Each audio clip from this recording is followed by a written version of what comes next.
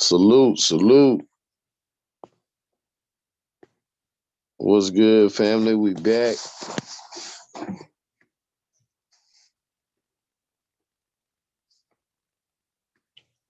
Salutes to everyone. Much love and respect. Let's get it.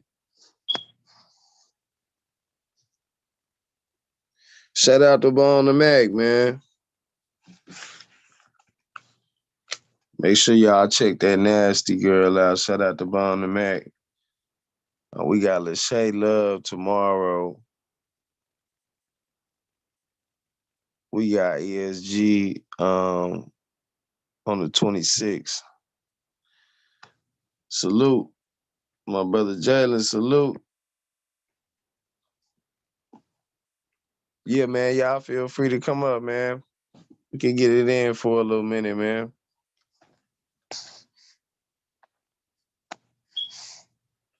Salute, salute.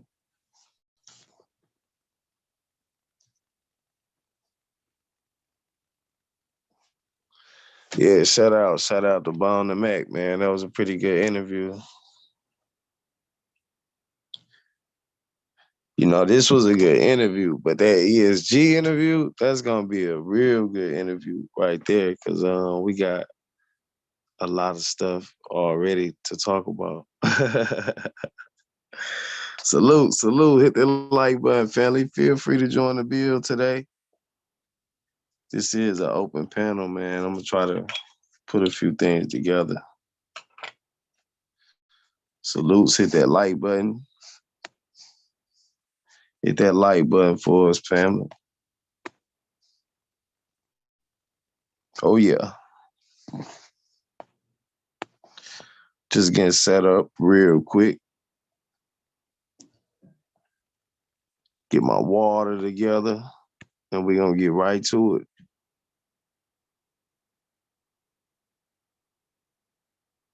Yeah, bro, I ain't want to talk about the Illuminati story. He was like, nope, not that I'm going to.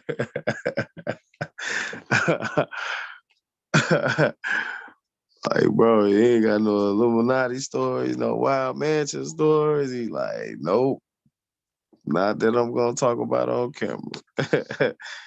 Can't do nothing but respect that. Because he could have said, nah, man. Kept it real. Shout out to Bone and Mac, man.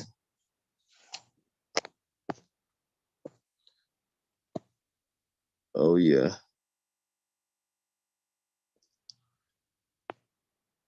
Oh, yeah. So today we just going to do an open panel. I do want to talk about last night's video.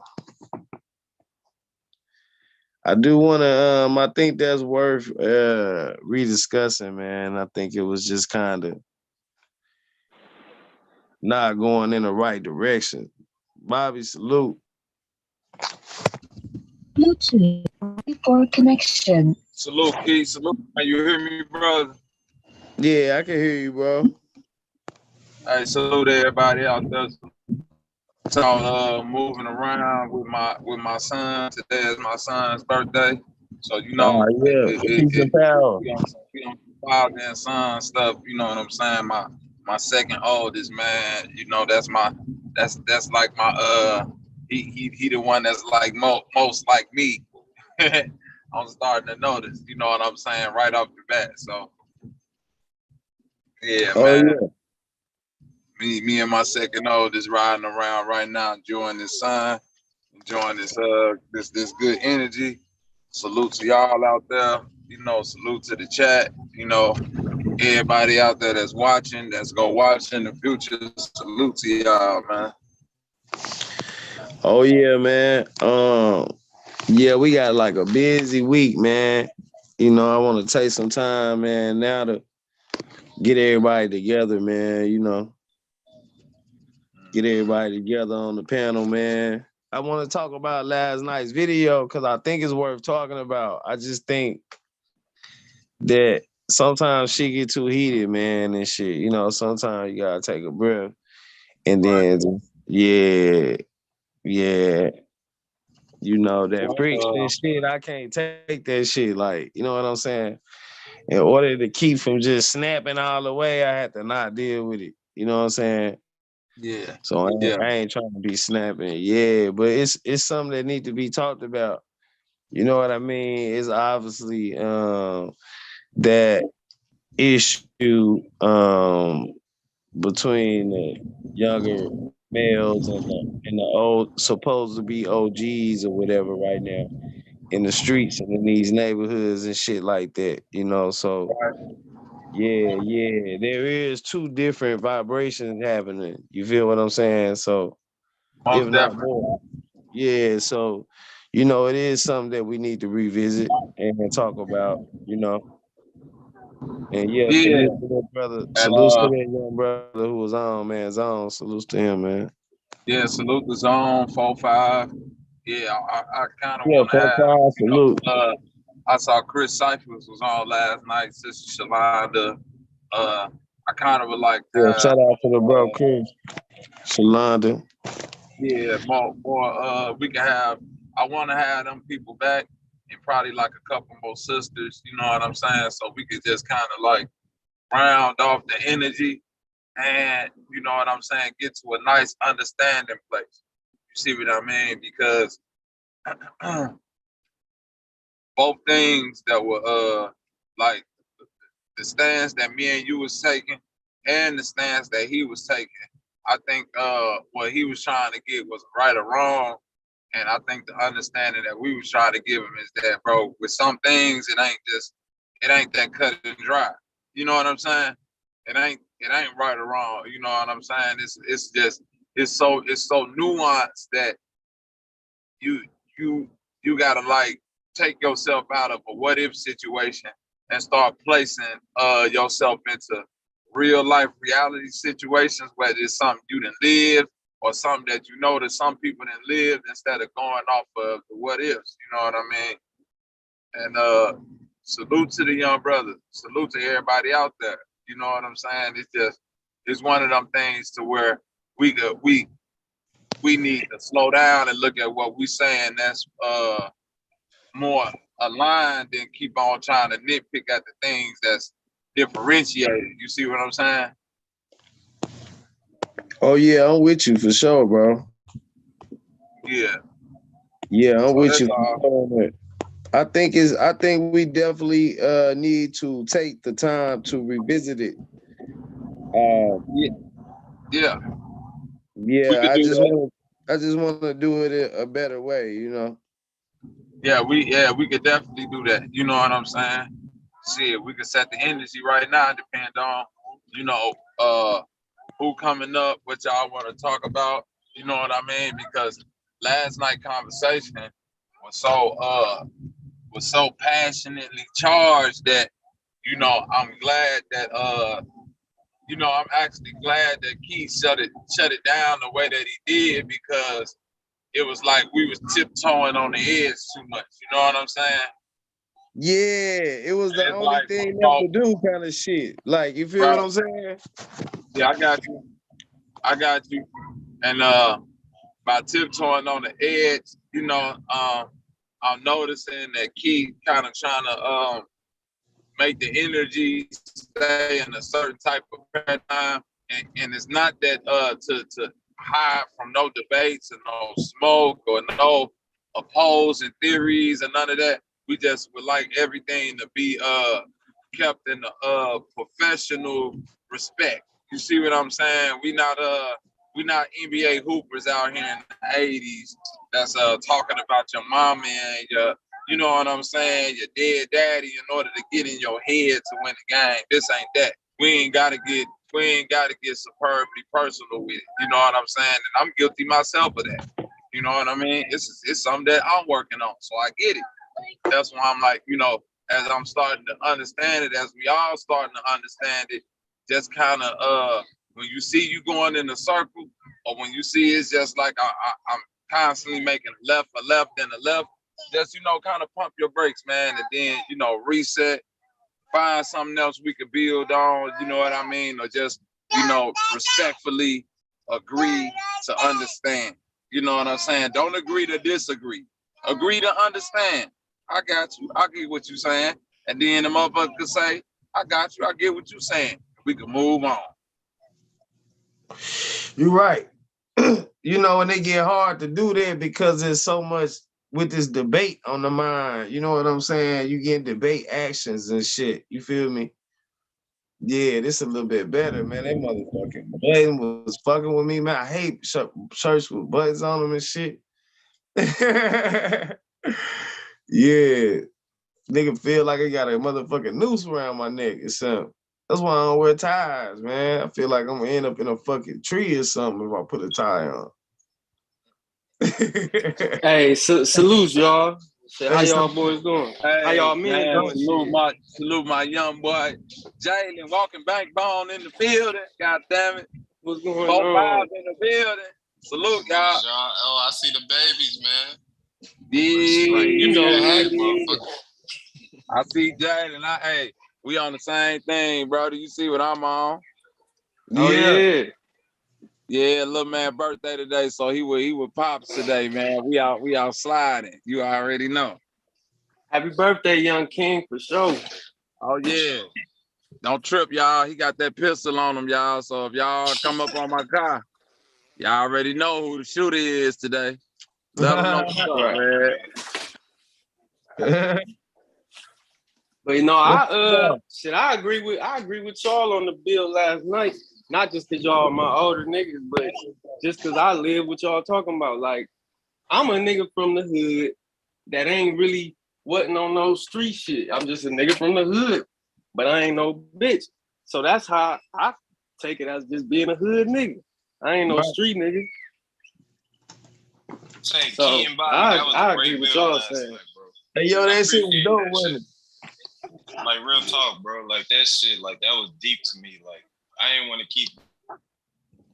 Yeah, that's why I could tell 4 Like 5. It was touching him because he trying to let them know, like, bro, street niggas saved me my whole life. So I don't, like, if we get rid of them, you got to get rid of a nigga like me too. Right. That was my whole point to young. He my age, but that was my whole point. Like, you talking about street niggas done failed you. But when I was growing up, these niggas looked me in the face like, what the fuck you doing, nigga? Like, what, you hit a lick on who? Like, nigga, I'm about to tell your motherfucking mama, nigga. That's why, hey, listen, 4 5, that's why I kept telling them, let's not make it personal. Because a person could literally go, man, don't you know that goddamn the goddamn, like, I could say my father fucked me up. So we should get rid of fathers. So my mama fucked, like, everybody got a story or something that's supposed to be a certain way that was egregious. You see what I'm saying? Like, it's niggas out here like Ricky Williams that got molested by their daddy. You see what I'm saying? But then if he come out and say, man, the black fathers and it shouldn't be no more fathers, I'm gonna be like, hold on, bro, that ain't the way that go. That was some, you see what I'm saying? Right, and I feel like the young niggas, bro, I ain't saying everybody, but we gotta know our place, my nigga. We sitting here arguing with niggas that are twice the age of us, trying to act like we understand everything, my nigga. Like, chill, bro. He had the vision. He just ain't had the wisdom. See, he was trying to get the wisdom. He had the vision, though. That nigga was saying that he was seeing clearly in what he was saying, but he ain't had the wisdom on how to put all the pieces together. You see what I'm saying? Yeah. And having key, the vision. I know. My bad, go ahead, Bobby, bro. go ahead. No, I say having the vision is being able to recognize the puzzle pieces. Having the wisdom is being able to put them bitches together. See, it's a lot of niggas that's able to gather all the pieces, but who can put them bitches together though? Gathering the pieces, that's the easy part. Key, I know last night, like when I said that I don't believe in God and shit, the stream kind of went left. I ain't mean that, bro. I just be speaking my mind sometimes. And yeah, nah, look, all I was saying was I just don't want nobody going too deep into shit. Like after you really say what you say, just say what you mean and then just stand on it and move forward. It don't matter what nobody say, but I don't want people just thinking they can just argue for fucking 30 minutes or an hour. You know what I'm saying? And I don't do that. I ain't about to argue with nobody, especially a female that I respect. Like, Sister Shalonda, she be kicking game on this shit. I fuck with her, like, real talk. Like, if they come at her, nigga, they gonna go through me, they gonna go through me, they gonna go through Bobby. It's like new people watching the show and shit. I'm gonna do a whole other channel for that shit. I'm gonna sell all that shit in the I just want to keep going right now. Like, that's all I really care about right now. Yeah, I feel you. Y'all go ahead. Yeah.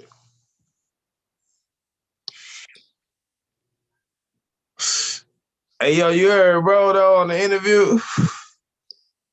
I caught like the last 10 minutes. I asked him, I said, you ain't got no Illuminati mention heard that. Stories you want to tell? He was like, then I'm gonna tell you on camera. I had to say, yo, I respect that, man.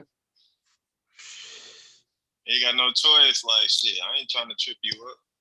Yeah, this motherfucking button was like choking me and shit. Like, I hate wearing these shirts and shit, but I had some shit to do earlier today and shit. You know what I'm saying? Hey, so them shirts get you money. Shit. Yeah, that's why I got that bitch on. Yeah. Yeah, man. Yeah, man. So we got Doro Friday, then Lachey Love tomorrow. You know, I'm a Lachey, man. You know, she gotta have her hair done and all this shit. So we gonna get we gonna have her tomorrow. Salutes to sis, salutes to everybody, man. Much love and respect, man. We appreciate y'all for showing love to the channel. Salutes to everybody, man. Let's get it. Yeah. Like my whole point last night, because like I understand where you're coming from. This is a nigga that then fucking went against his whole family and shit. And like, but I pieced it up because I love these motherfuckers. Like, so if you acting like these motherfuckers is the reason why you failing in life like that, that's straight bullshit, bro. Yeah, that's some crybaby shit, bro. That ain't, bro. I've been left my whole city. I left my town, bro. I was leaving the state when I was like 14, bro, by my motherfucking self. So I ain't never been like nobody feel me and no shit like that. I wasn't looking for nobody to fucking hold me up. I took the fuck off when I was like 14. Right. Yeah. So I don't understand that talk, bro. Don't nobody owe nobody nothing. Especially now, if you a little kid saying that shit, that's different. Now, everybody's supposed to take care of their children or make sure that they safe and secure and able to grow and learn and shit in a proper environment. That's the duty of a parent. Keep them safe and shit like that. But, you know, after the fact, man, to look back and say, like, you had ample opportunity, man, to, you know, make your choices. Then you saying all you do is do drugs. You're a fucking drug addict, bro. Like, I don't need you fucking talking to me. I'm not a fucking drug addict. So I've been on drugs, nigga. So I don't want to hear the bullshit you talking about. I know what you talking about. I know what the fuck you on, bro. You can't tell me nothing. You need to listen at this point. I'm not the nigga on drugs. How the fuck you sitting up here telling me something? That's the whole shit I'm getting at. What it look like if I came up to you and I was like, hey man, you need to stop doing this and move this way. I'm 26 years old telling you what the fuck to do and shit. You gonna look at me like, nigga, shut the fuck up, bro. I mean, some older motherfuckers need a motherfucker telling them shit like that, though. But what my whole thing was, once he said he on drugs and all this shit, like, bro, you got other shit you need to deal with before. You can't even see what you blaming the motherfucker for. You probably blaming who said they was on drugs? I missed that part. That was dude last night. Zone? Yeah. Oh, then that make even more sense why he was That's tripping. why. Yeah. That's why I started telling them just stop. You know what I'm saying? I said that. I'm like, bro, you on drugs? I'm like, man, you don't even know what the fuck you talking about no way. Yeah, you got other shit going on, You got bro. other shit going on. Yeah. Bitch, you can't even blame nobody about your natural shit. You not even in your natural state. I don't, bro, chill. Hey, You know what I'm but see, listen, when I said to him this, and I was like, look, bro, you want to believe that your daddy was a street nigga. Your daddy was a hood nigga.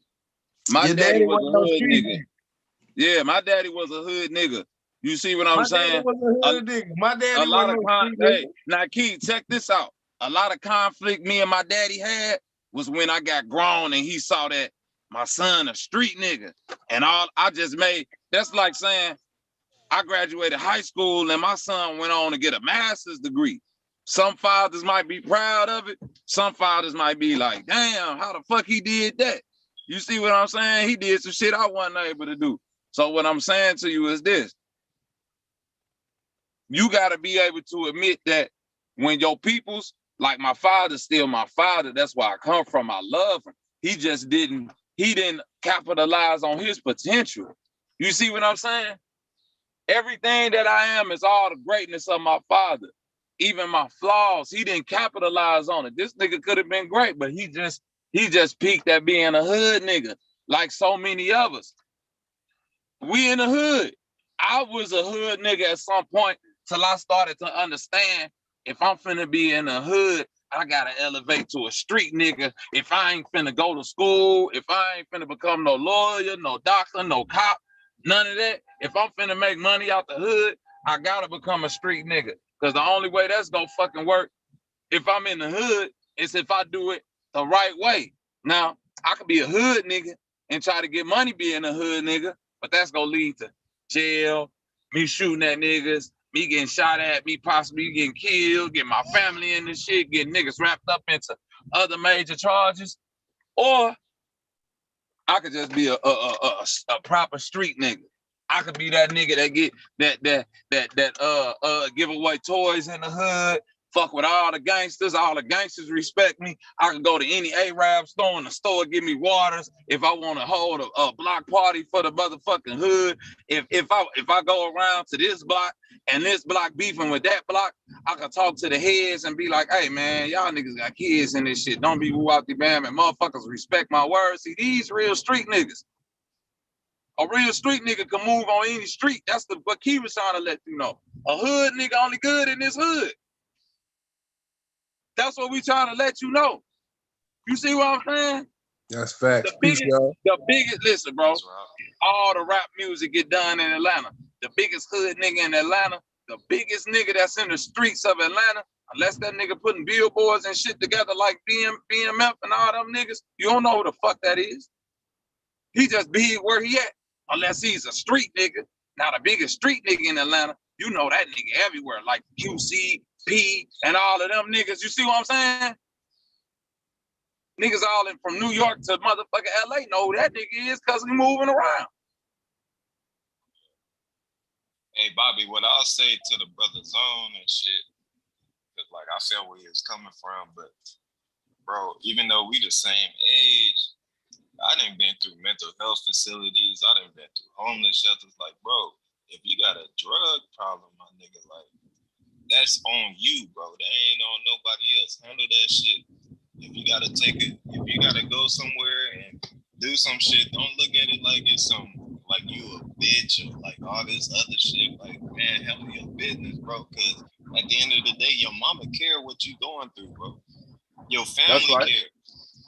You get what I'm saying? Like, these motherfuckers is really, I don't know, bro's situation, but these motherfuckers probably putting money into you and you sitting here spending it on drugs or whatever. I don't know if that's what you go through. I'm just saying, like, you got to take responsibility. Listen, when you in a hood, especially these young niggas nowadays, it's a coping mechanism. You see what I'm saying? Like, I'm pretty sure he done seen some shit that he wasn't supposed to see. And now you trying to find a way to deal with it. See what I mean? Mm-hmm. But here go the thing, though. Here go the thing. It still don't wash away your responsibility or accountability. You see what I mean? Once you get to the point to where your adulthood kicks in and your cognitive mind starts to kick in and you start figuring shit out yourself, it don't matter if that happened at 11 years old. If it happened at that point to where your understanding is like that, that's when responsibility and accountability start to hit you. That's all this is. And what I was hearing from the brother yesterday was a lot of reflecting. Music. It gotta be, brother. They had their choices to make, just like I had mine, just like you got yours. It's a level of accountability that gotta be placed there. You see what I'm saying? Just gotta be accountable. I'm from motherfucking the early 2000s, dog. When I go back and I look at them old pictures of when we was in the club, of them big baggy ass FUBU velour jogging suits, nigga, I'll be like, what the fuck? But that's a decision I made. I gotta be accountable for it because at that time, I was like, nigga, this hard. I wasn't thinking about what it's gonna look like 10 years from now. How dumb I'm gonna look in these 4X clothes 10 years from now.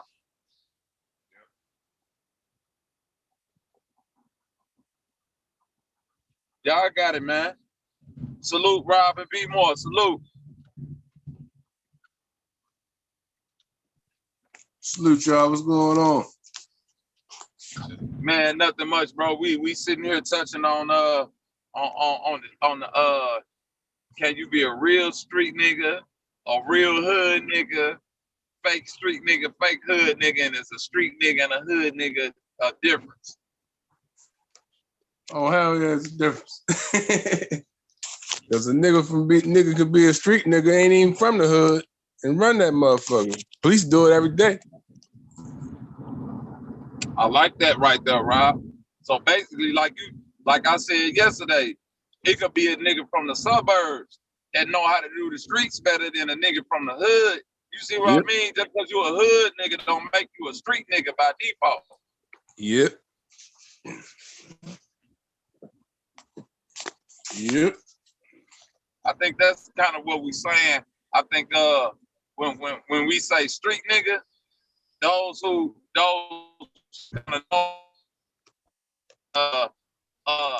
high level chess, and when we say hood nigga, we saying that's checkers. Hood nigga is checkers, and it ain't no disrespect because I was a hood nigga at one point. Hood niggas is checkers. Hood niggas is get the pack, make the money. Go get some J's, get some, you know what I'm saying? Stack up the shit in the soup like hood nigga shit. Hood nigga, hood nigga could be sitting on 100,000. He ain't think about buying no property. Right, and he ain't going nowhere. Think like that. Yeah, hood nigga stay right there in that box, in that hood. That nigga, guess what? That nigga got 100,000. He still live in the projects. This nigga ain't took a trip to Miami, Vegas, or nothing. Nah, and don't want to either. He in the hood. And he don't want to either. He good where he at. He good where he at. I'm good in the hood. Bro, Hey, remember paid in full? Remember paid, go ahead. I mean, I got you 4-5, but remember paid in full when them niggas was like, man, we could go to DC. What that nigga Mitch say, man? When AZ was like, man, it's these out of town. That nigga was like, man, I'm getting love out here in Harlem. I ain't going nowhere. Yeah. Hell yeah. Right or wrong, Key? That nigga said, I'm getting love out here. You tripping. I ain't going nowhere.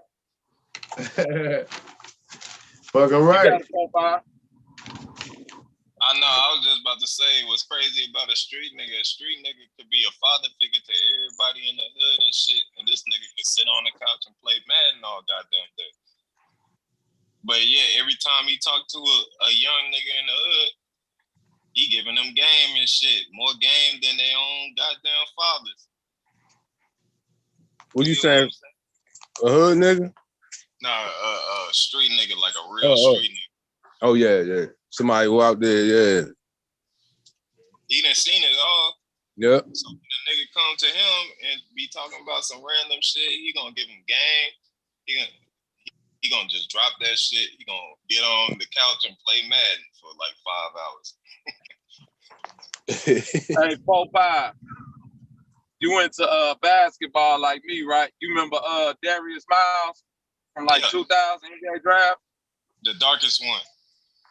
You know, the darkest one. Darius Miles, I grew up with D Miles, right? Mm-hmm. D Miles, the first nigga to give me some tickets, like literally damn near courtside when he was playing against the Pacers. He was on the Clippers, right? Mm-hmm. Funk could even tell you, if it wasn't for street niggas, I wouldn't have made it to the league. Mm. Funk was a excellent, I'm talking about nigga, talent level superb, but guess what? Funk from East St. Louis, bro, just like us. Funk was broke. Funk is a hood nigga. Funk ain't had no money, so guess what the street niggas did? When Funk needs some new shoes, here you go. Funk mama need them bills paid and some groceries in the crib, here you go. Funk need some clothes for the prom and the ride and all that, here you go. You see what I'm saying? We know your talent level is so supreme to where you got some shit you gotta do. So guess what? All the street niggas finna help you get there. Right. You see what I'm saying? That's what they do. When and guess what? Moving wrong days. And guess what? Me and Funk the same age. We graduated the same year. You see what I'm saying? That's why I knew Funk. I used to go watch Funk play in high school. But one thing, my OGs, the same nigga that paid for me to go to college, bro. Are you hearing me? The same street nigga paid for me to go to college is the same nigga that looked out for Funk to make sure he made it to the league. You see what I mean? And this I know for a fact. This nigga ain't never asked Funk for nothing. This nigga ain't never say, hey, yo, you know, I used to do this and do that. Can you cut me a check? But nope, nothing. Right. That's real shit. Because this is what we supposed to do. You see what I'm saying? Yep. Shit, when niggas be talking about building. Go ahead, Rob. My bad. Yeah, especially if you see somebody with potential, man.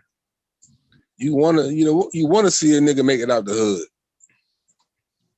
But hood niggas, yo, like that do you make it? They come back and get robbed and shit. That's like hood shit. That ain't really, I wouldn't consider that street shit. I would consider a scenario like that some straight hood shit. And a lot of them make it, out the hood, don't come back because of that reason and shit. Because Rob, I'll say this. I remember when I was going to LBJ High School in Austin and shit, and the coach was a nigga that's boule and all this shit. He was like failing me and doing all this shit. When I would go to the court, the street niggas was the one like, nah, you gotta keep hooping, bro. I'm like, nah, this nigga done failed me and did this. He like, man, fuck that shit. Like, keep hooping. Like, we fuck with you. These niggas was my biggest supporters. I ain't even make it in basketball on the college level or whatever the fuck. But them niggas kept me focused. You get what I'm saying? Yeah. That's good shit too, man. Like a nigga got potential to be something bigger than you just in this box. You know what I'm saying? Every day with me. I don't want, I ain't the type of person that'll bring a motherfucker down with me because I'm down.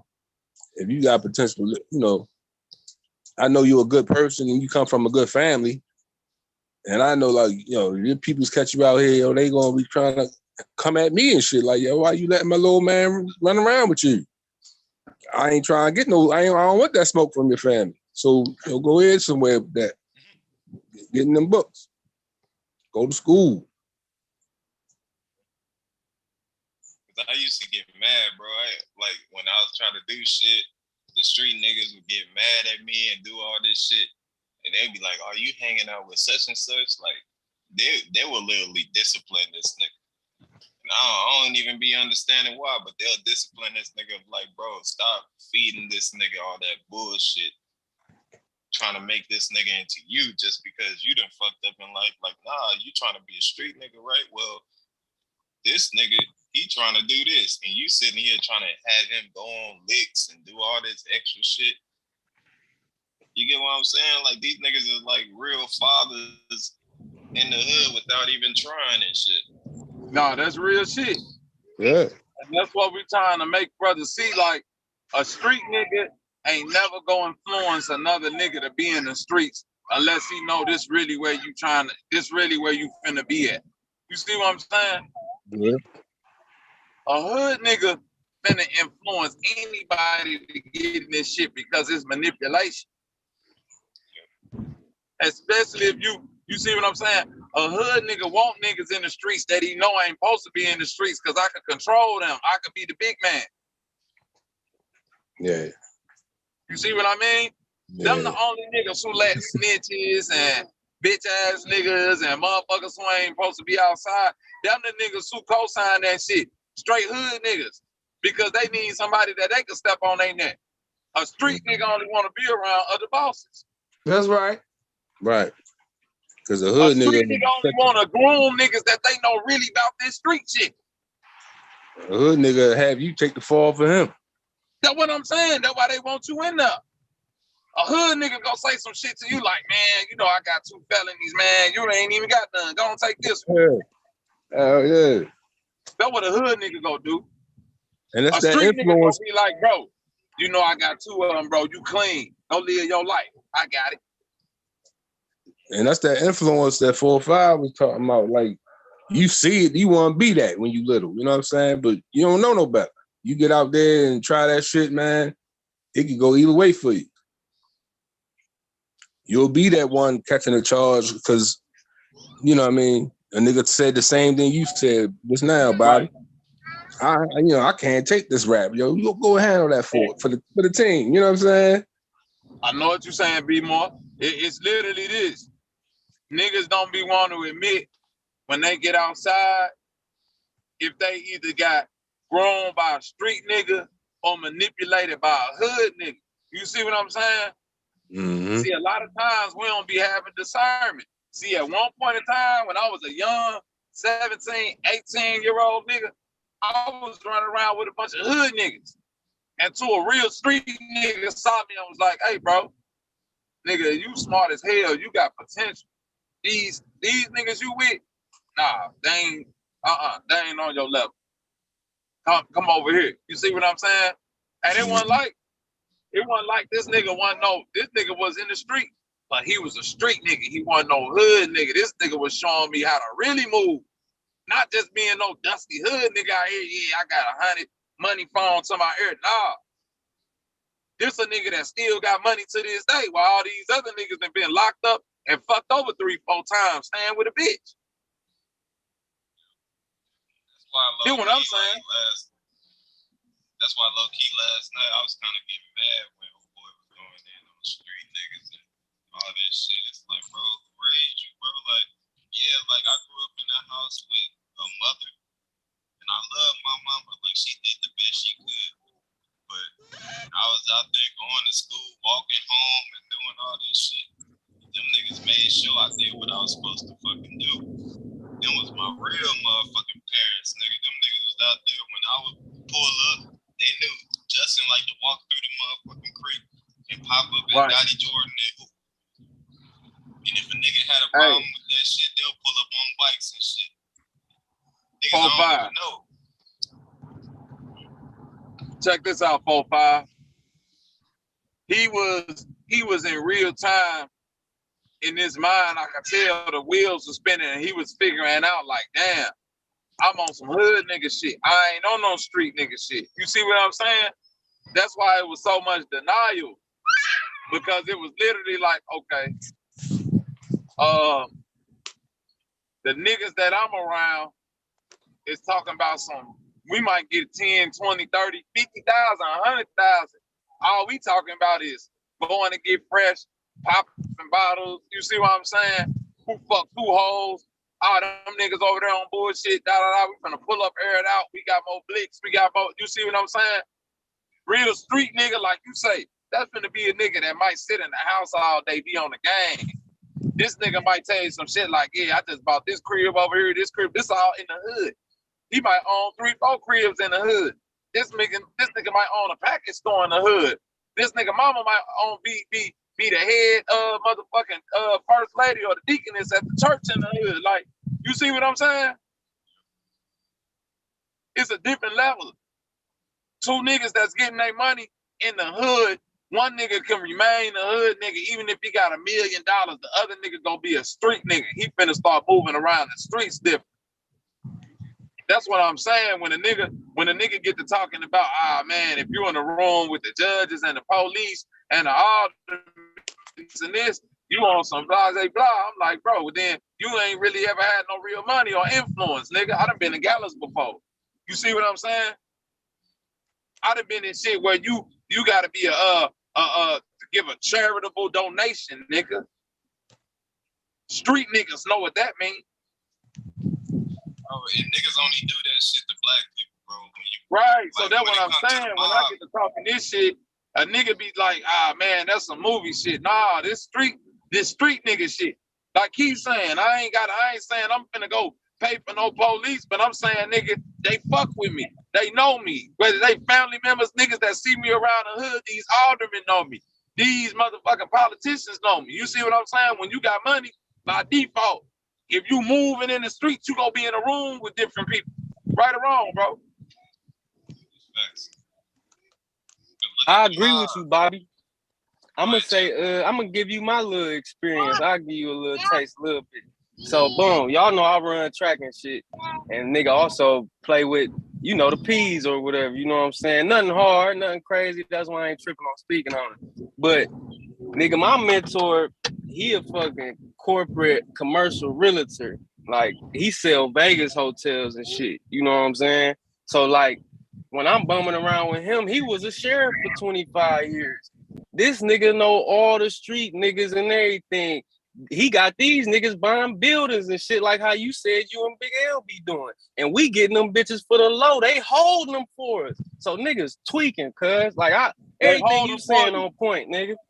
Jalen, they'll hold the building for you if you got good standing in the community, right or wrong. Yeah, because he want me to have it. He don't want nobody else coming to you to have it. He want me to get it. My brother L, this is what he going through right now. With a 4-bedroom, with a 4-family flat, I mean. Dude could have been got more bread than even what L finna give him. But he like, fuck that. Y'all in the hood. Y'all in the community. I want y'all to have it. So this is what I'm finna do. I'm finna just take it off the market until y'all get the money. Right. You see what I'm saying? But you gotta have good standing. You gotta be in a room with these people. That's what I'm saying. I be in them and let's bring it all the way. Let's bring it all the way to the circle. I don't agree with the town hall meetings as for going to ask for nothing. The town hall meeting is for you to network with the motherfuckers in your town so y'all can get what the fuck y'all want. I be in my town hall meetings. I don't be in there motherfucking asking nobody for shit. I be in there meeting the business owners. I be in there meeting the motherfucking real estate agents, the niggas that own the property, the motherfuckers that own the Airbnbs all around this bitch. I be in there doing network. We fucking with the zoning on the city. We making sure it's shit in the area. My fault, Bob. There you go. But yeah, we fucking with the zoning, man. We trying to figure out what we can and can't put out here, man. We ain't asking them niggas for shit. I ain't asking you for nothing. Only motherfucking thing I'm asking the nigga for some contact info. Right. Let me get that number, bro, so I can reach out to you, bro. Right now on my phone, I got aldermen's numbers. I got the motherfucking the head of the motherfucking the Department of Health. You see what I'm saying? I got the city treasurer in my apartment, like in my phone. Niggas don't know. That's how, nigga. I ain't just talking this shit. And I'm a street nigga. They know I'm a street nigga. I ain't gotta put on and be like, oh yes, ooh. They know I'm a street nigga and I can move around. That's why I say they want me to be authentically who I am because, hey, I can't go into the streets and talk to the niggas he can talk to. But they know that's an element that's out there. So why keep on denying it? See, when you're dealing with high level shit, they don't deny the elements that's out there. They just say, hey, how can we deal with it? What do they need? That's how the mob get down, right? You think the mob was just going to ask and saying, oh man, we need 30 kilos and some heroin. No, the mob was going in there making motherfuckers give up them contracts for them jobs. Am I lying? Your point. That's what I do. When motherfuckers say, man, what you need? Hey, niggas need jobs starting off at least $20. Cool. We finna streamline them straight through this solar panel shit, straight through this construction shit, straight through this warehouse and shit. We got it all set up for them. Whoever you bring in, nigga, all they gotta do is go through a 2-week certification, nigga, and we could push them right through, making $20 off the bat at least. They'll create a position for you if they really fuck with you like that. That's how deep it get. Talk about Nigga, it. Come on. Talk like, about it, Jay. I ain't gonna cap.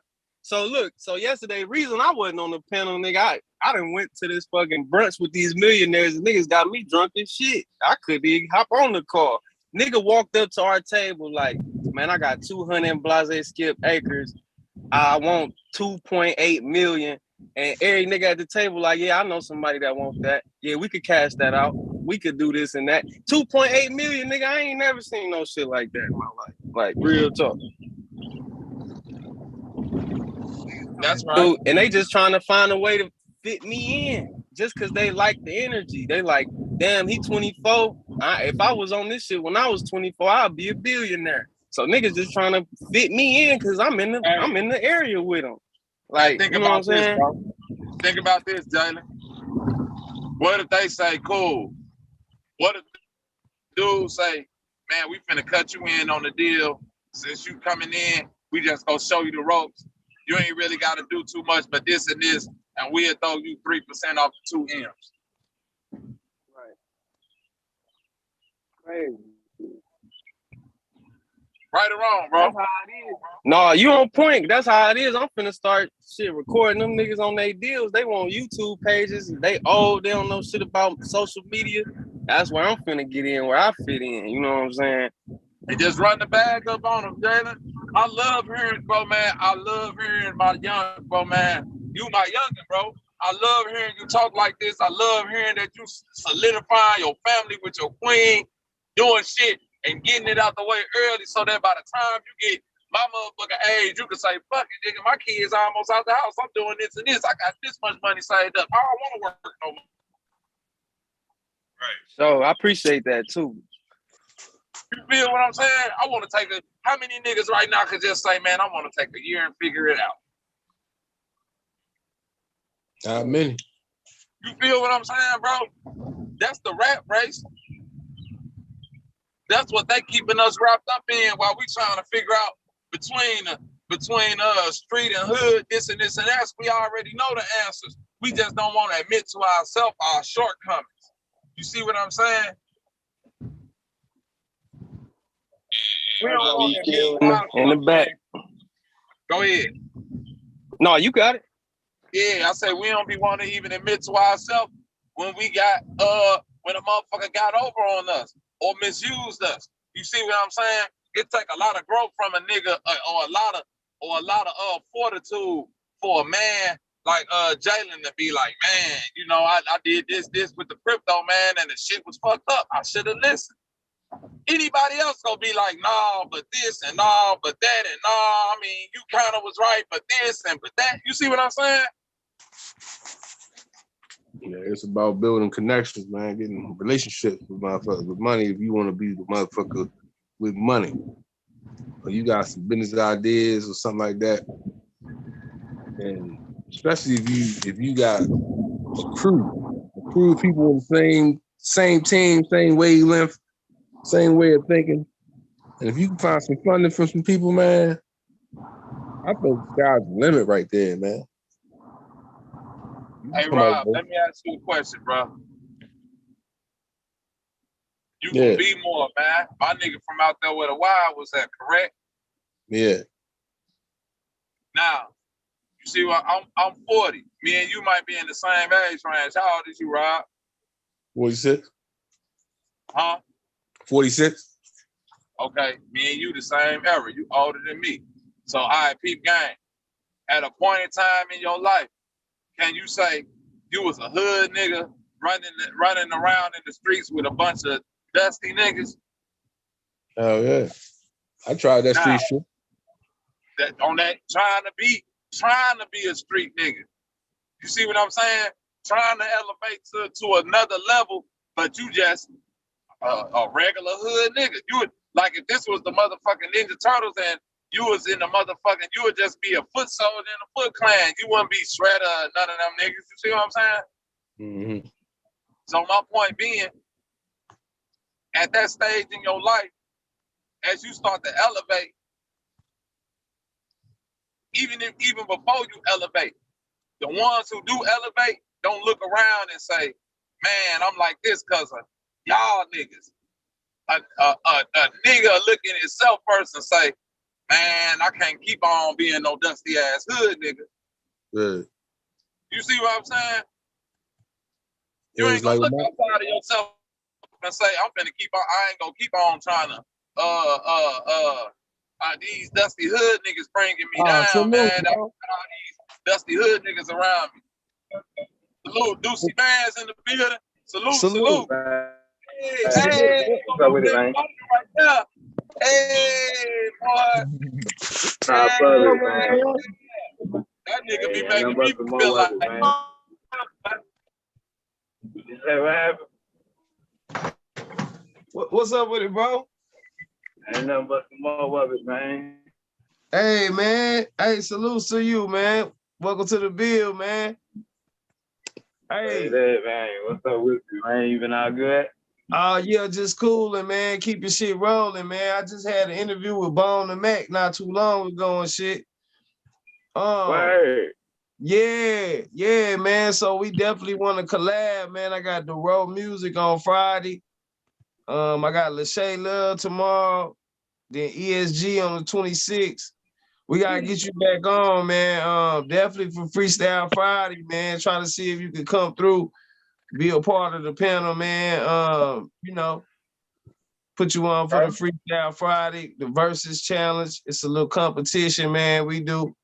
I'm not sure if you've seen it, but you know, there'll be a winner and all that, man. So, you know. Okay, cool. Yeah. Hell yeah, man. You all with it. I thought, man, you know, I'll be knocked out and you know what I mean? I already know, man. Hey, salutes to you, man. Peace and power, bro, man. You and all yours, man, the family, everything you got going, man. Let them know where they can find you at, man, like social media, any new songs, videos, anything you got going, shit, let them know. Oh yeah, man. You can find me anywhere on social media, all under the same name, Deucey Bands, man. At Deucey Bands. That's DUCYBANDC. You know what I mean? And I got some new shit coming, man. Really, you dig? I'm just waiting on this mixing to get done and shit like that. Enjoy my thing. Yeah. Oh yeah. Then I ain't really got back to work yet because I was kind of like doing some family shit. So I'm finna get back to moving though. So shit, I'm gonna be checking in with you, fam. Okay. Most definitely. Hey, which one of them songs you want us to play for Freestyle Friday and shit? You said which one of the songs? Yeah. I'm trying to think. I gotta you gonna show up? Well, if you show up, then you can just be in a competition.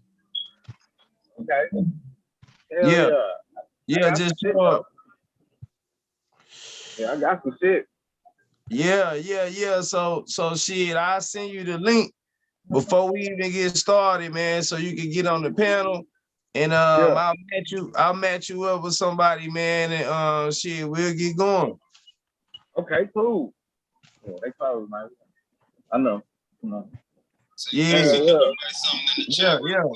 sure. Yeah, man. Hey, salute. Y'all got it. If you got time or whatever, man, y'all got to salute. Yeah, man. I'm definitely trying to get in that shit, man. You know what I mean? I got some shit to say. On the real. Yeah, man. We gonna have we got Rose Bella. She won last week out of Chicago. Yeah. So you know, we got a lot of people gonna be in, man. Make sure y'all get y'all submissions to me. Let me know if you want to be in. I'm gonna put the email in the chat. Make sure y'all email me and shit to let me know. But yeah, for sure, bro, man. Make sure you send me some shit too. I'm gonna send you my email. Okay, cool. Yeah, I can send it a little later on tonight. Okay, bet, family. Just tap in whenever you can. Salutes, bro. Definitely, man. Appreciate it. You already know. Much love, family. Be safe, bro. Likewise. Likewise, man. All right, bro. Peace. Yes, sir. Peace. Hey, Jalen. Bobby. I'm here, bro. What's good? Oh yeah, shit. Y'all got it, man. I'm just writing some shit down and shit real quick. What 4-5 is it? Yeah, I'm here. I was just gonna tell Deucey You to fucking goofy, man. You ain't got no time to go on the Yeah, shit. go ahead. Go ahead, y'all got it. Yeah, Deucey, write your name in the chat so I can follow you, bro. Okay. Yeah. Write all your shit in the chat on the YouTube side. Put all your links and shit in the chat, man, so they can follow you, and then I'll mod you up. Okay. You on the YouTube and shit. Hold on, I'm for the parking 1 second. All right. Yeah, make sure y'all link up and shit. Salute to everybody, man. Let's get it.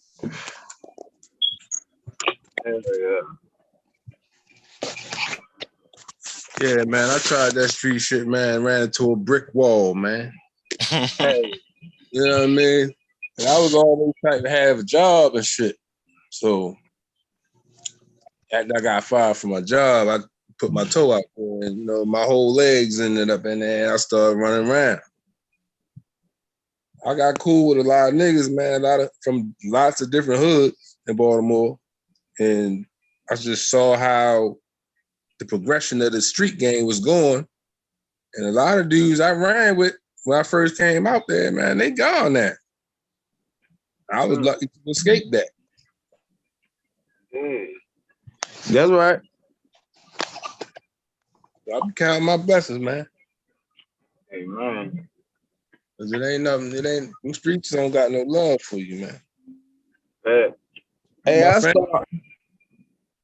I started losing homeboys in like middle school and shit. Yeah. We were little kids, you know. Couple in middle school too. I ain't know nothing about street shit in middle school though. I ain't gonna hold you. Yeah, it wasn't many back then, but now it's like so many little kids getting shot and shit. You know, old people and shit. They got these guns with all these bullets in them, man. Them motherfuckers be flying, man. You know. Shit, You ain't trying to kill with 1 or 2 motherfuckers, man. You shooting hundreds of bullets and shit. That's the motherfucker. I don't understand. Like when little children get hit, nobody say nothing. Yo, I know nobody said nothing about that shit. You know what I'm saying? Bro. Yeah, I don't really want to say too much, but you know, if you feel me, you feel me. Yeah, that shit right there, it needs to stop. Because a lot of niggas think snitching is, you know, just telling on you. But if you ain't part of the crime, that ain't snitching. Yeah, I mean, by definition, you know what I mean? I wouldn't get involved on nobody's case or nothing myself personally. You know what I'm saying? I'm not finna fucking do that. Yeah. You know what I mean? But you know, I mean, the next person, I mean, if they ain't in the streets and they're a civilian, I mean, shit, it kind of is what it is. You feel me? Because if you see somebody out there on the street, you know they ain't supposed to be out there. I mean, they keep doing murders and shit, and you see it, and you know what I mean, you're not involved in what he doing, but you already know, man, I can call the tip line. When they put that out there, we got a reward on the head, something. Yeah, nah, I ain't getting on nobody's stand. I ain't dialing no one. Ain't numbers, bro. Nah, I ain't doing this shit, bro. I'm talking about the people that be in need of money. You know what I'm saying? You want to catch a lick? That's the way to catch a lick right there. Yeah, nah, that's the way to catch. That's the way to catch that goddamn Draco, man.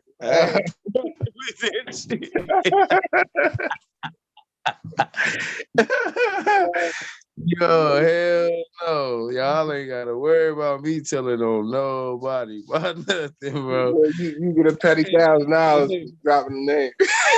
Nah, I ain't never dropping no names, bro. Never, bro. That little G ain't gonna go far either, but it might try to flip it. Yeah.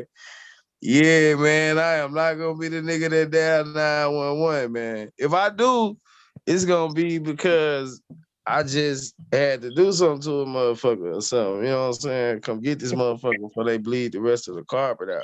Yeah. Yeah. Yeah, but other than that, shit, I don't want to talk to them. Shit, the police already know I don't want to talk to them. You know what I'm saying? They don't even fuck with me. They already know what's up with me. You know what I'm saying? Cause I'm who I am, man. I I'm ain't. like, when police walked up Oh, on no me and knew my surprise. name and everything. I'm like, huh? Yeah, You know no my name, bro. surprise. They That know nigga I told don't me, even want them pulling me. I be like, man, why the fuck you fucking with me, man? Cause I'm black. Yeah, I'm minding my business, man. I shouldn't have to feel like I'm an animal in a zoo, man. You just want to come up, talk to me, ask me for my ID for what, nigga? what, right? You know how old I am? You 24 years old, man. I'll knock you the fuck out, bro. Get out my face, bro. Hey, man.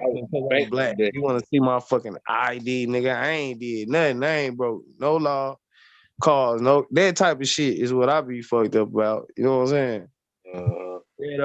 That old super cop type of shit, you know. But other than that, I don't be having no problems. I don't even carry myself like that. But sometimes, or if you or if some shit done happen somewhere, or if they call themselves looking for a black dude or something, like, you know, sometimes you run into that shit, man. You know how it is, how it be.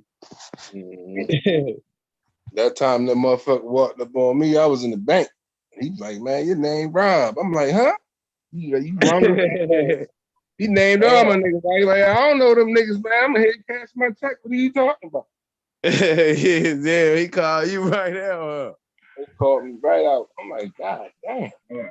I switched hoods. I got out his district. I'm like, Yeah. it's hot over here for real. He called my name like he knew me and shit. I'm like, nah, bro, I don't know them brothers you talking about. Yeah, man. Yeah, motherfuckers be calling the police, man. Yeah, they be snitches out there for real. Yeah. So Kyle said on your ass. Yeah, Niggas you know, but if a person ain't no street nigga, no so-called hood nigga, whatever, you know, I just feel like, you know, if it's a civilian, man, they ain't snitching. Like a motherfucker mama, grandma, or uncle or some shit, you know. Yeah, I can't really say snitching or whatever shit, you know. they don't be snitching. Grandmas don't snitch. They just mind their business. Shut the curtain. Hold on. I'm gonna have to tap back in, guys. Turn on your ass though. But in the hood, nah, they ain't really saying nothing because them youngsters crazy as fuck. All they gotta do is drive by and spray they shit up. They probably gonna be doing the dishes or something. Get their fucking head knocked off. Mm-hmm. Sound fucked up, but it's a reality. That's what They happened. get Yeah. their head knocked out doing the dishes no way, just because a nigga can't shoot. Or a nigga shooting back and a nigga in a car going down the street and a bullet passing the car hitting the house across the street kind of shit. That shit happening too. Yeah, you out here in these streets, you gotta be careful who you call your friend too, man. This back when we had house phones and shit, man. My father ain't know what I was doing because I had the job. You know, the job was sort of the cover up. Man, these boys I went to high school with called my house. I'm downstairs with my girlfriend at the time. He come downstairs like, you know what I mean? He was like, this nigga don't never come downstairs and I got shorty down here like something going on. He telling me, he ain't tell me the dude name. I don't even know if he knew the dude name, but he was like, yeah, dude's like, you come to school with new clothes on, new tennis shoes every day. They think you into something. I'm like, huh? Ah, shit. I ain't really had my only clap, you know, only response to that was like, man, you know I got a job, you know I work. right away I knew who it was. I was like, yo, these niggas they act like we friends and shit. We riding around, I'm riding around in their cars and all that shit with them. I just cut a lot of dudes off after that. Yeah, guilty by association. They be like, one of them a crack dealer, all of them are crack dealers. Mm-hmm. Hey, salutes to everybody in the chat, man. What y'all out there? Sister Humlin, what you laughing about? Want me to get up here? I want to ask y'all, what do y'all really think the root issue is between the youngsters and the OGs? Do you just feel like the youngsters think they just better? That's what I think it is. You know I might get some smoke. That's cool. I just feel like they feel like, nigga, I'm younger, nigga. I'm better than you, nigga. I'm smarter. I got more technology. It really ain't no need for you, bro. Get out the way. Yeah, I think the same shit. it might be true. That's how I feel. You know what I'm saying? A lot of OGs, they scared of the youngers. They like, them boys crazy. They ain't fuck with them young boys.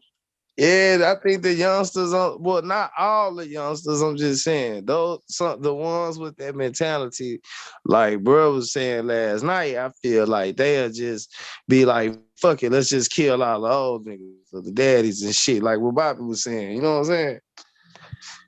Some of them think the old heads be hating on them. Right. But I don't really see that coming from the old heads. I see the old heads like trying to stay out of young niggas' way. Yeah, that's true. You know what I'm It's saying? definitely All the old heads I know, they be like, man, I ain't fucking with them young niggas, man. Them niggas be shooting and motherfucking me got long ass clips on their guns. And that's why I tell them, shit, y'all gotta get like them. Shit, you gotta be able to get with the same shit they with. I agree. Yeah, nigga. For the most part, I think for the most part, people my age just can't see themselves like in y'all shoes, like, and that's where the lack of and the disconnect come in. That because where I excel at is listening to a nigga story, and I evade the shit that fucked him up on his little lane, and I don't gotta try it for myself. You know what I'm saying? I could listen to what y'all say and not do that type of shit, and then be even in a better spot. But that's because I got the foresight though. They don't be. I guess niggas my age don't really think about that. That's what I was about to say. Everybody not smart like that. And it's definitely a disconnect, man. Because like you can't talk to some youngers, man. They don't want to hear what you guys say. You trying to put them on, they like, man, I can go figure this shit out on my own, bro.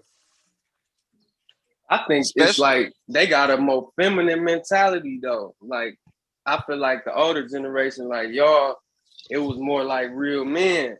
But like snapping and doing all that yapping shit and just popping off, that ain't really manly. Like these niggas really on some hoe shit.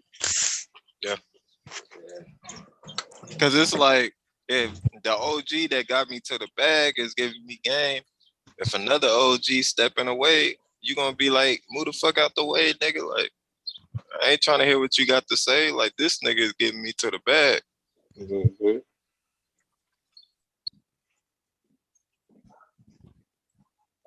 But it really ain't no OGs no more, because you ain't even really.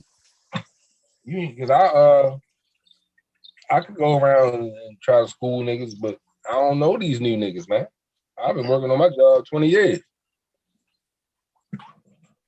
I look at it, I walk through the stores and shit with a bunch of dudes outside. We got this, we got that. I look them dead in their face, I'm good.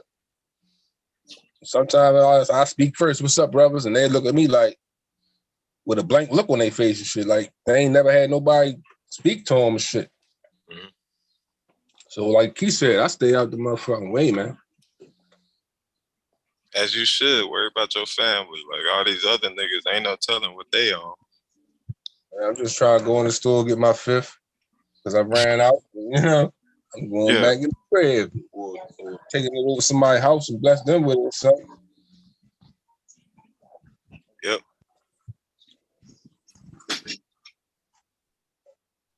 I don't even see a lot of interactions between like young wild niggas and like older niggas for real. Like even at the barber shop or wherever, like when I pull up, it's either the young nigga show or it's the old nigga show. It's never like intermixed. And at least in my experience, you know what I'm saying? Yeah. And there's so many people that's on this, you know, this life or death out here, or it's me, you know, me or nobody else. And there's no unity, there's no motherfucking, it's too much every man for themselves. Because niggas my age, we should be throwing events for these young niggas, man. We should be doing shit for them, however I'm trying to get in their age. But it's like somebody got to figure out a way to organize it and approach these dudes about, you know. Salute to the OG. Figuring out what's up with them and shit. Grand Rising, everybody. Much love. Yeah, I was a little under the weather, man. I caught one of them 24-hour fucking bugs yesterday, man. I wasn't feeling like shit. But I had to up my herbs. I'm feeling much better already, man. Did you take some elderberry or something? Say it again? You try elderberry? Oh yeah, I mess with all the herbs, bro. I ginseng, gendered and goji berried and threw my black seed oil and some tea and a couple other things, man. I'm good today. I mess with the herbs. I'm an herbologist. Okay. Yeah. That elderberry bring all that mucus about. Yes, sir. Same thing with that ginger. Yeah, ginger too, yeah. Ginger, you got back. I was just checking in. Much love, everybody. Grand Rising, man. Grand Rising. Grand Rising. Hey, Sister Humble, take that vinegar bath real quick. What happened? Nothing, I'm talking shit. You know, 45 is just letting us know about his shortcomings. Oh man. Ain't nothing short over here. God damn, 45. You would know. That's not what she said. Hey, Hamlin, stop. Put some respect on my name. Okay, I will. Salute everyone. I'm gonna address everybody else, and I eventually make my way back to 45, maybe, perhaps. I hope everyone had a good day today. Oh yeah, I hope you had a bad day.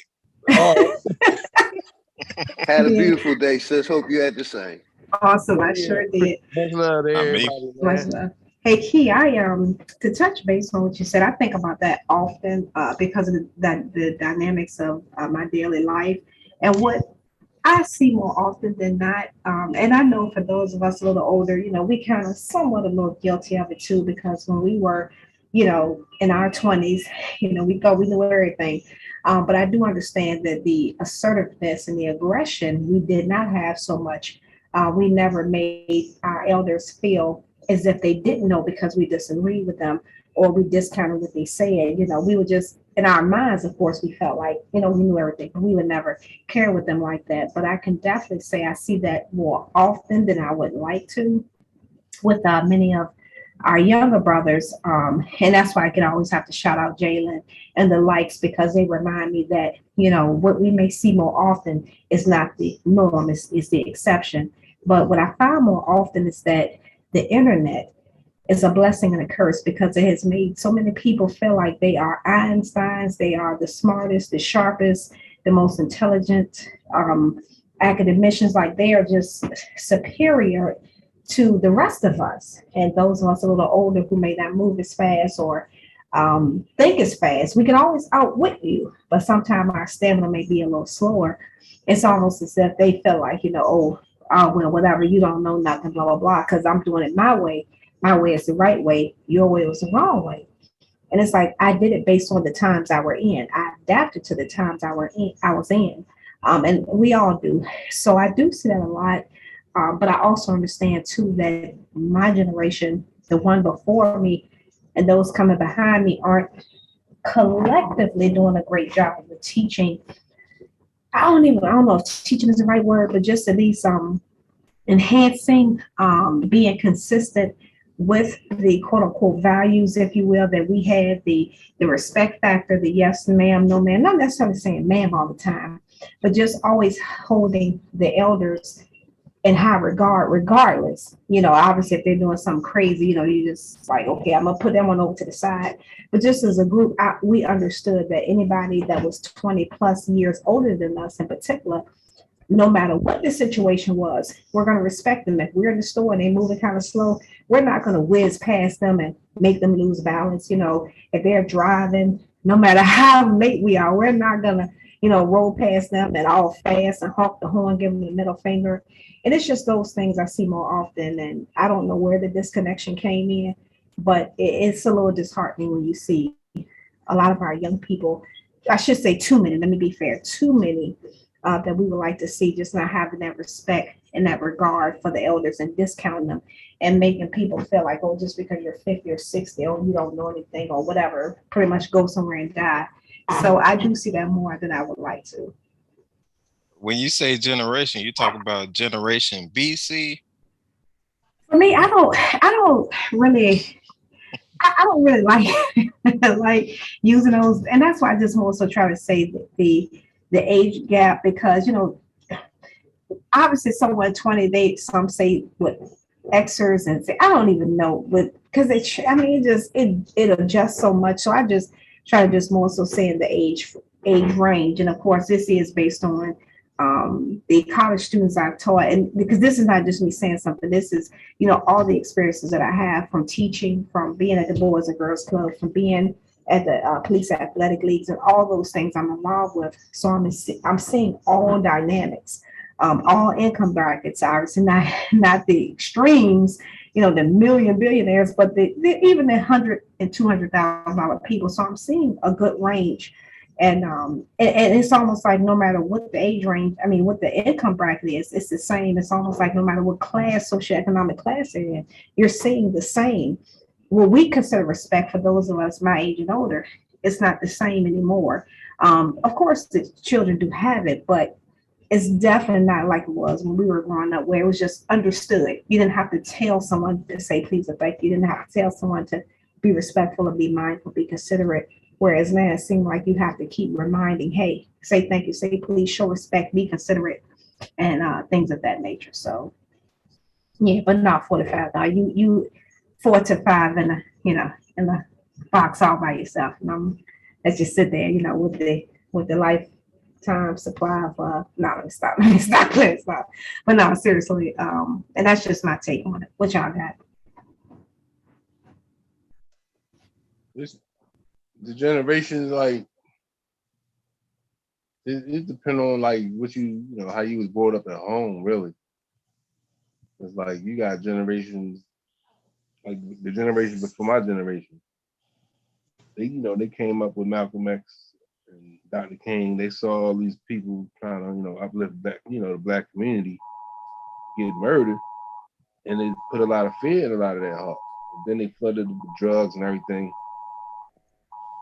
And it's like it's like they dropped the ball. We getting rain here in Baltimore. Shit. Okay, yeah, it's storming here too. My bad, bro. That's how I was gonna say. All of us dealing with storms tonight, ain't it? Yeah, it's like they dropped the ball on, getting us back to that. Because if my father was on the same kind of mentality or thinking wave I'm on now, and all his friends, a lot of us my age group would be doing a lot better, man. We would have more businesses and more children in college and all that type of stuff. You see what I'm saying? Because it's like they kind of got lost along that way, so they didn't really have a lot of knowledge to school us with, because they was told to ignore a lot of stuff that they witnessed. Hey Rob, so I'm from Cleveland, and my mom worked for this company called YOU, Youth Opportunities Unlimited. So I helped her with this little project. So what they do is 18 to 24-year-olds with no high school diploma, they pay you weekly to get your GED, and they pay you to train for a trade job every 2 weeks. But what my job was, I had to try to figure out ways to get people interested. And that was just a crazy job for me because, like, why I gotta get you interested to get paid to learn? You ain't paying, they paying you. So I just thought that was some whole crazy shit. And like, I just think they just don't even want it. Like, I gotta pay you and beg you to come. That's craziness. Like, and that's some generational shit too, man. It's something in their bloodline that make them that way, man. Cause they don't have no desire to want to do better. You can't teach that to nobody. But it's hard to change the mindset of someone who feels hopeless and helpless. And not discounting what Jalen said, because he makes a great point, because we have incentive and we have different programs as well. I've even came out of pocket, telling kids, hey, I'll pay you to cut my grass. Literally, I'm providing everything. The more the gas, I just need you to physically do it, just to try to encourage them.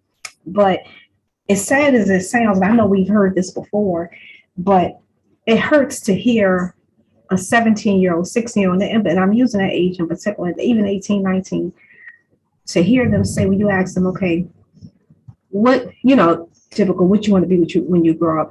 And if they hadn't decided by then, because one of the things that I like to do personally, and I actually use my own time to do it, is what I call somewhat of a college prep, real life prep, because I understand not everybody is physically going to college. So just trying to prepare them for the real world, for that like the initial meet of the real world. And I will ask many of them, at this point, have you decided what direction you want to go in?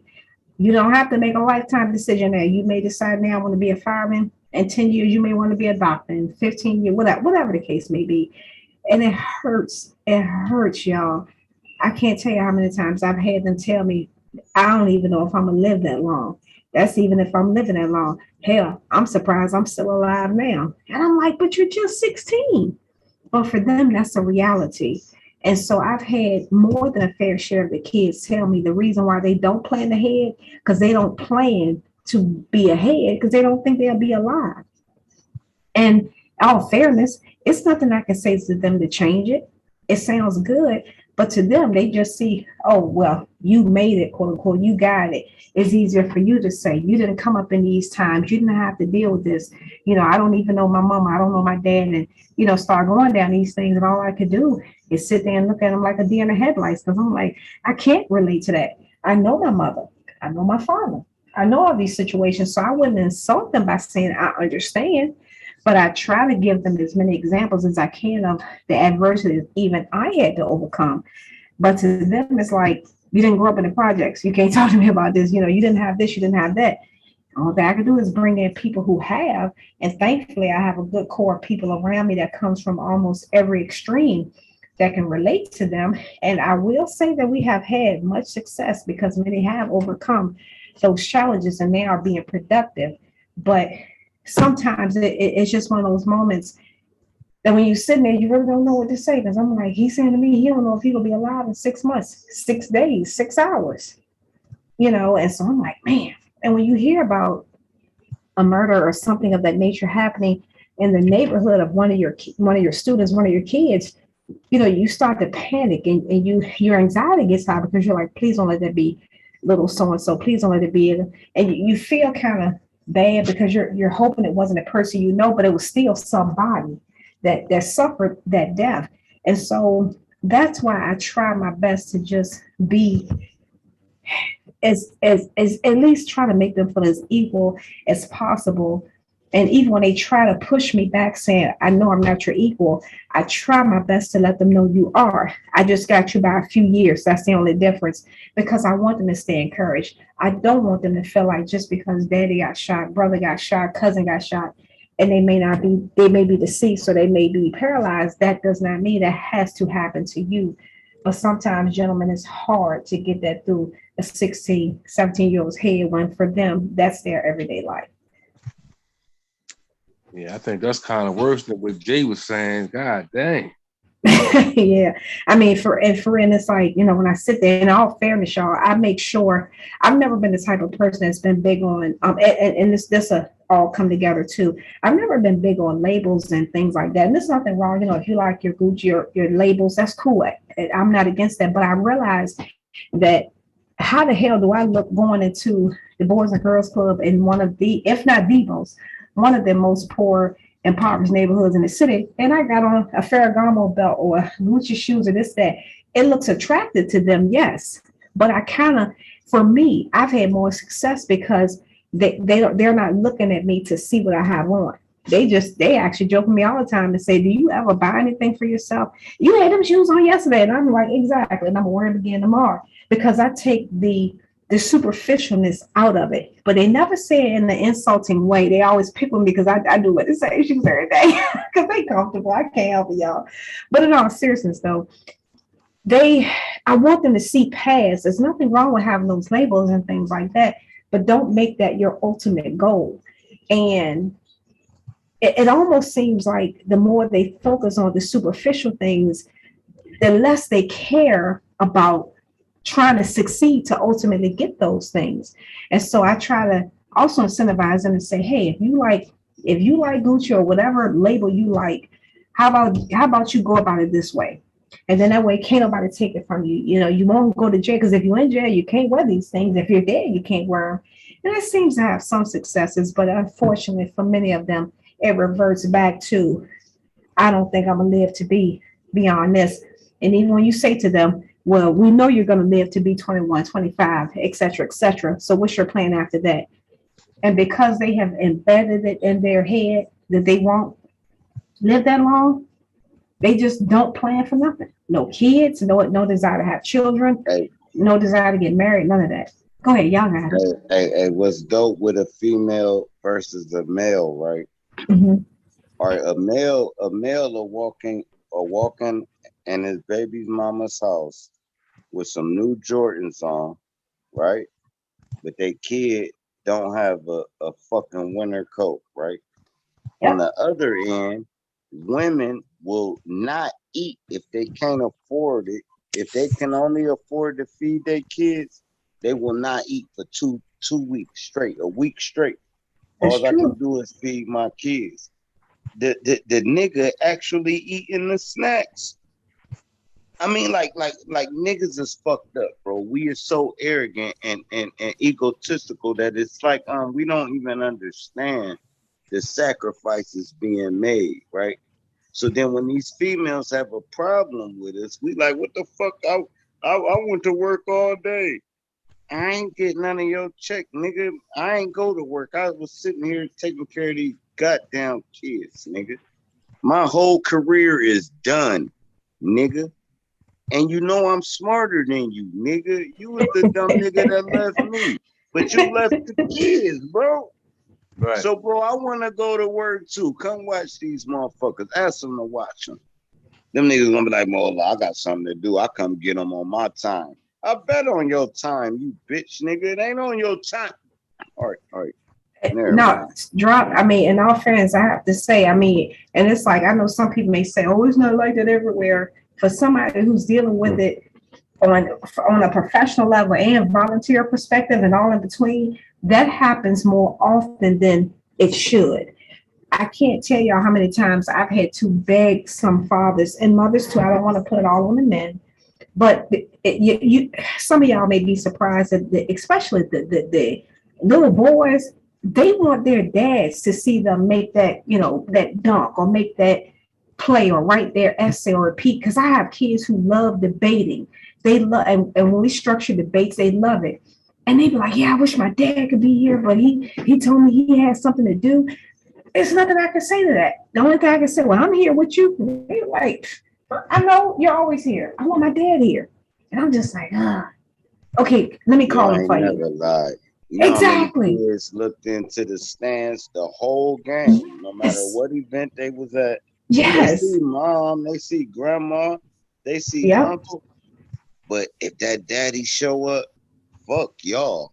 That Exactly. kid is like, wait, hey, just come to football practice. Look, I got a stepson, right? That nigga was you know, he doing good. I'm at the football practice watching him. His dad showed up. This nigga went extra hard. Yep. I mean, extra hard, bro. And he loved me more than his dad. It ain't about that. I came out that nigga's nuts. And I went into my mom. That's what made me. Can't Mm-hmm. nothing trump it. I don't care how good you is to these kids. They wouldn't give a fuck.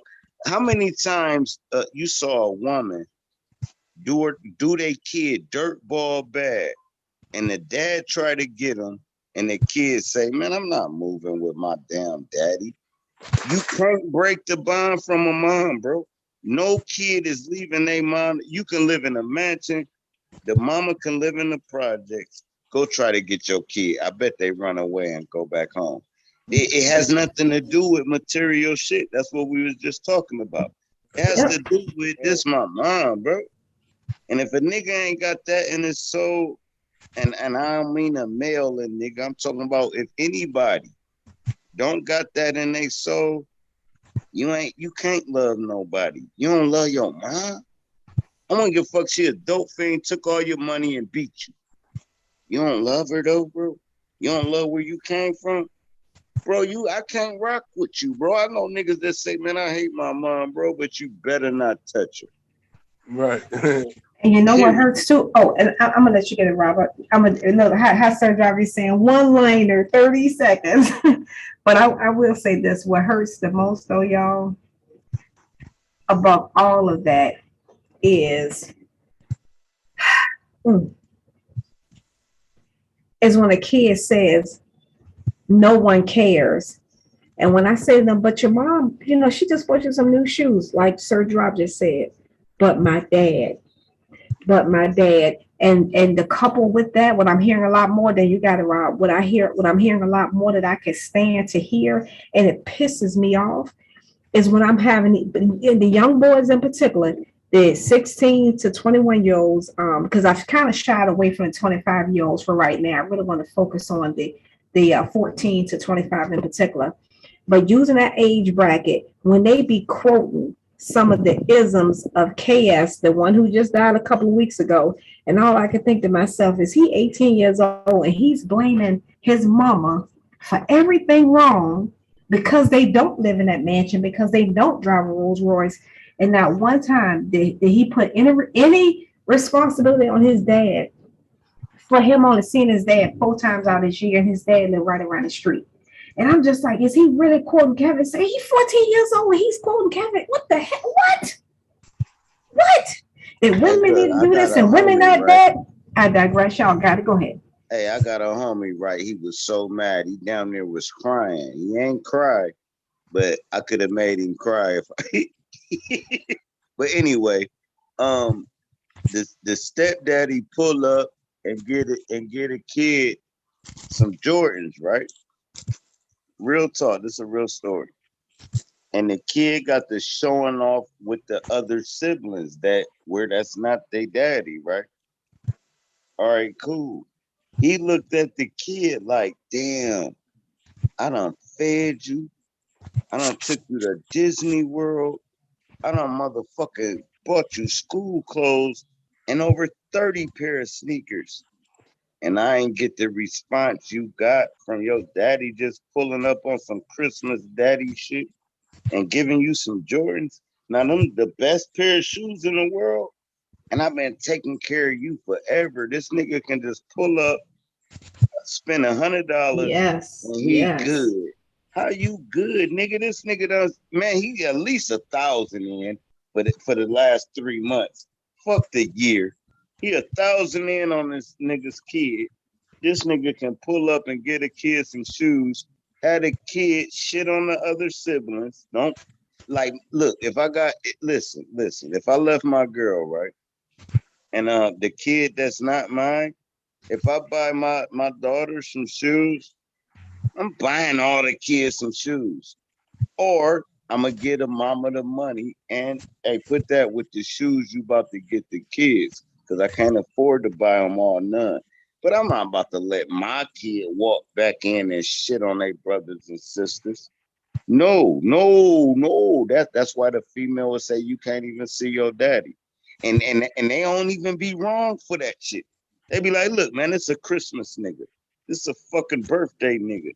This nigga ain't came through on Monday for no reason. This nigga come through on holidays. Man, fuck that nigga. As he should.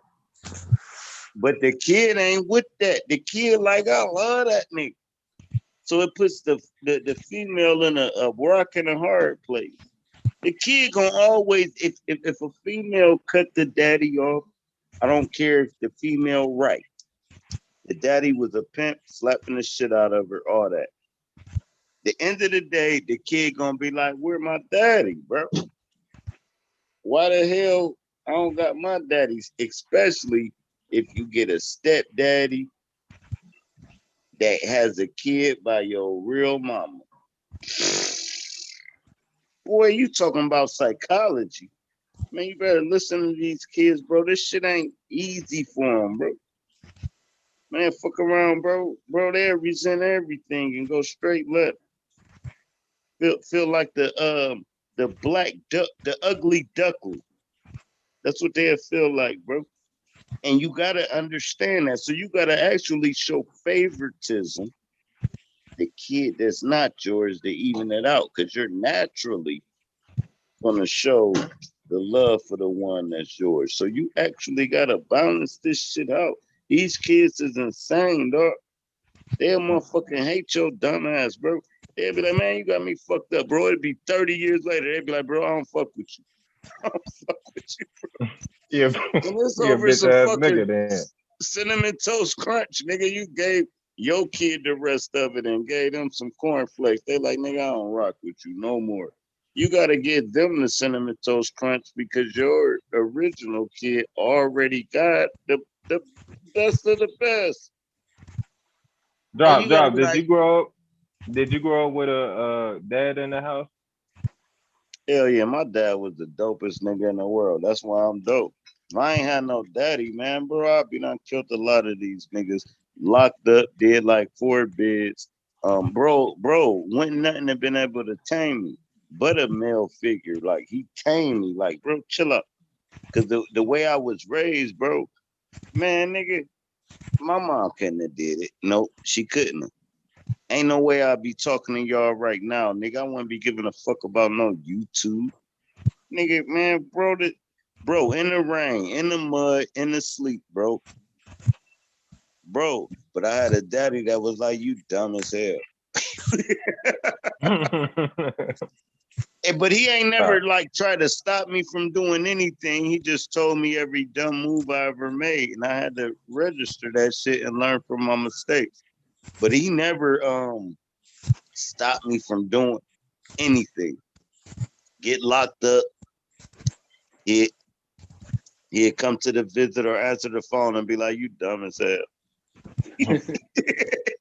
Drop. Period. And I'll I be ain't real. bonding your bitch ass out. He bonded me out in juvenile. And then as an adult, he bonded me out and told me, bro, I ain't fucking with you no more if you're going to be on this path. And when he told me that, I got off that path. But no, bro, I was dumb as hell, dude. I mean, dumb. I'm talking about I'm a real nigga. That type dumb. You know how dumb it is to say you a real nigga? You dumb right there, bro. You can say I'm the truth. A real nigga is somebody that's really themselves all the time. If you Napoleon Dynamite all the time, you a real nigga, bro. Napoleon Dynamite is a real nigga if he that all the time. To me, real is what's real, bro. Ain't no smoke screen. I got a background. Ain't no smoke screen. Ain't no fake shit about it. This me, bro. If I'm Steve Urkel, I'm Steve fucking Urkel. Steve Urkel a real nigga to me. That's him. Yeah. Authentic That's self. how I look at it, bro. But also, he's still a real motherfucker that's a bitch nigga. But ain't nothing wrong with being a bitch nigga, because I swear to God, hard niggas go to jail. Hard niggas kill people. Hard niggas are beat, man, hard niggas will beat the shit out of you. You don't want to be hard. You want to be respected, so you don't have to. Even though you can beat the shit out of a nigga, you don't want to have to do it. You want to be respected, where it's like, hey, bro, it's cool. Don't worry about it. Everything gravy. Yeah, I got you dropped. Yeah, all right, yeah, it's cool, man. Chill out, man. All right, yeah. If you can't do that and have that conversation, you might die or kill somebody. Because your conversation gonna be, nigga, who the fuck you talk, man, bitch? Nigga, man, hold on, bro. Outside, bro. And I got a problem with that. My skinny ass done got beat up so many times calling one of these fucking brolic niggas outside. Man, them niggas be like, all right, outside. Yeah, outside. Now my mouth done cashed the check I can't cash. All right, cool. Yeah. But I bet I hit you with this jab at least 3 times before you do what you gotta do. Because I expect you to do what you gotta do. I called you up. Right. But That's I what. bet I Hey, ain't bitch up. You got it. hey, yo, I want to let everybody finish answering the question, man, before we go to left. What's the What is what's the question again? Answer it again, bro. what was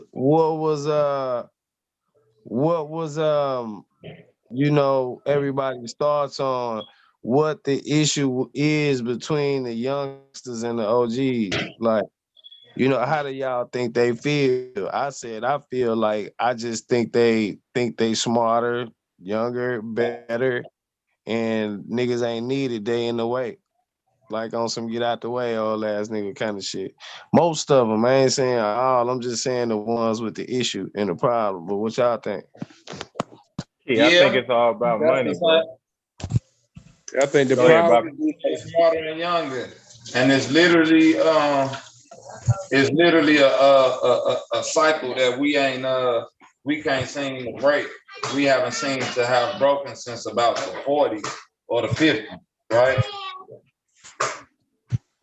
I say that's when I kind of started in my research noticing around that time, 1940, 1950, where the generation before, you know what I'm saying, or the generation after felt like the generation before didn't know shit, and the generation before felt like the generation after was on some pure destructive shit. You know what I mean? That's the father going against the son, the mother going against the daughter syndrome.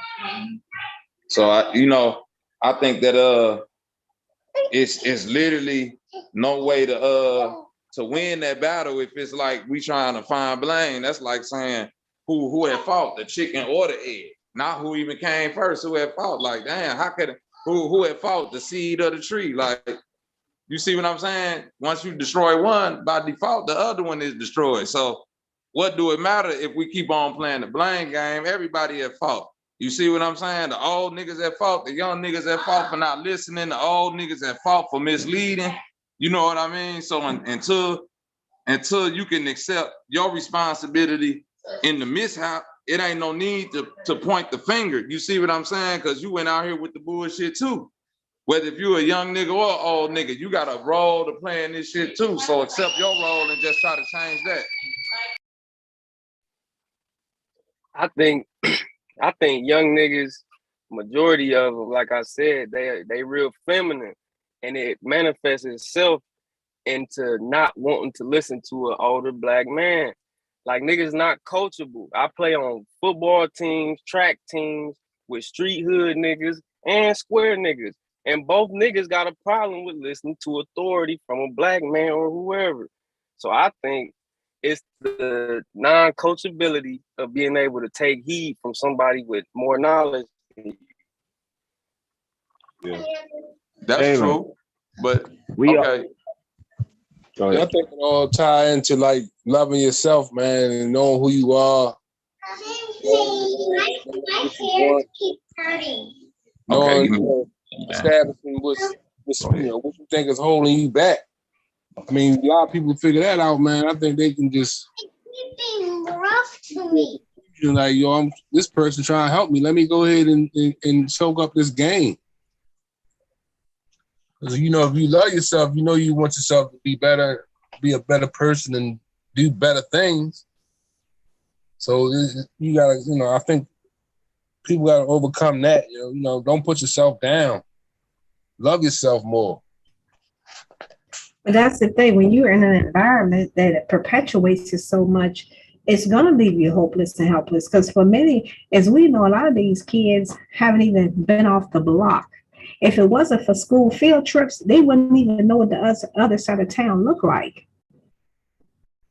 I mean, so it's like when you, like I said, when you actually have conversations with them, it gets very deep. And I'll tell you, some of them say it all the time. Like I wouldn't even know that there was this part of town or that part of town if I didn't see it on TV or if I didn't hear about something happening in that area. Even the malls. I mean, we don't even have malls no more, so they can't go out and hang out and be cultured anymore. At least in my area, anyway. In the quote unquote traditional mall, with the roof and all that, not the open concept. So that's what I'm saying. It's not that they don't love themselves, they just haven't been exposed to much. And to piggyback on what Jalen said right quick, many of them are in environments where only women are there. I mean, there's so many, as we know, so many complexes, so many apartment complexes, housing complexes, that it's almost absolutely just women. Of course, you have men there, don't get me wrong, but the consistency of the men is little to none. So again, these kids are only identifying with their mothers, with the women, because that's who they see overwhelmingly all the time. And then think about it in school. The teachers by default are overwhelmingly women. So the male structure and the male dominance, and I use that term in the context of what we're talking about, the male figure, the male consistency for many of these, particularly the boys, just isn't there. And the only time they may see men is when they're coaching them in sports or when they come to the with Boys and Girls Club with us. And all these men, they're already stretched thin because they're trying to play daddy to these kids while maintaining their marriage and their own children. So it's amazing when we take these kids home. If we see a man, we'll be shocked. And again, it's not absolutely, but it's just so unfair that many of these dynamics don't even have the male presence on a consistent basis. So that's why a lot of them again don't have much. I don't want to say they don't have respect, but that's why it gives the illusion that they don't really have respect for the men because they just don't see them. For a lot of these kids, they don't see men pretty much at all on an average day. Yeah, that's like some hood mentality type shit too. You don't want to go nowhere. And,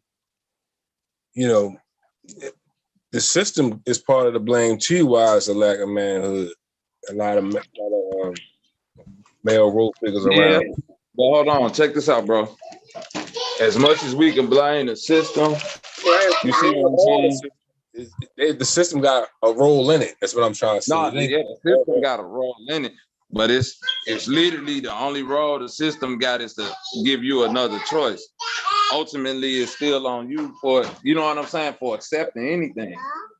Right. You feel me? Because, like, for instance, I know a lot of women and a lot of men who might equally not be there for their child, right? But in the Black community, we're not gonna talk down and look down on our mother, no matter what her perceived shortcomings or you know what I'm saying, flaws, frailties may be, right? Yeah, you see what I'm saying? Yeah, the mother will love on the boy more than the girl, not as far as like putting them out there as far as like having a responsibility. Well, I ain't even talking that deep. I'm saying this. It's more acceptable for you to say where your father fucked up than where your mama fucked up. Right. Like we could sit here all day and say, man, daddy ain't did this, daddy wasn't in the home, daddy wasn't doing this, daddy, and it all be true, but it still take two to tango or two so-called to make this thing work. If daddy was a fucked up individual and he was doing this and this, 9 times out of 10, I'm gonna guarantee that mama got that shit in her too. You see what I'm saying? It just ain't being expressed. You see what I mean? Because mama go be the one that's 9 times out of 10 there with the child. You see what I'm saying?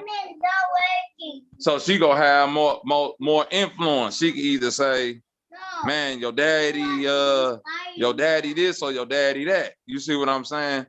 Now the ones who know that the daddy wants shit, but still choose to say that Oh man, well, it just ain't work out or blah, blah, blah. Even if the daddy want nothing, they're thinking about, that's because it's about what that child is gonna express. You see what I'm saying? Yeah.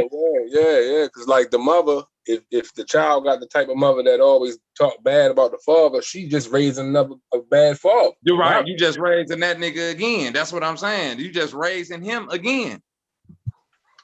You recreating the nigga that you saying is, you see what I'm saying? Yeah. And that's because he gonna grow up and not have respect, regardless of how much you try to, you know what I mean? Because he not gonna respect the man. And then once he grow up and become a man, how can he respect himself? And that can probably play a part in the disconnect too that we got now. Hey, real quick, what I see, you know, the disconnect between the young generation and the older generation. The older generation, most of them is still trying to hold on to religious beliefs, and the young people don't want to hear that shit. That's the problem I see in our community. You know, the younger generation said we want action. We ain't holding on to no beliefs no more. You know, we see who's causing the problems with the people. And the older people were saying, don't worry, you know, God gonna handle this. You know what I mean? We in the ending days. And the young people saying, fuck that, man. Bring your old ass back to reality. We being fucked right here, right now. They got a lot of Hey, that's what I see. Hey, I agree with you 80%, but how do you feel about the young rappers when they go up to the music awards and then they thank God? You see what I'm saying? Like, if you get what I'm saying, I don't want to. Yeah, I understand what you're saying, bro. They don't understand who they giving their energy to. That's all I answer to that question, bro. Right. They don't understand who they giving their energy to. They send a lot of energy that way instead of putting it towards. They think the religion that they is worshiping is giving them, or their belief system, they're giving that energy to, but that energy ain't necessarily going to that religious system of belief. That's what I say. Y'all got it. Yeah, because and what I kind of think is a disconnect with the youth of today, you know, versus the OGs. I think it's more acceptable for the young people to get $1 million, you know, than it was for the OGs back then. And you know, it was like when we were younger, huh? Go ahead, keep going. Or, you know, like especially like when, like, say, like when you was younger, OG Lee, like your dad was teaching you, you know, how to, you know, do simple work, you know what I mean, make you a quick dollar, you know, stack your dollar up, whatever the case may be. But now, as of today, it's like, you know, the youngsters is they getting their hands on a lot of money. So then I think from there they feel like, OG, I ain't gotta listen to you. I can pay you to listen to me, or, you know, things of that nature. Yeah, see, I grew up in real quick, a fatherless home. My father got murked when I was 9 months old, so I never met my father. All I had was my mother. But y'all got it. Yeah, because what they gotta realize about getting, you know, that money, they gotta realize that it's fast money, and that fast money ain't long money. That's just some shit they got right now, but they don't know how to hold on to it and invest it or make it grow. You know, what's the use of having it right then and there? Nah, I mean, it seemed like they somewhat keeping it kind of like, too, like what I mean is it's like it's a lot of opportunities that's opened up, you know, for the youth. And they probably don't give the OGs credit, you know, for these certain doors that's opened up. But you got even like people who going viral on YouTube, you know, and they young. They got millions of views and, you know, getting YouTube checks, rap checks. They out there dancing, twerking, getting paid off of twerking. God damn it. So like, even that's still like a phase too, though, because it's going to be another motherfucker come along hotter than you.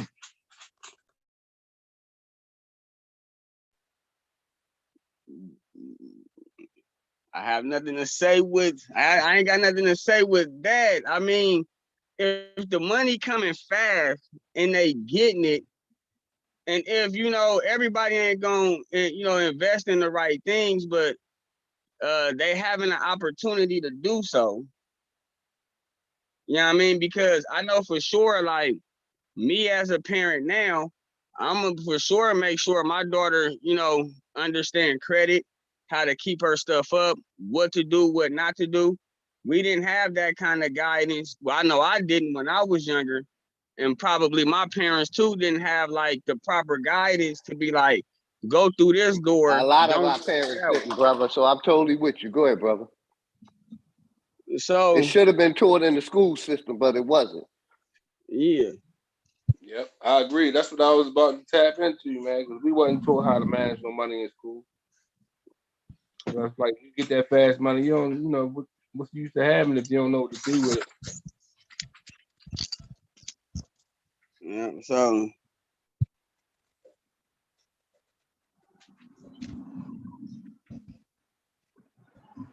I kind of look at it that way. And then too, to dive in what OG Leo was saying, you feel me, about the religion. It's quite funny how hypocrisy would get thrown in these Christians' faces, like the pastor marrying Shaq's wife, and Shaq has 5 kids. And in the Bible, it states that she shouldn't have no husband unless Shaq is dead. Shaq is still alive. Now, you would think that a preacher will uphold the scriptures in the Bible, but they seeing that these pastors are not, but they still flocking to the church and paying offerings. Wow. Yeah, the church, that's another aspect too, man. Like they should be teaching financial literacy and stuff. But it's hard to get people in the church nowadays because everybody basically see these pastors in their game. The ones they, put mainstream out there, that take a lot of people faith away from the church too. Like you got motherfuckers asking for money to buy airplanes and shit like that. Like that ain't the pastor role. He's supposed to be teaching the Bible. He letting you know. Like when I was going to church, TD Jakes was at the church, man. He taught, man, he got that plate rolled around 3 times, man. Just spitting just the gift of gab. Come on, plant a seed, shit like that. Let's get an offering for the guest speaker, shit like that. They just and they to try to collect that bread from everybody. Man.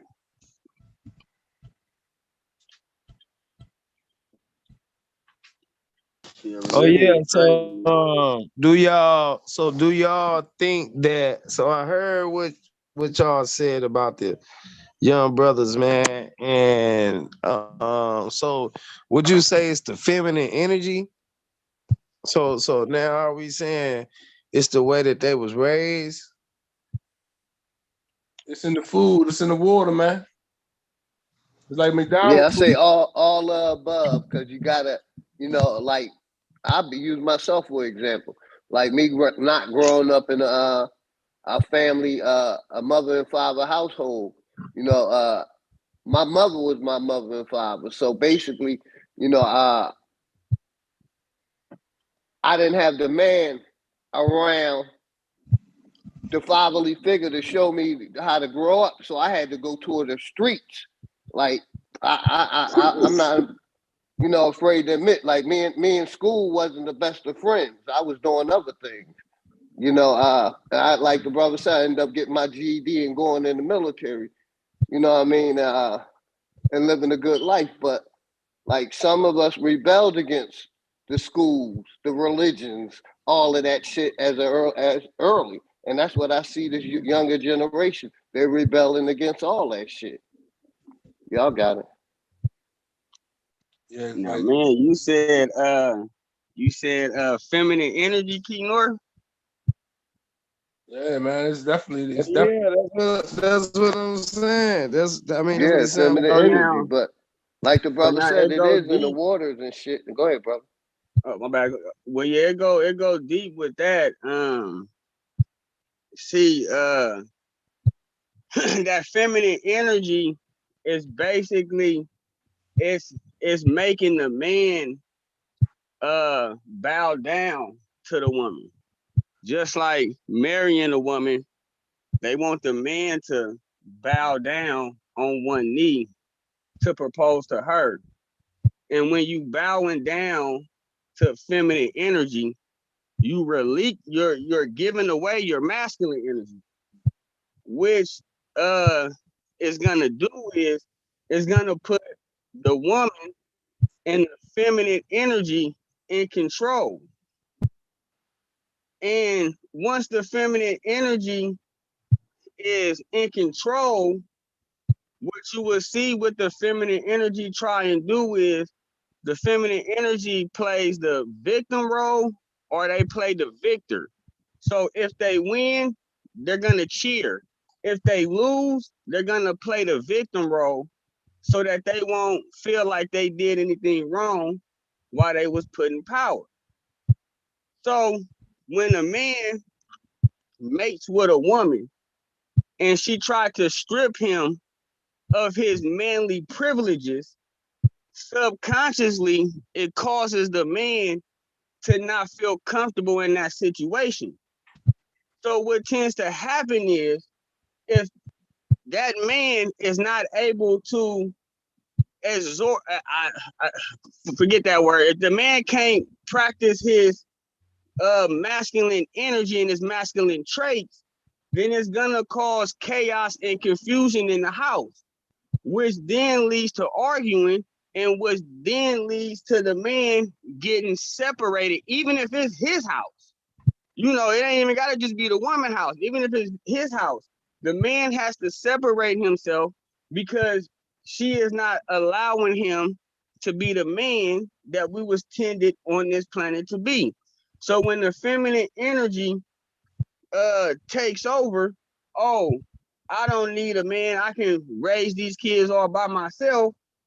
And then I'm gonna give you an example, right? If a single mother child makes it to the NFL, right? She's gonna play the victor. I raised this boy all by myself. I did this by myself. Look at, I did a good job. On the flip side, hold on the flip side, if that boy commits a heinous act, he gonna say, "Not my baby, wasn't my baby." You know what I'm saying? I didn't raise him to be like that. See, if his father was in his life, and I'll stop right there. No, but like when you said something about bowing down to a woman to propose and giving your masculine energy away, I don't really agree with that because even if that is so, it's just temporary. You just down there until you get your yes or no. But you don't want to be with a woman that's going to tell you you can't be a man. Hey, yo, so I want to let Sister Humbling respond too, since she's a female on the panel. Salutes to y'all, man. Salutes to the panel, everybody on the panel. Y'all cooking. Go ahead. Y'all got it.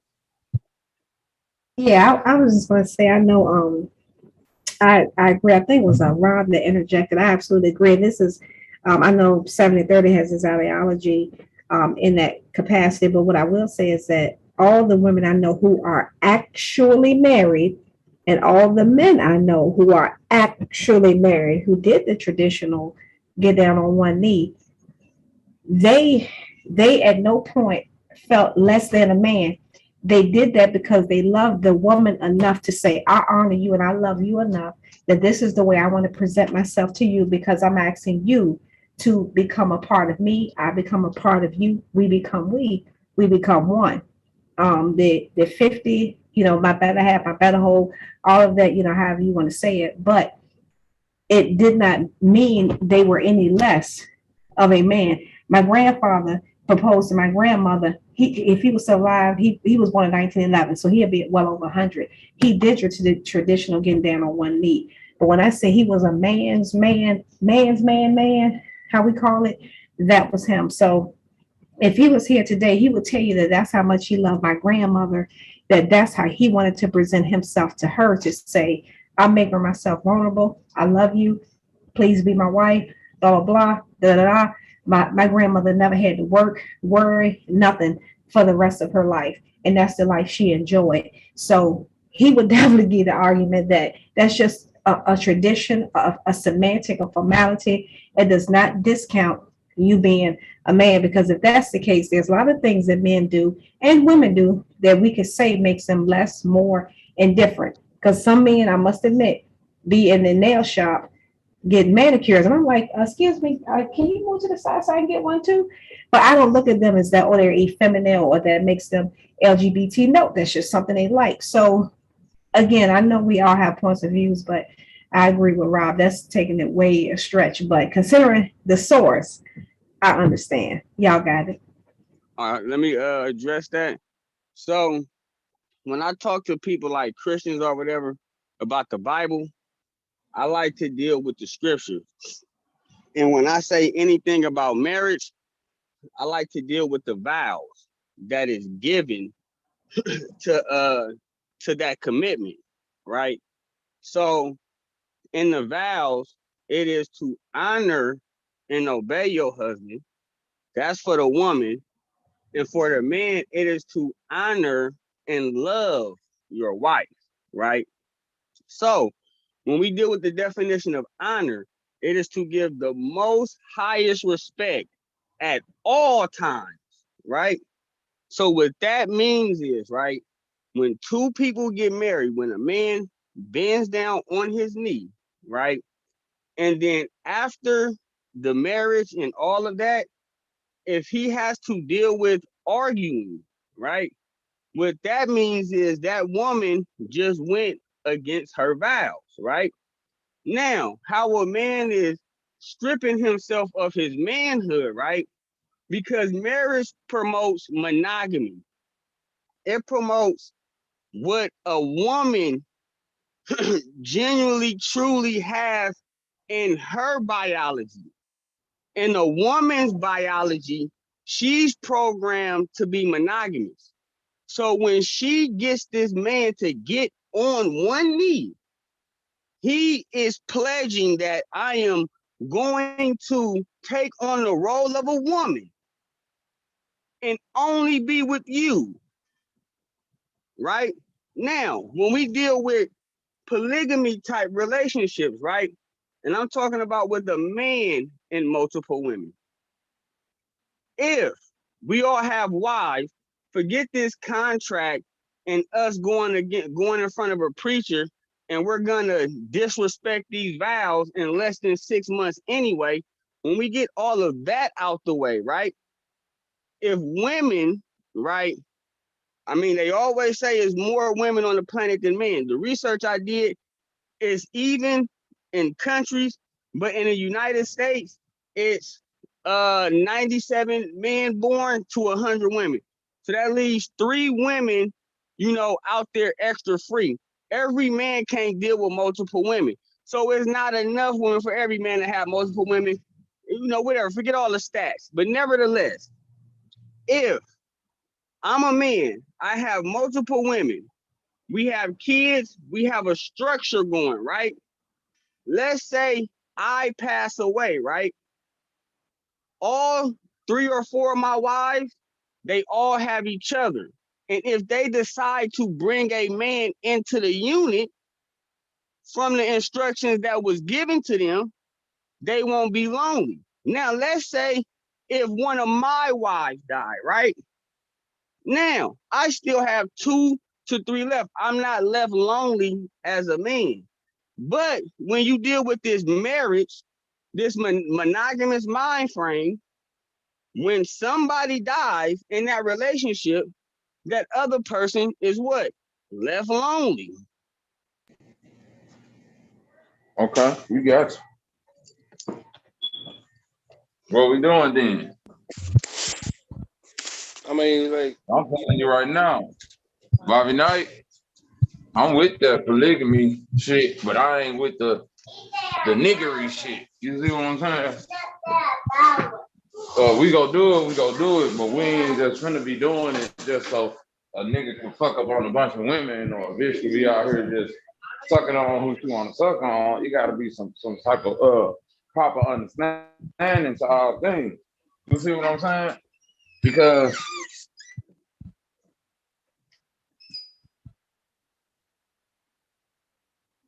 a lot of I think you went. You going in and times out, Bobby. the nigga want to Bobby, be you went in and polygamous. out.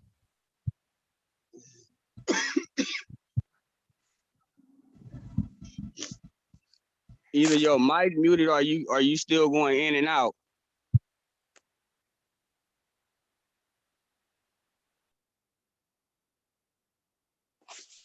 Yeah, but like I don't know what's going on with Bobby Mike. Can y'all hear me now? Oh yeah, here we go. Yeah. So basically, then what's the last thing y'all heard? So I heard something, bro. Okay. You were saying. I remember the last thing you said. You was like, we can't just be doing it just to be doing it, and then some. You know, a lot of this person fucking this Okay, person, I that got you. person. I got you. So basically, what I'm saying, it just can't be a man just saying it and then he moving it proper. Like it just can't be like, okay, cool, we polygamous. I'm a man. I can have a bunch of women, but see, you just bringing women to your mate, like testing it out. You ain't even doing a proper due diligence. Like if you did the proper due diligence with your wife, you see what I'm saying? Or the one that you're looking at as your wife, or the one that's holding down your throne. If you got her set up, then you got to create that same process with the next one you bringing in, or the woman that you got in the home ain't even gonna respect it because she gonna be like, well, shit, I know what you went through to get me here, but you just going out here finding bitches in clubs and anywhere, just bringing them around. Like this is just a fucking situation now. You see what I'm saying?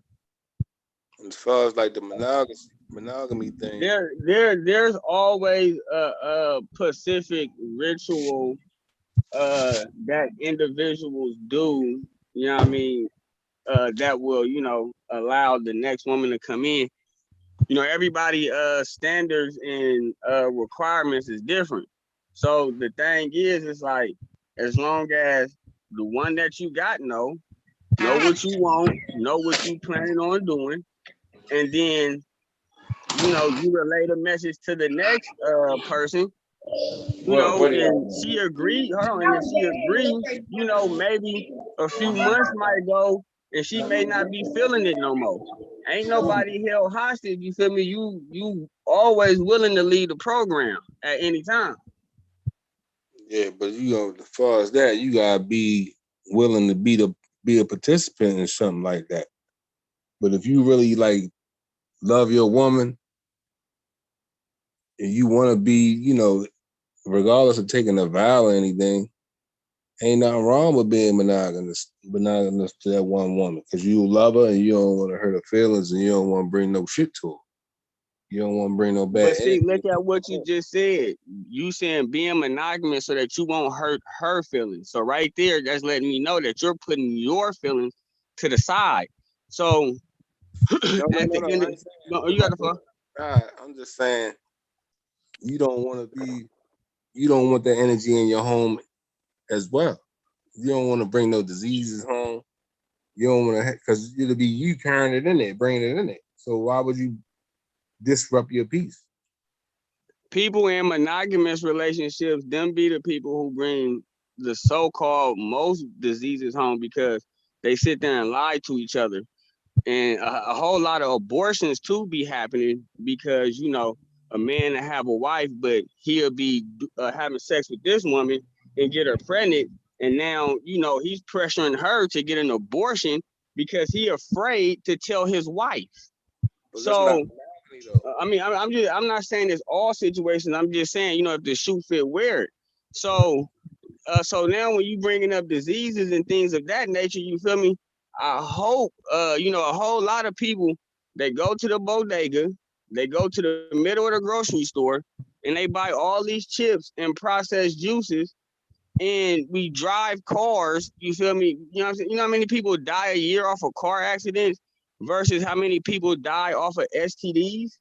So when we do the statistics and things of that nature, the people who is really carrying the most STDs is the people in monogamous relationships because they are scared to tell even a woman. She's But scared to look, tell I her know man you ain't that she saying wouldn't slept that. up. I know you ain't saying it's all right to fucking take a chance at getting an STD.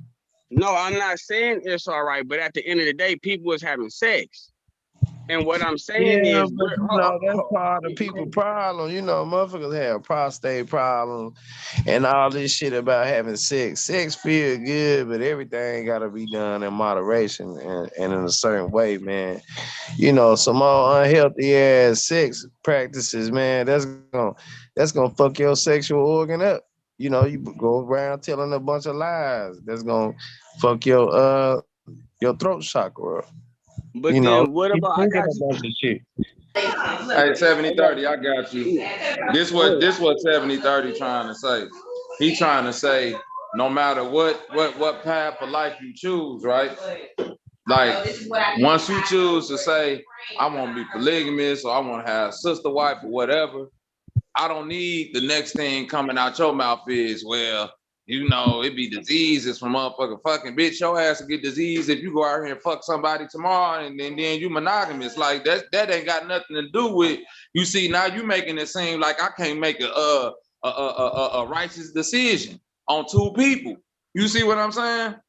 If I made a righteous decision on one person, I I think can y'all make it on saying two another different person. things, though. I think y'all saying two different things. He's saying the two women or however many women he fucking can fuck who they want.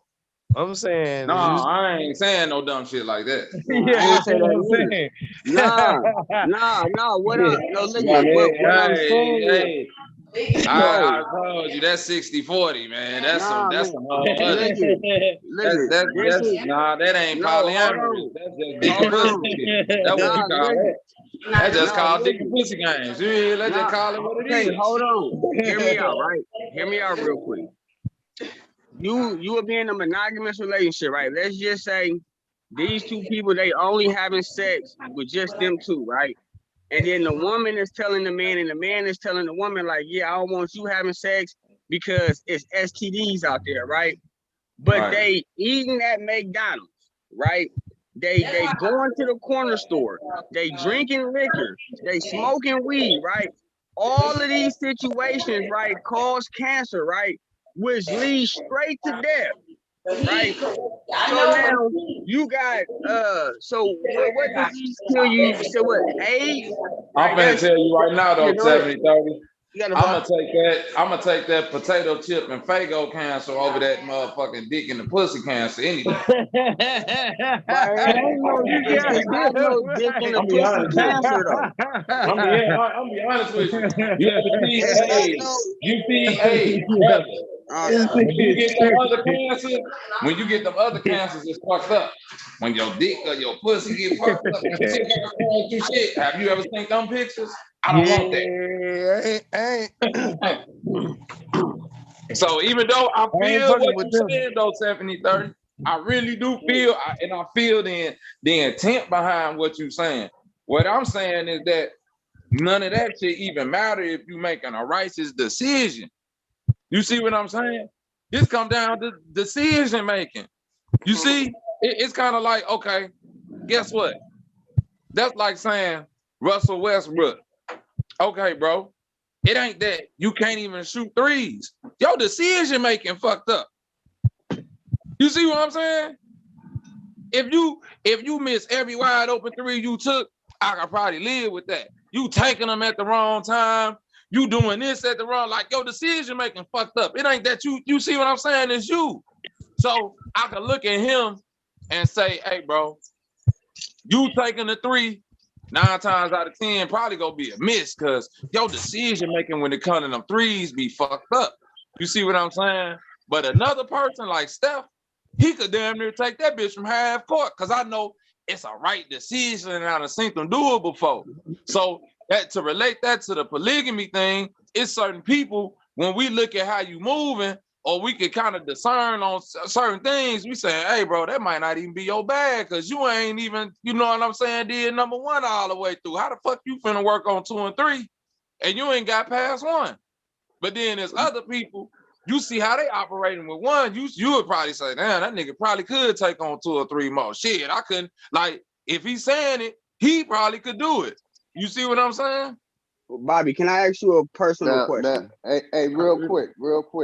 You know the guys that's you know, is the millionaires. They're the ones that basically can have multiple wives and get away with it. The average person, you know, they looking for their wife as a source of income. But the billionaire or the millionaire don't need his wife as a source of income. She's just his wife. You know what I mean? Hey, listen, Hold that's on, let me true ask you for a a lot of personal people, question, OG Bobby. Leo. But I'm Bobby, finna give you some real shit though, Bobby. OG Leo. Just from a personal experience, most of the people that I've seen in a polygamous situation ain't been a nigga with a lot of money. And most of the niggas that I seen with a lot of money, it be hard for them to get a woman because they don't know how to present nothing else.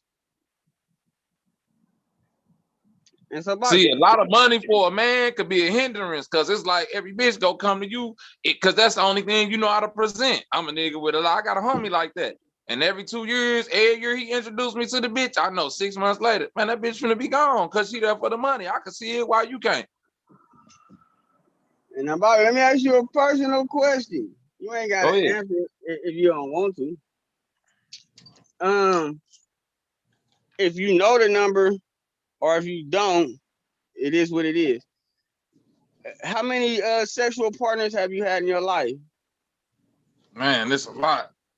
A lot here too. And I wanted to Oh say real man, quick. yeah, It's man. a We ain't lot. finna Okay, Real do that, quick. so hold on, man. hold I'm Hell on. gonna say no. I this. got you. Well, Nah, I no, got give that's me you. a good. range. That's a Give me good a No, answer, range. What Bobby. you That's think a it good is no, low? question. I got you. No, that's cool. I got you. Just Now, give me a range. hold on, brother, because look at we going back to this sexual transmitted disease shit. Right. So now, right? You know, we as people, I would say people. I'm not gonna say black people, but we have sex first and then go to the clinic. We don't never be like, oh, before we have sex, let's just go to the goddamn clinic, right? So That's now, right. if you had a lot of sexual partners, and when you had your first sexual partner, you knew about sexual transmitted diseases, but it didn't stop you though. Okay. Okay, so now, if I was to ask you this, are you healthy? Right. Bam. Now, What you mean? I got you. So what I'm saying is, right? A woman or in a monogamous relationship, one of the strongest things that scare a man for having multiple women is you gonna get a disease and bring something back. Right. Now, that same lady that feel like that, right?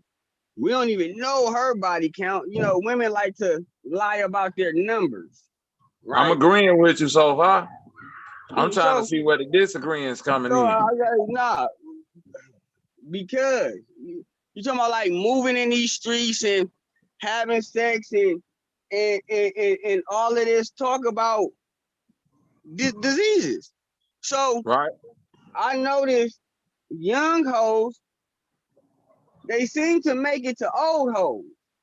You know what I'm saying? Like when they do die, it's probably because like a drug overdose or one of the tricks committed a 187. But if they get through not having a drug overdose and they get through not getting murdered, they're making it to old women.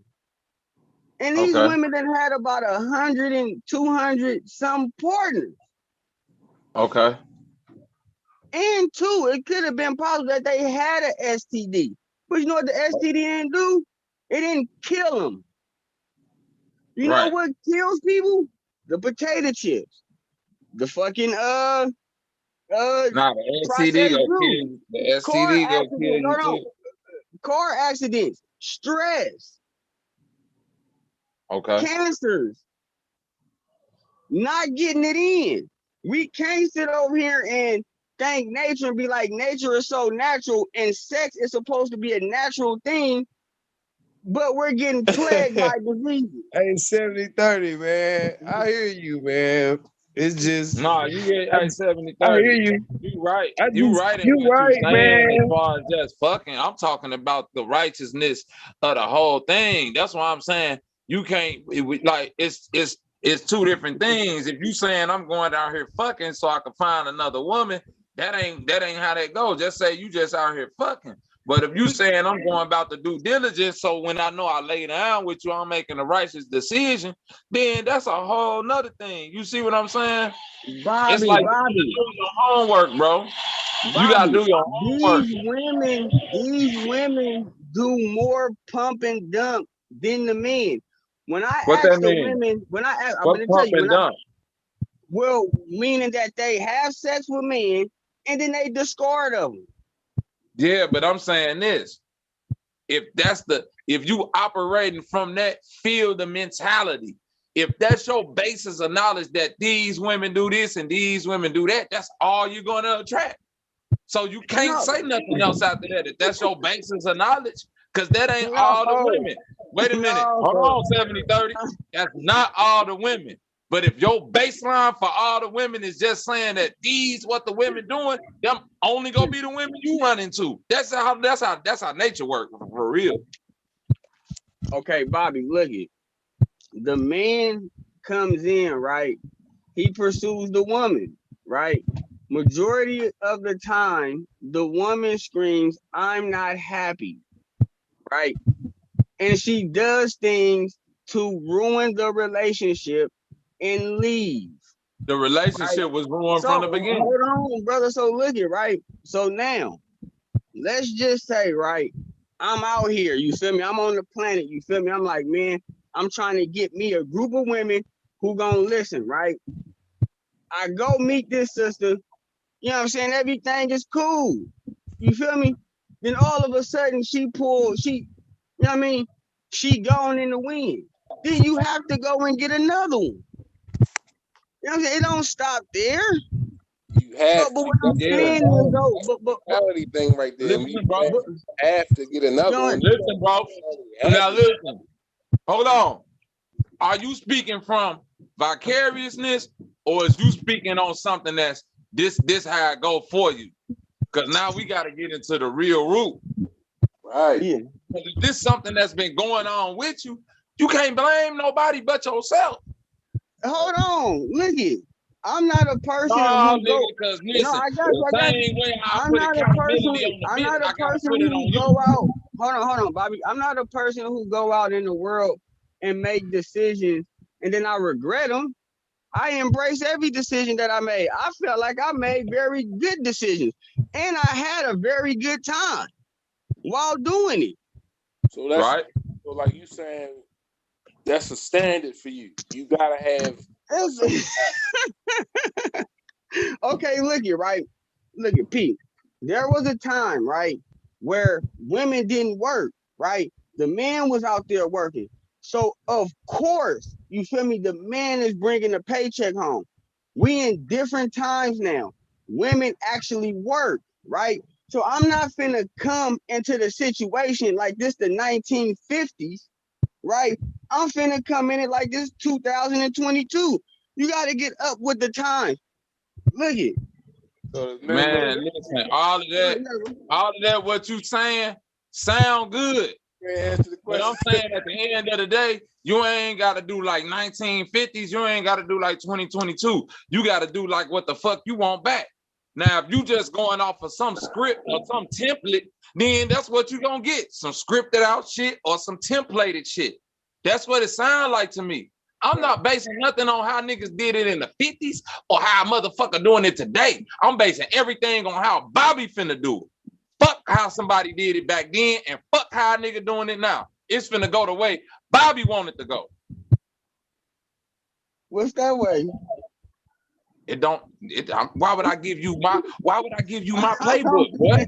Why would I give you my playbook? Why would I give you my plays and I say, didn't look, this is think we how I'm was winning getting. the game? I Why didn't would I think open up my playbook and show you how I'm winning the game? That ain't how it go.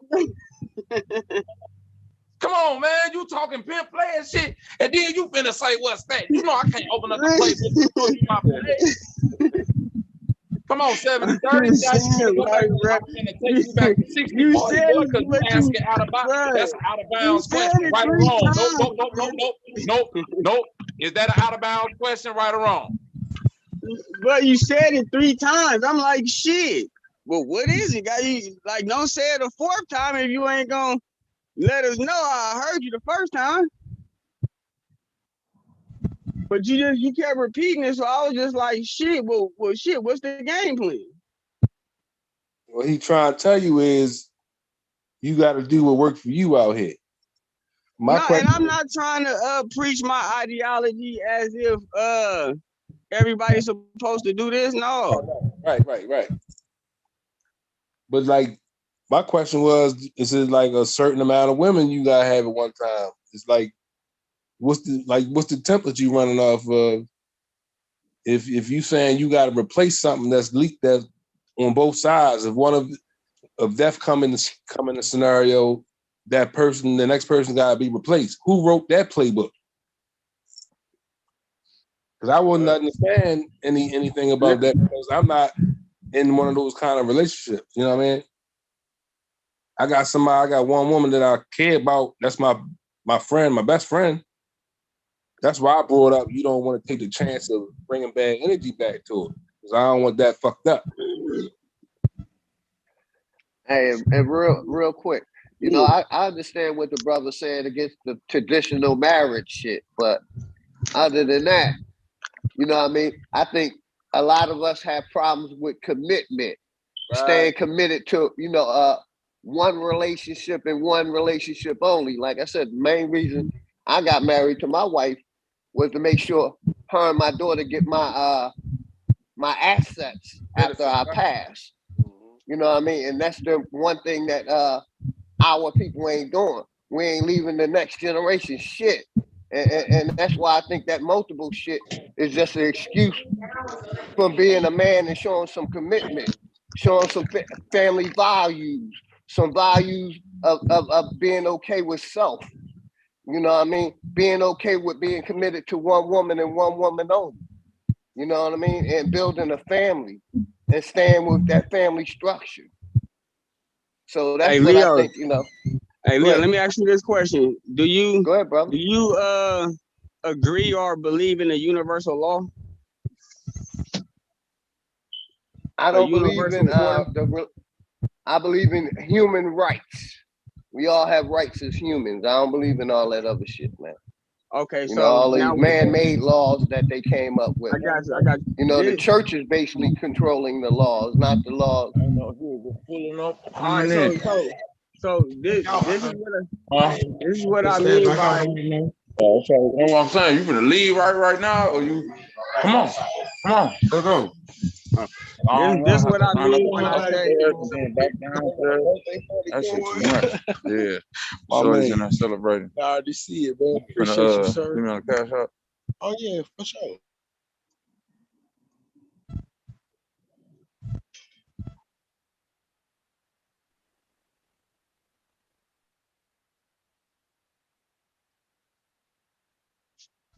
Yeah, 70-30. That's a different wave right there, man. I salute you, man. You got a lot of responsibility, bro.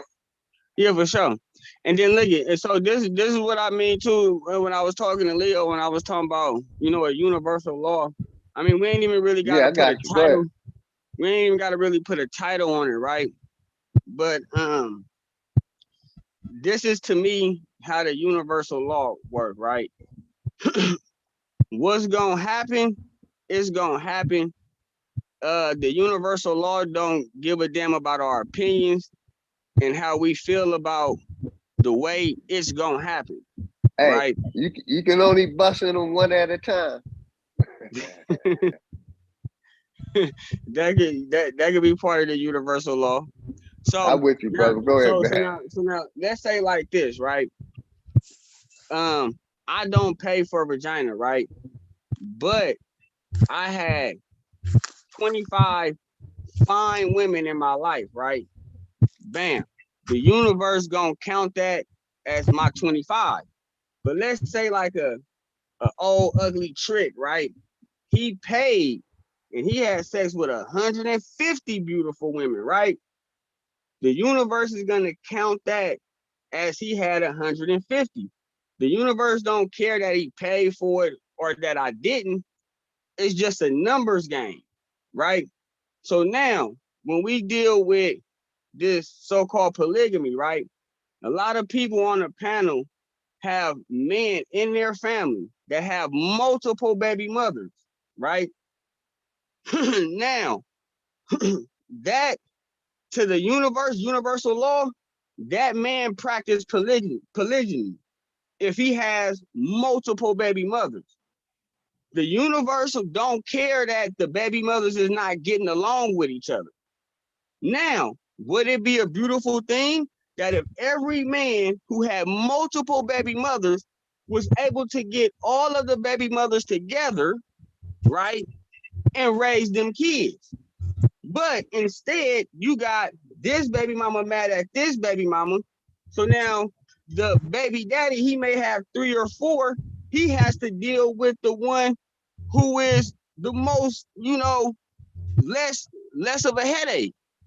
When in actuality, everybody's supposed to look at him as, you feel me? I don't even like using the word king, but they supposed to look at him like, God damn it, like, nigga, that's our Lord. That's our Lord and Master. That's our goddamn father to our kids. Let's honor him. But so, then, like, you got the flow. What would the, so are you saying like this is the father of all the children? Say that again.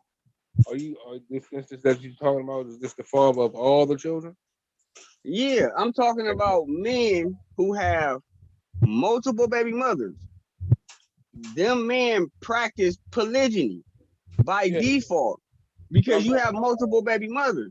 Just because you don't have it to where y'all all in the same union,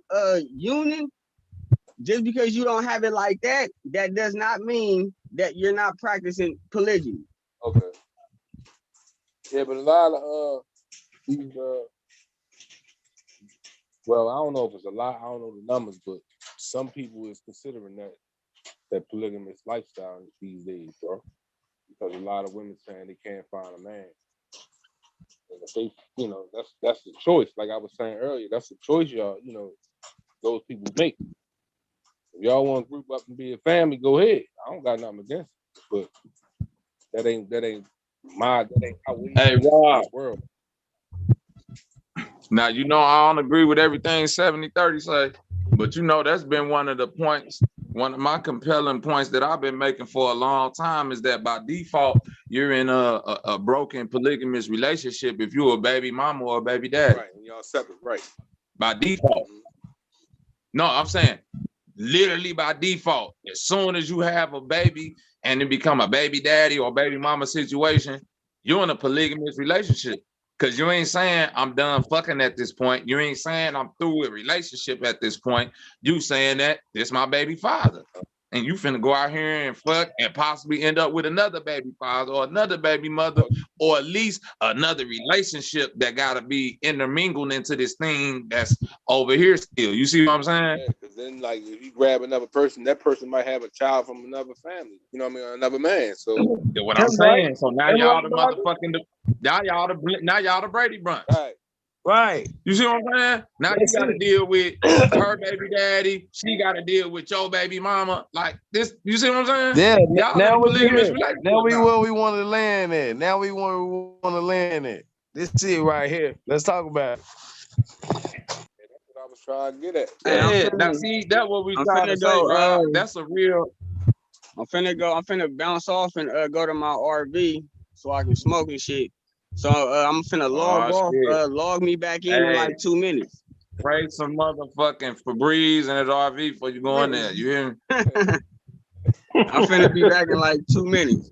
Make sure you have a white girl with you like Umar. Put that Dashiki on. Put that Dashiki on and have a white girl, man.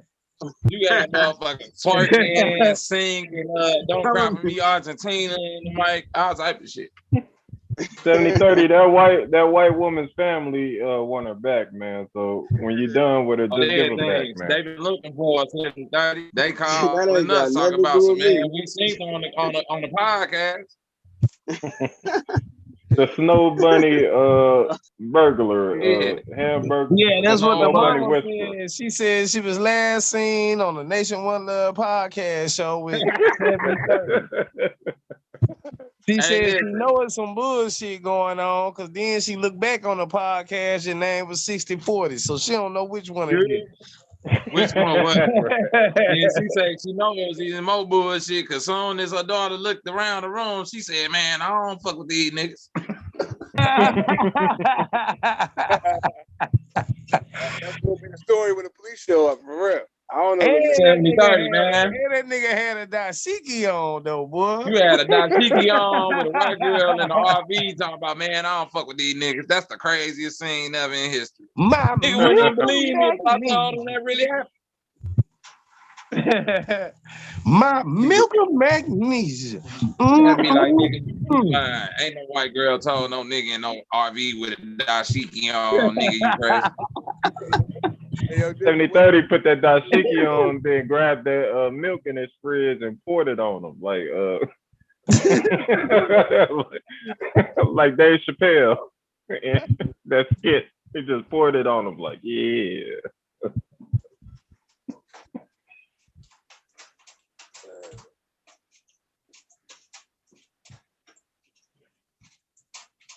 I'm picturing Vin Raines with the dashiki and the hat shit on, preaching that black man shit, go home to a white woman.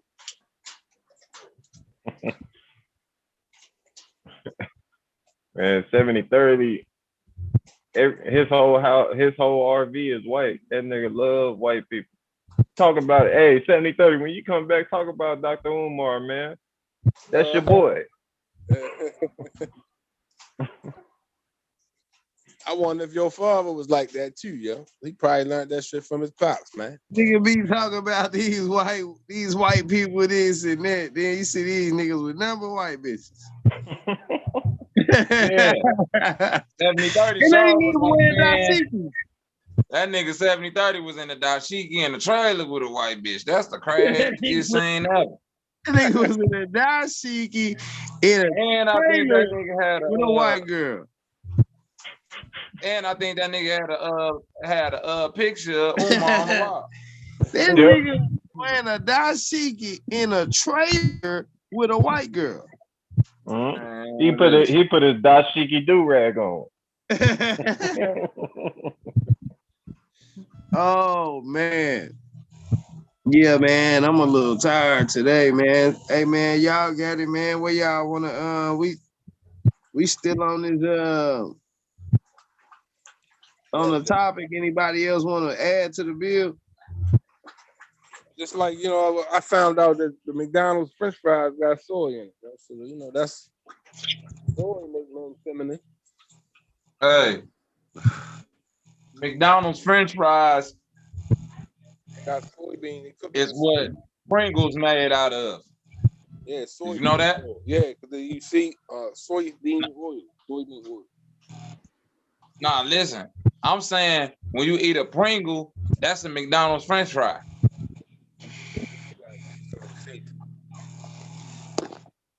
That's why a Pringle on a can, when you look at the ingredients, it don't say potatoes. It don't say potatoes nowhere on there. It don't say like just straight potatoes. It say something like rehydrated, rehydrated potato dust solution or some shit like that. It don't just say potato. Like if you get a bag of potato chips, it's gonna say potatoes, probably soybean oil, whatever oil, salt, and pepper. You see what I'm saying? Or whatever if they flavor. Pringles don't say potatoes as the first ingredient. It say rehydrated something, something, something. I ain't never paid that no mind. Of course, because you just assume it's a chip in the can, so it gotta be a potato chip, right? Yeah. Wrong. That shit is mashed up McDonald's fries, dried out, then rehydrated, then flash fried, and some other shit. I used to like the cheeseums. Remember them? Man, all that shit, man. That shit could literally be motherfucking flavored styrofoam for all we know. Yeah, I ain't had no Pringles in a while. They got too salty for a nigga. Right. That's some shit right there, though. They don't say potatoes on that motherfucker. That's crazy. It don't. If you look up Pringles ingredients right now, it's gonna fuck you up.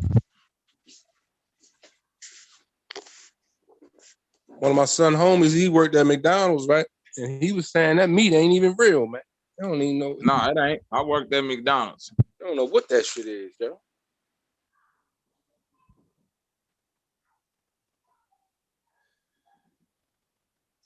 Dried potatoes. You don't never see a McDonald's employee eating that food.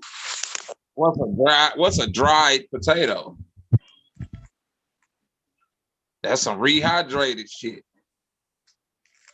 Mm.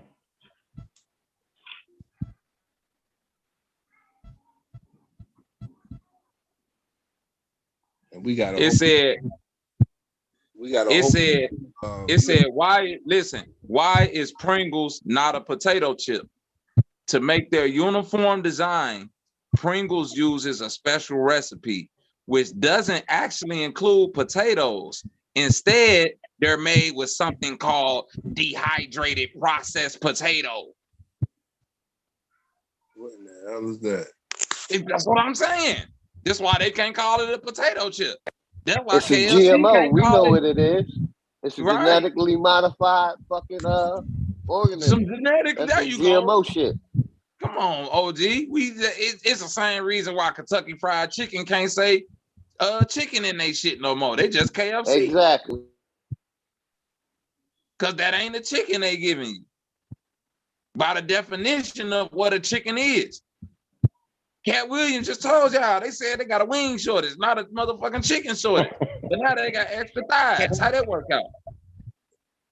Right. See what I'm saying? So they just making shit up. That's why they could tell you, yeah, we got thighs, but we ain't got no wings. Well, what the fuck that's coming from? It can't be a chicken. You see what I'm saying? Mm-hmm. Chickens come with thighs and wings. If you telling me y'all ran out of wings, but y'all still got thighs, that's letting me know y'all just back there making shit. You got me questioning Royal Farms now. We got a spot, a little convenience store called Royal Farms. And that's all they got is fried chicken in that motherfucker. Every piece. Listen, them niggas got something. Listen, I'm tell you like this, man. If I motherfucker quarter a rabbit leg and cut it off, you would think that's a chicken wing. Nigga, if I found a fat enough pigeon and cut that leg off, you would think that's a chicken wing. Like, you see what I'm saying? Mm-hmm. Nigga, if I cut a cat motherfucking leg the right way, I can make it a chicken wing, nigga.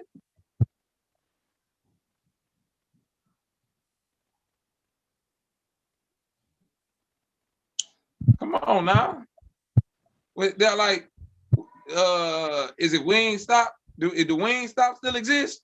Yeah, I don't like that. No, it don't. Ain't no Wingstop no more. Yeah, we got. I think we still. No, you don't. You got a Thigh Stop. Oh, that's a Thigh Stop.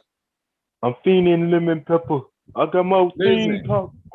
If you look up Wingstop right now, it don't exist. It's only Thigh Stop.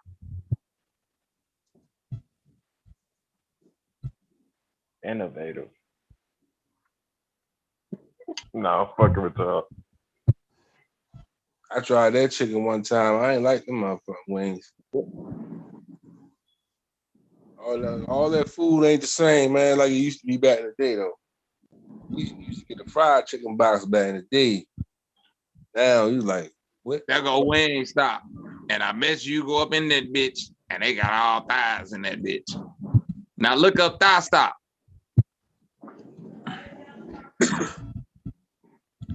They ain't got no business selling no thighs if they call Wingstop.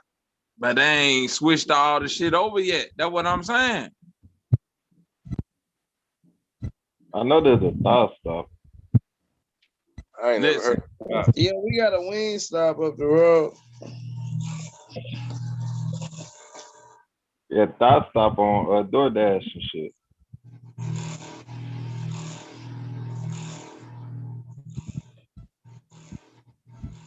This is what it is, bro.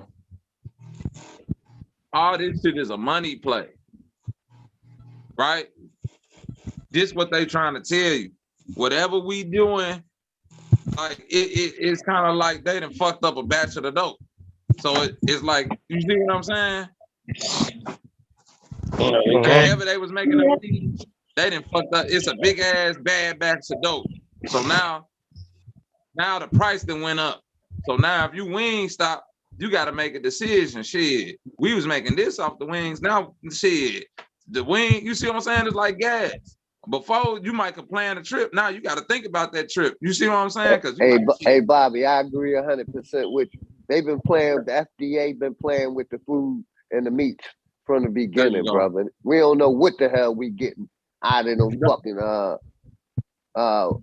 fucking warehouses and farms and shit. Y'all got it.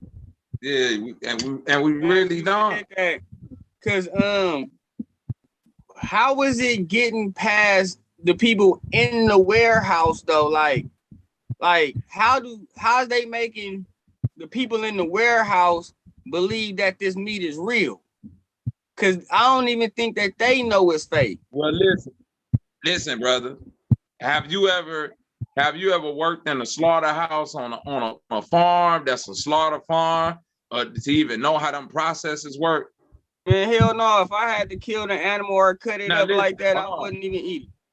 But to answer your question, no. To answer your question, no. Okay, Bobby, real quick. Real quick, Bobby, I'm gonna hand it right to you. Like the process of making hamburger.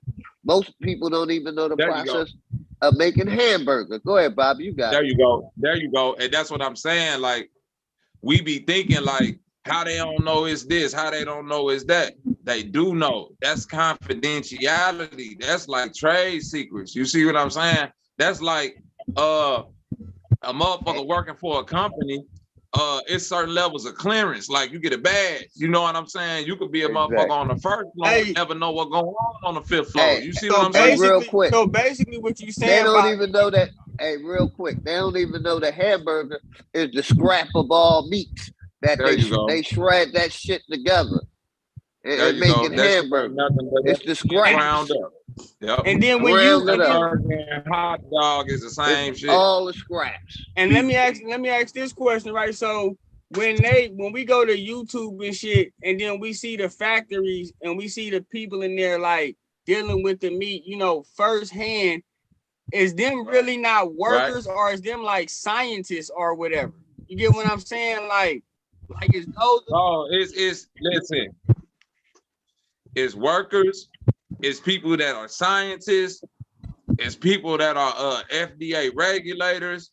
You see what I'm saying? It's kind of like I worked in the warehouse for McDonald's, right? Have you ever worked in a warehouse, bro, where you had to have like OSHA regulations or like a construction thing, anything like that, 70-30? Yeah. Okay, perfect. Now you know with OSHA, right? It's certain ways that the warehouse gotta be running. If them folks walk up in there and they see it, you see what I mean? Right or wrong? 70-30. You right. But this the play. This the play that anybody who ever worked in a warehouse know what I'm gonna say is true. And you ain't never asked yourself this question, but I used to always ask myself, if they saying that we got to keep it to a certain standard because anybody can come in here at any time, but the only time they come is when it's planned out, and that's when we clean this motherfucker up, because anytime before that, we ain't never doing it the way that OSHA's saying, right or wrong? Yeah, because they call it like, we having an inspection. 2 weeks. Yeah, they be like, we having an inspection coming up, so we gotta tighten right. We gotta start cleaning up. We gotta start doing this. We gotta make sure everybody on. Am I lying? Nah, you right. Then after that OSHA inspection, niggas get to doing what they want to do on them forklifts. Niggas get to putting them boxes how they want to. You might supposed to clean your section every night, but you don't. You might supposed to sweep around the baseboards of the factory every night, but you don't. You see what I'm saying? Yeah. So it's like it's all a play for the public, bro. It's all a play to let the public think like, man, this regulated like that, this regulated like that. But me and you know, just off working in a regular factory, nigga, we got 2 weeks in advance before OSHA show up. Nigga, I done worked in factories 10 years and ain't never got no surprise visit from these niggas. So let me ask this other question too, right? So no, 70-30. Yeah. Answer that. Have you ever got a surprise visit from OSHA, any type of regulators that's supposed to come and check on, like do an inspection on how your factory supposed to be running? Yeah, for sure. Y'all done had a surprise inspection. No, not no surprise. My bad. I didn't mean to say that. We had the 2 weeks notice. No, that's my point. That's what I'm saying. Listen to me, bro. If it was really how it's supposed to be, the inspections would just be random and by surprise, like how they do you with the drug test. Yeah. It don't be like that. You feel me? Yeah. It don't. They get time to prep and get their shit together. So I'm saying, like, if me and you working in warehouses know that, nigga, we don't never follow no regulations until they tell us that OSHA coming, and then we get the shit together, right? Yeah. Because guess what? Before then, we ain't never seen no random inspections, right? Now, you got to relate that to the food industry, because them warehouses too. So what's that telling you? They ain't in there following how the shit supposed to go until the FDA regulators show up, and then the FDA regulator go say, I'll be there in 2 weeks, and y'all sweep all the blood up, make it look like y'all doing everything the right way. He give y'all a good score, and you move the fuck on, right? And so, and but you know about working in the, but you know about working in the warehouse. I know about working in the warehouse. Once they give you that score, motherfucker, that ain't the real score you supposed to got, because if y'all would have came 2 weeks before, it would have damn near been an F. All right, so now, right now, this is the other thing. So let's take it like to like the 5th level or whatever, right? So let's say like you know, like they take all the cows and they cut their heads off and all the shit, right? Because basically people feel like, you know, people is breeding cows. They cut the cow up, the cow make it to the meat market, right? So when does it become fake meat, right? And then so how I'm trying to say this is the people it become who fake meat.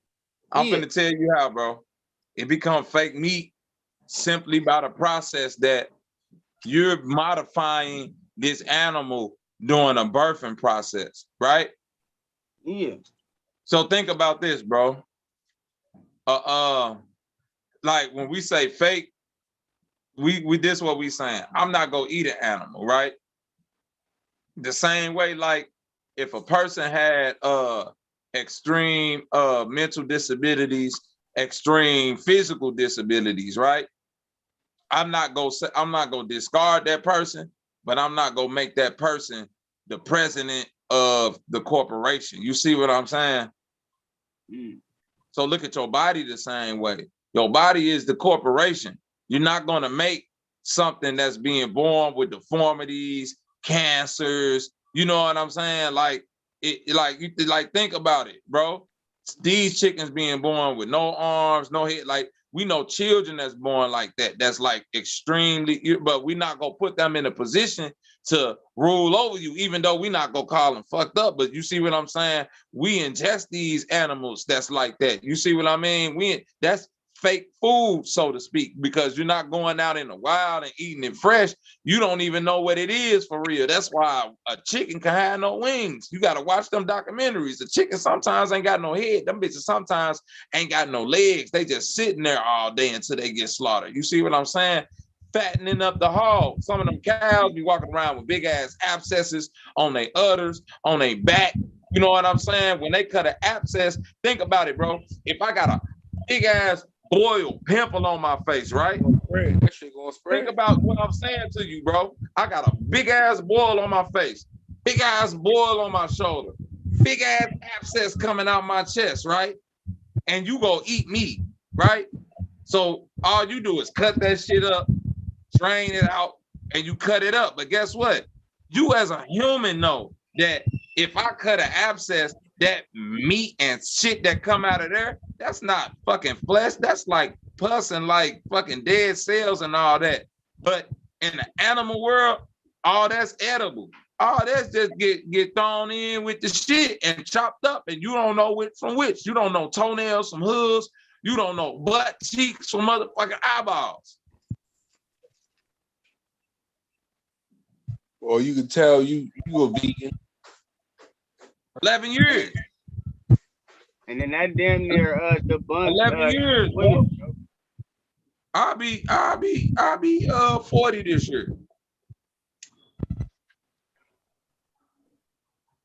I'll be 40 this year. I'm trying to live for my shorties, man. All that other shit, it's cool to speculate. It's cool to say, well, this could be like that or that like that. That's fine. That's fine to say, well, back in the day when we was eating meat and it was fresh, or this was like, man, all of that may be true. Where we at right now, like 70-30 said, niggas ain't going out in the field killing that meat to even know what it is. I seen how they do it, the indigenous people. I seen how they doing in Africa, over in South America and all that. When them niggas go out and kill that goat or that cow, whatever they killing, man, they eating that shit right there. They cooking that shit as they killing it, they cooking it. See, I'm in Georgia. I see the chicken farms. I see the cows. I see all that shit. That shit stank like a motherfucker, don't it, OG Leo, when you ride past? Yeah, I already know, man. Come on, man. Like, we ain't even looking at the real thing. The shit that the crops and the water and all that shit that we use to house and feed these animals could be going towards growing some fucking plants that we can eat. Like, it's literally like a working futility. You see what I'm saying? You wasting more to eat animals than just by eating the plants. You wasting more water. You wasting more motherfucking land area. All of that shit.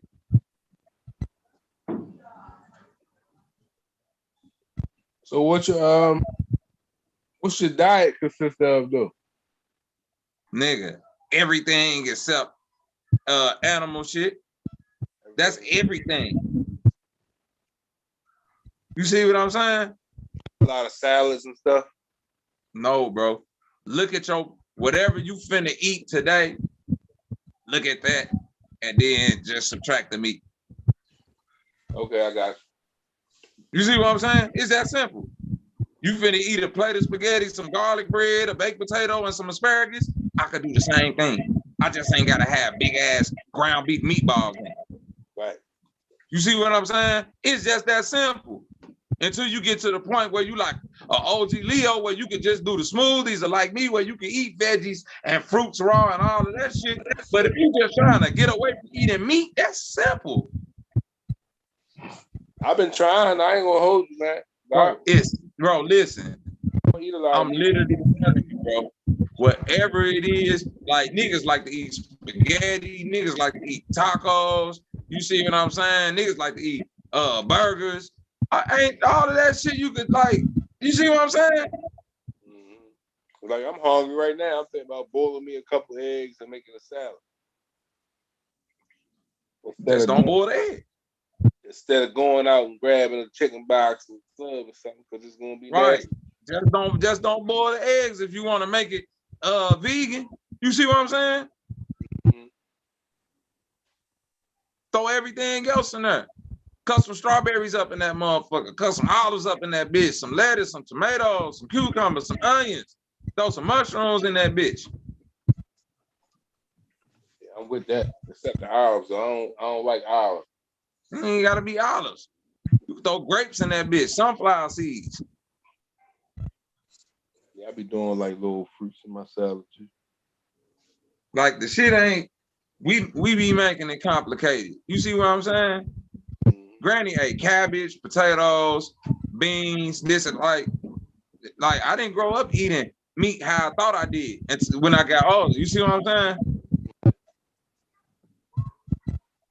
When you young, you be like, man, Granny was making pork chops and all of this shit. Yeah, she did that. But nigga, on a day-to-day basis, nigga, we was eating lima beans, northern beans, black eyed peas, kidney beans, black beans, cabbage, potatoes, okra, Brussels sprouts. You see what I'm saying? Blueberry, strawberry, watermelon, apples, oranges, bananas, rice, squash, zucchini. And I like all of that. It's literally like, man, the meat was just like the shit that you put in it to just bring everything together, but you don't. It was like the reason why we started getting all these little funky ass King's diseases because we felt like we needed meat more than anything. That get us addicted to that salt. That's where you get in the 70s, niggas motherfucking dying, right?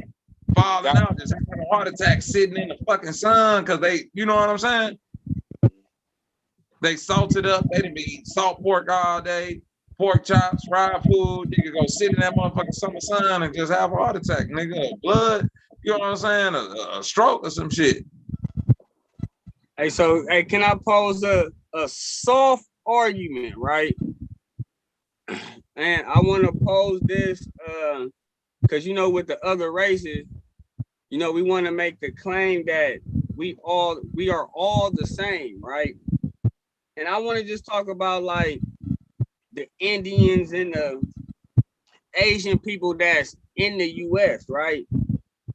They eat meat and they still live, you feel me, close, you feel me, to their hundreds, right?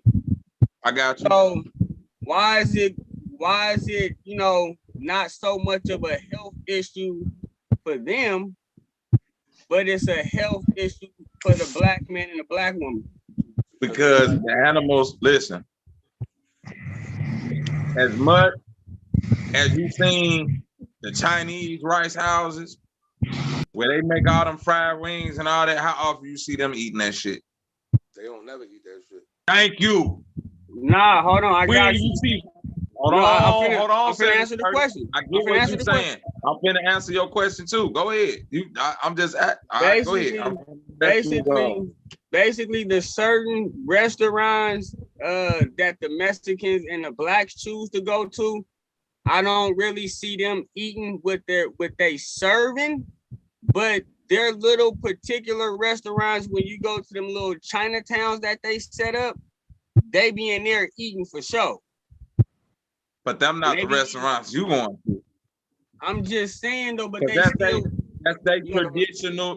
That's their traditional food. They traditional rices, dishes. They traditional fried rice and motherfucking udon noodle bowls and ramen. No, but they eat a lot of pork. Ramen at the store and ramen from a real Chinese restaurant is two different things. No, but I'm saying, but they still eat a lot of pork and fish. Okay. Forget they noodles and rice. They don't. That's what I'm trying to tell you. They don't. They eat the majority vegetables and rice and hot teas and shit like that. Listen what I'm saying, 70-30. Hold on, bro. I'm not saying that they don't eat meat and all of that. I'm saying what they eat a majority of. You see what I'm saying? Their majority of the meat that they eat, that they even show where they're from. The majority. No, you don't. Because you saying it don't matter. 70-30. Listen. If the majority of the meat they eat is pork, if the majority of the meat they eat is chicken, beef, whatever the majority of the meat they eat is still a major minority to their overall diet. That's what I'm saying. Okay, but when we go into China, and you can even pull it up right now, you're gonna see the lady with about 100 rats in the cage, and she's gonna pick the rat up, chop the head off, and they doing that on a day-to-day basis. That's a street market. I mean, but they still living though. That's a street tourist market. Wait, that's a street. You can't give a street tourist market perspective to what the street food that they feeding motherfuckers. Like if a motherfucker come to if you come to America and you eat street food and you think that's how Americans eat, you fucked up. You see what I'm saying?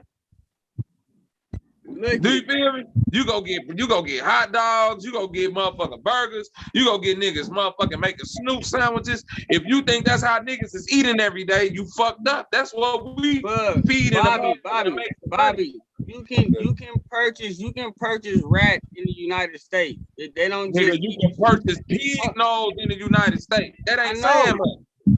But see, Bobby, look at this is where I'm going with this, right?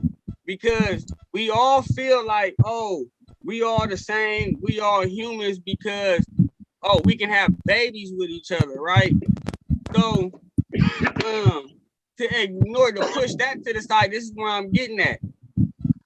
I agree. I'm not disagreeing with the diet that should be, you feel me, for the black man and the black woman. Maybe we should stop eating meat or stop eating so much of it. It ain't black man and black woman. This is literally a human being. But what I'm saying is, but when you see these other races, right? Hey, 7030, let me help you out real quick, bro. Your value different, man. Your life value different. All this shit get broken down when it go inside you. Your value different. Your vibration different. So certain shit they can eat, you can't eat. You gotta eat on your vibration. You gotta see what's causing diseases and shit on us. We can't really say what they doing it. Right. And now listen, this is where the key go right here. RGB. That's what we dealing with now.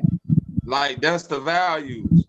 So the reason why certain cultures, like he's saying, can eat this way, certain cultures might be more spicy, certain cultures might be more curry, certain cultures might be more sweet, certain cultures might be more salty, certain cultures might like it more sour. That's still based off your value. But this is what nature do. Nature reset you back to the general value because nature trying to get you back to motherfucking back to that source code. So guess what nature say? We got RGB. If you stick to that, you will be straight. If you stick to deep red shit like kidney beans, beets, and all of that, it'll cleanse your blood. If you stick to deep green shit like leafy greens and motherfucking collard greens and kale and all that, it'll clean your goddamn stomach. If you stick to good blue shit like good clean blue water and good clean air and all of that, it'll clean your lungs and your motherfucking your goddamn soul and spirit out. You see what I'm saying? Everybody got that base. What you choose to do after that, based on your value, like if your value is a little bit more red than this and blue than that, then you like sweet shit more. That's just your value, what your taste bud telling you. You see what I'm saying? But that ain't got nothing to do with the base. If you get to the base, it don't matter what the taste bud's doing. This, you go feel some shit. You see what I'm saying? All right, so then, like, what if my taste buds, right, like chicken? You know what I'm saying? So that's why I'm trying to say you missed me. Go ahead. That's why you ain't supposed to give a fuck what your taste buds like. You supposed to disregard that, bro. That's tricking you. Listen to what I'm saying, brother. That's your value. That's your value expressing yourself in this matrix. That's like I just said, some certain people value got them towards more salty shit, more bitter things, more goddamn sweet things. That's your value. But guess what? The value of nature, the base that nature gave us, RGB, green shit, red shit to clean our blood, berries, blueberries, that's deep red, deep blue. You see what I'm saying? Raspberries, strawberries, beets. You see what I'm saying? Yellow banana, green this, blue water. Like, come on, man. It's once you get to the simple things, you can't go wrong. That's what I'm saying. Your taste buds gonna lead you wrong. Now, when you get to the simple things, it ain't always applying to what you tasting. It's going straight to what you feel. See, your taste is based on the physical. Your feel is based on the spiritual. So you can eat some shit and be like, man, that was nasty, but then get up and run 30 miles because I'm feeling some shit. You see what I'm saying? Yeah, man, all the vegetables and all of that, it tastes good. No, but it don't. The meat do too. No, it don't. No, it don't. It tastes good when you listen. It tastes good when you get the like right now. My man Rob said a salad, right? It tastes good when you drown that bitch in dressing. When you put all this other shit on it in order to trick your taste buds. If you throw them raw greens in there and just chop up onions, chop up motherfucking all the veggies and some fruit and just throw it in a motherfucking bowl. You see what I'm saying? And sprinkle a little bit of lemon or lime juice on top of that. Most people will be like, man, I need some dressing on this. This don't taste right. But I guarantee you, if you could get past just what it tastes like and get it in you, what you feel after that is some next level shit. That's what I'm saying. But I think before we put it in our mouth, we gotta smell it first, cause like if we don't like the smell, you feel me? We damn near all of that's tricking you. All of that's tricking you. Your smell attached to your taste. That's tricking you. I'm gonna tell you right now, bro. When Granny make that when Granny used to make them elixirs for me, when I be sick and she get to throwing shit in the pot and boiling it like onions and this type of root and that root, boy, do you know how nasty that smell? With a cup of that shit and be like, man, drink this. Don't smell it. Hold your nose if you gotta get it down. That's what my granny told me. Hit your nose like this and drink it. Yeah. Your granny ain't never I gave can you say, no but shit. then look it. If you said that smell bad, I can say that's tricking you. No.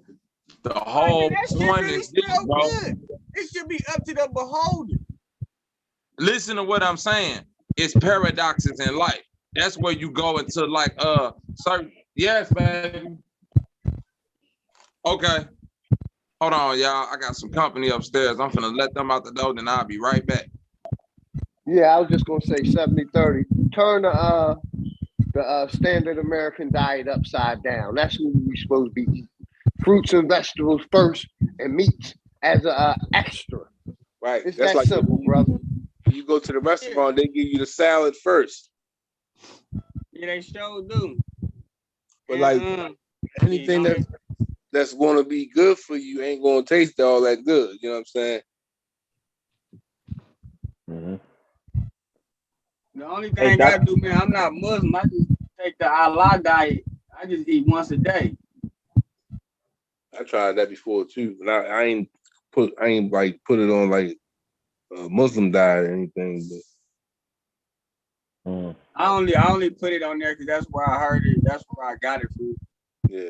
Yeah, basically that's where I got my diet from. You know, I learned from that book, How to Eat to Live by Elijah Muhammad.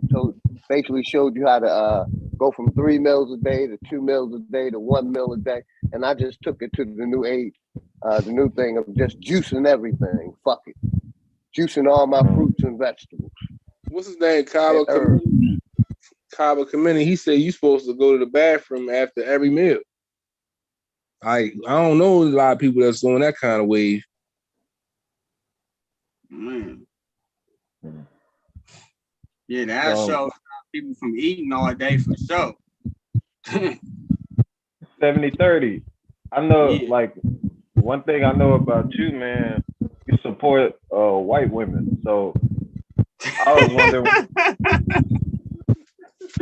wondering what you think about Dr. Umar, man, what he just went through. Oh shit. Me personally, it looked like he was hollering at her, in my opinion. Only thing I can say, like, the evidence that was presented, that wasn't enough time, because I know for sure, you know what I mean, he probably was talking to her for about like at least 10-15 minutes. Mm-hmm. So me personally, it looked like he was trying to talk to her. And I'm just speaking on if it's not a hoax, because that whole thing could have been set up like, okay, look, and I'm finna be talking to you, we gonna make it look like this. You feel me? Yeah. Because even when Bro Sanchez channel, when you know, we was doing the review on the video, you know what I mean? Like the way the white woman was, you know, explaining her situation, it was a lot of holes in her story. And so to me, it looked like it was set up. But if it wasn't set up, to me, it looked like he was trying to, you feel me, get it in. Mm-hmm. And you know about that, you do that. Why you You feel do like that I all the support time. white women? What do you like? What you mean by supporting? Like, what you talking about? I just mean like you shelter them and shit, like, you know what I mean, like a lost poodle, you know what I mean. Which shouts out to you, man. Like you're very giving and shit. 45. White people need love too. Now it was everything was shown on camera. That was she came with my partner, and then she jumped on camera because she thought that y'all was calling for her because she had the same name as Carly. But nevertheless, Yo, well, hold up before you say that. Where you at with all that daylight, bro? Say that again. Where you at with all that daylight behind you, man? I'm in my RV. What part of the world you in, man? I'm in California, Oakland, California. Oh, that makes sense. Yeah. We'll go ahead. But yeah, that was for my partner. And then, you know, I prefer black women. I ain't got no issues with people who like to do what they want to do. You know, I wasn't gonna say she can't come in because she a white woman. Yeah, man, and it's all good because, like, I noticed that most people that are black males, man, shout out to black men. A lot of them, man, they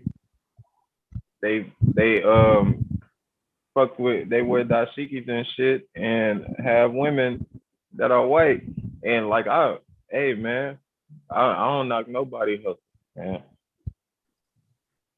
So do And then your I thing, bro. always keep it 100. Like, I didn't lose my virginity to a sister. I lost my virginity to a Mihai. And what was crazy is I went to one of the family parties or whatever and met the grandma. And I don't know why the Mihai told me, you know, what her granny said, but she did. She was like, dang, my granny don't want me talking to you because she don't want no mixed babies in the family. Dang. And I was like, damn. So she kept it 100 with you. Why are you mad? No, I wasn't mad. Right. I was just like, shit. I didn't, you know, at that time, I didn't know like why she told me, but she told me.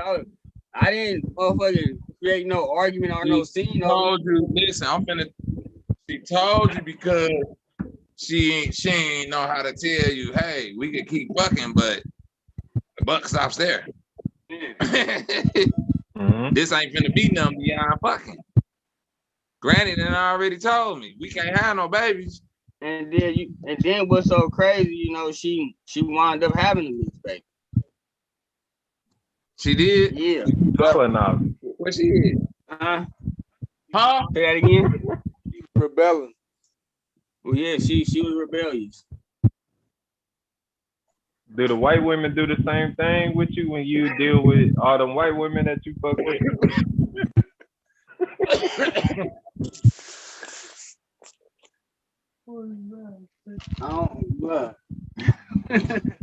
Listen, I'm gonna tell you like this.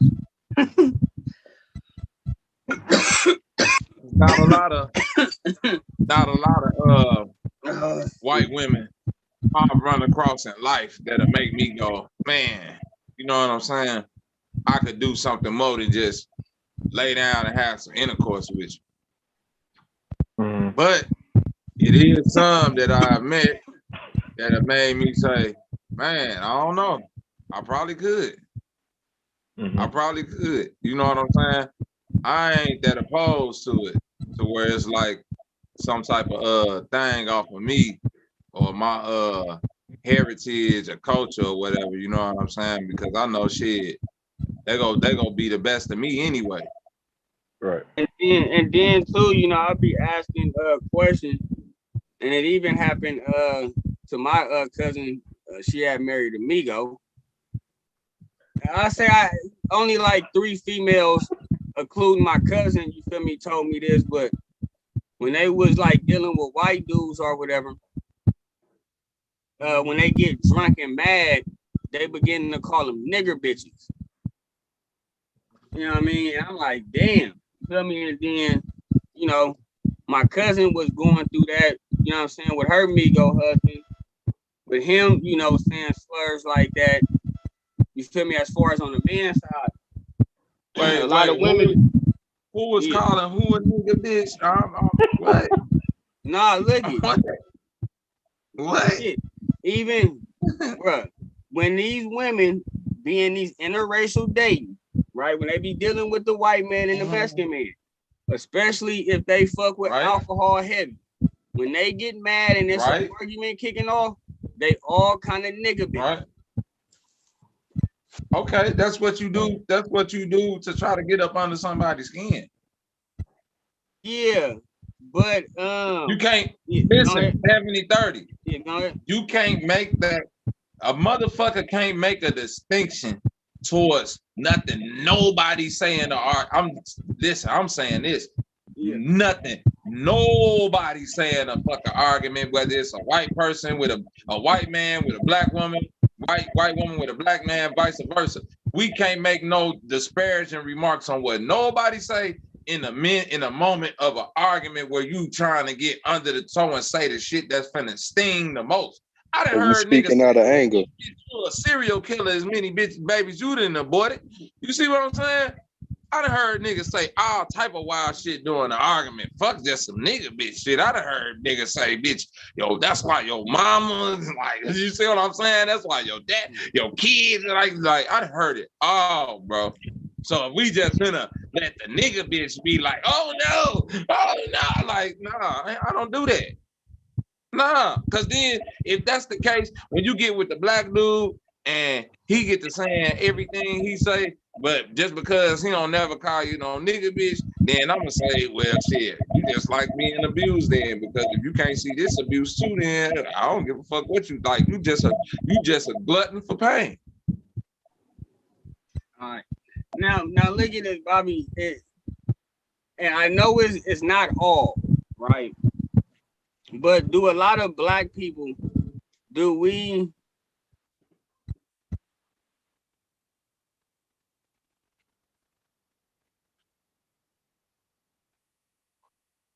What's up, bro? What you lagged out, nigga? You think I lagged out? Yeah, you did. Cause I said you said a lot of black people. Then like do more black people interracial date due to the fact that we don't like each other versus people just doing it genuinely? I mean, I'm pretty sure it's a good amount. It's a good amount of both. You see what I'm saying? I'm pretty sure there's people who doing it because they feel some type of way about how they've been treated by the person, the people of their particular heritage or culture. And I'm pretty sure it's people that do it because this is like a fetish, or this just what I like. Like I just like them looking like this versus this. And I'm pretty sure it's people that do it because, you know, it's just who I just happen to, you know what I'm saying, be attracted to at the moment. Like it wasn't about no white, black, or nothing. Like it could have been a Chinese person, a black person, African, a Cambodian, a person from Thailand. It could have been anybody. That's your job. That's what's making me, you see what I'm saying? That's what make me, that's what make a person gravitate towards what they gravitate towards. You feel me? Now I'm gonna ask you 2 questions. I'm gonna ask one first and then the other one second. So, and when you generalize this statement that I'm gonna make, just kind of like keep it within your circle and the people that you know. You feel me? That's kind of like how I like to generalize shit, because we can't just pull up a goddamn number and, you know, whatever. So, in my experience, with a lot of black women, when they tend to go to Mexican guys and white guys, it's because they feel like they can overpower them. That they can, like, you know, or if I go get this white dude, he gonna worship me. He gonna do what I tell him to do. Is that one of the main reasons why black women, you know, go and deal with other races of men because they feel like they can control them? I'm pretty sure that's the reason why a lot of people might do it, because they feel like it's a more controlling thing with the opposite culture, like whether it's a black woman with a white man or a black man with a white woman, you see what I'm saying, or a white man with an Asian woman, you see what I'm saying, white woman with an Asian man, you see, it's just kind of like, I'm pretty sure it's some people that use it for that means, but it's not a end all for everybody. The shit so nuanced. It's like I can't say this what I see, because then that'll be like to say that every relationship I see where people of equal culture is just like the bee's knees and don't never fuck up. You see what I'm saying, bro? All right, now, Pete, right? Now, when we talk about this interracial dating, it's a small number, you know, so they put out there. They say like out of 100%, we only doing like 15% of interracial dating, right?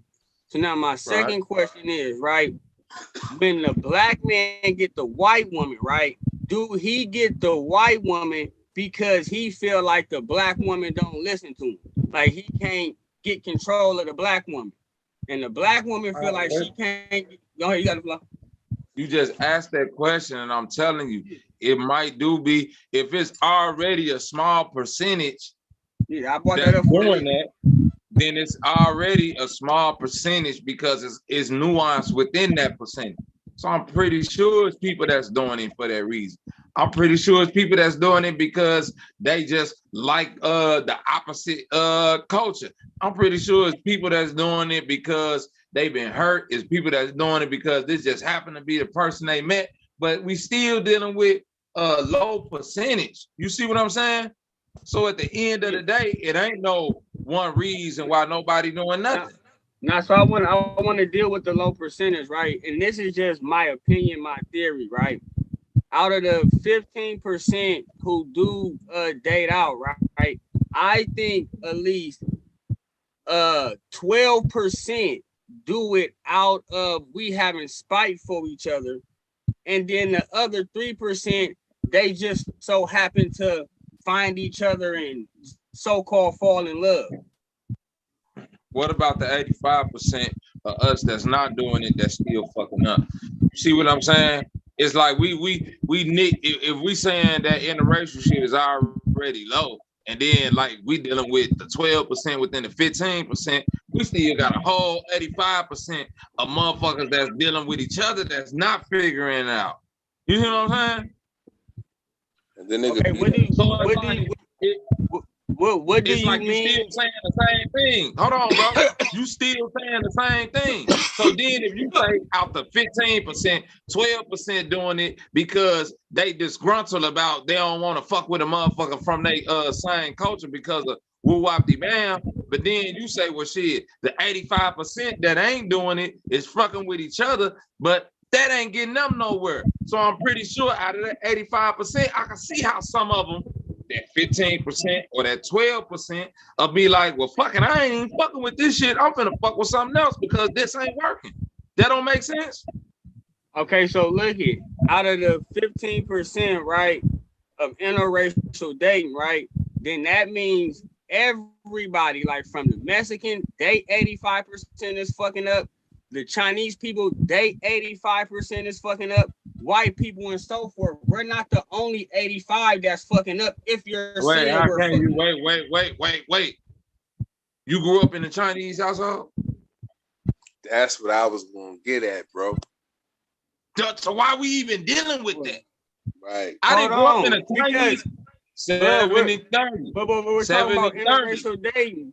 I'm pretty sure that the family. No, you got to. The interracial dating is something that adults do. Right. It ain't nothing that kids do.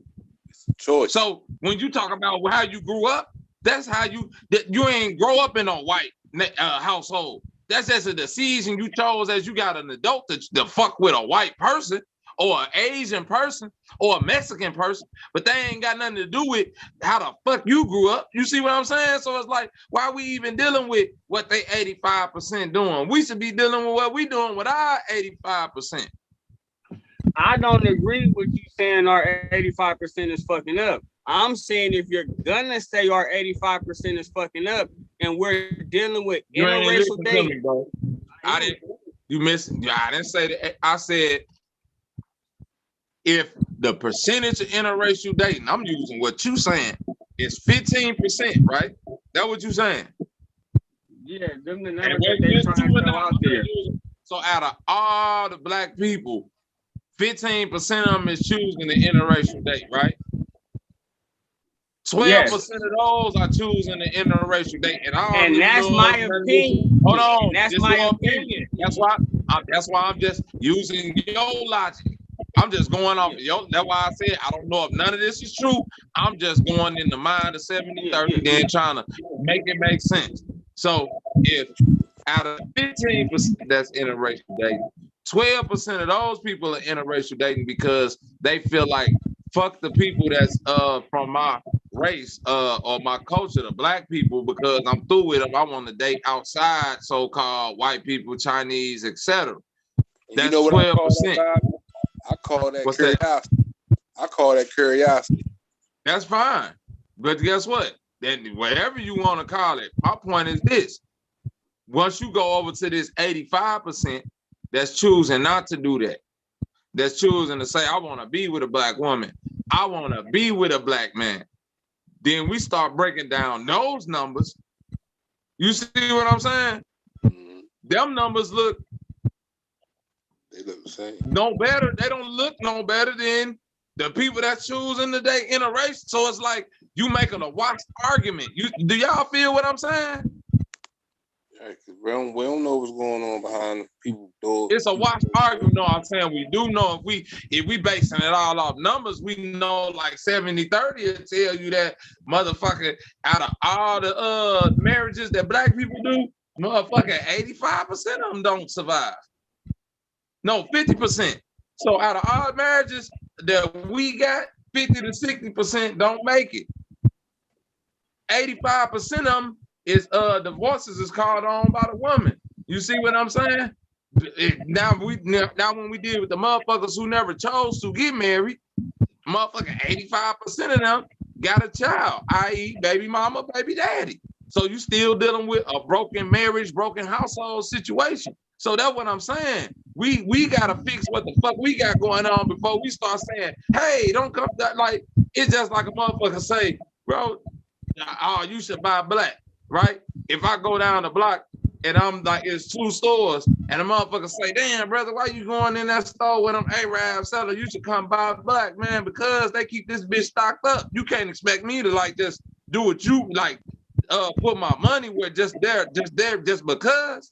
You see what I'm saying? So what you making a point of, bro, the black woman want to be with the white man, black man want to be with the white woman, even if it's a high percentage of those within that percentage that's doing it because they like, man, fuck black people.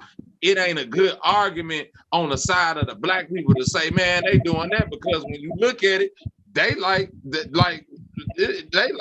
could like make a whole argument about, man, niggas do this, niggas do that, and niggas do this. The numbers show that niggas don't even work at their marriages, and it's like all fucked up shit. And then that's when niggas go to well, the system. Like it gets circular. All right, so now Pete, right? Damn, you said a lot.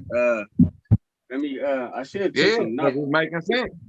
I should not. I'm. Just let me take a deep breath. There you go. You're gonna need it, 70-30. All right. Woo. Said a lot there. Yeah, I know. So back to my argument, right? My opinion, right?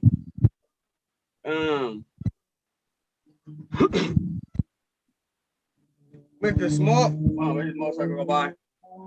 With the small percentage that I threw out there, right?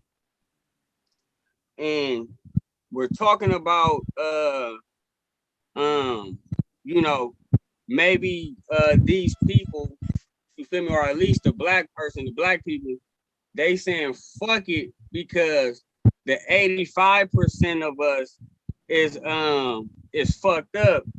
So then they jump into these interracial relationships, right?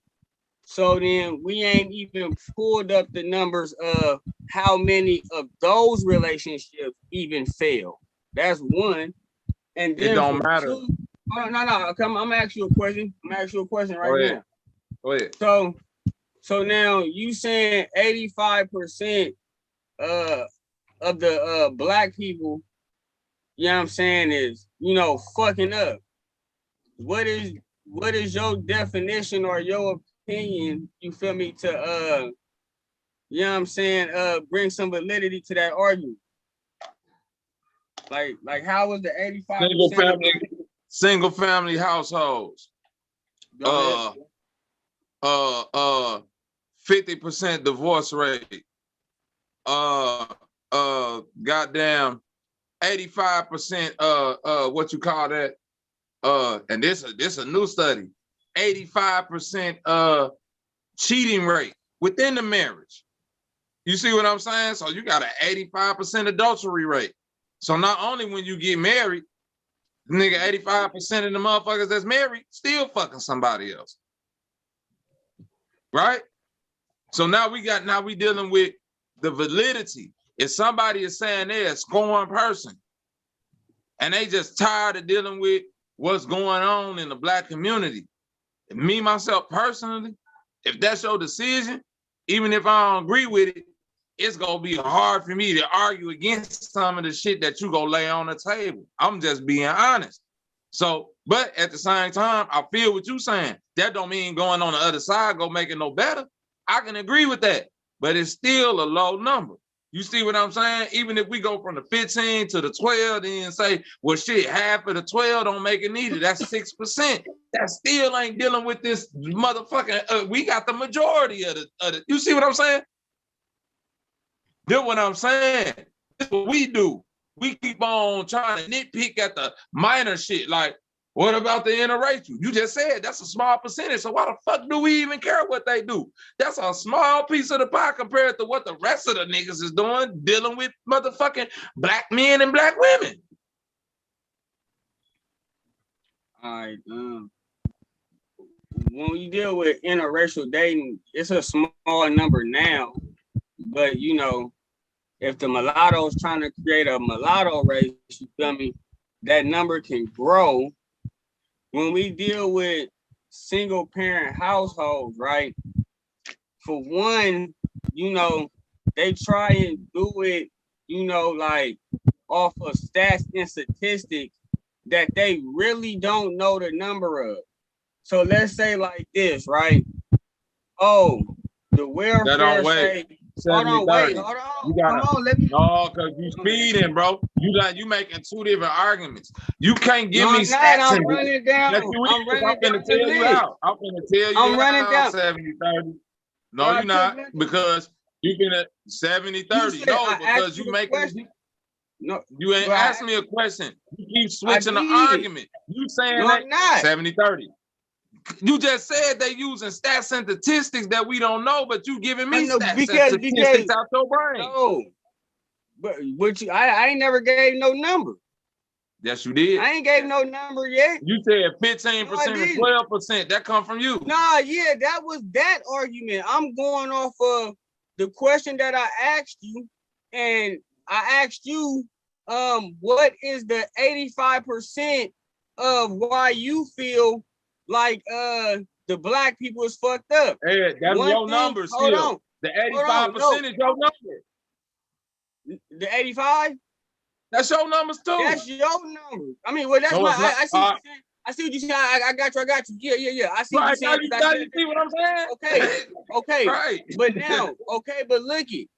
But what you said was single parent households, right? You said that was one of the problems. So what Right. I'm saying is this. They saying that it's a lot of single mothers because of how they got the housing system and how they quote unquote don't want the man there. So therefore, when she fill out the application to move into the building, she just have her name. That doesn't mean the father is not there. And it doesn't mean that it's not a stepdaddy there. And I'm finna do a video tonight because there's really no such thing as a stepdaddy.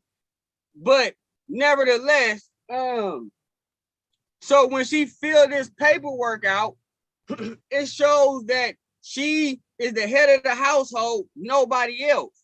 So it's not to say that the man is not there.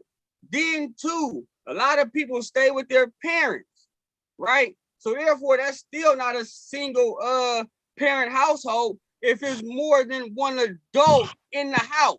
But yeah, so why there ain't no such thing as a stepdaddy, man? Y'all gotta stop coming. Y'all gotta stop erasing shit that was there and understanding the significance of it. That's more disrespect. Why don't y'all do what younger niggas do and just remix the name of the shit? Call it a stool daddy or something.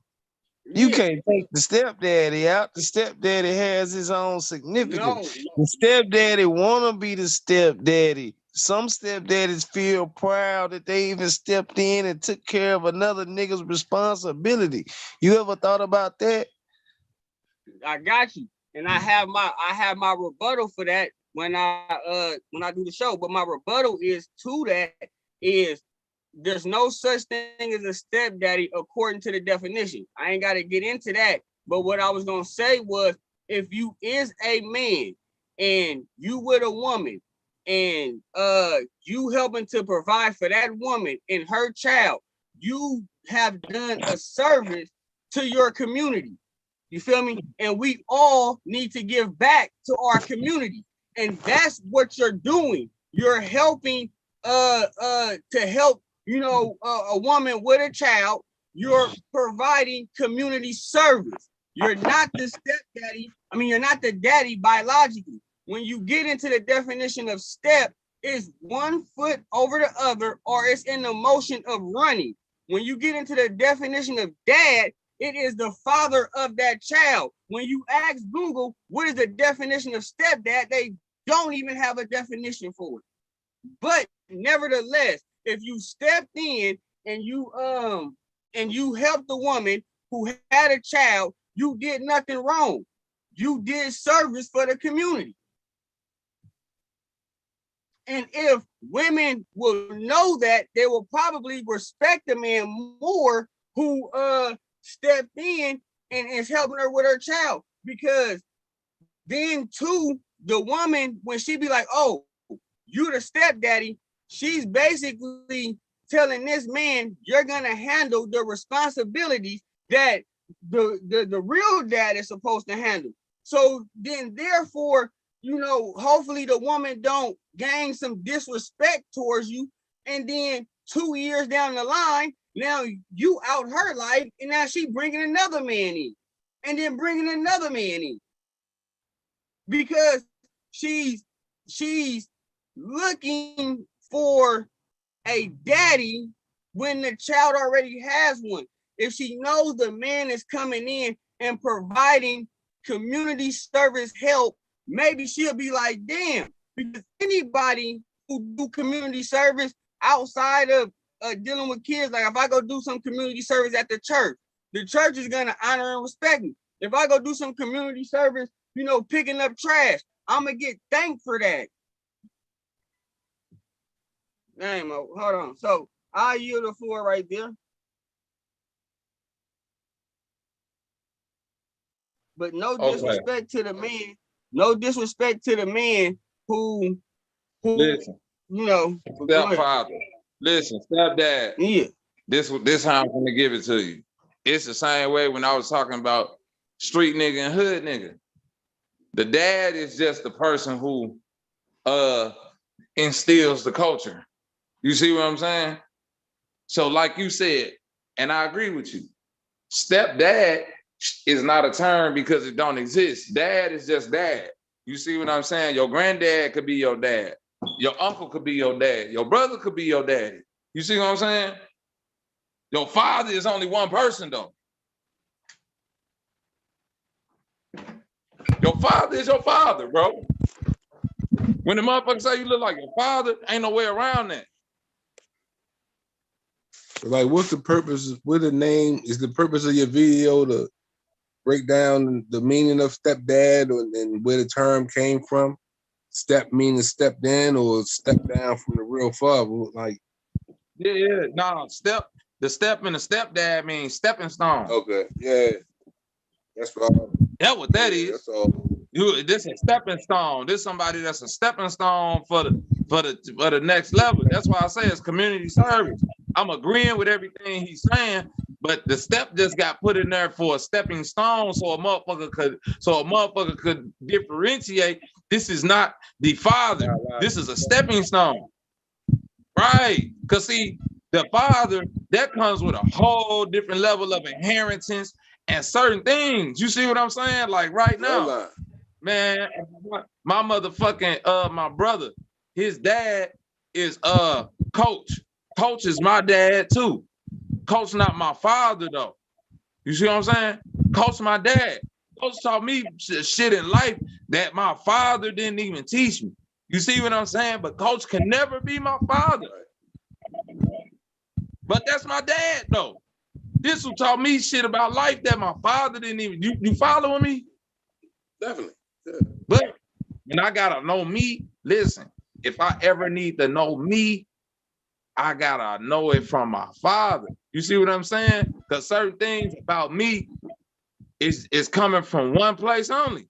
That's the father, right? Rob, you got sons? Yeah. No matter what, like right now, your son and any father will tell you this. Damn, my son got a bunch of daddies right now. The coach is daddy. Right. My brother his daddy. You see what I'm saying? The homie up the block that makes sure he get to school every day might be his daddy. You see what I'm saying? But when he needs to know himself, he can only know that from his father. Cause he me, I'm him. It's gonna be certain things that even people who know me go come back and be like, man, that's your son. This nigga do it just like how you do it. Right or wrong?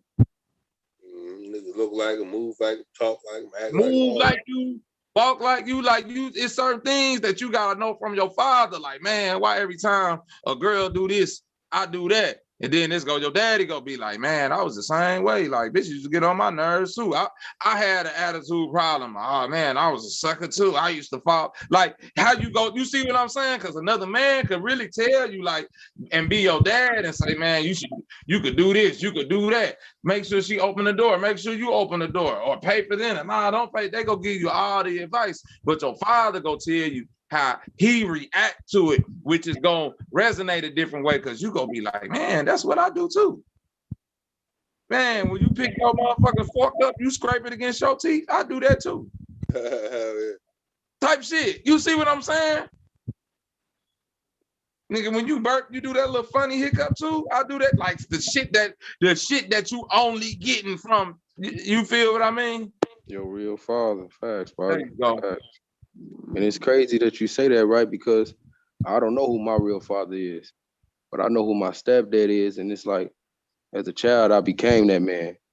But now that I'm older, y'all know I was looking for him. And I found him, y'all, for real. But I haven't met up with him yet. But it's like how you said, Bobby's like knowing is like, is this really who I am?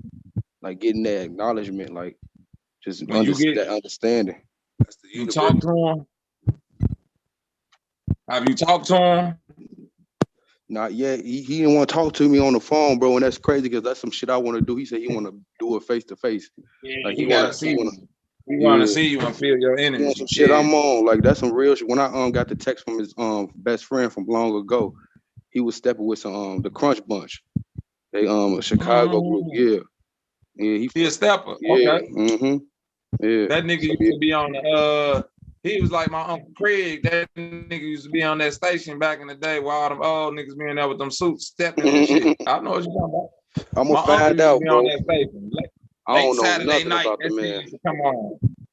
Yeah, you about to find out, You know bro. everything about him. That's what's crazy, ED. You don't know nothing about him, but you know everything about him. You just trying to get confirmation. That's what I'm saying. Yeah, facts. You trying to figure out Facts. all That's the what it little is. things that you do. All these Right? You years. trying to figure out all the little things that you do that you can't relate to nobody around you where they come from. You see what I'm saying? Mm-hmm. You It's ain't the same lying. way with my. You ain't lying, bro. All these years, man. Finally found him. Now, like, it's been a couple weeks, but I feel like, all right, dude, you know I've been looking for you. You know I'm alive. I know you alive. Now you got to reach out to me because I see what you want. And I feel like, okay, we the same.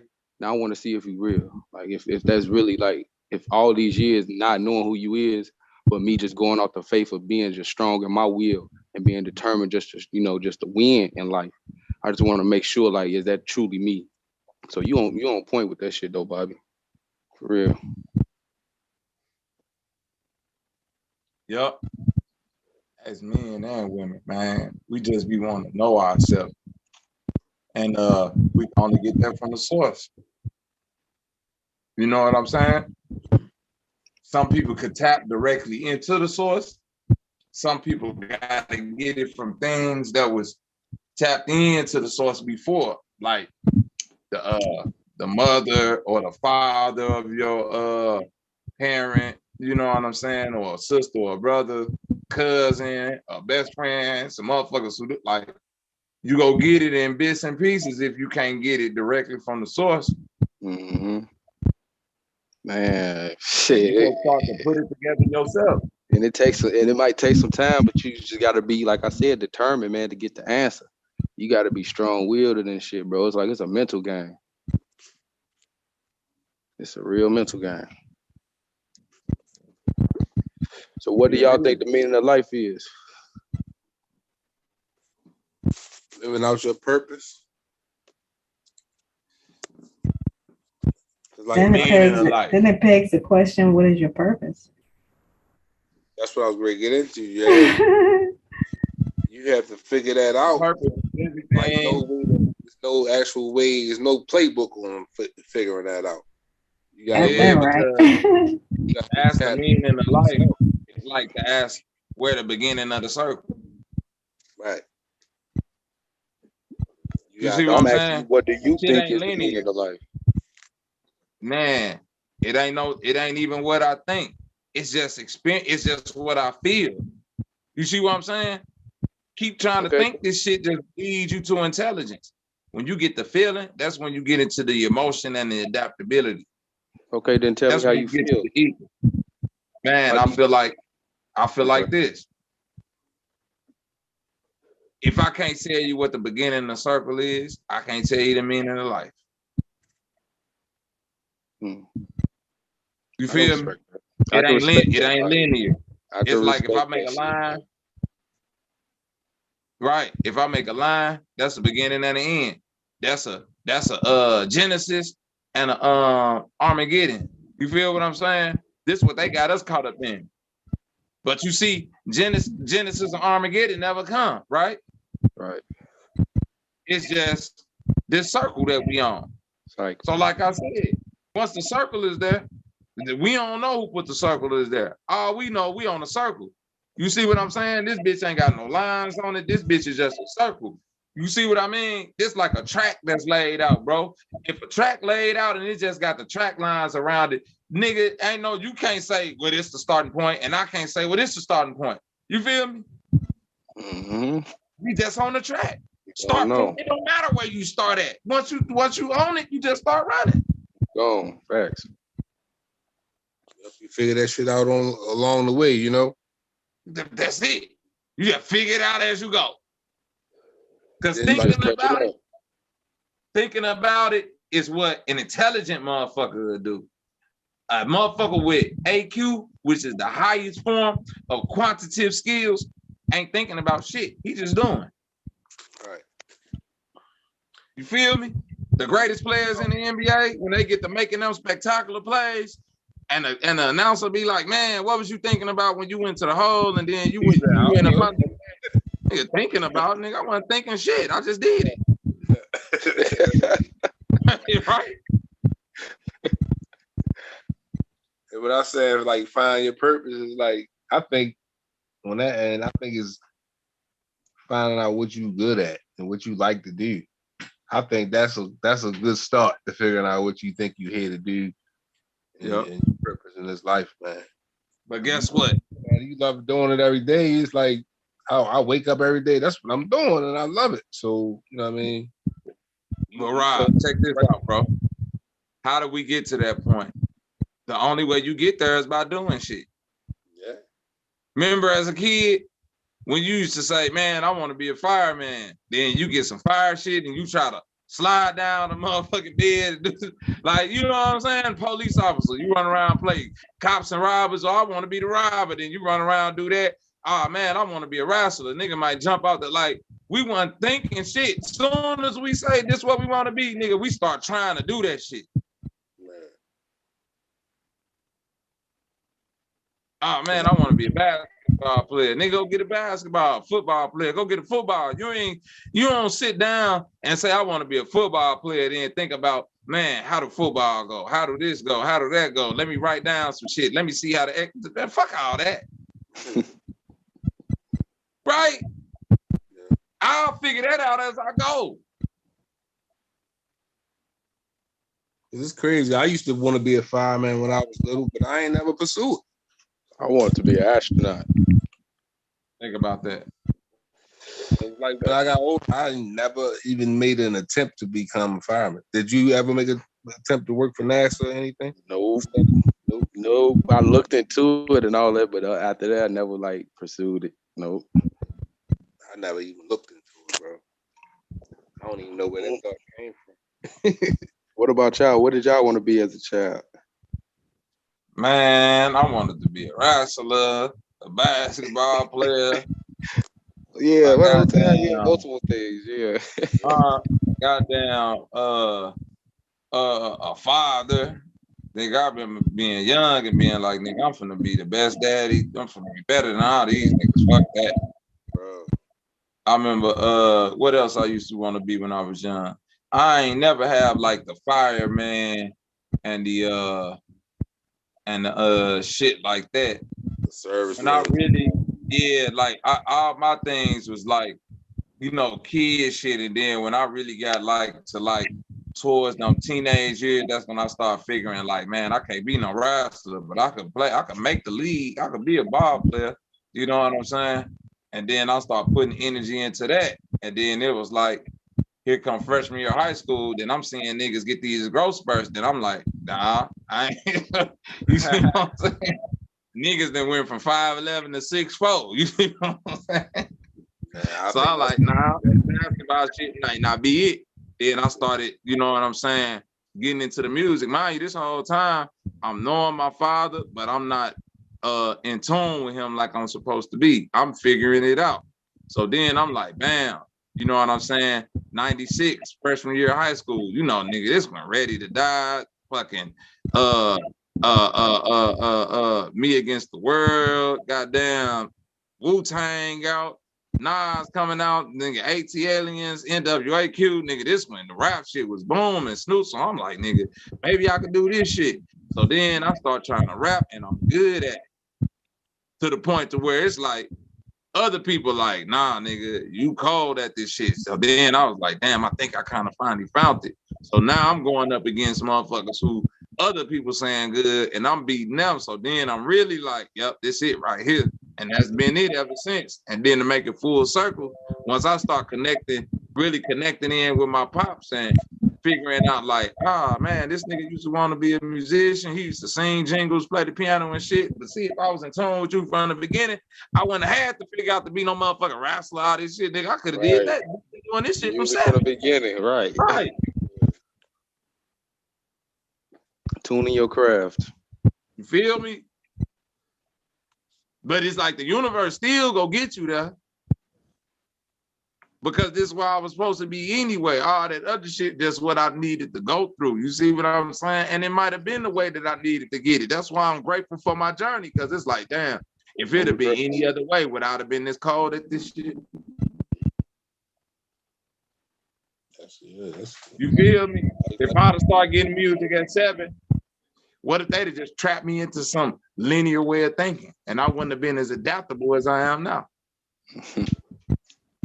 I think about it like that too. You see what I'm saying? You wouldn't be able to think on your own and be able to be Right. creative I as always you be want to like, be. nope, this how the music theory go. It gotta be because I'm running to them niggas. Yep. I run into them niggas. Nope, it gotta be 1, 2, 3, then 3, 3, 3, then 4. But Right. nigga, how do you count the this and how do you nigga, I ain't doing none of that. I'm just doing it. Thanks. I ain't counting shit. I ain't thinking about what note I'm hitting. I ain't thinking about nigga. I'm just feeling it, and if it feel good, that's what I'm going with. Oh. That's how I am, bro. That's how I am with that the music. I ain't gonna lie to you. Motherfucker be like, man, how you know to do that and drop that right there and then do that bar like that and do this? I'll be like, nigga, know what? Nigga, I'm just doing this. Feeling it. Yeah, you ain't never had no music classes or none of that? You just did it. I just did it. That's what's up. You know what I'm saying? I was in tune. Music always found me. Like when I went to school, it was always like a music class when I was growing up, and a motherfucker want me to be in a choir or a motherfucker. But that was like the shit when you young, you just like, man, I'm finna use this to get out of this. So I don't feel like going to no science class today. I'd rather go to choir. You see what I'm saying? So I was signing up for the music class and the art class versus, you see what I'm saying? That other shit.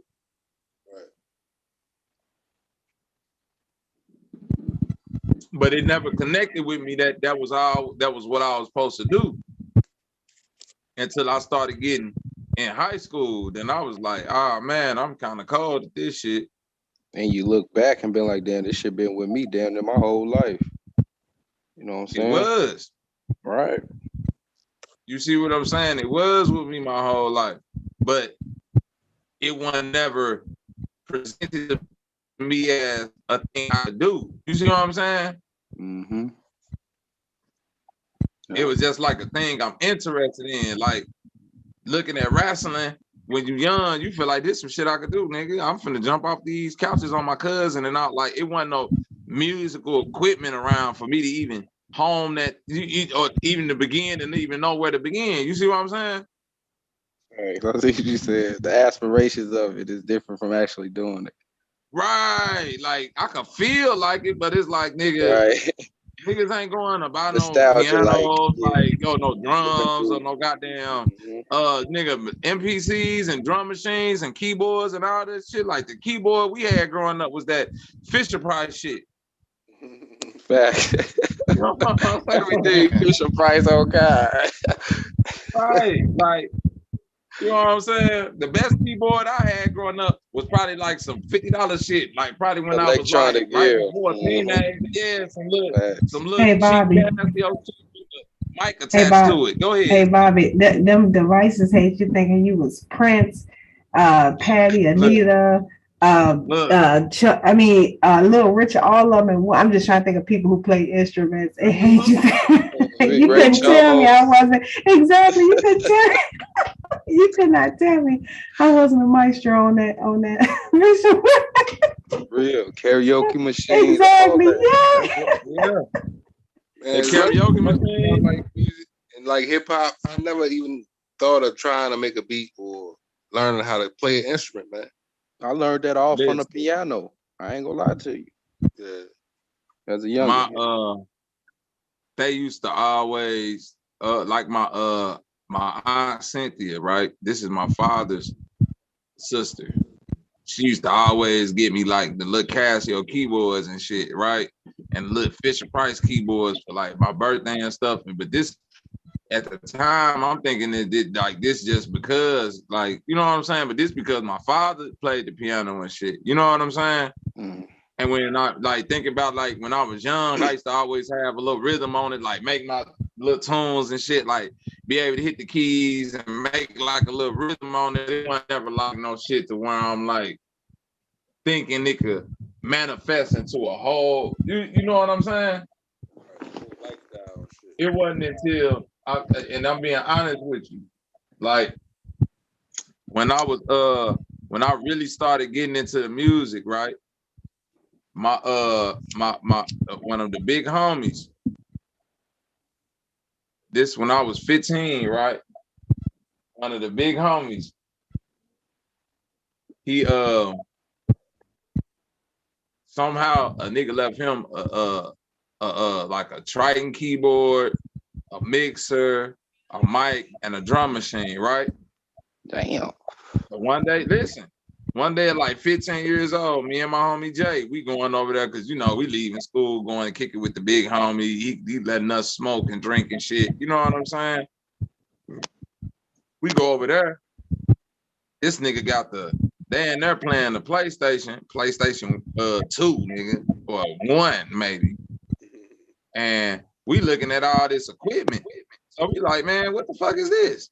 They like, man, this and that, and woo out the band. We don't know how to work that shit. They like, shit, if y'all can figure that shit out, nigga, gonna get down. So we like, for real? They like, yeah. So nigga, me and the homie get to fucking with shit, and I kid you not. We didn't know how to syncopate, do nothing. All we knew how, when we figured out how to record and get the beat to record, nigga, we made a whole rap, we made a whole tape. And this was the coldest thing. This either freshman or sophomore year of high school. I played the beat with one hand on the piano, rap with the other hand. My homie was doing the drums and shit, right? Like making the drum beat. Because we didn't know how to do the beat and make it loop. You see what I'm saying? Okay. All we knew how to do is record. So we was like, bro, we know how to record, so we gonna have to play this bitch straight through for like a real song, nigga. You hear me? Like, I'm gonna have to play these keys and you got to play them drums for about 3 minutes. That's what we did. And record that shit, yeah. Record it. And we nigga, I'm sitting there on one hand like this, with the mic like this, that nigga is drumming and shit. Nigga, when we took that motherfucker tape to school the next day, them niggas was like, what the fuck? Y'all niggas did this? Niggas was losing their mind. They was like, boy, what the fuck? So now we just sparked this whole thing at the school where niggas is now like, oh, motherfuckers trying to find anywhere to rap. Now motherfuckers coming out the woodworks hitting me up, grown niggas, you know what I'm saying? Like, wanting to work with us. You see what I mean? Like, hey, we got a studio here. We got it. So now I'm getting introduced to going to studios and seeing what real studios like. I'm like, this shit real. Like, this what I need. That what I need. So once I get introduced to a real studio, it kind of discouraged me on making the beats because niggas like, yeah, they liked the beat I was making. They was like, yeah, you got to do this and that and this. I'm like, man, that shit like 5 G's for all the shit I'm gonna need to make a beat, you basically saying, because anybody who know it, motherfucking one of them keyboards back then was 2 G's easily. Then you add the MPC, that's another 2 G's. So I'm like, fuck, I ain't finna, like, mama ain't finna come about this shit no time soon. How I'm finna do it? So from 15 to 18, right? 15, 16 to 18, I stopped making the music. Like, you know what I'm saying? I got discouraged again because I'm like, I can't get no beats from nobody and I really want to rap, but I ain't got the shit to make beats. So 1999, here come the internet. Hey, real quick, back, in that time frame, were you familiar with like people like Pete Rock and niggas like Aguilar and them that make beats and rap? Yeah, you talking about Aguilar the Great. That nigga was from Boot Camp Clique, wasn't he? From Brooklyn, yeah. He did. I know he from Brooklyn, but wasn't he down with because Aguilar had that style like that, right? Yeah, he was Purple City. There you go, Purple City Bird. Yeah, he was with Purple City. That's the dark skinned nigga brother, ain't it? I don't know his. That wear the glasses. What's that nigga name? Uncasa. Uncasa. Ain't that Uncasa, brother? I think they brothers or they grew up together or something. Yeah, them niggas look just alike. Aguilar Uncasa. But you was familiar with niggas like that made beats and and rap too, like Eric Sermon and shit like that. You know what I mean? Eric Sermon, RZA, Pete Rock, Aguilar, who else rapped and made the beat back then? RZA. Yeah, RZA. Who else? I'm finna tell you some other people who rapped and made the beat. Pimp C, EPMD, Q-Tip. I said Pimp C. Who else? Heard of some of these niggas. Not majority of them. It's a bunch of niggas back. Dr. Dre. Yeah, Dre. Damn, it's one more person that I'm missing. And this a nigga who was making Too Short. Yeah. But I'm saying they influenced you though. That's you know, like you was familiar with them, was they your influence to get back into it? The nigga who influenced me the most to start back making beats was the RZA. That nigga's the greatest, bro. That's the nigga who influenced me the most to start back making beats. And it's because at the time, like that's the story I was going into, 99 when the internet come, right? 98, 99, the internet come. This when people first start getting computers in their house. So I remember when my step pops ordered the gateway, right? Anybody from this time remember them gateways was going for the low. You know what I'm saying? And the big ass box will arrive at your door like a FedEx package. You dig? So step pops get the gateway computer, dial up internet, all that shit, boom. So we like one of the first couple people to have a computer in the house. I was definitely the first one out of the homies. So it's like my basement became the spot. You see what I'm saying? Because niggas pulling up and you ain't got to go to the school library. We in Bobby basement on the internet. You see what I'm saying? Yeah. Peep game. So now I'm up late. I'm on the internet just bullshitting. You know what I mean? Looking at porn, downloading porn, all type of, you know what I'm saying? Goofy shit. Napster out, all of that. So somehow, some way, I ended up running across a demo for this program, Fruity Loops, right? And the reason why RZA was so influential is because RZA sampled a lot of Midwest music, you know what I'm saying? Yeah. And the thing about it is, it was sites like undergroundhiphop.com back then where you could download snippets of instrumentals, right? Come on, bro. I'm a real hip hop head. I'm trying to tell y'all. You ain't lying. I remember that shit. The Midwest. Bring it back. The Midwest where it's at. I'm trying to get y'all a game about real shit. Undergroundhiphop.com. Real niggas know about this website. This how I know about Aguilar. This how I know about motherfucking Agent Orange. This how I even know about Eminem. The Infinite album back then was on motherfucker Underground Hip Hop. That's when Planet that nigga Asia, Benefit was out too. like that. Yeah, right. Niggas like Planet Asia, Company Flow. You see what I'm saying? The niggas like that. Like this where all them niggas, the underground niggas. Hey, look, that's another nigga who rap and do beats. LP from Company Flow. You got motherfucking Lord That's what I'm trying to tell you, from nigga. I NFL know crew. about all them niggas. And you got Luke Pack. LP is the nigga that's with Killer Mike right now. That's what I'm saying. I've been new about these niggas. I forgot about that. Yeah, Luke Pack, all them niggas. Luke Pack so motherfucking hard, nigga. Right. If now see, this is what I'm saying about the undergroundhiphop.com. You know about that website. They had a page on there where you could go download the instrumentals like snippets. It'd be like, look, 10 seconds, 5 second snippets of instrumentals, whether it was Wu-Tang, you see what I'm saying, this and that, right? My favorite instrumental at the time was this nigga called Shorty J or something like that. I remember the song was called Walk with a Bop, though. It was a hard ass New York ass beat. It'd be like, I walk with a bop. You heard that shit before? Nah. It's a New York ass song. It's like if you hear this song, you gonna be like, man, this is the most New York song in history. You see what I'm saying? So I remember downloading that instrumental, right? Or a snippet. It's like a little 10-second snippet of the instrumental. So I remember when y'all downloaded the instrumental, it was another look, you know how they got little click sites on the page. It was like click this thing to download this program called Cool Edit, where you can edit waves. So I was like, let me see what this is. So I downloaded the Cool Edit. And when I load this, where I start learning about waveforms. And I'm like, all right, this the song. Oh, this how the song look like. This literally how people vocals look like. This was amazing to me. You see what I'm saying? This is my first time seeing a waveform, like somebody, a beat. You see what I'm saying? And like seeing where, oh, this where the drum hit, this where the snare hit, this how the hi-hat. Like, shit. Like what the fuck? You see what I'm saying? Paradigm shift. Right, it shifted my whole paradigm. Cause in my mind, when you're dealing with just the MPC and the keyboard, it's just concepts. You hearing it, but you ain't seeing it. Right. Once it became like I saw it clicked in my mind instantly.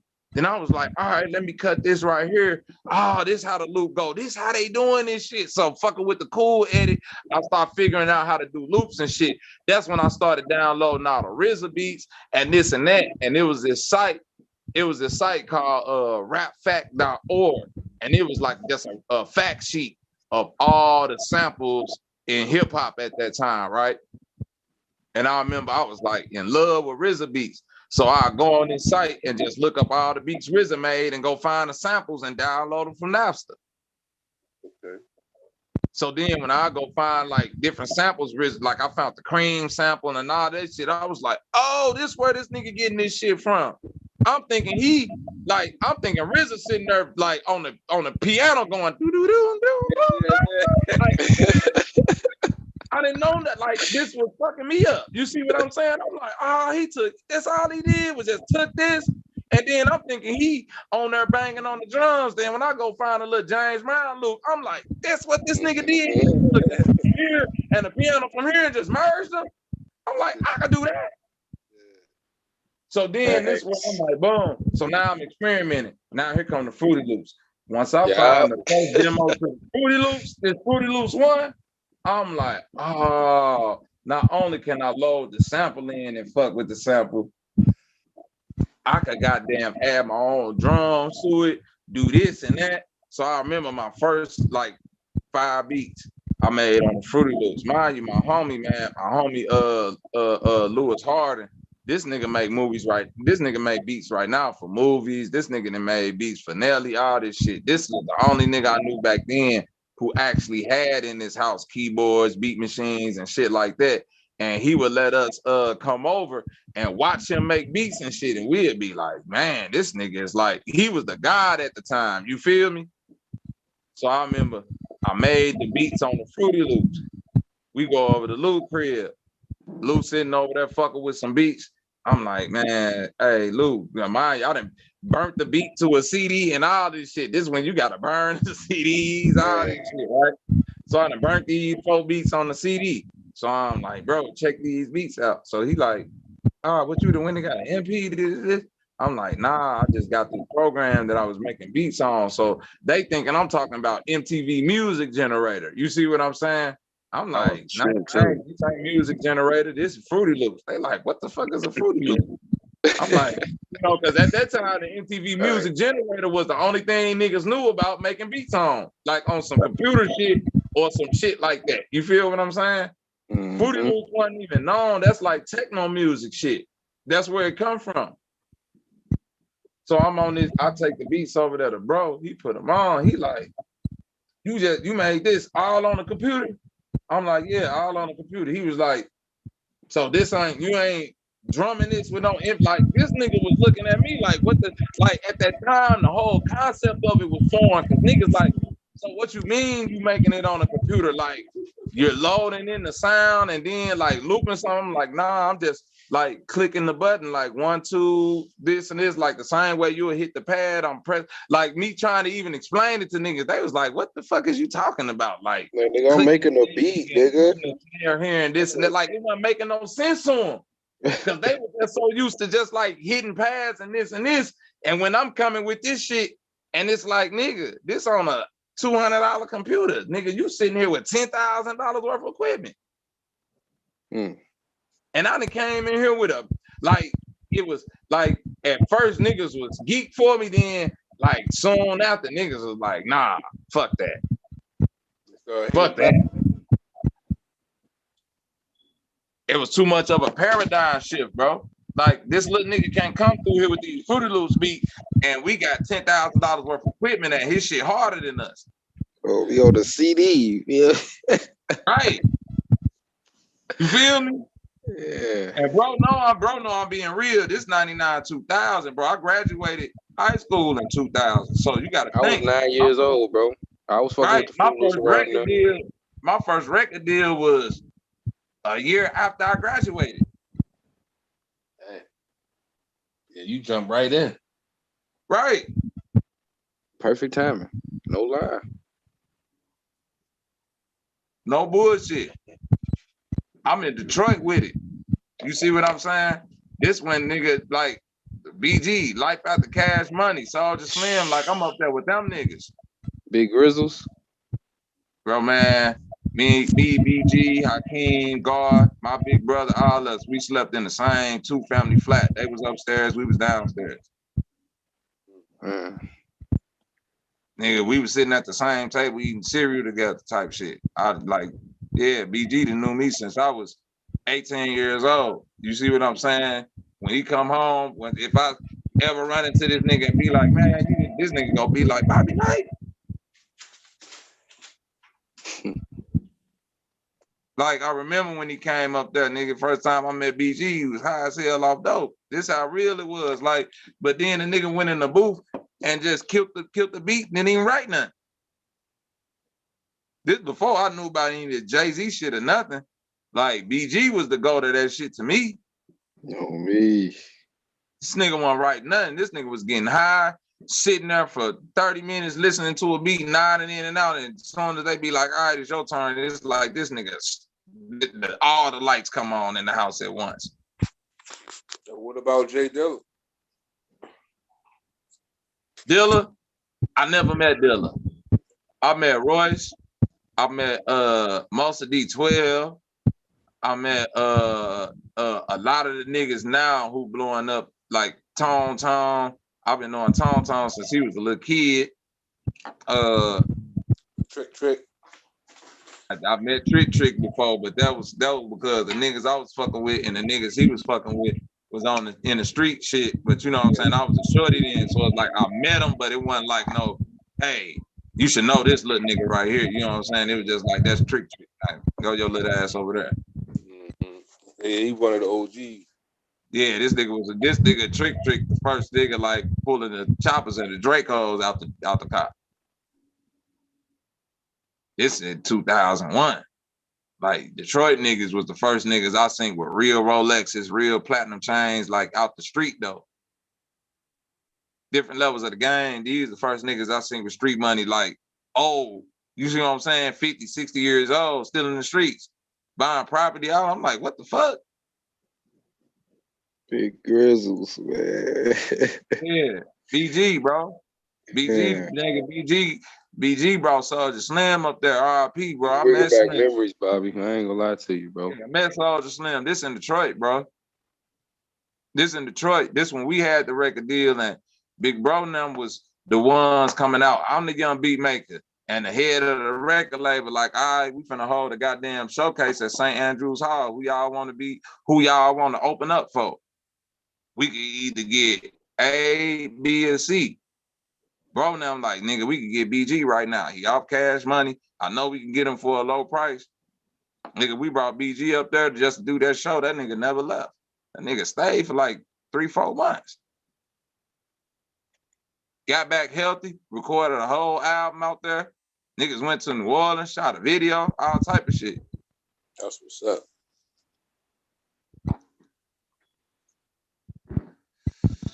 Yep. Oh yeah.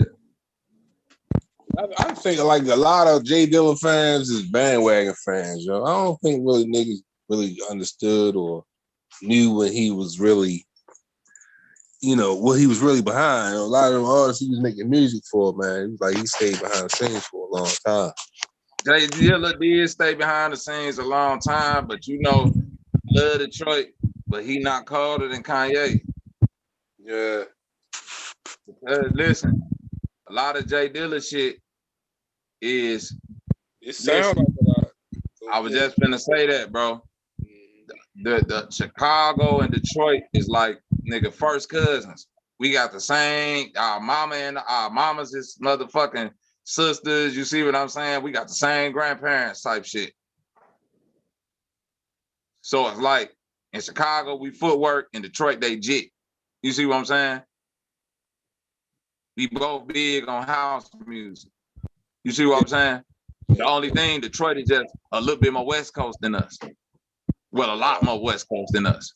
A lot more Bay Area than us. Let's be specific. A lot more Bay Area than us. And that's because the Bay Area is really just Mississippi. And that's all Detroit is, Arkansas, and all of them niggas. That's why when you see that that triangle, Arkansas, motherfucking Kansas City, Detroit, Bay Area, it's like they all kind of like the same people. You see what I'm saying? Yeah, I can see that. But basically, who was that? Huh? What? What?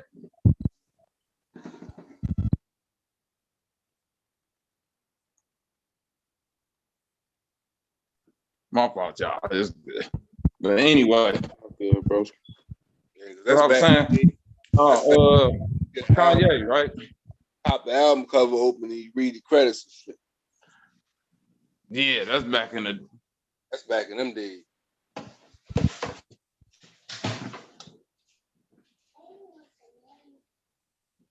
Hey, but look though, check this out.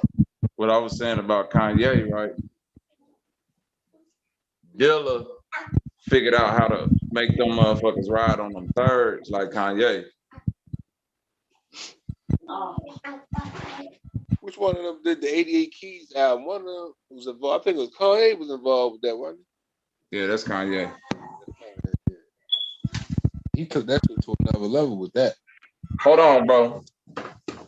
This one I'm finna fuck you up, bro. What you know about the beats Kanye made on Life After Death?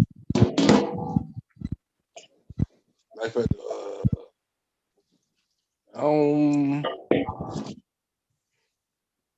I thought Easy Mo B made most of them joints.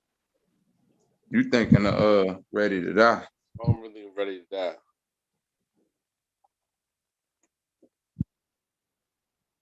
Now listen, you know who Derek D. Angeletti is, right? Yeah. You know D. Dot the mad rapper, right? Right? Uh-huh. You know D. Dot was a producer, right? Right. So I'm trying. Hold on, I'm finna tell you. Listen.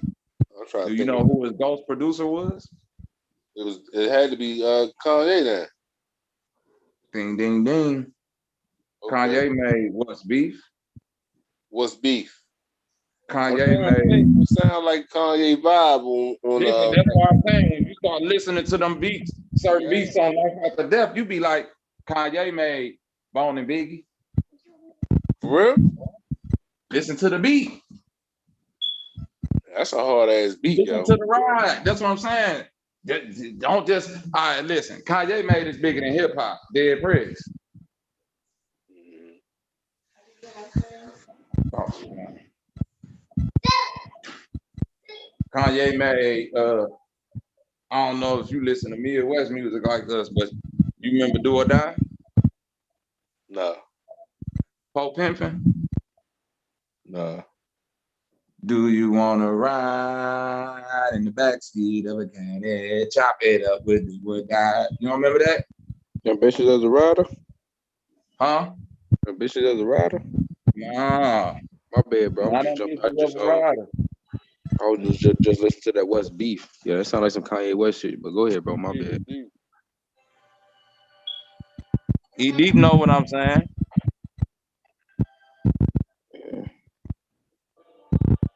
E Deep know what I'm saying. That's definitely that West Beef. It's another one on there. I think Kanye made. I'm trying to think which one. It's a few on that goddamn Life After Death he made. I know he made bigger than hip hop. But the point being is that a lot of that shit, like coming up with making beats ride on the third. That was Kanye, you know what I'm saying, claim to fame. That's what Dilla was able to tap in from Kanye, how to make them beats ride on that third. Like, think about a beat like Spaceship.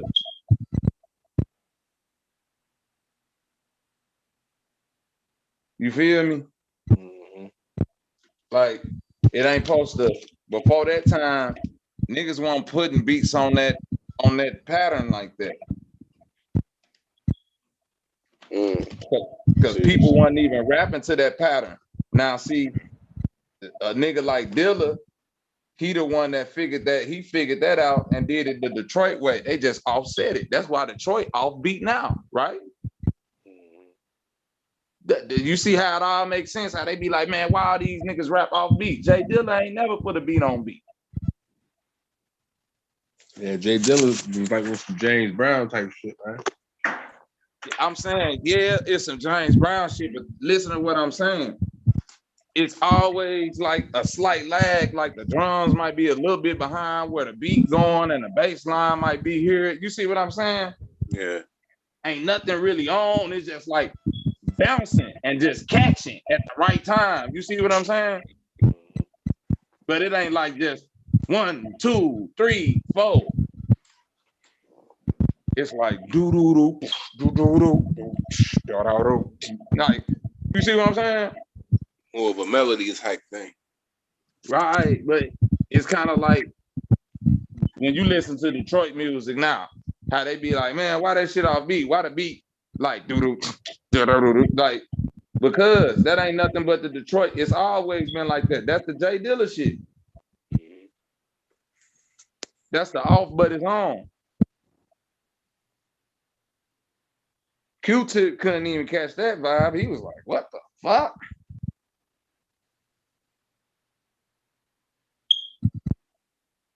That's why them niggas were so amazed by him, because they like, man, how is he making the shit be off but on?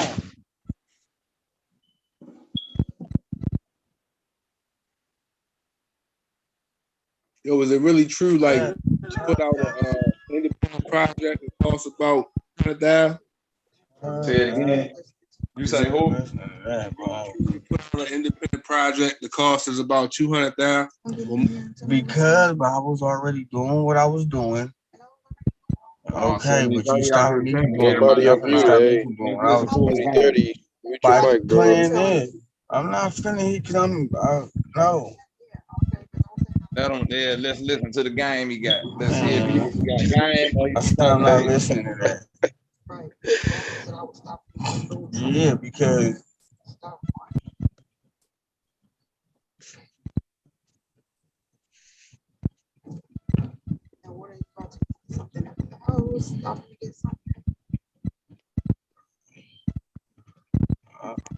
no. 70-30, mute your mic, man.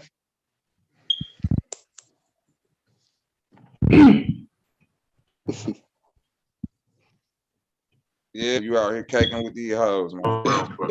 Yeah, I'll be there in like 3 minutes. 70-30, you out here caking, man. Mute your mic, man. We hear you. You probably don't even know. Yeah, and it sounds very boring. 70-30. 70-30, you caking, bro. Mute your mic. 70-30. We hear your conversation. Yeah, we heard her tell you. 70-30, we can hear you, man. We heard her tell you it's gonna be 400, man. Mute your mic. And he cut the camera off. What about my mic? What's going on? We heard your conversation, man. We heard old girl tell you it's gonna be 400, man. You might want to mute your mic. Bro, I won't finna listen to all that slow jamming. I ain't know you was getting down like that, 70-30.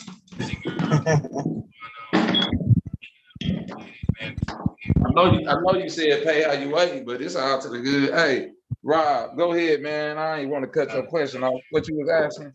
You said it's true something, then 70-30 came in with bullshit. Is it true, like, to put out a independent project, it could cost you over 150,000? Yes and no. No, it's just the digital age, and I'm like, no, listen to me, bro. Listen, I'm finna give you the real raw truth, bro.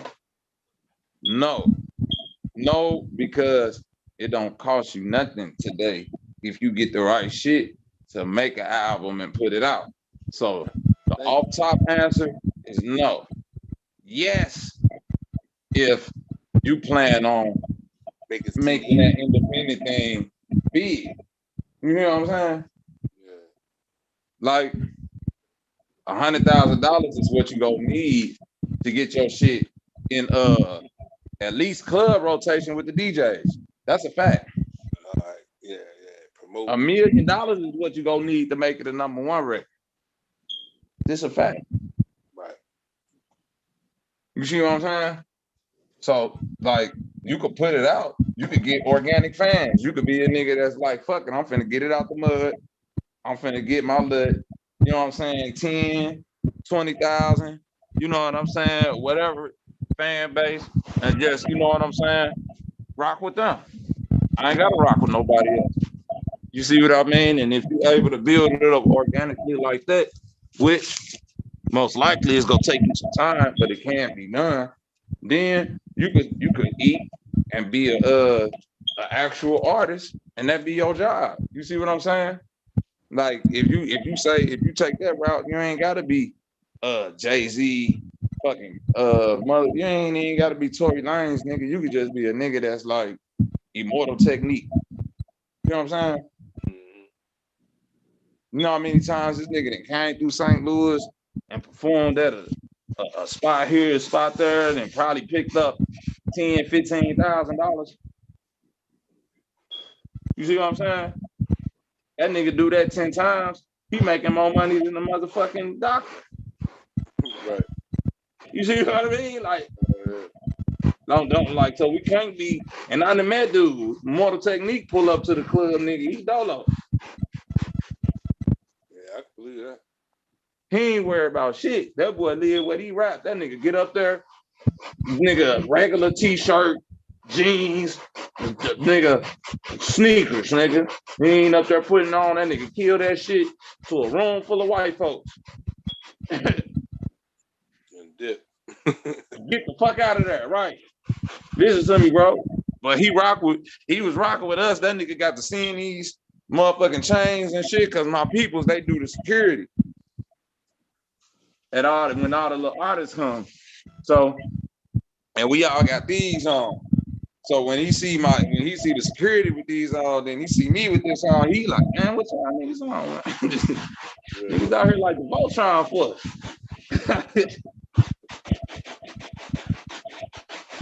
But yeah, very cool brother. I met a big boy like that, all them people, you know what I'm saying? And all them independent, but they all got, you know what I'm saying, a certain level of cake, but like a brother like Immortal Technique, he ain't got like what's perceived as millions and millions of fans, right? Or millions and millions of dollars.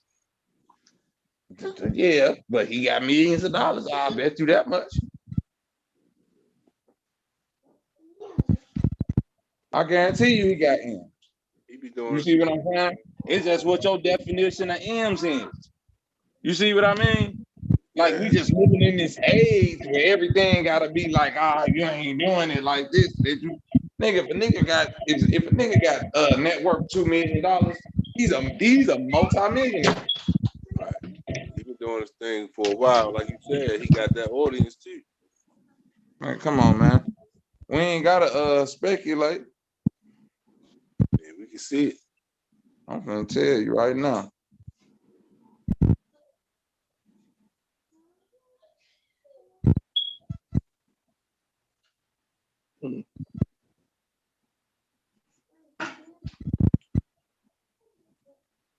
Immortal Technique, say he worth 2.5. checking the chat?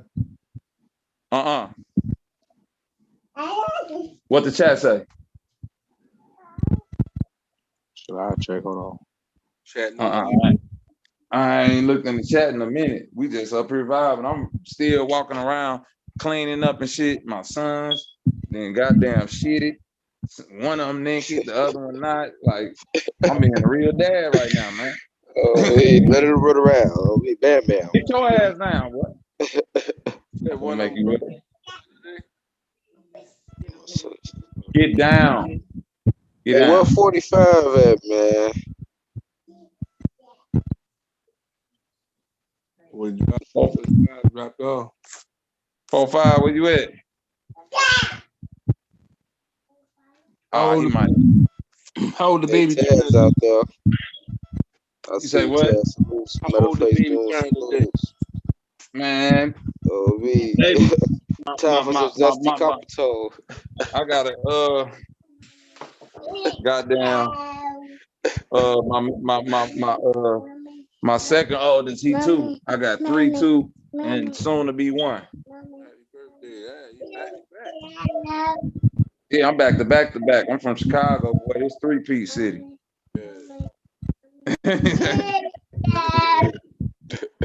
Yep. 3 years in a row, man. 3 boys. Yep. You got mostly boys. I got mostly girls. I got 3 girls, I had 1 my son. girls first. I had my 2 girls first. Then had my 3 boys 3 years in a row. My son's birthday today. He got the same birthday as Kanye West. You said today? Yeah. Today Tell him, man, happy birthday, man. Yeah. Happy birthday, man. Cosmic return or whatever. Yep. Then my baby boy, his birthday next month on the 4th of July. I remember you saying somebody's birthday. Yep, that's my baby boy. That's a mouse. I hear you, man. I hear you. What you gonna do about it? What are you doing? Huh? Up to the panel, y'all. What's up, Bobby, Key, and Who is everybody? that, Taz? Taz, What's good? What's good? Salute the OG. Indian Taz. animal. What's up?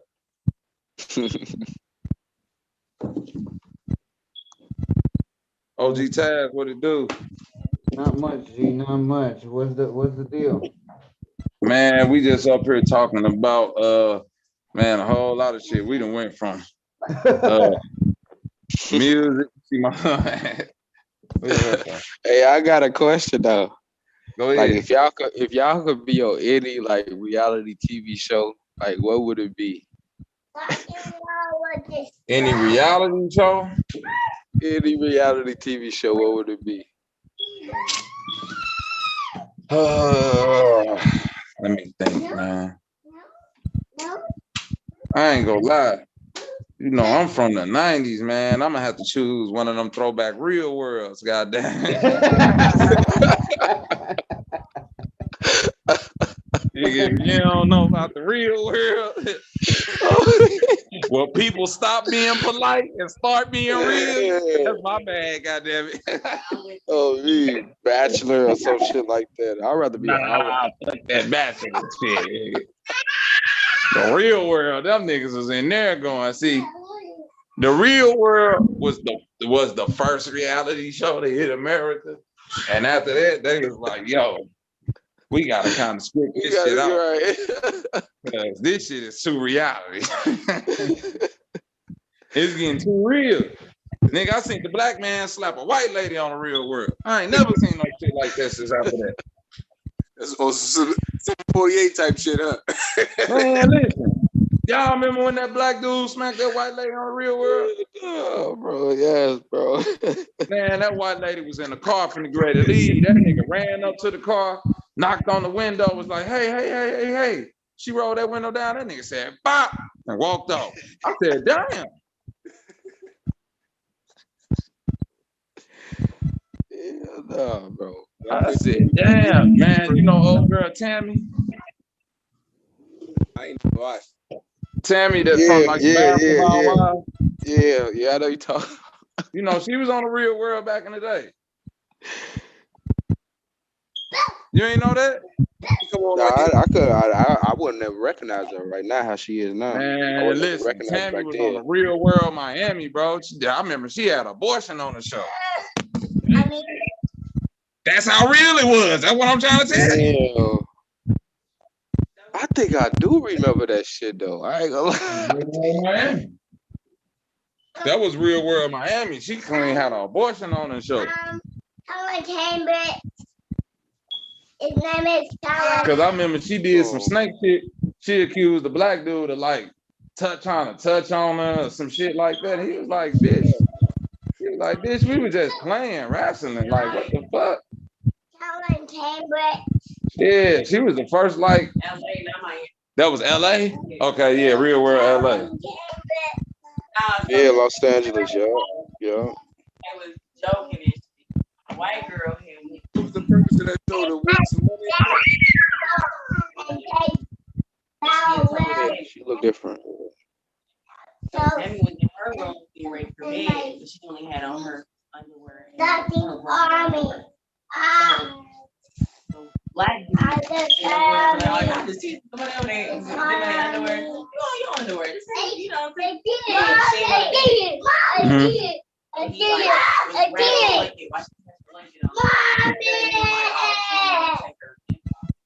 Bobby, you can't.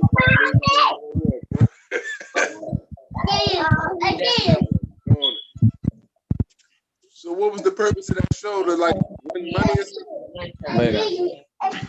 something? You say what was the purpose of it? Hey, y'all boys get in the bed. Come on. It was a movie role they won at the end or what? Nah, listen. You know Heather B from goddamn Sway? Yeah, I remember her being on that. She was on the first Real World. Real World New York. So the rest of them was just actors then?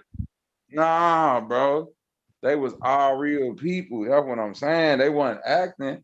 It was just the like it was just people who is like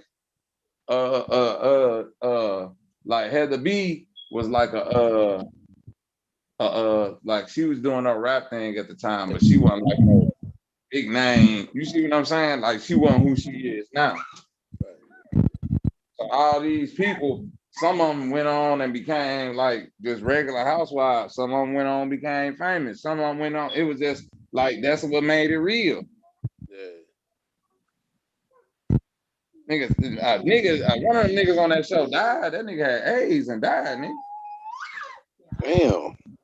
Nigga, the real world, like, do y'all see like that's what I'm trying to tell y'all. This shit wasn't no joke back then. That was the real reality. Like, they would show that shit on TV. Like, this nigga is really dead. Yeah, that nigga dead.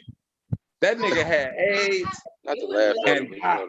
The dudes was in the military. He was in the military, and that's how he got exposed. And then that's how he got like. Yeah, that's crazy. Lay down. Yep, it was a lot of shit on the Real World that was like, you know, it was people that fucking met on the Real World. They still married to this day. I can believe that. They got kids and all type of shit. Like the Real World was like at the time, it was a little bit too much for people because it was like it was showing, yeah, it was too real. And it was like some of this shit we got a script because it's like that's why they started the script they showed. Yeah, because shit was happening on there where they was like, yo, this ain't supposed to happen. People fighting. Monitor the drama. Yeah, people fighting, people doing this. Like, if it ain't, you know what I'm saying? Because I remember when the gay dude died, that nigga Puck was like, man, I don't get no fuck about that fat ass nigga. Because the dude that died from AIDS was gay, but it was a dude on that season named Puck. And Puck was like a fucking white boy bike messenger. He ain't give a fuck about nothing. He can't say that shit nowadays, though. That's what I'm saying. That's what I'm trying to tell you, bro.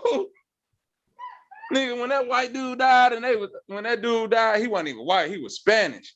He was a Spanish gay dude. And him and Puck used to always be into it. And Puck used to be like, so what? You're fucking gay. Like, just egging dude on, fucking with him. Dude never told nobody he had AIDS. Nigga, one day he told him he had AIDS, and then probably like a week later, that nigga was dead. Man, when they came in the house, everybody was crying. Like, oh man, so that nigga Puck started. But I was like, oh, this nigga ruthless. This too reality. This boy just died. Boy, they ready to beat. They was ready to beat his ass. He was like, boy, I don't give a fuck about dude, man. That was y'all people. He ain't do nothing. Puck just was like one of them. Puck was one of them people. Listen, if you go back and watch The Real World, what season was this? Was that one? That might be Miami. San Francisco, yeah. Real World San Francisco. If you watch The Real World San Francisco, that nigga Puck was the archetype for what the troll is today. Yeah. That nigga was the pure, was what a troll. That nigga was a real life. I don't give a fuck. I'm finna. What? This nigga was in the house doing shit like, nigga, hold this side of his nose and just blow a booger on the floor and walk off. One of them niggas you had to beat his ass to get him in line type nigga, huh? But you know what I'm saying? That was the rule of the reality show. You beat a nigga ass, you gotta go home. Out of there. Dang. So it's like you can beat his ass, but he gonna stay on the show. You see what I'm saying? It wasn't like today where they gonna let you fight and script it out and make it look like, nah, back then it was like, y'all could do whatever except put y'all hands on each other.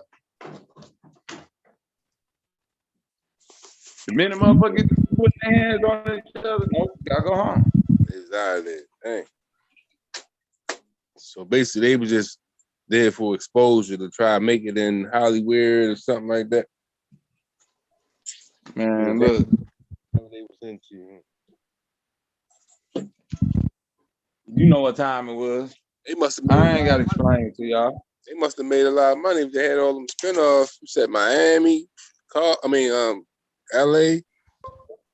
Listen, this is the time. Listen, MTV introduced reality television to the American culture. Yeah, that's true. Before then, reality television was not a thing.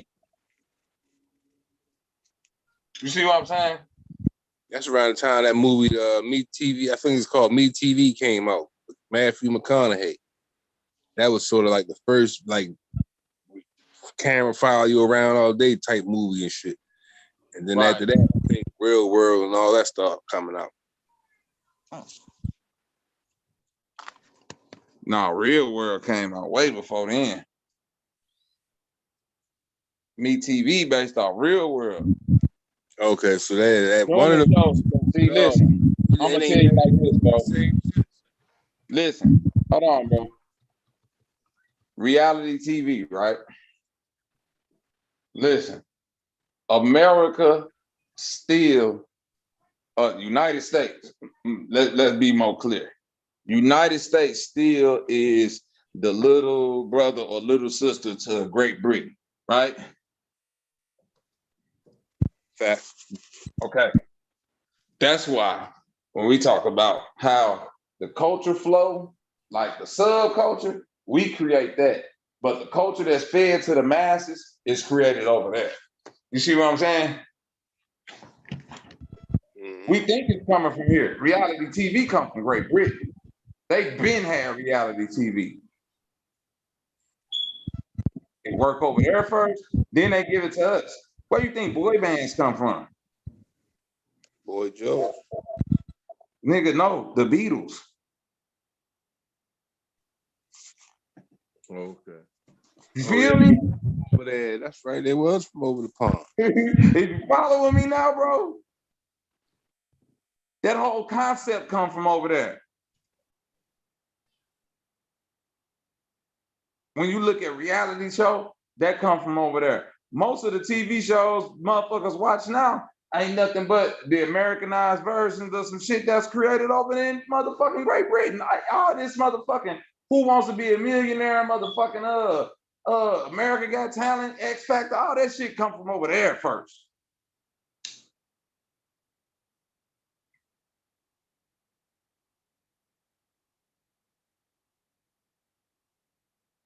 That's who pushing the needle. That's who running the show.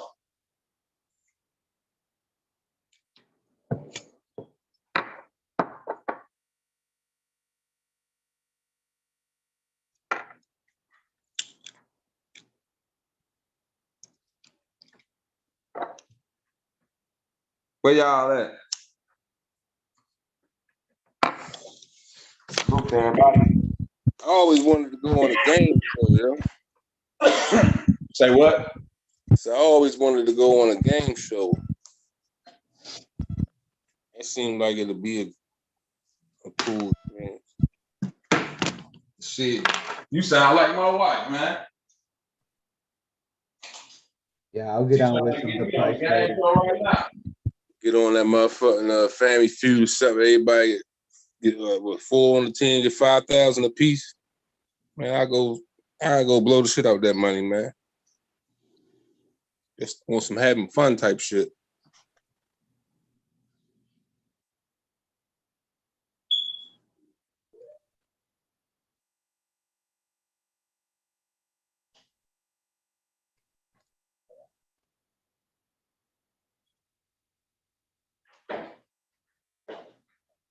Most of that shit be scripted too, though, bro. Oh, hell yeah. They showed Tiffany Haddish on Pimp My Ride one time. I saw that shit on the internet. Thank you. And they pimped her ride, right? Pimped her ride. How she even know how to get on the show? Well, I'm telling you, bro, it's scripted. It be the motherfuckers that's trying to get into showbiz and all of that shit that like, hey, I got a booking for you. You want to go on this game show? Right. It's Corey Hope, like when he got put on Maury Povich and some shit. He was like, right. Jerry Springer. Jerry Springer, him and D-Ray. Yeah, one of them joints, Jerry Springer or something. He was like, yo, my age, go try out for this shit. I gotta go to the gig real quick. I'll be right back.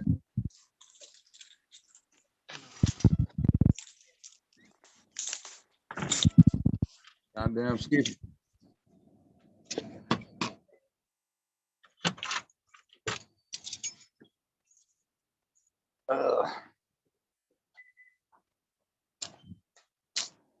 Yeah, man.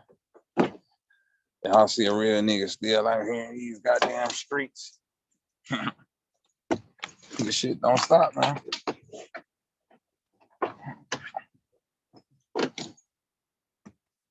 Who saw the game tonight or highlights or something?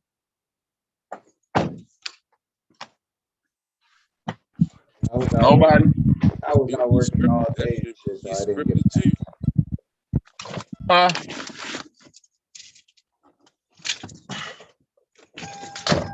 That's the most scripted shit.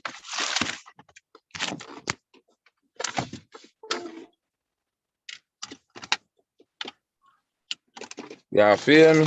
That shit more scripted than most of this shit.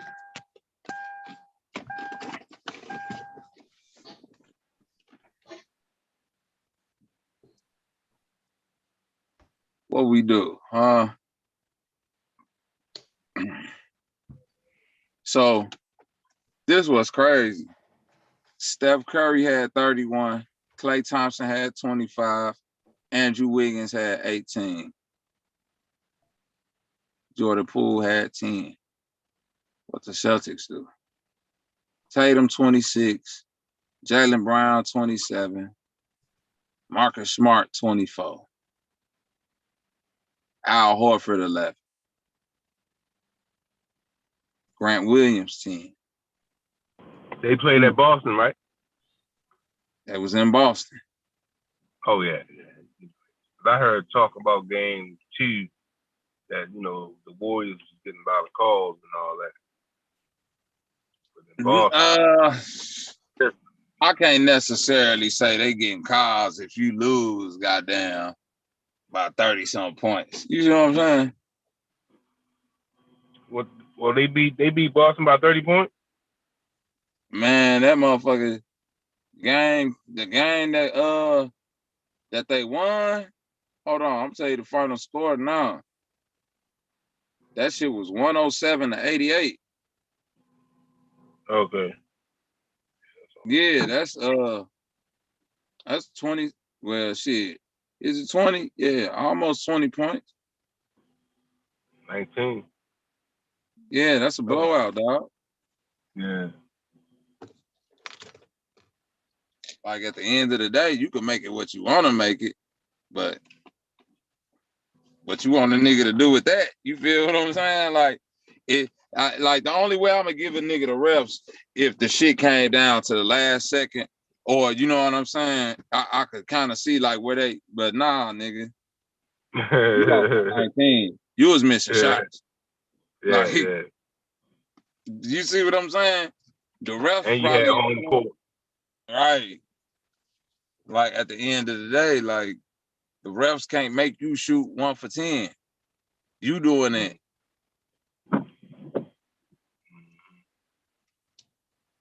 But they definitely sway the game though. Nah, the refs do sway the game, but it's Yeah. still listen. The refs listen. The refs can only sway the game is if you get them a chance to sway the game. You see what I'm saying? Right.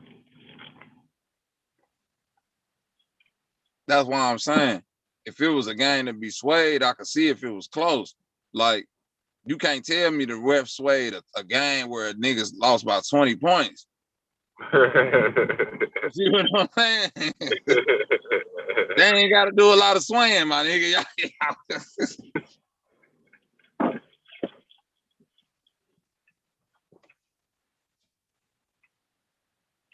Nigga get up there and miss a whole bunch of free throws and shit. God damn. Could have had me in there, made some free throws.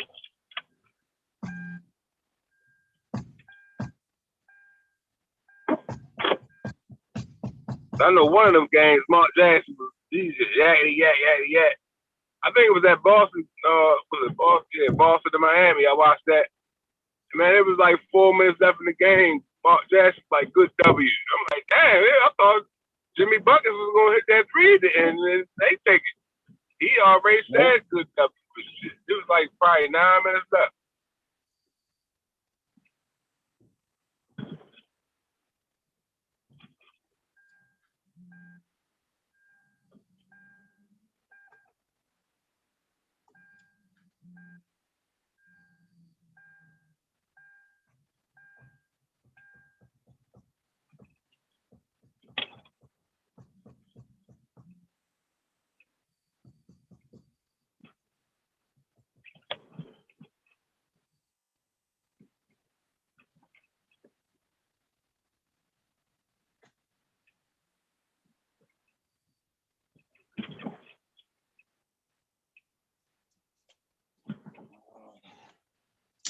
Yeah, this shit crazy.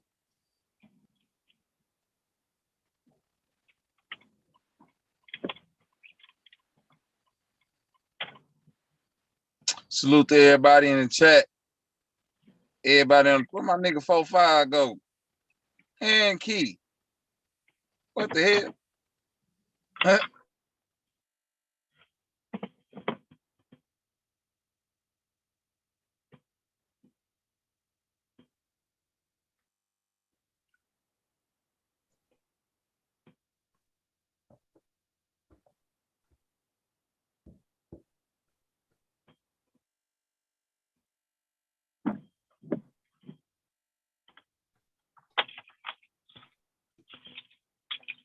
I'm about to step out the car real quick. Damn, what the hell? Everybody dipped off?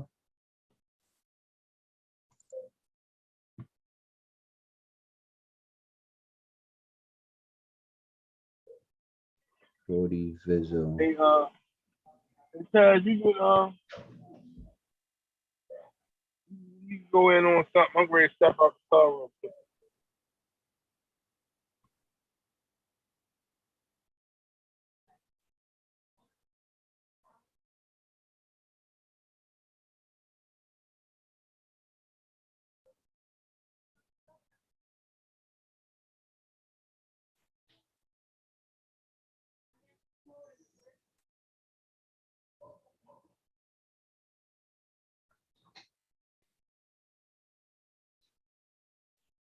Yo.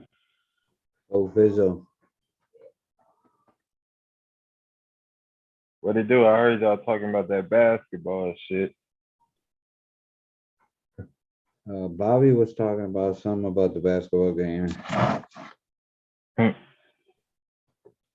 Hey, shout out to Boston, man. Boston Get won? these niggas the fuck out of here, man. Boston won? Yeah, they won. By a lot or Blowout. a close game? Oh, blowout? Blowout. Whoa. All right, well. Shout out to them. Boston ain't won a championship in a minute, no? Mm-hmm. Yeah, fucking. And what's crazy about this shit, they gonna have a championship above LA. And now niggas gonna look at LeBron like, oh, you need to bring another championship back to LA so we can tie Boston. That shit dumb as hell.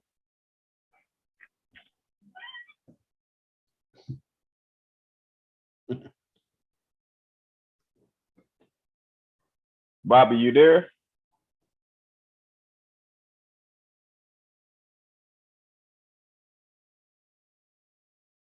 He doing something. I don't know what the fuck he doing. Oh, for sure. Everybody disappeared. Yeah, I'm gonna kick you with you till people come back because I gotta get ready for work and shit in the morning and shit. You a graveyard shifter? Oh yeah. Yeah, I What's did. up, Bobby? I did that What shit. up? What up? Oh, there you go. I ain't went nowhere. I was just getting some shit together. What's the word? Yeah, Bobby, what I was saying was like, even though what's going on with this basketball shit, when the Celtics win, if they beat State, they're gonna have a championship above LA. And then everybody gonna be looking at LeBron like, oh, you need to bring a championship to the Lakers. You get what I'm saying? I know what it is. This is literally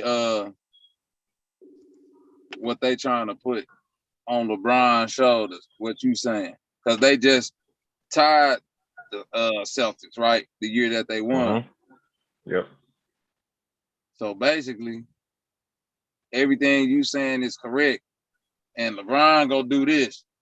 When LeBron win with Westbrook, because he ain't going nowhere. They not trading him.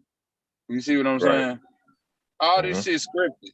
You see what I mean? Like, all this shit so he could get rest, AD could get rest. You know what I'm saying? Like, it's all a script. Motherfuckers know Westbrook don't play like that. Right. For as fucked up as he is, that nigga don't play like that. That shit is an act. All this shit is an act. This shit is all to make LeBron look like the greatest of all time when he could win a championship with Westbrook and a rookie coach with Darvin Ham and all of this shit. You see what I'm saying? Yep. Let's go cement it. Yep. Let's go and cement it. Niggas will say what they want to, but this is LeBron is my GOAT, but I see this shit for what it is. Like what Bobby's saying is fact. Yeah, this shit so he could cement his legacy. They already got the script wrote out. That's how he go do it. Right. And 30 years from now, they're gonna be arguing. They're gonna be like, oh, what did Jordan do when he was in his 20th year, and LeBron damn near won the scoring title, and like this shit, it's not like it's not rocket science. Like this shit is very scripted. Once a motherfucker, once they figured out, man, this nigga ain't gonna be able to match that 3-piece shit, like the 2 3-peats. We can't run that script again. It's too easy. It gotta be something. He gotta be the superstar underdog. He gotta be the one who always did it with the least. He wasn't gonna accomplish that shit with Kobe in the way though, so I think that shit was scripted too. They had to get rid of Kobe. Because I don't give a fuck what LeBron tried to do. If Kobe was in the game, I'm not pro neither one of them. But LeBron wasn't gonna dominate shit if Kobe was still in the league. Because but it was gonna be a back and forth, in my opinion. I'm not a basketball head, so I'm probably. just showing my my opinion and shit, not no. Right. Taz, check Kobe this had out, his bro. listen. Go ahead, Kobe had his 3-year run. You see what I'm saying? It just wasn't in the script. Boston had to get theirs in. You gotta remember, Kobe went to the finals 3 years in a row. Yeah. First year he lost to Boston. Second year he won to Orlando. Third year he beat Boston. Mm-hmm. After that, the script was done. Yep. The script was over with for Kobe. Kobe wasn't never finna be in a way for LeBron after that. You see what I'm saying? The only script that had to get played out after that is to discredit LeBron by making him lose to Dirk Nowitzki, because it got to be a great white hope thrown in there somewhere. You see what I'm saying? No, that's real. Fact. The great white hope for the NBA was always Tim Duncan.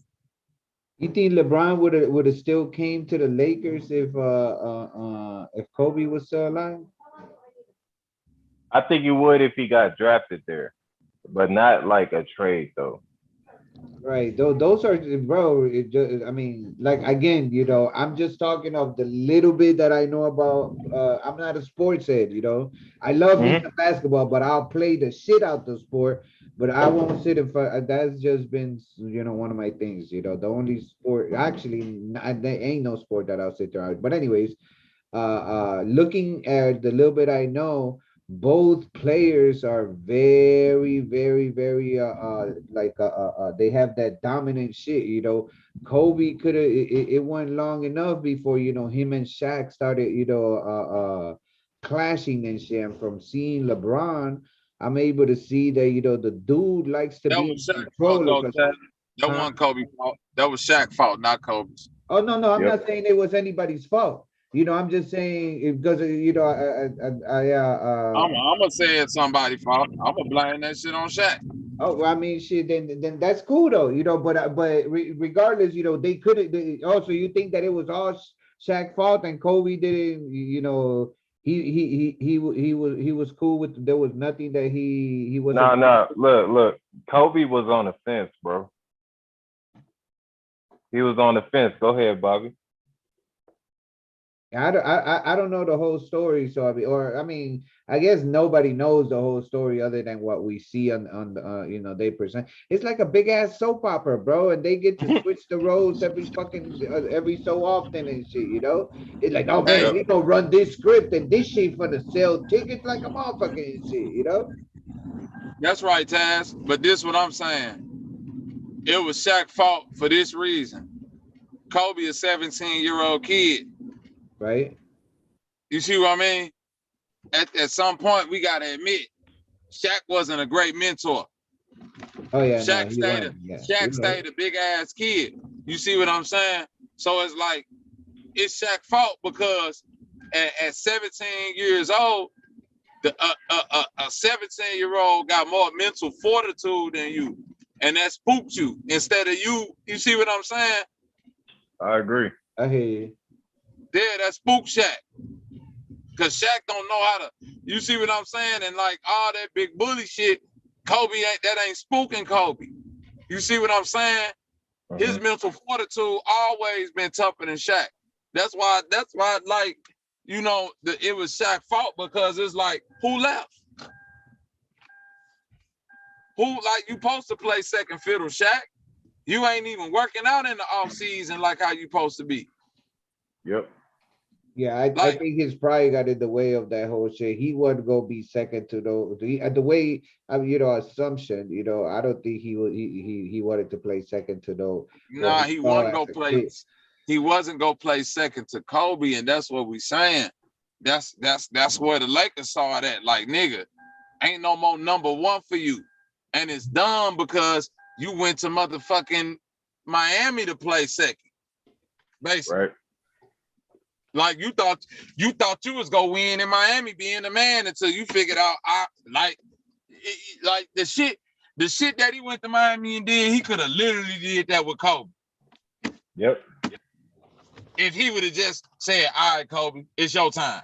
Because that's what he did with D-Wade. Say, fuck it, I'm too old now. It's D-Wade time. That was D-Wade championship. Shaq was along for the ride. Yep. Yeah, that was a learning lesson for Shaq right there. He had to learn to humble himself, you know? And then this how much he wasn't humble. He gonna come out there talking about some Kobe, how my ass tastes. Steady talking shit. Kobe never talked shit about this man. All he did was go on the court and show this nigga, I'm that nigga. Shaq was on some personal shit. Yeah, Shaq taking it personal. Kobe like, nigga, I'm talking about your game, nigga. But guess what? Since you getting geeked off this 4 championship, here go this back-to-back for your weak ass. Right. Now get the fuck on, because I done one up to you now. Now you can't say nothing. Bobby, I was glad when Kobe went over Shaq. Based on what you said, Bobby, what do you think that Kobe and LeBron would have been able to play together? Because I mean, that's how he was when Shaq was there. Because he was a rookie, he had to earn his stripes. But he been earned his stripes then. So could you want to know why Kobe and you want to know why Kobe and LeBron could have played with each other? And it's just like E.D. was saying that they would have got drafted together, whatever, because LeBron is a number 2 that's a number 1. Right. And Kobe is a number 1 that's a number 2. So it'd have been a perfect match. Yep. But they didn't want Kyrie. They didn't want CP3 to play with Kobe though. They remember they broke that shit up? Yeah, because that was some old David Stern shit, because they knew that he was too much of a floor general. See, Kobe ain't never really had no floor general. Man, they'd have been. You see what I'm saying? Would have won full street. When you got LeBron out there, that's could just be that floor general, be that like defensive presence, somebody else that could buckle down with you, and he go listen to you. You see what I'm saying? And he go get out there and work just as hard as you in the gym and shit. Yeah. Them niggas would have been fucking unstoppable together, because it's like they would have always been trying to one up each other.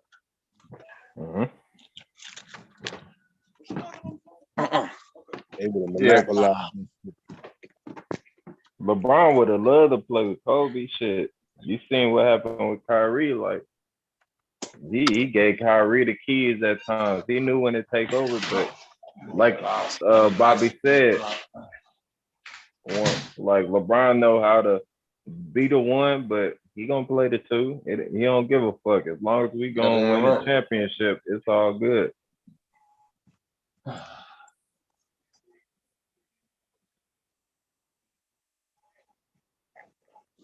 Say, but keep it real though. Cause who y'all think is better, LeBron or Kobe? Who I think better? Ain't got no wood with you. I don't go to the store. That's why I'm out too. That's another reason myself. I need to go to the store get some backwoods. Hey, I can't answer that. I ain't gonna pull this door all the way I'm gonna keep it 100. Joe? I'm very biased when it comes to LeBron. I mean, who I think better? I don't watch neither of the. I mean, I don't, like I said, I don't watch sports, but when it comes to LeBron, I'm very biased. I guess call me a Jordan fan. I hate the comparison. I don't even think it even comes close. Dang, bless you like that. Like how they was as people, yo. Outside of school. I'm sick to talk to this. I don't know, maybe Kobe, man. You know how many times you can go? Yeah, I'll have to say Kobe. On prayer. I appreciate it. Fucked up. I'm taking it. I'll go with Kobe. Hey, but keep it real, 16-6, man. LeBron beat Kobe 16 times, and Kobe beat LeBron 6 times. Yeah. I feel y'all though, because I love Kobe. I don't got no hate towards none of them, nigga. They all great. But like Kobe had like that killer instinct though, yo. I don't see that in LeBron. LeBron made a couple game winners here and there. You can probably count them on your hand. But Kobe, like, he shined when it came to like game winners, yo, and scoring 81 points and shit like that. Kobe was, he left it all on the floor every night. He played defense on and all that shit. He missed a shot, not get a call. He might have said a little shit to the ref, but he was at least trotting down the field. I mean, down the court. Doing LeBron stand there with his hands out like, what the fuck? And nigga down there and scored. No, that's true. That's true. That's why I would give it to Kobe. To me, with Kobe, like, Kobe was great, but I remember when I was young, I didn't even know that much about basketball. But when Cleveland played the Lakers, I knew, let Kobe do whatever the fuck he wants to. He gonna shoot a whole bunch of shots and all this shit. Let him shoot his team out the motherfucking game. Like, yeah, you the alpha and all this shit, whatever, nigga. Like, shoot all your shots. We gonna blow your ass out. A lot more times than none, they won games because Kobe went hard like that, though. But my bad, what you say? I was saying, like, more times than none, I think the Lakers won more games as Kobe went hard like that. He, like, willed that W, man. He said, you gonna get this win, these niggas. I like to see those numbers.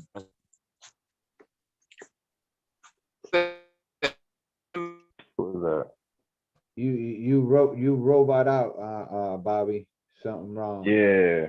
He was making a beat shit. Yeah, you talking? Oh, he booked it. He got kicked out. Damn. All right. Damn, for real? Yeah, he be back on. Yeah, he did. Well, I'll say to that is like, cause me, like, when I played basketball, I wasn't the type of nigga to where I'm gonna take every single shot. The only way I'm gonna take every single shot is my niggas tell me take every single shot. Yeah. So all that like alpha male shit, like, that's cool and shit, but at the end of the day, what's the point? Like, are we gonna try to win, or are we trying to have 40 points with one nigga and feel like you get what I'm saying? Like, because Kobe didn't like to lose, yo. Kobe was like, no, we're not losing this motherfucking game. He had that, you know what I'm saying? But you missing a point, bro. Am I still now? Yeah, you still bugging out. At least to me, you are. Yeah, me too, Bobby.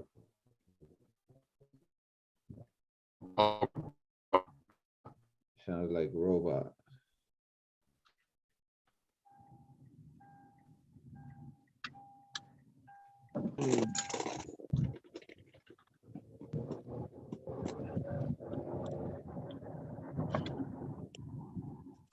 But you agree with what I was saying though? Like with that Kobe mentality, yo, like, I'm not losing this motherfucking game.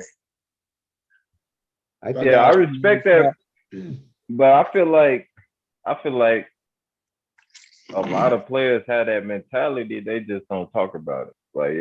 I feel like LeBron got that same mentality, but he just don't glorify it and make it a stamp on who he is. It's just Kobe made it clear, like, cause Kobe, I ain't gonna lie, man. Kobe was put in a fucked up situation because he had to play with Shaq. Jordan didn't have to. I mean, Jordan, LeBron, they didn't have to play with Shaq. So that's gonna make you into a fucking animal to where it's just like it's different with you. Like, it's like everybody is kind of hating or whatever the fuck. I gotta prove I'm that nigga more. Because there's niggas around me that's so cold already. You gotta think, when Kobe came in the league, niggas was saying Eddie Jones was better than this nigga. Like, I remember that.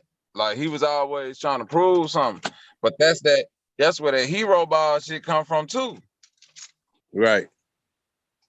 That's what Kobe, like, mama mentality is hero ball, bro. Mm-hmm. Yep. And it ain't nothing wrong with it. Like in the clutch, you might need a little hero ball, but nigga, in like halfway through the second, like the beginning of the third, we don't need that shit. Kobe just felt like other niggas taking shots when you see what I'm saying? It wasn't until he started trusting Pau Gasol and Andrew Bynum and Lamar Odom and all these niggas, Derek Fisher again, till he start winning again. Playing in a role. Phil Jackson, like it took all the same shit again for him to win. Like that's what I'm saying. So as much as it was him, you got to think it was a system more than it was him, because like nigga.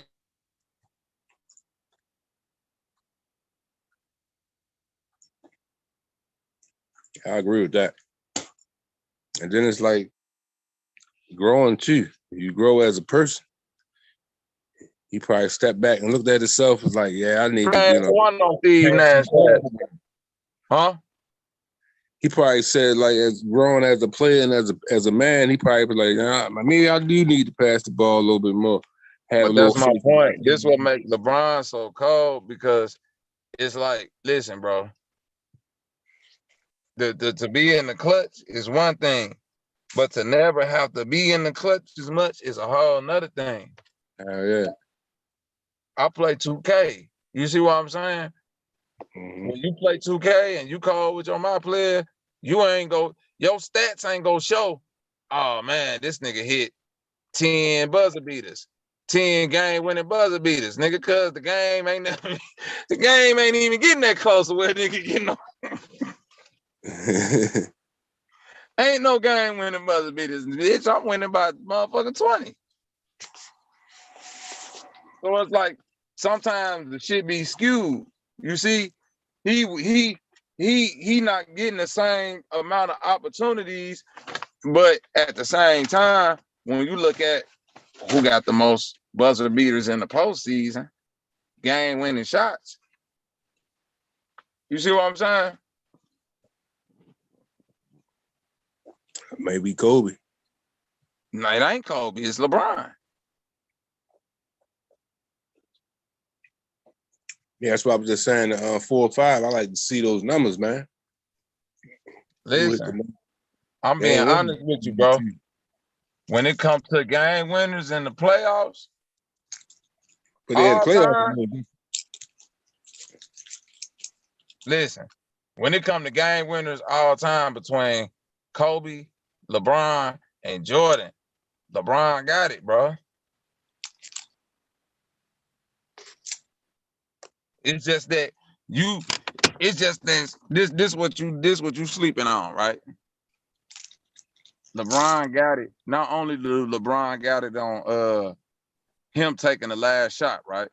Think about this. LeBron already got the better stats on the last second clutch shot, right? If you take into account either a last second shot that he took or assisted, man, he blowing them out the water. You see what I'm saying? Mm-hmm. Because he making the play. It's either he taking the last shot or he setting up the last shot. Right. You see what I'm saying? Mm-hmm. Either or. So it's like, man, it should be a paradox sometimes when we try to come up with what we feel like, but then when we really get into the numbers, it's like, man, the feeling ain't matching what these numbers really saying. And a lot of fans are looking at the numbers because when LeBron was in Cleveland, he did his thing his first few years there. They burnt his jersey when he said he wanted to leave. Like all this shit he did for y'all city. Man, come on, man. Y'all don't want him to move on. He the bad guy now. Listen, bro. For the title there and all that. Cleveland is horrible, bro. I'm just being honest with you. Cleveland ain't horrible like it's horrible people there. I'm saying Cleveland is horrible as far as how the Cleveland Cavaliers franchise is ran. You see what I'm saying? Not the city of Cleveland. The Cavs is horrible, bro. Yeah, only piece of shit too. So peep game. Listen to me though. Peep game. So not only is they horrible, y'all get the #1 player from that's from there. And y'all can't even put a team around it. From there. That's crazy. He gave y'all, listen, he gave y'all 7 years, 03 to 2010. So you gotta look in his mind. This how he putting it together, bro. This how he putting it together in his mind. I'm in the Eastern Conference, right? You got it's 03. We all get drafted, right? Boom. Now I'm looking around. By 06, 3 years later, D-Wade got a ring. Yep. You feel me? 3 years later, D-Wade got a ring. Then the year after that, he go to the finals with the Spurs, and the second best player is who? Mo Williams. Mo Will. That's what I'm saying. So you got to think. When soon as he see D-Wade get the championship, he turn up. Damn near carry the team on his back. The nigga scored damn near 30 points against the Detroit Pistons. Like the Pistons was the team then. That's who they thought was gonna go to the finals again versus the Spurs. Yep. Niggas couldn't do nothing with LeBron, man. This nigga ran through the East by himself. Yeah, Wizards, Pistons, they all got killed. Come on, man. So it's like, what I'm saying is this: when he lost in 04, he was really ready to lead in. He was really done with the shit then after he got swept by the Spurs, but he was kind of like, man, I'm finna see. Then here come 05. Who was 2005? That's goddamn CP3 in them? Nah, bro. That's after LeBron them lost to the Spurs. That next year was goddamn Boston. Yeah, but Boston, the Pistons, one of them. Yeah. No, Boston was 08. Boston was 08. Damn, who the fuck behind the people? 05? Yeah. That sounded like a year that the Spurs would win, like the 05 type years. Well, that was the lockout. It seemed like it's the Pistons, but 2000 and no, hold on, let me see. That's when the Pistons beat the Lakers, right? I think it was. 04 is when the Pistons beat the Lakers. Oh, okay. 05 is when the motherfucking the Spurs beat somebody in 05. I don't remember, but it was a weak ass finals. It was like they swept somebody or something. No, 05 was the Spurs and the goddamn Pistons, wasn't it? I'll look it up real quick. Yeah, 05 was the Spurs and the Pistons because they won 7 games, I think. Who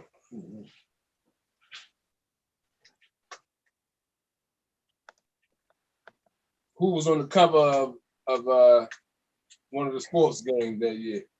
Yeah, CP3. Bobby Ray. Yeah, it was the Spurs Pistons and and the Spurs. Yeah, because the Pistons went back to back to the finals. They lost their second year to the Spurs. Then 06 is when D-Wade won. Then 07 is when LeBron took the Spurs. Then 08, here motherfucking Boston. You see what I'm saying? Now listen, this how LeBron looking. He like, okay, the Spurs just lost. Cool. I mean, the Spurs just beat Detroit. Cool. Maybe I got a chance, right? 07. I get swept. Okay, cool.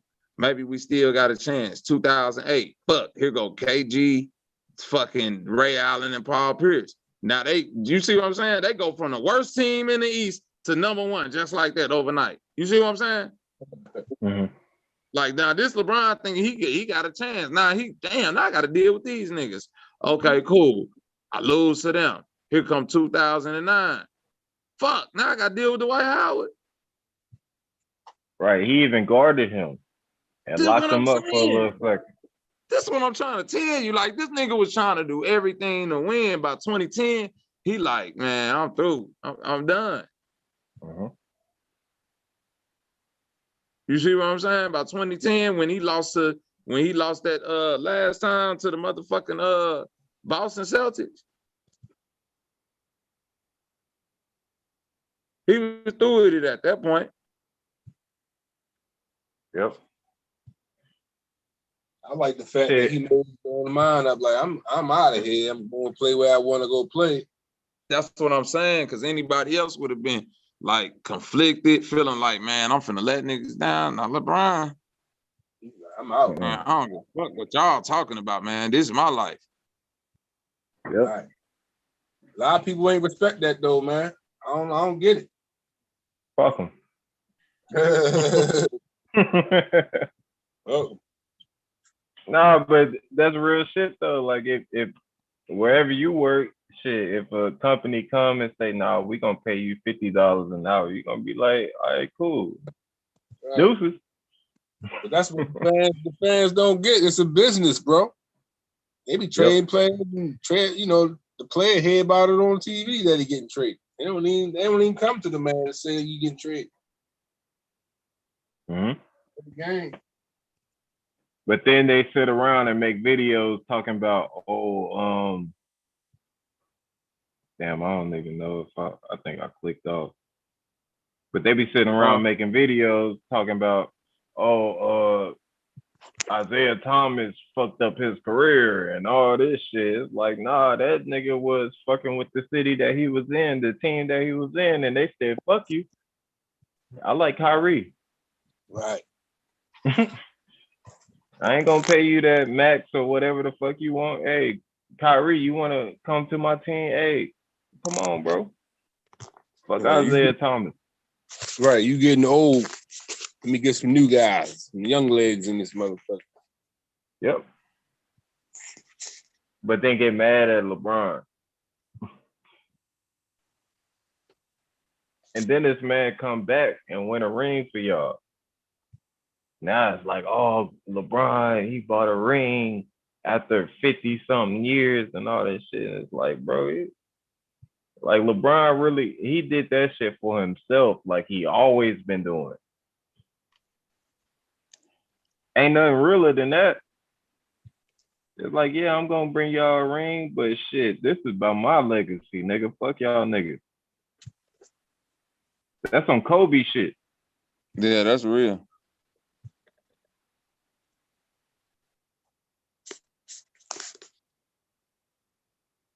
That's some role model shit, nigga. Right. You ain't like, it's like when Kawhi was trying to get out the Spurs, they be like, we gonna trade your ass to another country, nigga. Ship his ass to Toronto. He ain't had no won a ring. And won a ring. Won a ring, and still to this day, if he could injure his pinky toe, and that nigga be like, hey, shit, I'm hurt. God damn it. Pay me my money. I ain't hurt, I'm injured. Right.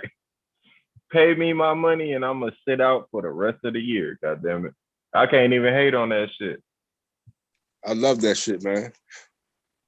You saw what they did with KD and them and all in Golden State. They made them boys play. Fuck their whole shit up for a couple years. They had to sit out for 2 years. Clay just coming back this year and shit. Yep. Look at KD. KD got hurt. And the whole Toronto Raptors audience was happy as hell. They was cheering while this nigga was sitting, looking at his knee like, God damn, I done fucking tore my shit again. They ain't give a fuck. They was like, yeah, hey, KD is hurt. We gonna win a championship. But these same niggas get mad when niggas like LeBron, niggas like whoever, be like, hey, fuck y'all niggas. My legacy says I need to do this. So I'm gonna do this. I don't know, man. You gotta respect that, man. Right. Yeah, some bullshit. It's Jersey. That's crazy, man. I was kind of mad when I saw that shit, yo. I was like, mad too. That was some disrespectful shit, man. And they put it on TV like it was a thing to do. It was cool. Wasn't nothing wrong with that. Everybody ain't from that club. I don't even know why you made that public. Y'all could have kept that footage. Yep. That's why I feel bad for Damian Lillard. Because I feel like Damian Lillard, he's stuck in, he wants to lead, but he ain't gonna say this because he trying to like have that like Kobe shit. But Damian Lillard don't want to be there. He know that Portland is gonna pay him the most money. So he gonna take that $200 and whatever $1 million, and he gonna get in interviews and say, "Hey, I'm being loyal to the soil and who I like this and that," and that's cool and shit. But we know you want to win a ring, bro. But I respect him because he just like, fuck it, like it's about my family and the people that I'm supporting and shit. Like I'm trying to get to the bag, and he getting to that shit. Yeah. I'm glad you brought that up too, because it could be one or two things. It could be loyalty, or it could be I don't give a fuck about no ring. Give me my money. Yep. And shit, I'll do the same shit. If niggas came to me talking about, hey, join the NBA and shit, like I'm gonna be goofy as hell. I'm gonna be like, shit, who paying me the most money? How much points do I need to score for the year so I can get this amount of money? And I'm gonna live up to that shit. That's all I'm giving a fuck about. Fuck a ring, fuck winning. Right. Do I gotta play all 82 games? You know what I mean? Right. We get close to making the playoffs. Can I rest before we get into the playoffs? All that shit. They be like, nah, you gotta play every game, motherfucker. We paying you. And Damian Lillard is in a point, like I think after his contract, because he done after his contract, he done made so much money that he's gonna be in a situation where he like, should it be about a ring? I already got the bag. Should I keep chasing the bag? You get what I'm saying? Like he gonna be in a situation where like it's like motherfuckers that fucked with you, like what happened with LeBron. He gonna be sitting there like niggas in Portland gonna be like, man, hey, you should try to you know what I mean? Try to bring this nigga and try to do this. And he gonna be looking like, well, why should I do that when I could just join the Nuggets and play with Jokic and win a ring? Like I'm already. Go ahead. No, I was just gonna say I'm already. I got half a billion in the bank, nigga. Like I don't really need to chase the bag no more. Right, because he getting older and shit. You gotta think about that too. It's like with the Joker and Luka Doncic and all them, you know, they try to bring that them foreigners. They try to get the foreign fans more involved in the NBA. They try. I see the NBA trying to make it like some straight European type shit, man. Yep. I think they tired of paying these big contracts. Yeah, I mean the NBA play like European basketball. Now it wasn't like that like 15 years ago, but now that's all they do. Look at Jordan Poole. Jordan Poole is hitting half spins and step backs and euros and all this shit. Because that's what it is. That's why Steph Curry is the shit. Because Steph Curry is going to hunt for threes. He going to hit step backs. He going to do the little scoop layup. Like that's what the league is right now. Like guess what, bro? The ball too. They used to always say the European player was weak. That's because it was like a like I was saying before, it is no need for like big ass niggas no more. All that shit over with. All that, you know what I'm saying? Carl Malone, like the skill level has risen. You see what I'm saying? Right. The athletic level, like that's why somebody like Luka can dominate half these niggas that's jumping out the gym, because this nigga skill level, like, you know what I'm saying? You might be 5 times the athlete, but this nigga 20 times the skill. Right. You see what I'm saying? He using your athleticism against you. You see what I'm saying? He know you could jump 20 feet in the air. So guess what? He slowing down, pump faking, waiting for you to get 20 feet in the air and then going right up under your ass. He ain't overthinking this shit. You see what I'm saying? You trying to move like a Lamborghini, and you don't know how to be the goddamn Honda Civic, Toyota Camry. That's a Luka. Gas saver. You don't know how to put this bitch in one. Right, stick shift, yeah. Right. Yeah, everything don't require it. You see what I'm saying? A Lamborghini good for the open road. What you gonna do when it's traffic? Right. You And see, niggas that's get why- mad when Luka hit 3 pump fakes. He stay on his pivot. Right. Doing all this Stay shit. on the pivot, Nah, yeah. like Crazy. he adapted. This nigga fundamental than the motherfucker. He skilled in the bitch. Like you were saying about Kyrie, these niggas skill level is off the chart. Like motherfuckers like, oh man, that back in the day we would have did this to Kyrie. Now, the bitch, that's what you gonna have to do. You gonna have to slam this nigga on his head. You're not stopping them no other way. So yeah, it makes sense, nigga. Y'all gotta elbow niggas out there and fucking clothesline them and shit, because you're not stopping these niggas no other way. That's what you gotta do to step. You gotta put step on. So that's why I be like, when niggas be like, that was real basketball, when niggas was fucking elbowing and uppercutting and all. I'm like, man, that ain't real ball. That's just a way. That's just nigga, that's some jailhouse shit. Yep. Uppercut Larry Bird. You getting called for a foul, nigga. Right. And Bird gonna shoot free throws. Like, stop it, bro. Yeah. This ain't that. This, that. So like, it's like all them niggas that was like that, the NBA figured out quick, like, man, the Michael Jordans, the Larry Birds, these the draw. Yep. All these other brute ass niggas, these the niggas we got to get out the league. Yep. Fuck Isaiah Thomas, fuck all these Patrick Ewing. They said fuck them niggas. Hey, illegal defense, motherfucker. If you trying to throw trying to throw a triple team at Jordan, they like. But this one was called like about a nigga like Zeke. See, the league changed after Zeke. You want to know why? The Pistons weren't supposed to win.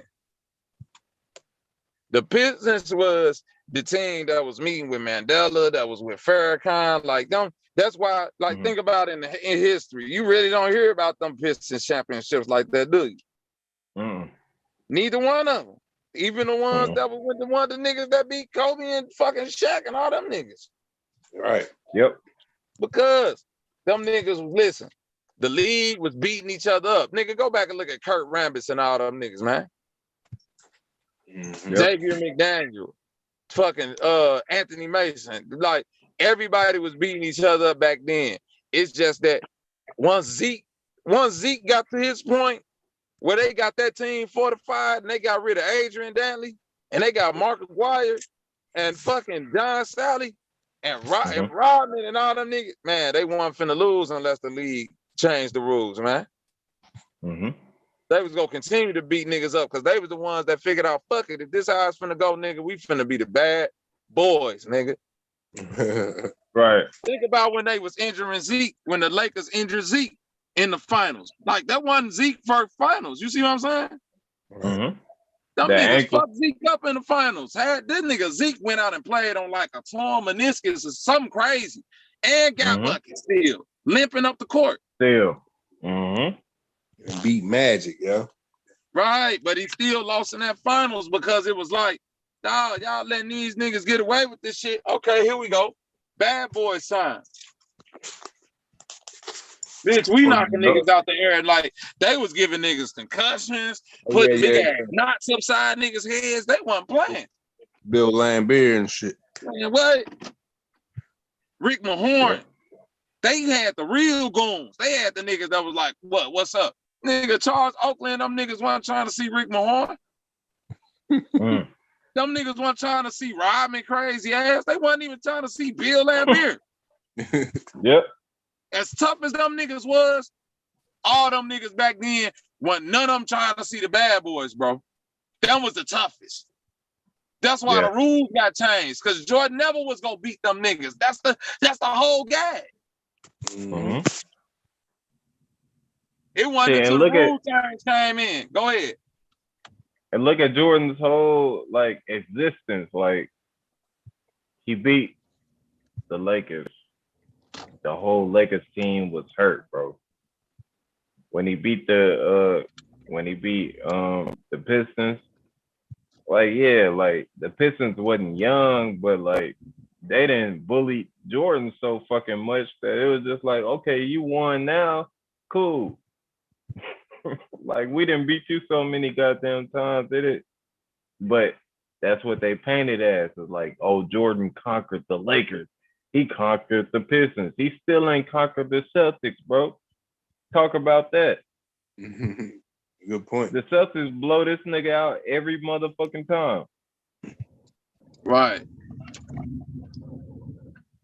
And see, them motherfucking Pistons. They was bullying Jordan to the point to where the refs had to be like, man, we gotta start calling some of these shits like flagrant twos and all this shit. That's where that shit started coming from. You see what I mean? And Hey, it was I want to Jordan drop got this out there when Go y'all. ahead, bro. Now when y'all get through, I just want to drop this out there, man. We can fuck with this. Hold on. What is it? 200 greatest hip hop albums of all time. Okay. What they saying?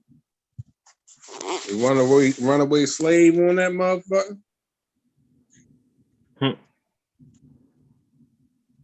Who Damn, what's the first? Who number one? Because number one gonna let me know how the list finna look right now. Right. This just came out today. I don't want to know who number 100. I don't want to know number 159. Go straight from 40 to 1. Number 200. 200 is going down. 200 Travis Scott. Yeah, I know, but then what I'm saying, you see up at the top where it say 200 to 1 song. We just gotta click on 40 to 1. I just want to see at the who at the top. Ah, that's spoiling the whole shit, bro. It just came out today. Shit, I think so. EPMD? Hold up. Oh, that's 40 something. Okay. That's 50, yeah. Nah, it ain't spoiling it, cause watch. Once we see who at the top, once we get that top 10, and then we go back, it's like a Tarantino. We gonna see the end of the movie, then show you how we got there. God damn it. 40. And then when we go through all the other ones and start seeing what ain't in the top 10, that's when we gonna be like, well, then what the fuck? Like what 39 albums is better than Nah, this Rolling Stone. They ain't fucking around. They'd have been took that shit down. Hell no. Cuban Links 37. Rolling Stone, I don't know what Rolling Stone, they looking at the numbers or something. As far as sales. They probably going off numbers. Yeah, this shit is just taking a lot to load. Yeah. It was 200 of them bitches, so. When I get to the crib, I'm gonna pull it up. Because I need to see this. I just ran to go finish this little workup. And I'm finna go grab some woods. And then I'm finna go back in the basement, man, because this right 31. here.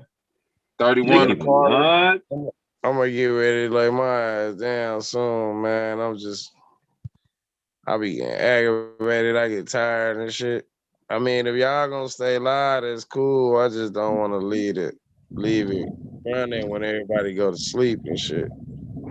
Yep, I already got you. Say less. Shit. If you gonna go to sleep, if I end the Zoom, let it end the live too, on it. Yeah. All right, well, shit. If you go to sleep, just leave me the host, and I'll just stay on until I get done. And then when I leave, I'll just shut the whole shit down. I ain't gonna fall asleep. When I leave, nigga, doors closed. Yeah, I'm so fucking tired, man. I got like this headache. I've been had that bitch all day.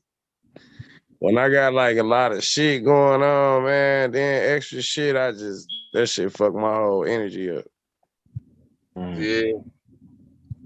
Cause I'm Take just care. used to my shit running so smooth. Okay, Tribe Called Quest, Wu-Tang Clan, Missy Elliott. Okay, that's cool. Kanye. Okay. Kendrick. I guess. Public Enemy. Public Enema.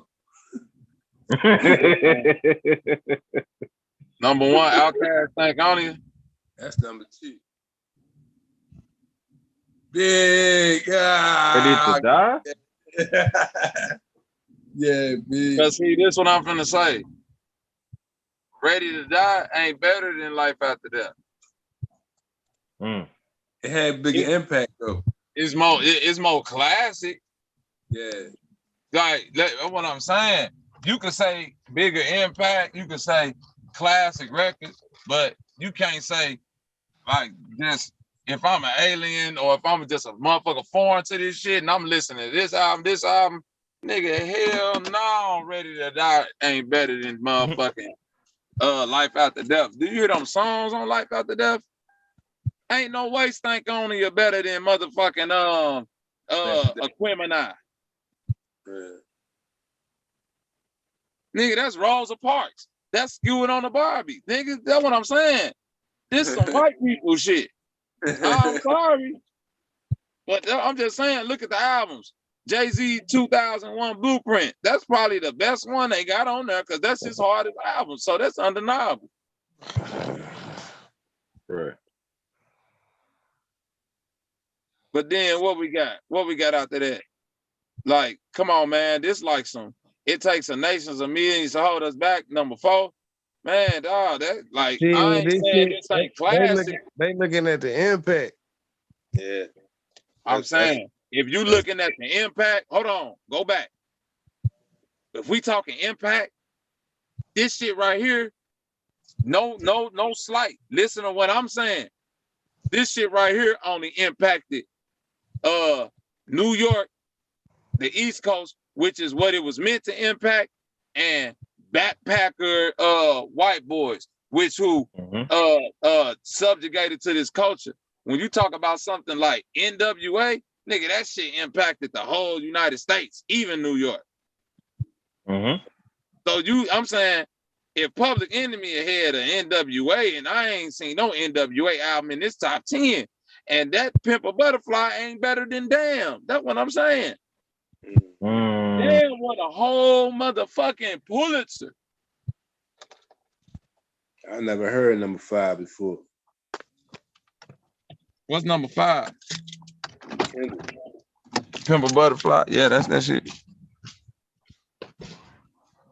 I fuck with My Dark Twisted Fantasy. Yeah, My Dark Twisted Fantasy. That's that shit. But I can't say it's like, man, come on, man. Nah, yeah, it ain't that though. It ain't 6. Like, that's what I'm saying. This Kanye West album that's better than that shit. That's what I'm just gonna say. In my it's opinion. like if we go choose a Kanye West album, it's down here. Okay, can I get a pack of these right here, backwood? That Wu should have been in the top 5. If we talk impact, this one too. I know they 9 something. I'll take you. I'll go down. Okay. Cool. Tribe Called Quest. Let me get a big 2. What's up, boss? Lauren Hill, that's cool. Let me get a big. Yeah, big lighter. That's already top 10. Yeah. I could see Lauryn Hill in the top 10. What about you? Yeah, me too. That song, She Made Everything Is Everything. I think that song got her blackballed, man. I'm saying, Take Care, that's the bullshit right there. Take Care should not be. Take Care shouldn't even be on the list. It shouldn't like not the and the clips number. See, come on now. Have a good one, brother. That's whack, bro. Come on now, bro. The clip. Come on now, bro. You telling me the clips ahead of the Chronic 2001, bro? And I ain't even no motherfucking Dre fan like that. But I'm saying if we talking impact, that shit ain't impact harder than that motherfucking like. You see what I'm saying? And the way this shit should be judged. Supreme Clientele. This Ghostface hardest album to me, but I still put it at like top 25 maybe. And it definitely ain't ahead of Paid in Full. That's what I'm saying. First tape up. I ain't even no East Coast nigga, but come on now, bro. Even Rob gonna say, man, Supreme Clientele ain't ahead of Paid in Full. Impact wise, dog, come on, dog. Is this Cardi B at 16? That's crazy. Bro, listen. What's ever before this is wrong already. Whatever 17 years ain't right. Come on, dog. Come on, dog. Jesus. What's 18? What's 18? Over Kanye, man. Oh, Mad Villain. Are you serious, bro? What's 19, bro? This ain't harder than that MF Doom. That MF Doom, like, nigga. It ain't harder than Lil' Kim. Come on, man. Come on, man. They got Future, Dirty Sprite too. Who wrote this list? Bro, guess what though? I'm finna tell y'all something that's real right now. I ain't seen Illmatic yet. Nope. I thought Illmatic was gonna be in the top 10. Where Illmatic at? Shit, I was born in 95, you bro. telling me motherfucking Cardi B better than this Dark as Hell is Hot? Fuck no. Fuck no. I'm through. I'm through, nigga. I'm through with that shit. Nigga, this app, now this right here, this top 10, top 5. This top 10. This top 10. Top 10. Now that ain't no East Coast bias, that ain't no West Coast bias, This nigga. shit top Now, 10, this DMX shit top right 10. here impacted, this shit impacted harder than that Matter of fact, Cardi B ain't better than UGK. Man, that's what I was just finna say. It ain't even UGK. How the fuck UGK? Come on, bro. He getting top 20, yo. That's crazy. I'm finna Yo, y'all got Nas. I'm through. I'm through, dog. Yeah, that's fucked up. 24. Not top 20, not top 10, 24. That's crazy. Bro, this top 5. This top 5 right here. That's top 5. When you talk about listen, bro. Go back, bro. Go back, bro. Go back, bro. Hell no. Go back to that Illmatic, bro, at 24, bro. Listen, this how disrespectful this list is. This album right here changed the way half of New York rap.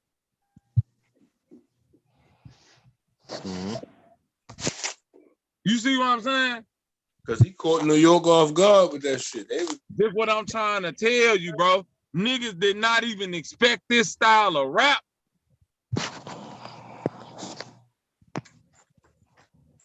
I'm an addict for sneakers, 20s of Buddha and bitches with beepers. What the fuck? And you telling me Cardi B better than this? Man, come on, man. Man, Kanye my nigga, but Yeezus is his worst album. Oh, I got smoke for that. I think Yeezus is one of his best. Yeezus is his worst album, and he'll say that because he meant for it to be his worst. No, that's true. He say that. He say, I meant for this shit to sound like a whole rough draft. The first song on there, he said, on that sample, it said, you might not. It basically said you might not like what you hear, but I'm not gonna give you what you want. I'm not gonna give you what you want. That's what I'm saying. I'm giving you. Listen, I'm agreeing with you, bro. That's what I'm saying. Listen, take Yeezus off and put Pablo there. and I ain't even finna argue with you. Mhm. Right or wrong, And bro? Paulo, to me, that shit was unfinished, but it was hard than a motherfucker It though. was hard than a mother. Thank you. It, like whether unfinished or not, like that shit was slaps. No more parties in LA. Mm-hmm. The shit with Future. Like this That nigga had song, slaps on that bitch. The shit with Bound to. Mm-hmm. Like the motherfucking shit with that Swiss made the beat famous. Yep. That That's album had facts. I'm about slaps. to listen to this shit after this shit.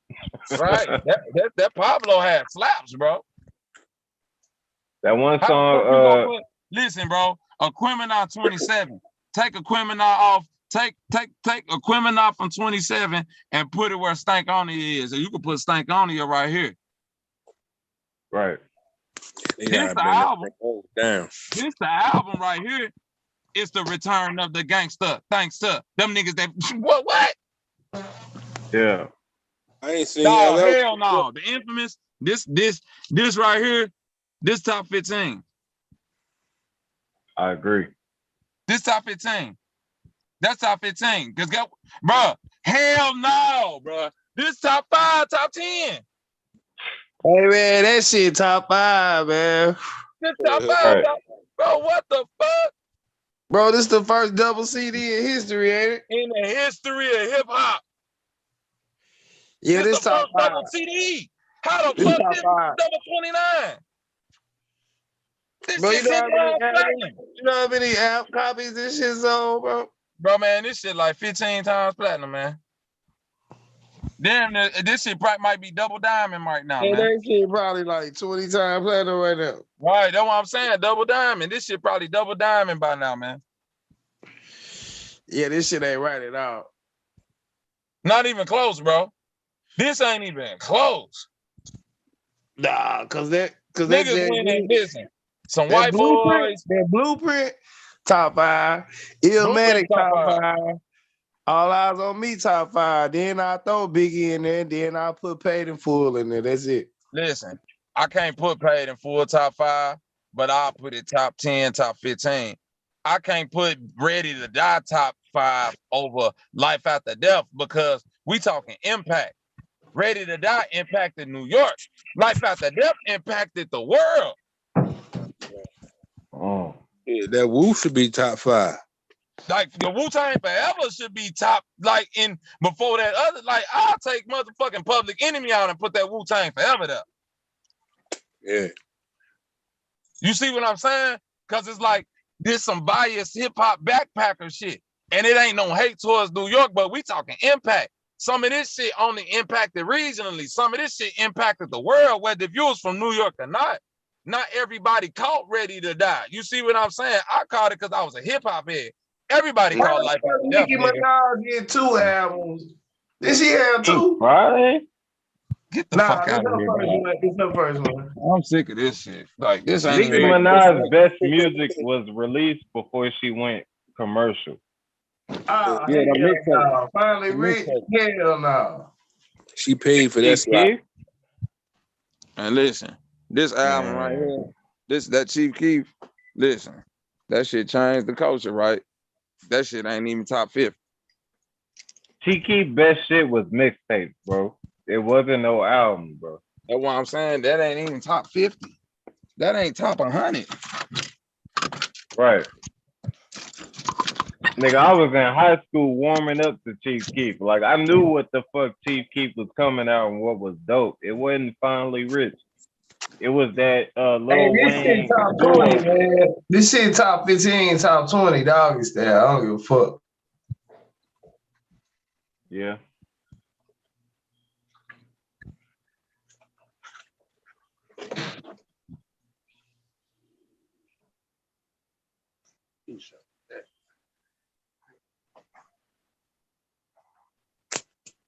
What the fuck? Hell no.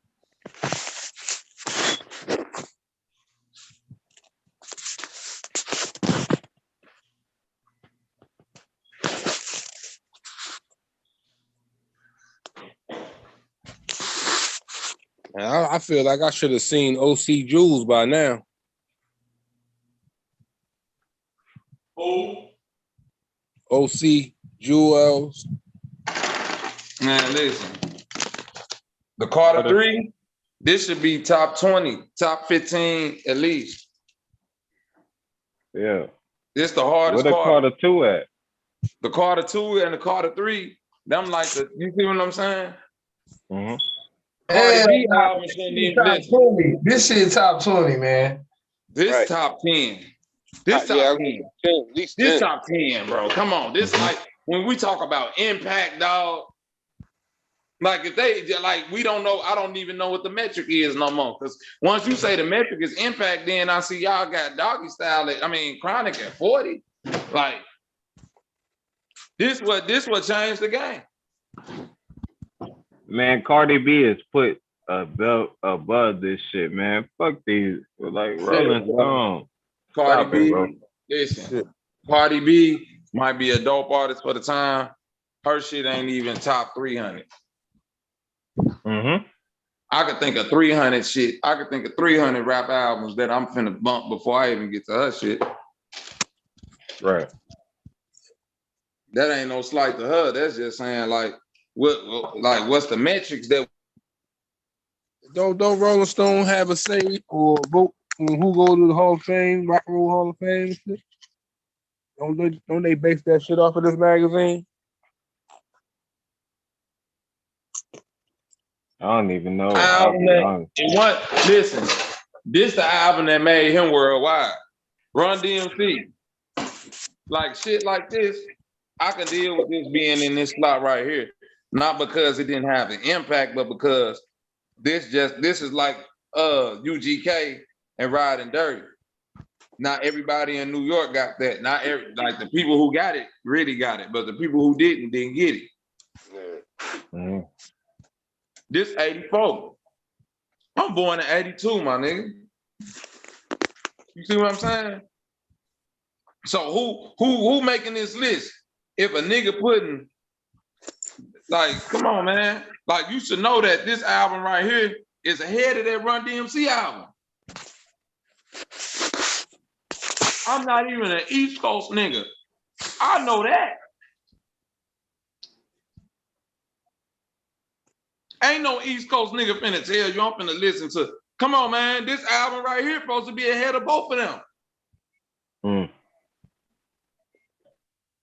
Know what I'm saying? They ain't even getting their own shit right. Yeah, LL Because way. if you talk about impact, bro, I'm saying I'm a Chicago nigga. Even though I got that Liquid Swords, I'm saying Mama Said Knock You Out. That was Hell nah. Tyler the Creator ain't on top 50, man.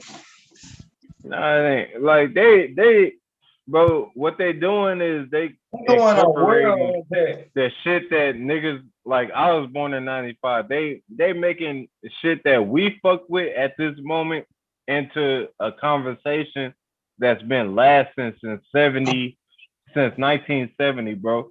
Tyler the Creator should not be in no motherfucking list or none of this shit. He's dope, but calm that shit down, bro. He should not be top 50. It's too many niggas. Like Tyler the Creator. Like I'm gonna put Hell on Earth and the Infamous ahead of that. I'm gonna put, guess what? Like, if I just stick, like, nigga, I'm gonna put an 8-Ball and MJG Space Age Pimpin' ahead of that. I'm gonna put the Lost Boys album ahead of that. I'm gonna put Ghetto Boys album ahead of that. You see what I'm saying? I can keep, I'm gonna put, you see what I'm saying? This album right here go ahead of that. All the Ice Cube albums finna go ahead of that. Right. Just Dilla alone, just his instrumental should be ahead of all that bullshit. Dilla gonna go ahead of that. A motherfucking who else? E40 go ahead of that. E40 and the Clique, that's finna go ahead of, like, Too Short album finna go ahead of that. Like, it's certain things like y'all like, we be so caught up in the moment and then be realizing, like, man, some of this music like been lasting for a long ass time. Right. Shit, we gotta make our own 200 greatest hip hop albums and shit. Listen, bro. Music nowadays, this is why they gotta make these arguments, and this is why they gotta bring these conversations up, bro. I'm gonna keep it real with you. Because music nowadays is so cookie cutter, it's moving so fucking fast, bro. By the time you even get the food in your mouth, nigga, they coming out with another dish. Yep. I listened to Kendrick. To taste it good. Cause think about it. I'm finna give you some real shit. Drake had a whole album mixtape, Know Yourself, right? Or if you reading this, whatever that shit was, right? Yep. Every song His on best that shit. album could have lasted him, nigga. Off that shit.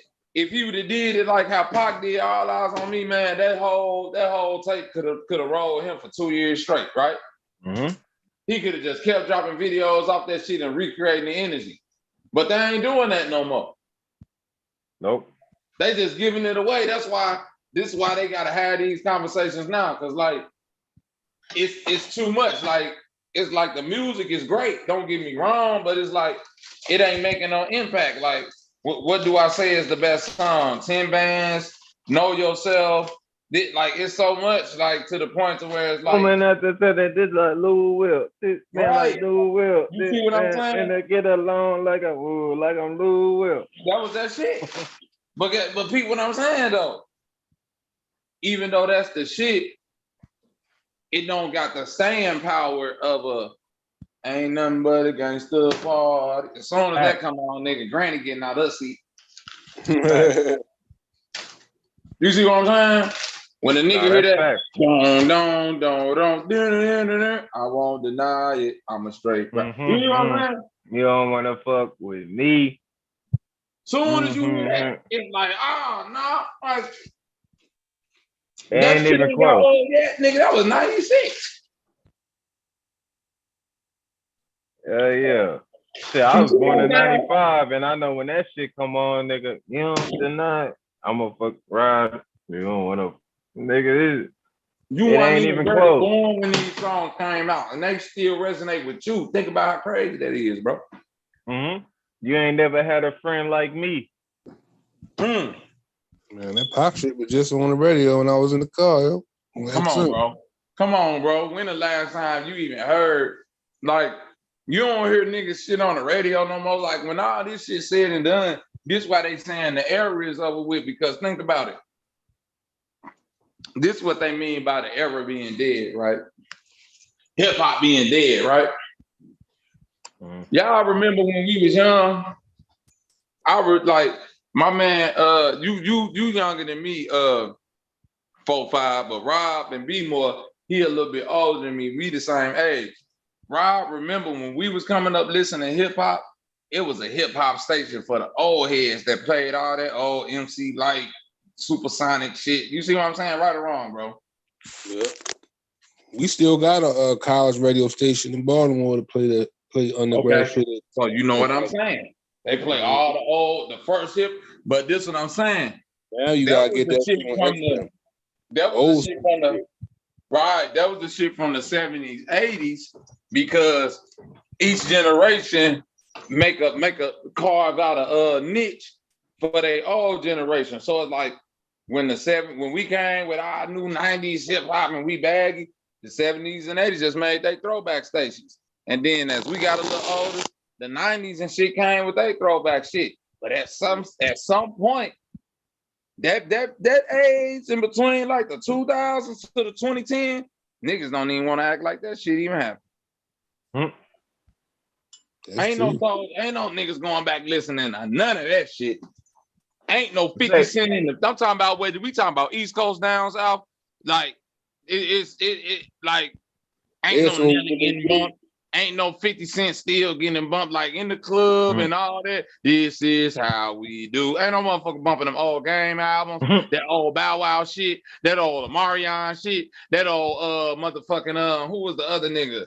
Goddamn Soulja Boy shit.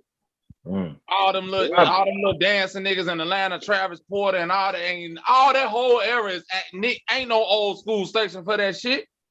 Right, they'll throw that shit on a pop station. Yeah, Right sprinkle around. that shit That's in for there. the white folks. That's what you took it right out my head. That's No, for it them. is. Yeah, That sprinkle is. it. Like That's for them now. Bobby, I graduated in 2013. When you talk about the 2010s, this is who was killing in the 2010s. It was Chief Keef. He started that shit. Yep. Chief Keef killed. Young Thug came along after that. Future killed. That's the 2010s right there. Them three niggas. But that's Other 2010. niggas. That's 2010 to 2020. Now we're in a different paradigm. Mm-hmm. You see what I'm saying? That's that 10-year run. I'm talking about from 2000 to 2010. Mm-hmm. Now you smoking. Now you smoking with me. Yeah, that's Missy Elliott. That's Ludacris. For real. When the last time you heard a Ludacris album on the radio? Hey, when the last time you heard I Can't Stand the Rain? You right. That's probably on a late night radio I station. know what I'm saying, bro. They acting like that whole era didn't exist. I ain't saying there's even one good shit there, but it ain't. You see what I'm saying? No, you right. Niggas threw that shit away. Ain't no old school station for no old Missy, old Timberland, old Aaliyah, old Nelly, Lil Jon and the East Side Boys. Where that's at? Yep. Right? You right. That's facts. That's facts. You don't hear Dead none of End this Hip shit Hop. no more. Dead End Hip Hop just did a Missy Elliott versus damn, I forgot who, but like I was sitting there listening to it like, damn, I ain't heard this song in like 12 years. That's my point. That's my point. They act like that whole era don't even exist, bro. Mm-hmm. They act like it don't exist. You see what I'm saying? That was Tupac. That's when niggas was coming with the dances and shit. Yep. Especially late 2000. Know what I'm saying? Soulja Boy, Crank That Batman. Right. You following me? Bow Wow. The Cool Kids. Remember them? Cool Kids. God damn it. I'm gonna do you one better. Cool Kids, and this is the story of a young black male trying to dodge the cemetery in an overpacked jail. Who is them niggas? Why-yo? Damn, I forgot that name. Damn, you right. Damn, it was Cool Kids and it was them. They started trying to come back. They was like some 90s niggas. They used to dress like big high top fades and shit, right? Yep. Wow, the throwback gear, and they had a female in their group. Yep. This is the story of a young black male trying to dodge the cemetery in a overpacked jail. Like them niggas, like they was kicking game, bro. And they got washed away. Them niggas on. What's the name of them niggas, man? Damn, bro. That's like I'm gonna look them up because they in my playlist.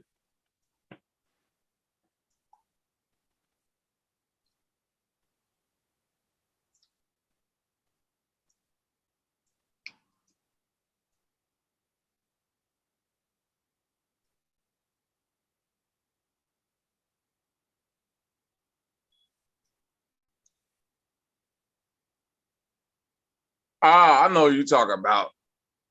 You talking about Pack Division. Yep. Pack Deal. You had, remember Dollar? Dollar, the one that made that song with I think it was T-Pain or some shit. Yep, they got killed in LA. Yep. Dollar. Goddamn remember Smiles and South Star? I don't know them. It was like an Asian dude and a black dude. Okay. I gotta look them up. Yep. Then you had Pac Div. the Cool Kids. It was another group like them, man, back then. Like that whole era. Niggas is not like, you gotta think. That's the era that started ushering in the retro J's and shit. Mm-hmm. Like they taught me how to dress. This who brought the sneaker culture back. Like niggas like Mickey Fax and goddamn.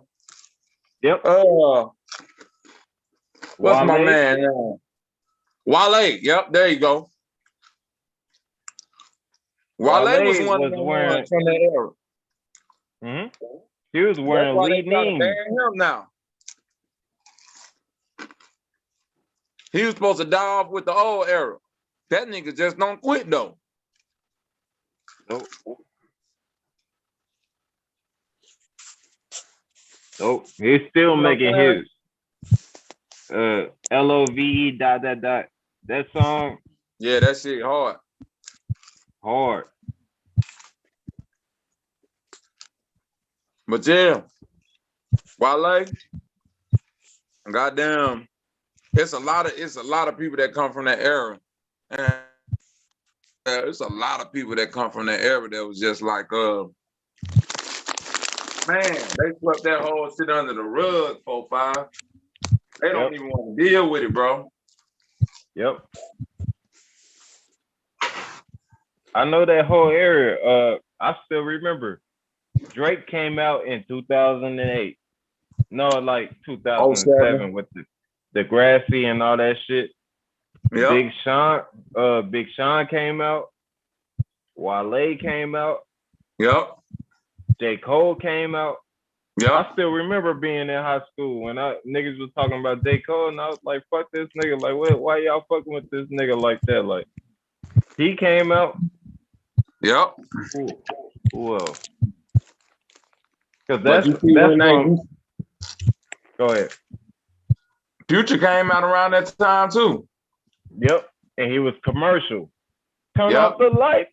I'm looking forward to it. No, I'm talking about before then. You know, Future, the one that Future got put on. It was a song in the ATL. That racks on racks on racks, racks on racks on racks. He wrote that song. He wrote it and sung the hook. That light-skinned niggas don't even know his name. I don't even know his name, but I remember. But the light-skinned nigga was the star at that time. Yep. Future was just the nigga featured on the song. Mm-hmm. The song that blew Future up though was that Tony Montana.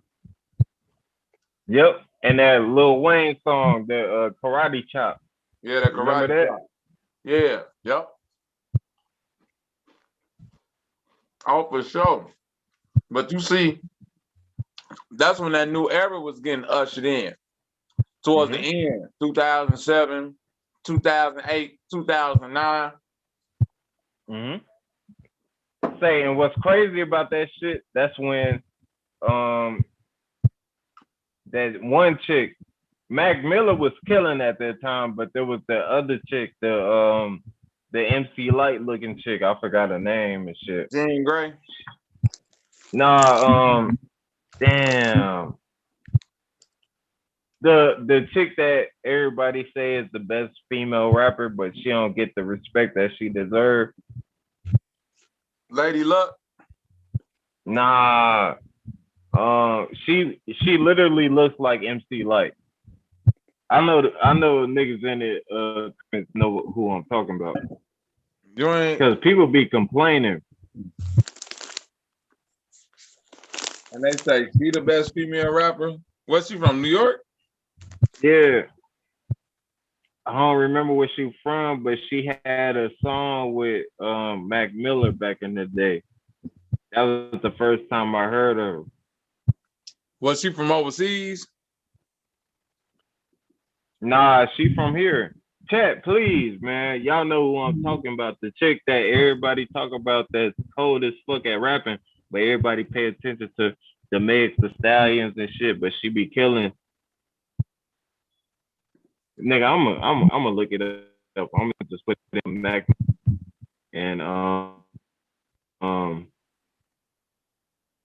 Mac. Oh shit. Who Oh, you talking about Rhapsody, bro? Shit?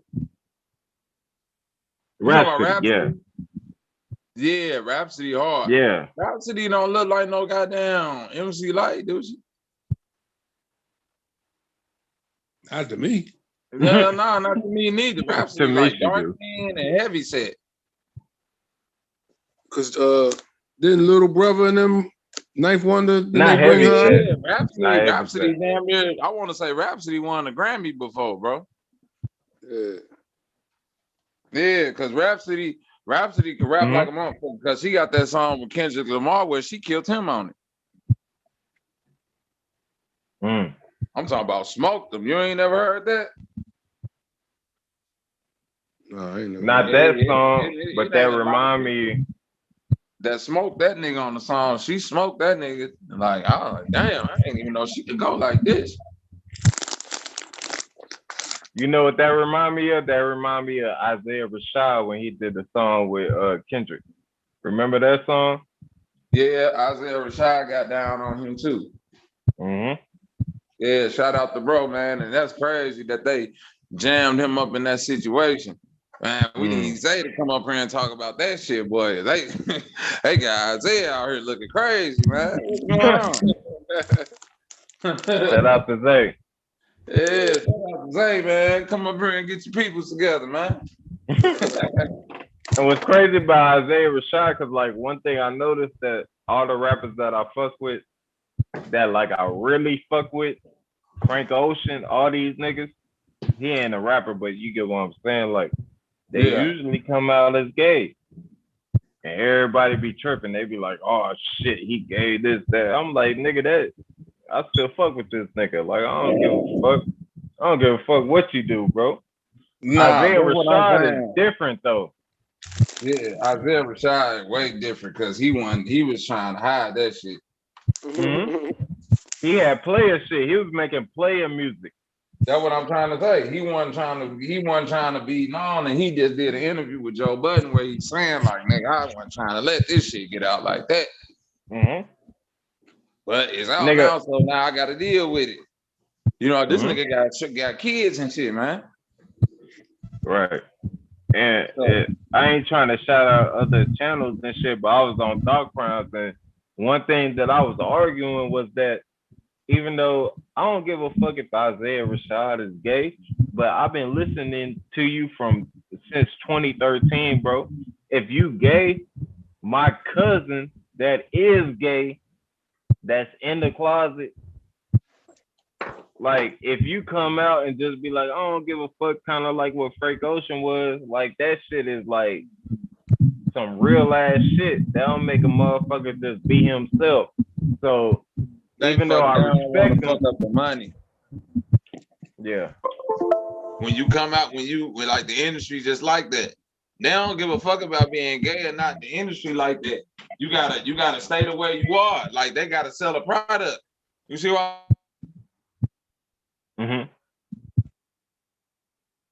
I think you Bobby. Y'all hear Bobby still? No, he went out. Yeah. There you go. Oh, y'all can't hear me? I hear you now. Oh, okay. Yeah, like I was saying, that's like George Michael. Like when he got caught up, it's like, bro, it ain't that the nigga don't like he trying to hide it because of money, not because he give a fuck. You know what I'm saying? He's singing the pussy. He can't get caught with no man. Right. That's what that is. So that's what Isaiah Rashad speaking to. Like, fuck the gay shit. Like, I'm still trying to be paid. This fucking up the bag. I'm finna kill myself, nigga. Not because I got caught because I was gay, because nigga, this fucking up the money. Hey, that's real. Yeah, that's what that be. That's what they told me when I said that shit in the chat. That nigga took a whole 10 minutes. He was like, man, Isaiah Rashad said that he was gonna kill himself because of all this shit he already addressed it. And I was like, okay, cool. Like, my bad. Like, yeah, that nigga said he was finna kill himself.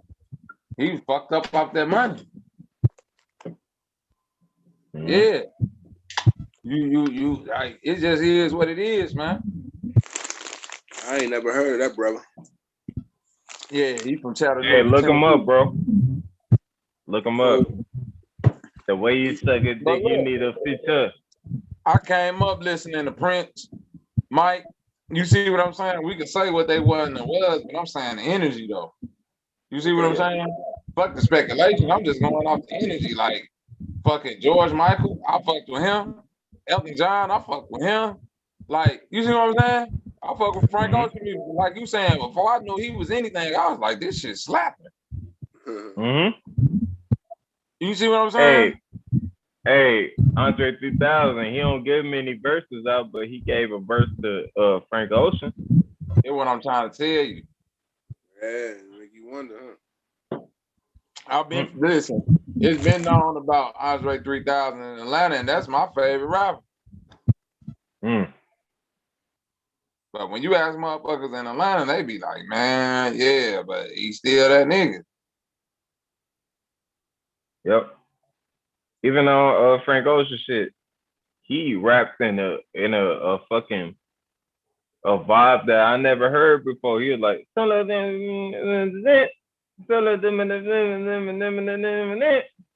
like, what the fuck? He even addressed black women in that shit. He trying to come out with a new style and shit.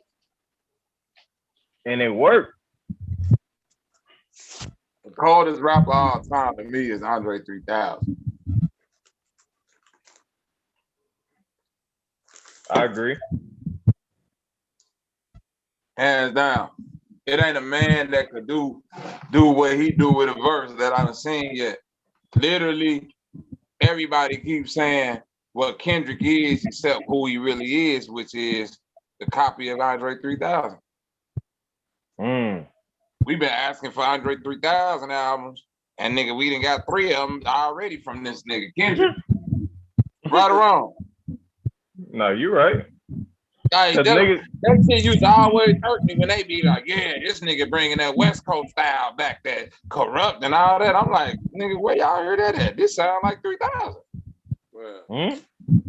And the number one thing that people be talking about, they be like, oh, Kendrick, he sound like he doing poetry and some shit. What was Andre 3000 doing? Right. Think about that song, Return of the Gangster.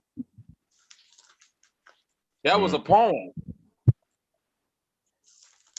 That's why people hated that Love Below, because most of it was like spoken word and singing. The same thing he did on Pimp a Butterfly. You remember what Andre said at Source Awards? South got something to say. Yep. That nigga said, it's the return of the gangster. Thanks to that niggas that's on the blow that run up in your crib with you change your lady and the 8-month-old child to raise plus your true blue about this music, but they don't want to hear it because they rather be bouncing and shooting and bouncing and killing and shit. Get down. This all spoken word, return of the gangster. Thanks to them niggas that think y'all soft and say y'all gospel rapping, but they steady clapping when you talk about bitches and switches and hoes and clothes and weed. Let's talk about time traveling, rhyme javeling, something mind unraveling. Get down. This nigga like, what the fuck?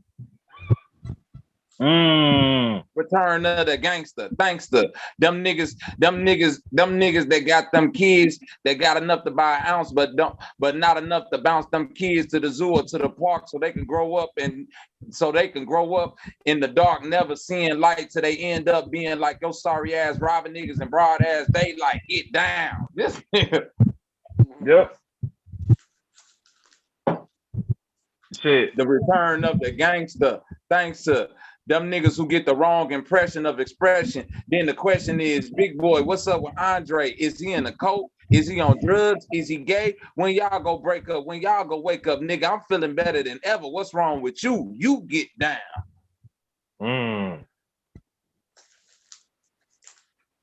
Nigga, this 90 motherfucking, nigga, this, when equipment I come out, man? God damn, this 98, nigga, like you gotta think, nigga, 98, I'm motherfucking junior high school listening to this shit. Like, boy, what the fuck, nigga? We steadily rewinding that song. Look, and Bobby, bro. Huh? Like I ain't trying to switch the subject, but I was born in Austin, Texas. Right. And I was like, fuck everybody, fuck Jay-Z. But when I heard Jay-Z going on Hot 97, he said some shit where he was like, see Martin, see Malcolm, see Biggie, see Pac, see success in their outcome. See Caesar, see Judas, see Caesar, see Brutus, see success is like suicide. Suicide is a suicide. If you proceed, prepare to be crucified. Media metals, nigga sue you, you settle. Every step you take, they remind you you ghetto. So it's tough being Bobby Brown to be Bobby then, you gotta be Bobby now. So the question is to have had and lost better than not having before? When I heard that shit, I was like, man, this nigga different. Now I'm gonna tell you right now.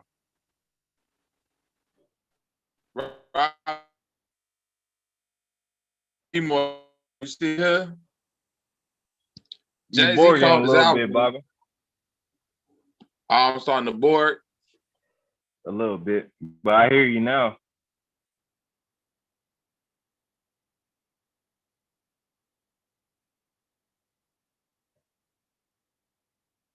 Y'all hear Bobby? Cause I don't hear nothing right now.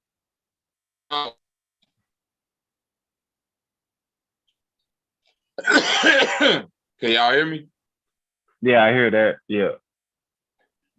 Yeah, Jay-Z called his album to me that 444. That's Grown his man shit. That's his raw shit. Because listen, for me, why I keep saying Andre 3000 is the coldest is because of, like how I just said, that Return of the Gangster, because it's like a nigga ain't even gotta be doing all the metaphors like I'll break open your leg like a keg of beer and then drink the blood like a, you see what I'm saying? Eminem. Yep. You feel me? Niggas ain't gotta do all that. When these niggas get to rapping, it's like, let's talk about something. The time traveling, rhyme traveling, mind unravel. Like, it's like, hold on, nigga, this different. This ain't just a nigga making the words rhyme. This a nigga tapping into your psyche. You dig what I'm saying? So it's like that 444, even though the shit, I ain't saying the shit Jay-Z wasn't rapping wasn't real before then, but it's like the shit he was rapping on that shit when that nigga said, you on the gram holding money to your ear. It's a disconnect. We don't even call that money over here. I was like, see, that's now you taking it there, Jay-Z. Now this what niggas been asking for all these years, nigga. And now you ready to go there. Let's get it then, nigga. Nigga, that nigga said, I'll fuck up a good thing if you let me. Leave me alone, Becky. Just that simple shit like that. A man who won't take care of home can't be rich. I watched Godfather. I missed that whole shit. Like, ain't like that bar right there. Ain't nothing. All that metaphor shit ain't colder than that to me. You see what I'm saying? Like when Jay-Z got in that bag, I was like, man, I missed it. Like Kate losing the baby because their future's uncertain. Niggas busting all through the curtain because she hurting. Like, you see what I'm saying? This real life shit. Nigga, we in a different mode. My wife in the crib feeding the kids liquid gold. Nigga, that's breast milk. Like a real dads know that shit. We like, nigga, now you talking, nigga. Yep. We know, now you talking. Bobby, Jay-Z said, God damn. He said, everybody want to be the king till shots ringing. You laying in the balcony with holes in your dreams, or your mouth X'd out, getting distracted by a scream. Everybody get your hand on my jeans. Everybody want to, man, bro. Yep. Like he be saying real shit, but like people pay attention to the bullshit. It's like he's saying real shit. He's telling you what it is, but it's like this, bro. I'm gonna leave it at that. This the hump Jay-Z can't never surpass, bro. Nas got too much stock in that. He got too many bullets in that gun already. So it's like, to me, 444 is his cold as shit. But if we like, but to him, if he was to try to compete with Nas on some shit like that, it wouldn't. You see what I'm saying? When Nas get in that bag, he on some different shit. So Jay-Z gotta go. Not saying gotta go, but where he most confident, he's a street nigga. High level hustler. That's why when you listening to Reasonable Doubt and all that, I can appreciate the greatness in that too, because I done been on both sides. You see what I'm saying? So I can appreciate when a nigga say, man, what's the difference between a 4.0 and a 4.6? Nigga, 30 to 40 gram, cocksucker beat it. Like that's hard to be too. You see what I'm saying? That's hard to be too, because it's like, nigga, that's reality too. But it ain't a reality for a lot of people, so that's why it ain't as relatable. You see what I'm saying? Yeah. You would only have to have lived through certain things like that and be in a certain echelon to really understand when Jay-Z be kicking certain shit going that way. A lot of niggas get offended when they hear shit like that. Right. But look, Jay-Z say, inspired by Basquiat, my chariot, I see fire, everybody throw shots at my body, yeah, I'm tired. Build me up, break me down, build me up again. They say, Hov, I need you back so I can kill your ass again. Hov got flow, no, he know Big and Pac, but he close. How I'm supposed to win? They got me fighting ghosts. Like, it take a certain nigga to understand what he's saying. Real shit. He said, go ahead. Okay, so this what I'm finna say. This what make Jay-Z great to me.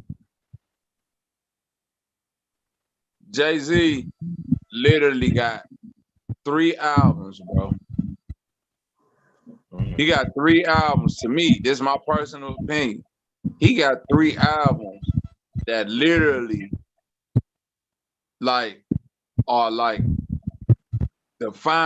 defining himself and the culture so solid that it's like 3 different growths of the same person. You see what I'm saying? So it's like Reasonable Doubt, right? Nigga, that's straight high level street hustler shit, bro. If you ain't lived that type of life, that's why a lot of niggas be like, I don't know why niggas like this album so much, bro, because we listening to what this nigga's saying, and we like, boy, y'all just don't know this nigga talking that game, nigga. When it comes to this cheese, y'all like 3 Blind Mice, like simple shit like that, like make a real hustler be like, whoo, shit, nigga. Like, nigga, I remember being a young nigga riding around in the Lex, like, nigga, yeah, nigga, I'm in the Lex too, Jay, what's up, nigga? So then you elevate. Blueprint is where it's like, nigga, this where hip hop finna be for the next, I don't know how many years, nigga. I'm setting the standard right now, nigga. This where it's finna go. Watch this. Blueprint. This the blueprint. And for the next 10 years, nigga, every East Coast nigga tried their best to make another Blueprint album. Am I lying, Rob? Hey, and when I was young,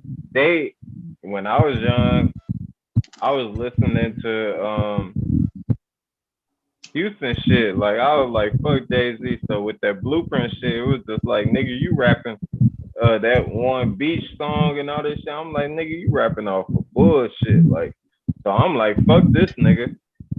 But like, that's where the real game being dropped. And I'm sitting here like, fuck this nigga, hey, J-Dog, you got it. You get what I'm saying?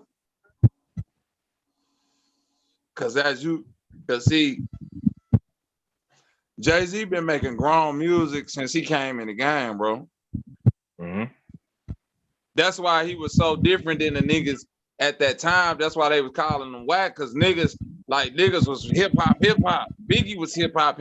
So it was like Jay-Z kind of elevated Biggie to where I was like, man, this nigga talking that talk. I can't be. You see what I'm saying? Yeah.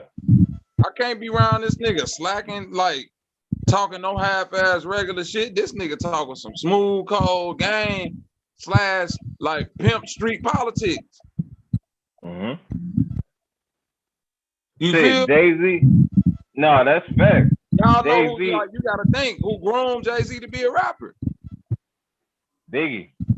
No. And Big Jazz Daddy Prince. I mean, not Jazz Prince, but Jazz. No, Big Daddy Kane, bro. Oh yeah, he said he didn't just say Big Daddy Kane. He said, what's that other group? I know you know what I'm talking about.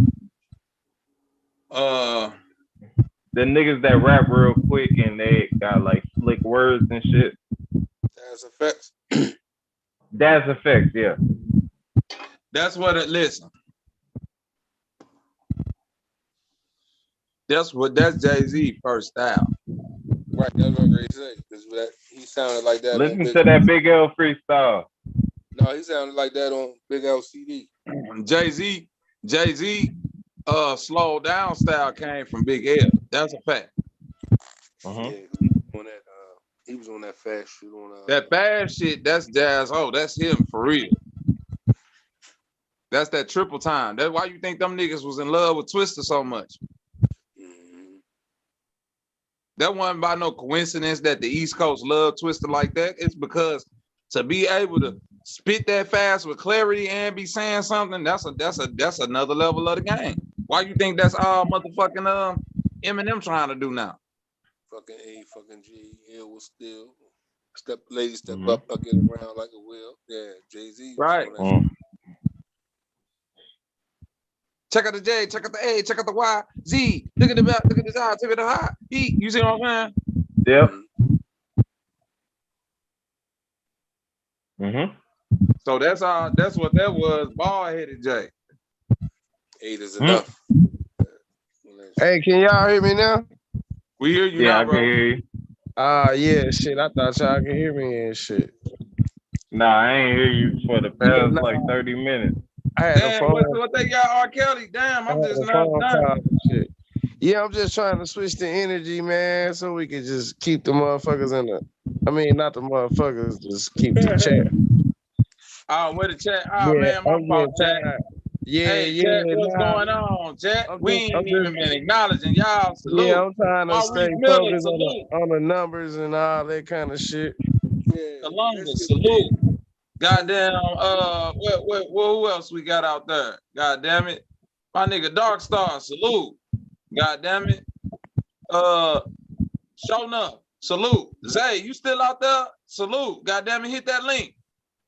Right. No more flips, salute. Hit that link. Metal Face Doom, salute. Hey, salute. Man, Rob Young, salute. That's my brother. Pac-Man, salute. I was bugging off with that. Hey, Kalunga say, nah, you was right the first time. What do you mean? Man, I'm so damn tired. I got a headache and shit, man. This shit is like more than y'all, than you know, man. Yeah, this shit is just getting more intense, man. They said feds tell judge to lock R. Kelly ass up for 25 plus years. That's crazy, yeah.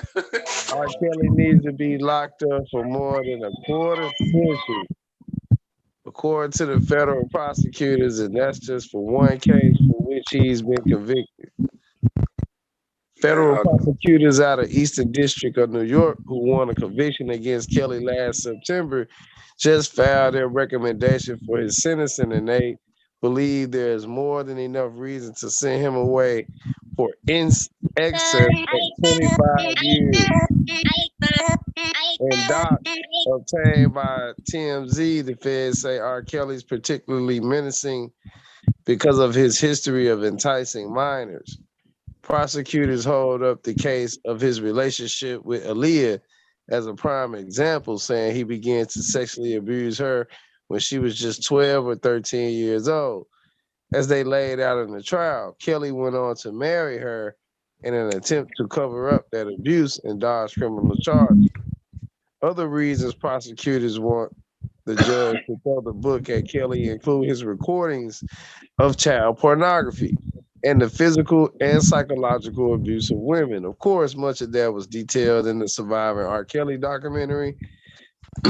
Things like Kelly making women call him daddy, violent spankings if they disobey his rule, and prolonged isolation and punishment. They also say Kelly knew he had genital herpes in 2004. Oh shit, Kels. Nigga, that's why he thought he could fly. His balls was on fire. Nah, that's that Usher shirt. Usher and what was that song with Usher and R. Kelly? But continued to have sex with women after telling them. The feds are particularly concerned because they say Kelly continued doing all these heinous acts even after he'd been arrested and gone on trial in 2008. And there's this. As we all know, R. Kelly has an impressive catalog of hits, and prosecutors say that led him to believe his musical talent absolved him of any need to conform his conduct, no matter how predatory, harmful, humiliating, or abusive to others, to the strictures of the law. Add it all up, and the feds say that's why they're recommending the judge put Kelly behind bars at least until he's well into his 70s. He's currently 55, and sentencing is scheduled for June 29th. Keep in mind, Kelly is still facing another federal case out of Illinois, plus a state trial in Minnesota. Damn. Yeah, Zay, same girl. He might be coming home. That's probably why he put that shit out. But it's all about his catalog. They want that man catalog, man. That's what it's all about. Yeah, Kels might be coming home, dog. All them niggas might be coming home, man. Shit, I don't give a fuck when nobody say, hey, fill in on your boo-hootie, your boo-hoo-hootie, your boo-hoo-hootie. That shit hard. Crazy. Listen, bro, I'm finna tell you some real shit. He said he was actually putting feeling on somebody's booty when he wrote that shit or recorded it or something. He can feel on a lot of ass now. Now listen, I'm finna tell y'all something right now, bro. I'm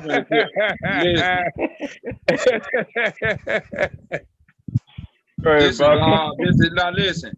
This was crazy. It's an Elvis Presley movie getting made right now. Oh yeah. And it's gonna be in the theaters. I think y'all feel where I'm going now? Already. Elvis Presley movie is being made while we talking about the greatest motherfucking R&B singer of all time, literally probably the greatest writing musician of all time. I'm ready to say writer, yo.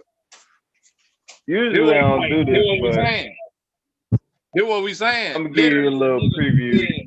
Literally a nigga who said in the middle, in a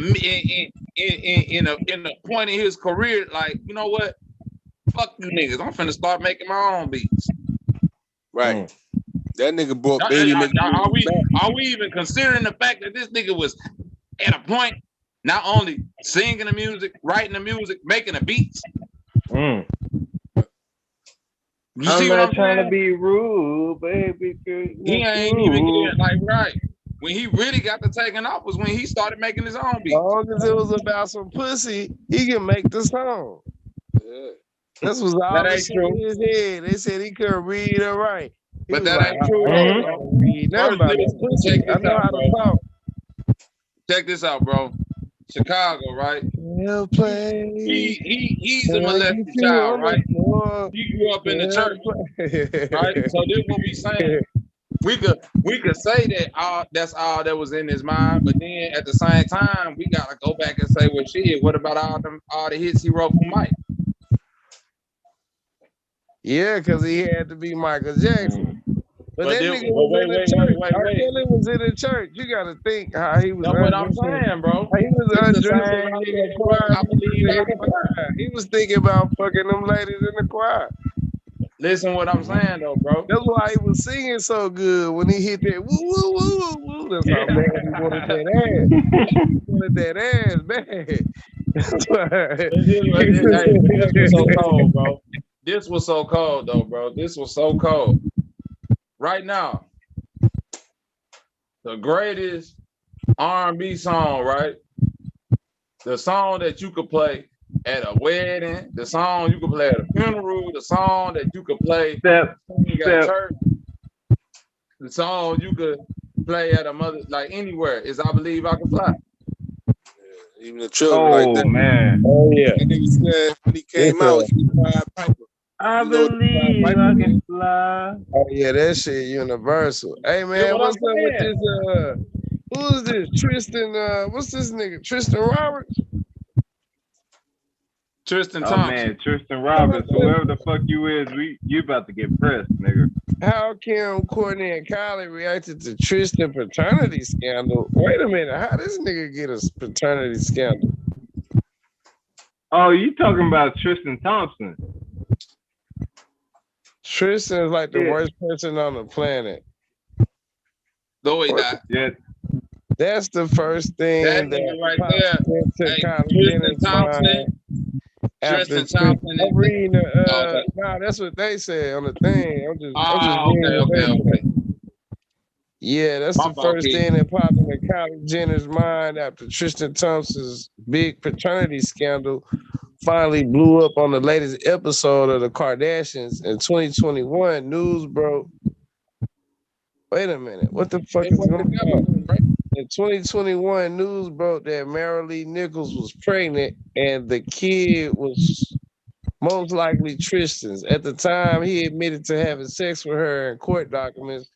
While questioning whether he was the child's father, it was right around this drop that Wednesday's new hour was filmed. We'll have to wait until next week to see Chloe's reaction to it all. But throughout the episode leading up to the bomb, she seemed in a very good place with both her professional and personal life. He with Chloe and he done had the baby on her and shit. But shit, 21, right? How many motherfucking NBA players she fucking? Damn. Damn, when the nigga Odom was over there. Damn. What's the name? Odom, the nigga from the Wizards, not the Wizards. Yeah, it was the another Timberwolves. basketball nigga, wasn't it? Timberwolves. Yeah, what was the that dark nigga skinned name? nigga? Oh, it was another dude too. It's a light skinned dude too. Yeah, she had the light skinned nigga. Damn, she get all the NBA niggas. She must just be at the game passing her number out or something. She and Tristan were ready to move into a new home together with True, and things were once again going really well between them. Speaking with mom, Kris Jenner, Chloe said she had been bringing up marriage a lot, and they were happy to be in a better place. I think we both are excited for this and get out of that toxic place we were in. I believe people should have multiple chances in life. I do, she explained. Yeah, no shit, girl. You got any chances, shit. But it takes work and it takes time. Everyone has to be patient, and not everyone is. She added that marriage is the end goal, but acknowledged they both still need to put in some work. Everything's in a really good place right now, she added, until it wasn't. The last 5 minutes of the episode picked up at 6:30 in the morning, presumably moments after the Daily Mail posted its explosive report. Producers were seen scrambling for cameras saying, guys, let's get to the gym right now. I don't know what's going on, and more tellingly, only important shit happens before 7:30. They then walked in on Kim, who was on the phone with someone talking about Tristan's declaration. His whole declaration is in this thing, which says, I slept with her. I'm Tristan Thompson. I met this girl in Houston. I slept with her on my 30th birthday. She said, so I sent it to him, and he said, does Chloe know about this? Chloe doesn't even fucking know. She then hopped on the phone with Kylie, who at first said, "You're lying," before adding, "Is Tristan like the worst person on the planet?" No, I'm not fucking lying. I'm shaking for her. My soul kills, dies for her. Kim responded, "She's not awake." What's so fucking crazy is he wrote a whole declaration. I'm filming right now, but this is always what happens with us. I'm always filming when this happens. So he done went and all right, yeah, man. I don't. It's not such a big fucking deal, man. Why they want all that business off there like that? Because that's how they get paid. This is what I was telling y'all. This is what I was telling y'all the other day. The controversy was what gets them paid. They just making money off gossip. That's what the tabloids is. Interviews and all that.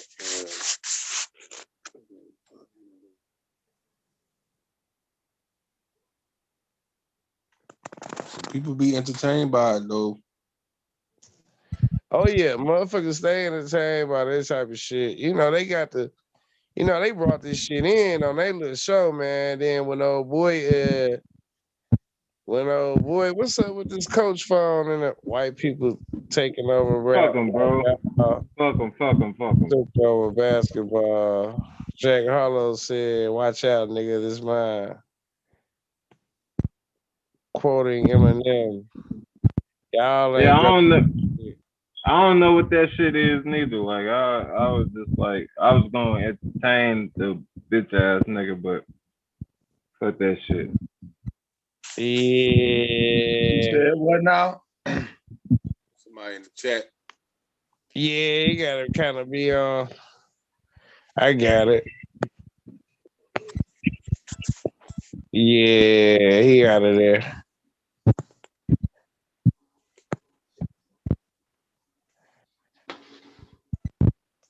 Yeah, I had to.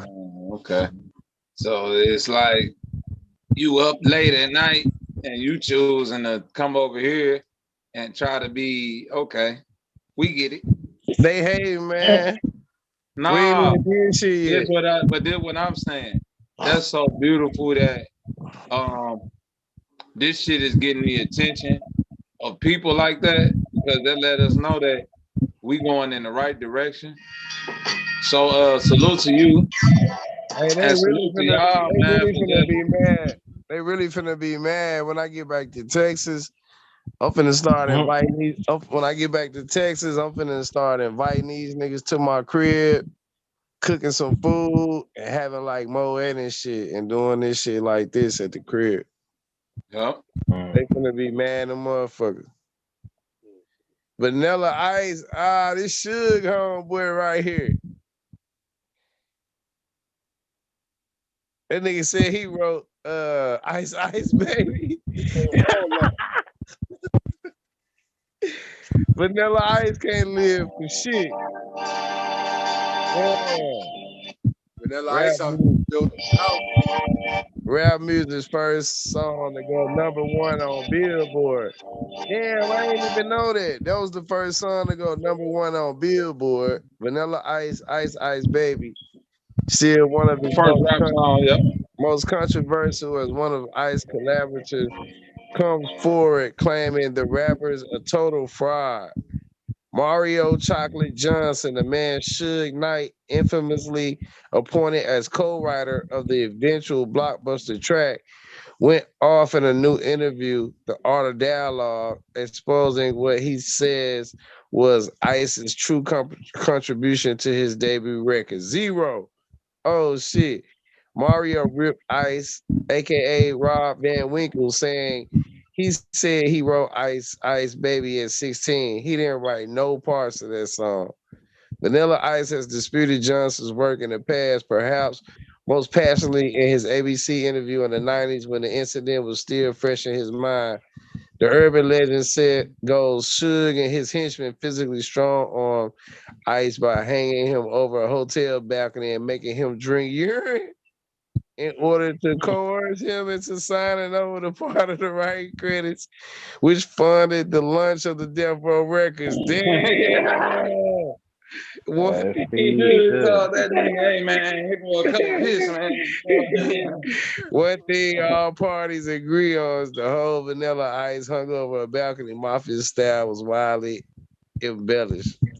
While Ice admits he did go out on the balcony to be intimidated, that's where the physical contact stops. Mario backs that up too, and as the heated meeting was not about Ice Baby at all, but instead says it was about the 8 other songs on Ice's album To the Extreme. In addition to the single being one of the biggest songs of all time, the album sold more than 15 million units worldwide, and Mario says that's what he and Suge were really after that day.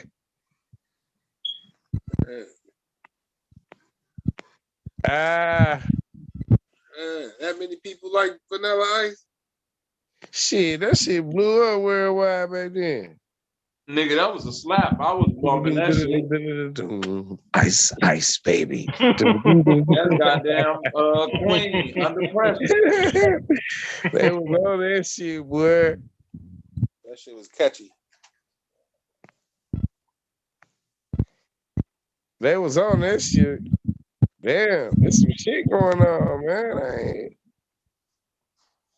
The fuck? After 20 years, they get more money when they go out and perform them songs and stuff. That's why you see a lot of them old groups coming back together and shit. Oh, shit. Nah, he don't make nothing off Ice Baby though. Say, I ask y'all this question. Who is the best white boy that entered the quote-unquote R&B hip-hop scene? To me, it's Justin Timberlake. Nope. Go ahead. John B. John, oh, yeah, you're right. You're right. Justin Timberlake can't do it. John B. John B. What happened? I can't see that. Y'all don't see this shit? No, I see it. You see it, Papa? Yeah, I see it. A wild video of orangutan grabbing man You at don't see the video though. That's what I'm saying. enclosure. Can you see the video, Papa? No, I can't see the video. Oh man, yeah. No, it's there. It's there. Just it's there. Like, start it over.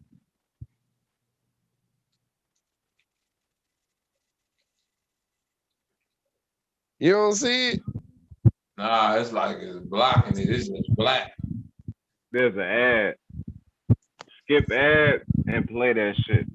It's Nah, playing. that's what I'm saying. It's black. It's like they got some type of third party blocker maybe or something. They have some different shit. But this bitch show playing, but it's just a black screen. Yeah, it's a black screen. He lucky that motherfucking orangutan is a vegetarian because he'd have killed that man. He'd have eaten him alive. Nah, orangutans, listen. Yeah, because it's on my phone. It's on my phone. It's so real though, Rob. You would rather get killed by an animal that's like trying to eat you than an animal like that. Oh shit. Let me see. Damn, okay. You feel me? The video, the guy gets too close to the cage, and the orangutan quickly grabs him by the shirt, pulling him closer and closer, and possibly trying to bite the man. From there, it was a tug of war between the ape and the man's friends, and his friends are losing. Damn. At one point, the animal grabs the man's leg, and he's totally horizontal. The strength is incredible. Unclear exactly when and where the vid was taken, but supposedly the man was okay in the end. Damn. But he taunted that motherfucker though, you know what I mean? Yeah, that's what it was. He was fucking with that bitch. I'm like, yo, he's crazy. Hey, cause listen to me, bro. Real talk. Listen to me, Rob 45 Key. Like a tiger, right? A tiger, a bear, a lion, right? Polar bear. These are animals that's looking to eat you, possibly, right? Yeah. So an animal that's looking to eat you, they looking to kill you as quick as possible. You see what I'm saying? So that's why them bitches go for the neck. So if you get attacked by one of them, you see what I'm saying? It's gonna go for your neck. You like by the time you feel that shit, it's gonna be over. Orangutan, a gorilla.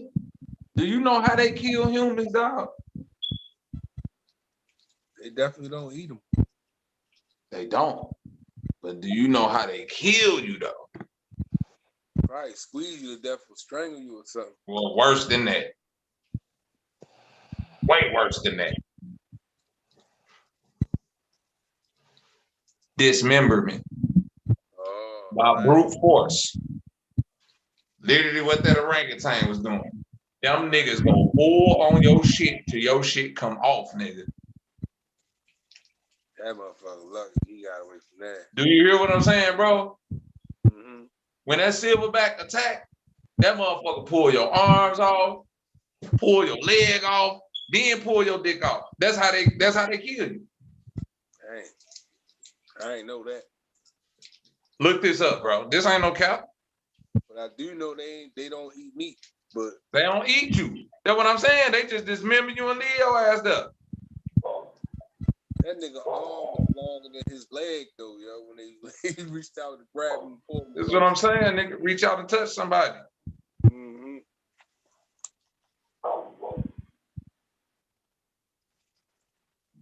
Well, could you imagine getting ripped apart like that, yo? That is crazy, right there. Hell no. That shit would hurt. Yeah. Nah. Cause them bitches go be ripping, biting, and motherfucking pounding at the same time. They talking about, so now all of a sudden they got cancer drugs that work. 100% of the patients, the cancer worked on, medicine worked on 100% of the patients. A small drug trial is having a seismic impact in the world of oncology. After 6 months of an experimental treatment, tumors vanished in all 14 patients diagnosed with early stage of rectal cancer who completed the study by the time it was published. Researchers in the field of colorectal cancer are hailing the study, published Sunday in the New England Journal of Medicine, as a groundbreaking development that could lead to new treatments for other cancers as well. I don't think anyone has seen this before, where every single patient has had the tumor disappear. And Andrea Sursek, an oncologist with Memorial Sloan Kettering Cancer Center in New York and lead author of the study. The patients all shared the same genetic instability in their rectal cancer and had not yet undergone treatment. It was given 9 doses of intravenous dostarlimab, a relatively new drug designed to block a specific cancer cell protein that, when expressed, can cause the immune system to withhold its cancer-fighting response. After 6 months, scans that once showed knotty, discolored tumors instead revealed smooth pink tissue. No traces of cancer were detected in scans, biopsies, or physical exams. All 14 patients. The odds are exceedingly low and really unheard of in oncology, Sursik said. The results were so successful that none of the 14 patients who completed the trial needed the planned follow-up treatment of chemo, radiation, or surgery, nor did any have significant complications from the drug. Yeah, that's kind of crazy. It's good, but it's like, it's good, but to me it's bullshit because I'm knowing they could have been did this shit. Right. That they've been ahead of the curve for. Because that chemo is what really takes patients out, man. Yeah, that chemo take them down through there. Chemo ain't nothing but bleach. They literally bleaching. They bleaching your essence. You see what I'm saying? Man, listen. Shout out to I gotta say this, bro. Shout out to Loyal, man. You know what I mean? I don't know what his, you know what I'm saying, what his supreme ideology may be, but I'm gonna tell you what, he gave me a key piece to a puzzle I've been looking for a long time, and at all times to this with this cancer and all of that, with this syphilis shit.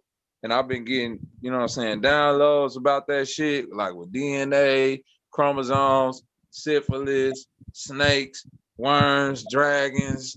You dig what I'm saying? Cancers, tumors, expressions, all of that, man.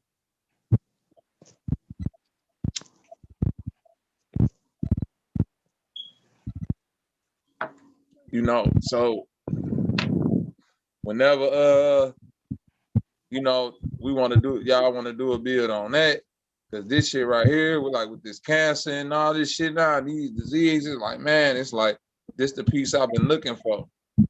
What it say? The Atlanta Federal Reserve, GDP, not. I don't know what this is. Oh yeah, y'all can run it, man. I'm just trying to keep it, man. Keep it, just keep jumping, man.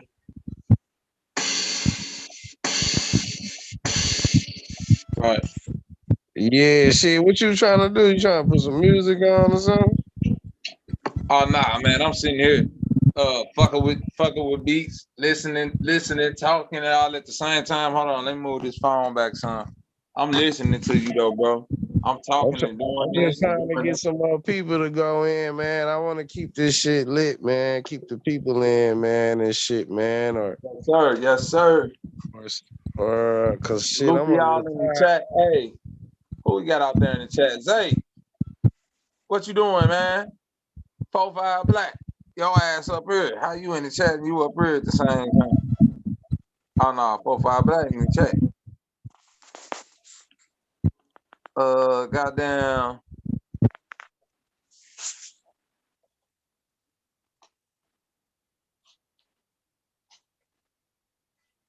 Oh yeah, Crown was there.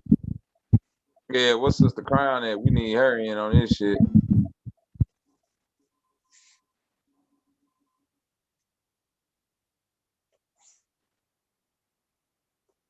Oh shit. Yeah, Bobby Caldwell was before John B. I'm just going back looking at this shit.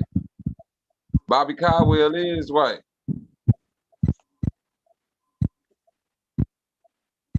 Who was that?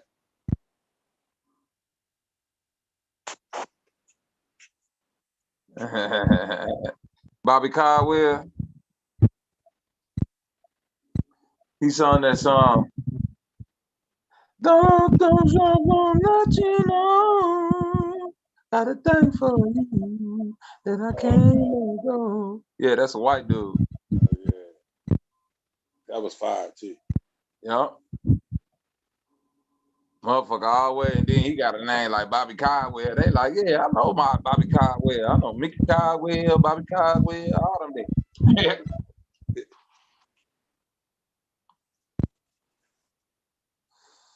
Salute. Yeah, man. Go to another one, Keith. What that is? Warren Buff. Yeah, I had been putting mad shit in the thing. I know y'all be doing other shit though. I'm getting them all out the back. Robin B. Moore, I seen you posted some shit. I'm really trying to get some more people to jump up here and get some shit going, man. So I can chill out for a second, man. I ain't really feeling too good right now. Yep, I feel you. My motherfucking head won't stop hurting. Ah, yeah, this some deep shit.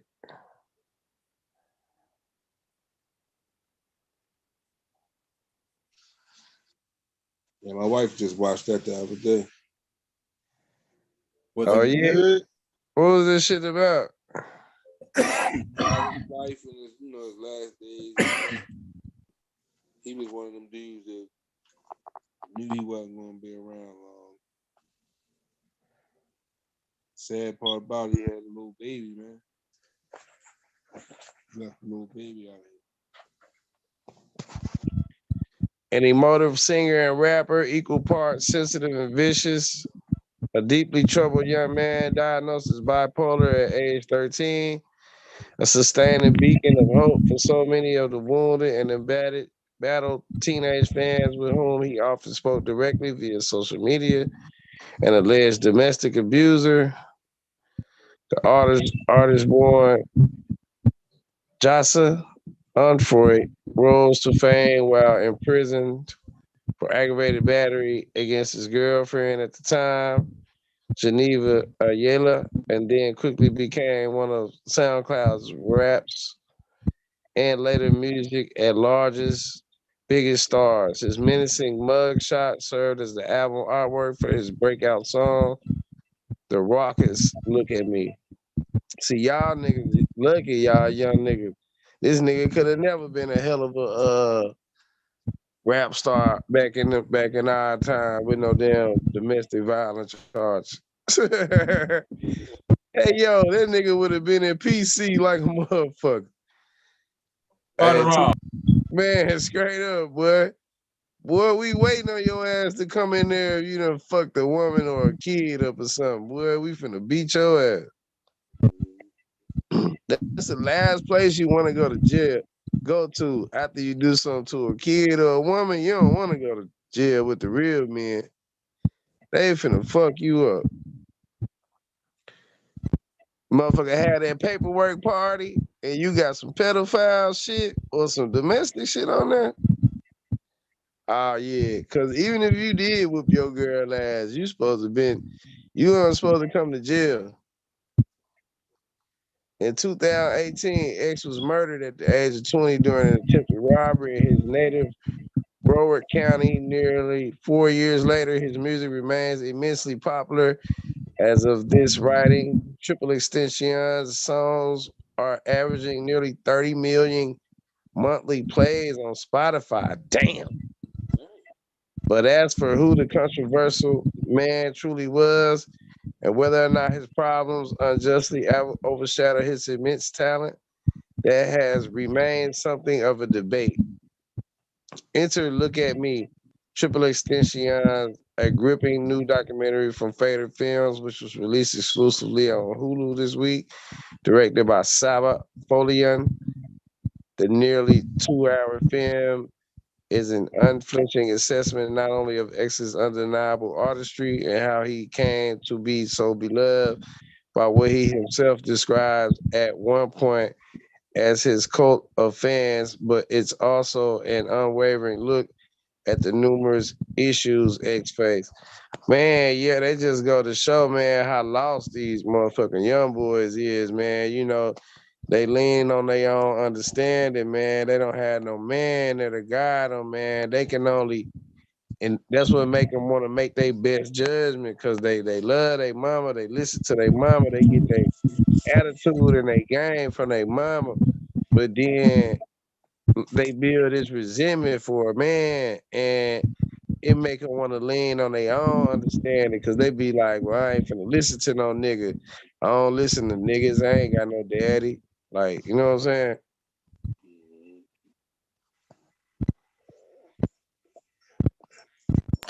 Yeah, that shit be Yeah, crazy. then they be so caught up in the world, you know what I'm saying? That by the time you get close to being able to reach out to them, it be too late.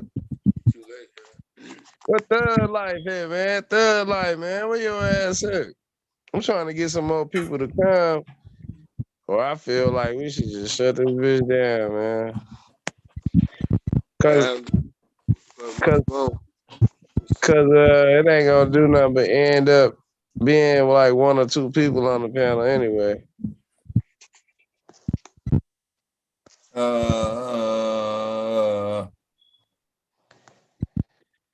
I don't want to keep checking, man. I don't want it to be dead. That's all what's happening, man. Somebody, people just checking in and see it, and they just What leaving. we got right now? We got 27 watching right now. What Thug Life, hey, man? Thug Life, Sister Raven. I meant to call Shalonda, man. I just had a busy day, man. I wasn't really. I seen everybody text messages, emails, all that shit, but like I had work to do at work. Then I had like business with this shit to do. I had nonprofit business to do, so I had 3 jobs to do today. Then I had to pay out of my pocket for all these motherfucking interviews and all this shit. You know, just doing something for cause all the artists, man, and shit. This is what I'm doing this shit for. So that's why I motherfucking just fucking clicked the stream off last night. Cause again, I'm trying to do this, and then I ain't get the call, tell my daughter good night. Talk to my son, I ain't get to call her back because I'm trying to. The energy have to stay flowing with this shit. Or when people check in, you know, it ain't gotta be just a motherfucking straight speed debate, but the energy gotta stay shifting after it's died down a little bit. And I just already wasn't feeling good, so I don't want nobody thinking that it's nothing personal about last night. I know a lot of people asked me, was I mad and shit? Nothing's personal with nothing with nobody, man. It's all business. I keep saying that over and over. What happened last night? Shit, I just cut the stream, man. I'm telling them like, okay, man, we done said that now. Let's keep it moving now, like, cause I don't want to get circular and be stuck on those shit for like an hour, cause ain't nobody else paying attention to the numbers. I'm looking at the numbers. You know what I mean? And if we just not gonna have no numbers, it ain't no sense of having the stream on when we can just wait till we got some good shit. You know what I'm saying? Kind of running in place kind of shit. So I knew I was doing a good job. Long as I'm tentative and I'm there, I could keep the energy flowing when it need to be changed. See what I'm saying?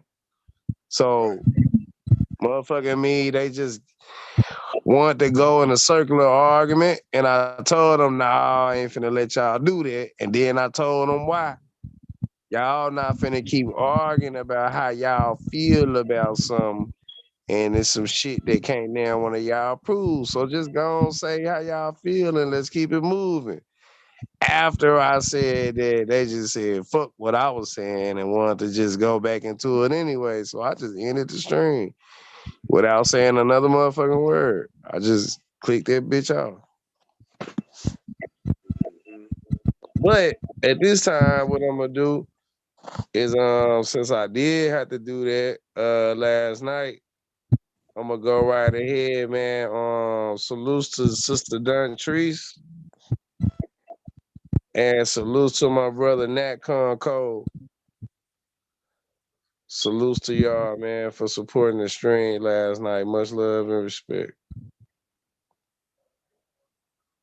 Yeah, then I get to looking like shit, man. I've been doing this shit for 11 hours, man. And I'm like, damn, I'm just sitting here. I gotta stay. Yeah, that shit be getting like, it's a little frustrating sometimes. So shit, I think we just have to start knowing when to cut the streams too, man. That'll be a lot better too. It'll help everybody get proper rest. It'll keep the streams cleaner. Yeah. And I mean, like, come with a format or something. That's right. Yeah, I'm trying to get everybody. That's what was all I was doing all this week, was to try to see who can just catch it off the field. You know what I'm saying? To see who kind of paying attention without me saying something. You know what I'm saying? Or who can catch on to start knowing like, oh yeah, the energy need to change. Boom. Like, you see what I'm saying?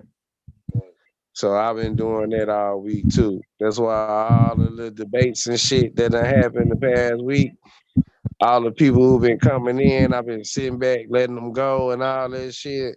I'm studying. I'm trying to see who gonna know when to change the energy or who gonna know when to do what at what time and all that type of shit. Yeah, but I'm finna only be doing certain shit on certain days, and then I'm finna only be doing certain shit on certain channels. So it's gonna be a lot more organized. But it gotta be somewhere organizing first. Yeah. Yeah, it gotta be somewhere organized. Yeah, mama, it's been this weather been kind of crazy over here. I'm finna get ready to hit this road again too. So when I'm traveling, I just gotta wanna kinda know what's gonna be going on because I ain't gonna be able to just be live for long hours and shit like that. I'm gonna be on the road. Then I'm not finna keep putting locations. I don't give a fuck about a motherfucker pulling up here at no time. This ain't the place to pull up, but you know, while I'm traveling, I ain't finna keep putting my locations on film and all that kind of shit. See what I'm saying? Yeah. Yeah, cause the motherfucking agents ain't went nowhere. They just got quiet cause we started calling their ass out. Yeah, somebody took the copyright claim Right on. wrong. Somebody took it off. Yeah.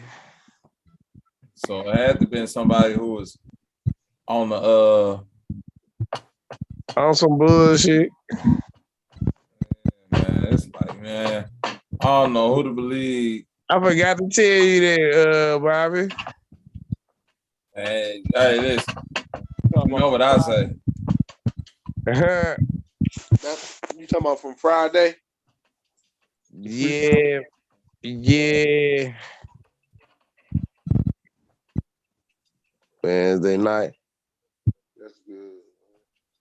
Nah, this one was from another one. I think this one was from the one where Real Rap had wanted to play something or something. Yeah, I ain't heard about the one from Freestyle Friday yet. Okay. Damn, every time I look at this motherfucking receipts, that shit make me mad.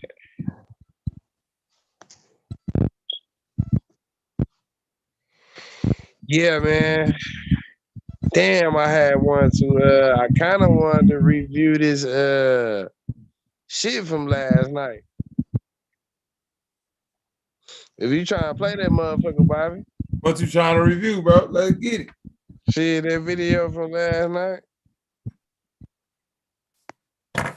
Our video? Yeah. Hold on, let me see. You said it was that shit was heated, boy. Hold on, let me see. That shit was heated.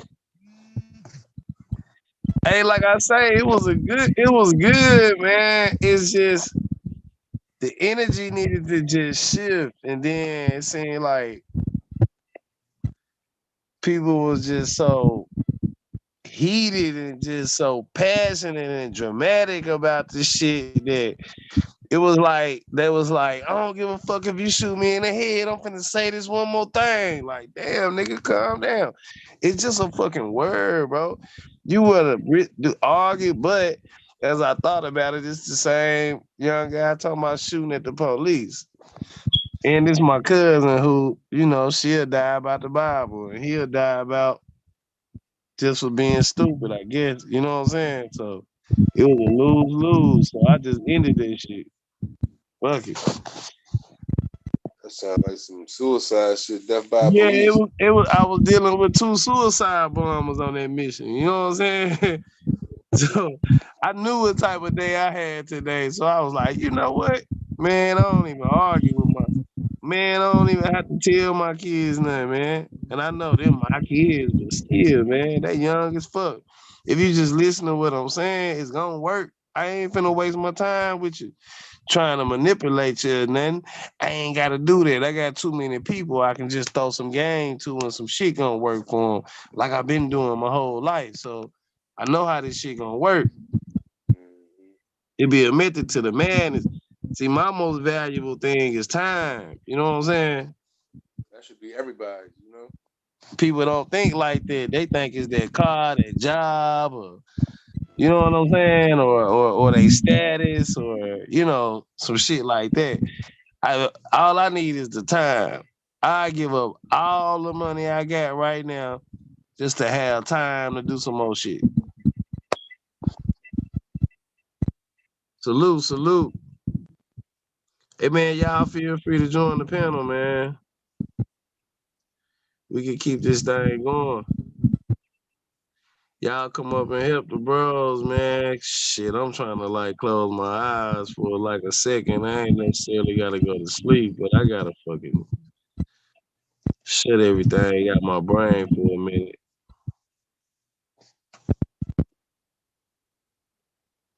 I had to rest before I go to sleep. If I just fall asleep, shit, I ain't no good. If I don't get to reset, man, shit, I feel like shit. I might well not even go to sleep. Yeah, good shit. Let's do this then. Let's just go on, shut it down, man. Let's come back early in the morning. I'm gonna be up early anyway. Yeah, see, we can do that. I got yeah, we can do that. Yeah, man, get you Yeah, I want to catch people when that energy good. Yeah, I just like to be attentive, man. I've been watching the numbers and shit, and you know, I noticed when I can be, I'm supposed to be there. You know what I'm saying? And it is my responsibility. So I know a lot of times I be trying to do too much shit. I be trying to eat, trying to take breaks, trying to do all kind of shit, and I just got to get better on that shit, man. Yeah. Drink a lot of water. Yeah, hell yeah. I drink water like a bitch. I'm finna go get some more down. I might be drinking too much water, man. Hey, I'm on the big bottles of water now, bro. And now I'm drinking them bitches fast like I was drinking the small ones. I'm killing them bitches. Yeah, a lot of people don't even know it, you know what I'm saying? Man, I don't even be realizing that shit. But bro, Freestyle Friday finna be lit. It's finna be lit. Damn, man, is this wait a minute. Mr. Astrotheology. Oh, this is George Soros, right? I mean, wait a fucking minute. Damn, bro, it kind of looked like Renegade One for a minute. I'm tripping.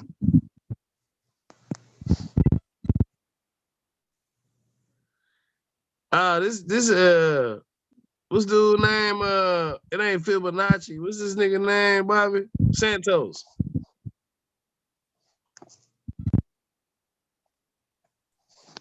What's the name? Show me what I don't even see. What you looking at? I was looking at a video. It's on my YouTube shit. Santos, man. Santos Bonacci. Oh, Santos. Oh, yeah. Santos Bonacci. Yeah. Yeah, I know about buddy. Yeah. I heard that name before. Hell yeah. Yeah, man, I got the results back from last month's channel report. I got the results back from last month's channel report. I'll post that too. What it's looking like? Let's see what we did. Yeah, it was a little down, but not really. It was up in some areas. I can see the transition. Like you'll see views go up and then subscribers go down, then you'll see subscribers go up, then views go down and shit like that.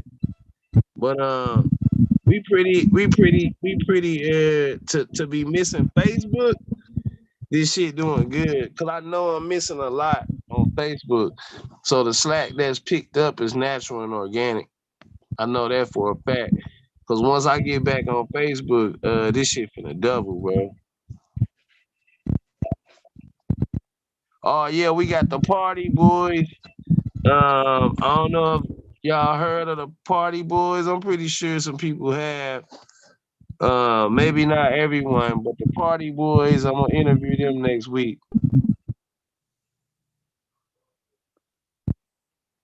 We got 71 new subscribers last month, 32,500 views, 32.5 thousand views, and 777,000 minutes watched.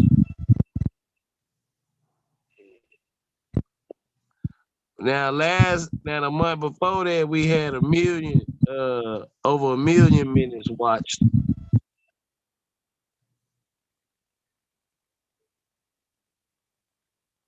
What's that again? Say it one more time. You said last month we had over a million. Over a million minutes watched. Yep. And the views was up higher. I think it was 36,000 views.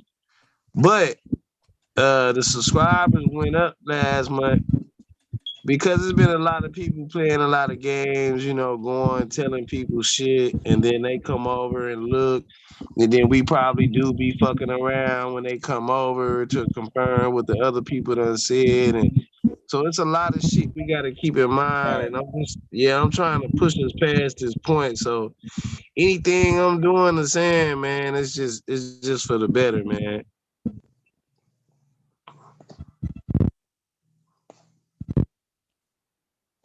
Yeah. I can't wait for that fucking ESG interview, man. This shit finna be cracked. Yeah, for that damn show. I'm finna get to ask this nigga so much shit.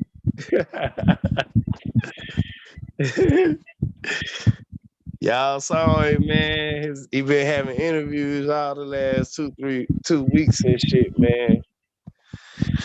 We're gonna really get to going to like drug abuse and what's going on. With the rap life, the life of an artist, man. Being exposed to a lot of shit.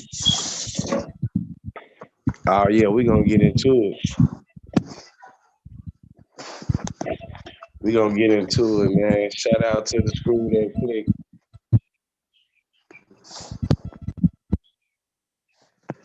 For real. Hey, yeah, let me check the chat, man. Let me see. We got oh yeah, they going to sleep on us now. So yeah, man, we'll come back. Tomorrow early. I'll try to get us going early in the morning. And then we'll shut down before I come back with Lachey Love. We'll do that. And then we'll start prepping for Freestyle Friday. I'll do Duro.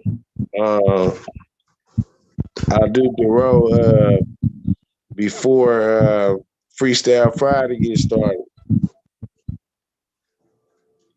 Well, actually, like a man to me, bro. Shit. Yeah, I'll do him. I'll open up. I'll do his interview, and then we'll start Freestyle Friday on the same stream and shit.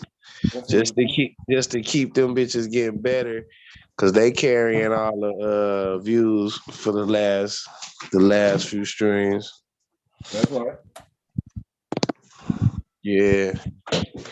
once I get a little time, I'm almost complete with like 2 presentations, but I ain't want to try to do too much at one time. And today I just overloaded on the interviews just to go and get us pumped out with a wide range of shit for this month. And I want to start getting this album finished. Yeah, we might as well go and start getting our verses in. So I'm gonna go and start paying for those verses from everybody who we have, everybody who we do an interview with. We're gonna get a verse from. Oh yeah, we got Afro Man coming up. We're gonna say that for next month. Afro Man coming up, then Project Pat.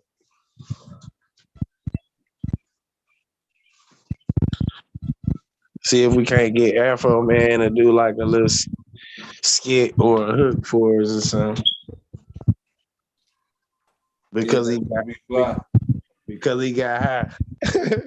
Yeah, because he got high type shit. Yeah. Yeah. Oh yeah, it's going down, man. Don't none of y'all with Sister Crown at, man. Sister Crown, where you at? Salute. Shit, y'all wanna try to give them a little minute, man, see if they wanna come up, or you just wanna start running the video from last night, man, see how everything lit. What time is it? Shit, it's 2:30 right now. 2:30. Let me see something.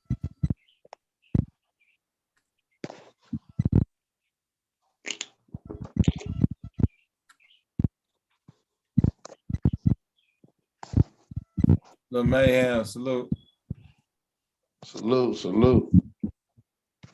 Shit, yeah, just keep me posted, man. If not, shit, we can yeah, let's go.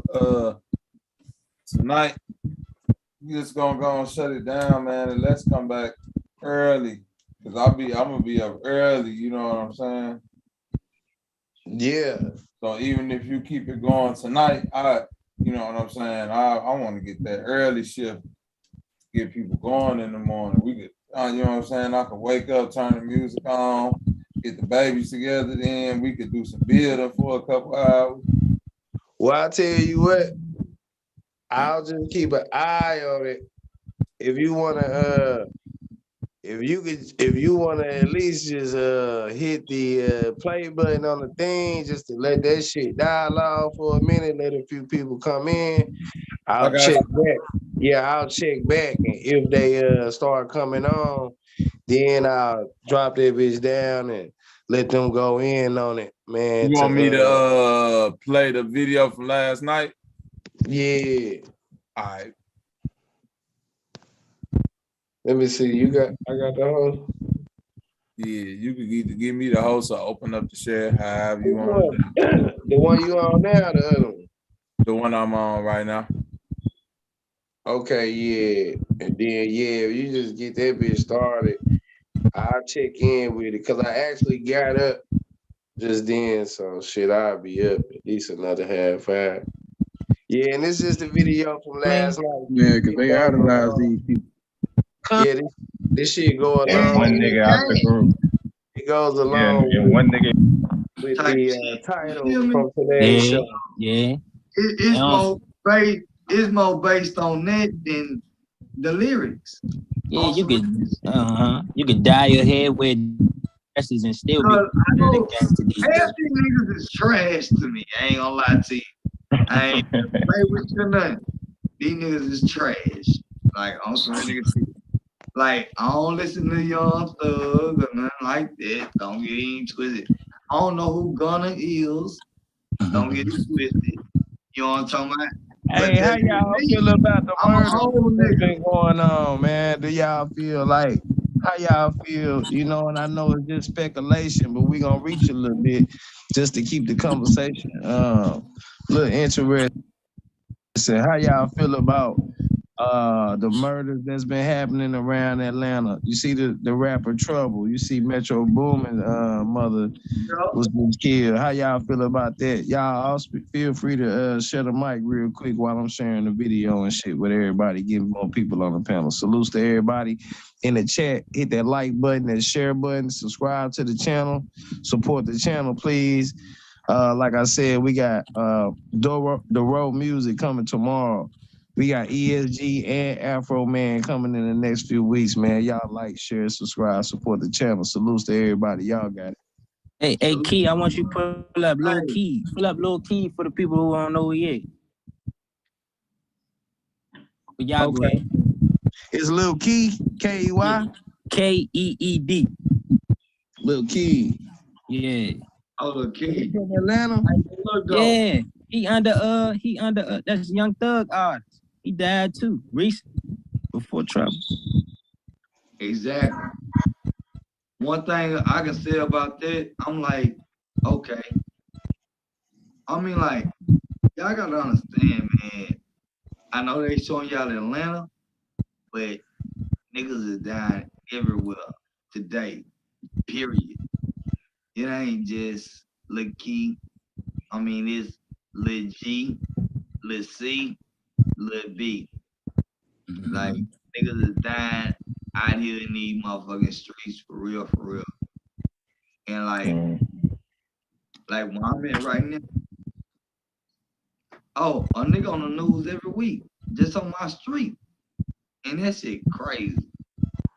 But I do still know, man. I'm off of MLK, so, you know. But at the same As time, bad as it is, yeah. yeah, like these niggas out here dying on the corner, for real, by their own brother. You know what I'm saying? Man, see, like, look, so, like, say a nigga and you say, like, 4 motherfuckers in your complex just pop up dead within a month. You gonna be like, man, there's something going on, man. Something ain't right around this joint. Let me move, right? But, like, under these artists, like, all right, when all these people start dying around you, we gotta give them the same respect. Like, man, something going on, Slim.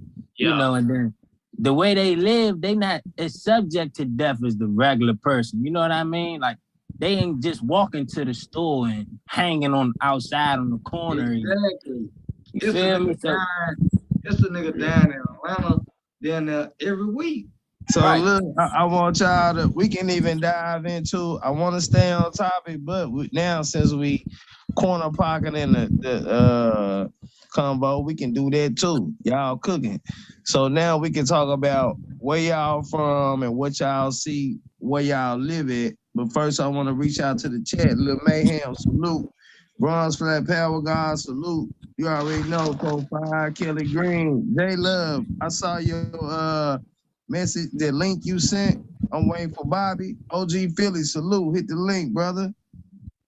Hey, Sister Duntree, salute. Yeah, now we want to talk about you know, what's going on in Atlanta, where y'all from and what's going on where y'all from. I'm finna grab me another drink, man. I'm right here with y'all. Go ahead, y'all got it. Okay, the nigga that's on the screen right now, hey, I don't know where that nigga from. Atlanta. But in H-Time, hey, say, man. Hey, shout out to the Screwed Up Click. And Actually, I hadn't even heard about Metro Boomin's mom. I'm looking at that story now. You play like And then her boyfriend supposed to kill her, but then he killed himself, they said. Yeah, that's what the report says now, yeah. I'm gonna drop some more stuff in the back chat, and I'm gonna allow y'all to screen share as long as it's pertaining close to the topic. And go ahead, y'all got it. What about any of this is funny? What a comedian is. Hey, Sister Yolanda, hey, you so right, because this is some real shit that's going on, because not only is this fucking case going on with the RICO law that's being banished on our young brothers, because we have to understand that there is no motherfucking local government if the feds are gonna be coming in overriding the local government and just locking young brothers up for being in gangs and shit now, that mean it ain't no fucking local government no more. You used to have to reach certain criteria to be reached by the feds. Now it don't matter. If it say you in a goddamn gang, you get the RICO law. Let's talk about it. Go ahead, y'all got it. The first thing I think is how the police and the military, the feds and the CIA, all of them really spread too thin. They not letting just anybody in. They showing too much favoritism and not really looking at the skill sets of those necessary to maintain peace, law, and order. And then the laws is all screwy, like you just, alluded to. Yeah. It don't make it's really going straight from okay, I don't want to be vulgar, but y'all get the idea that it's just hell in a handbasket. That's a good one. There it is. Yeah. Yeah. Go ahead, Doug. No, I was just saying nepotism because I understand what she's saying. Like, they rocking what they rocking with, man. You gotta understand. Like, I pass it down to my fam too, so I can't even knock them niggas. I just got to get to that level to, you know what I'm talking about? You're not gonna put your family, maybe your homeboys, but not your family, in a position where they can get killed for not knowing what's really up. Like it's really too many people that have access to what the actual laws are. And the fact that they just keep flipping it on a dime at a moment's notice and then trying to make us as regular people believe that it's legit, it's okay, it's gonna happen whether we like it or not, that's problematic. Yeah, that is. I mean, nepotism in other areas of life, in the business setting and the music, that makes sense. When you're talking about law and material, I mean, military and politics and stuff, nepotism is some garbage. Everybody ain't capable. Everybody's not able. Everybody's not supposed to be in authoritative positions. I can feel it. Yeah. No. Yeah, I feel like nepotism. I think is very prevalent though. I mean, like, they might not that's be in the a problem. position, but Yeah. they'll be in a position you'll never get. And these niggas dumber than you type of shit, though. I'm gonna tell y'all what's going on, right? Precisely. So they hit Young Thug with a RICO, right? So now what you see on the street is niggas really getting, like in DC, I swear it's like 4 RICO cases right now. That's a lot, but you will hear like, man, they about to hit everybody with these jumps. Like FBI cracking down. It's too much going on. So Young Thug get hit with a RICO, everybody getting hit with a RICO, right? But now you saying more. You saying, I ain't gonna say more, but people starting to, you see like they linking with the police. Now the police got a little app to text them if somebody next to you got a gun. You get $2,500. Man, that's crazy. So it's gonna be like snitching gonna be more popular. Listen, they say gunner. I'm gonna show you how, right? They say gunner and snitch. People go on the move, walk, but you get one of these street cats, right? That's real strict on snitching, right? Some here. They be the first ones.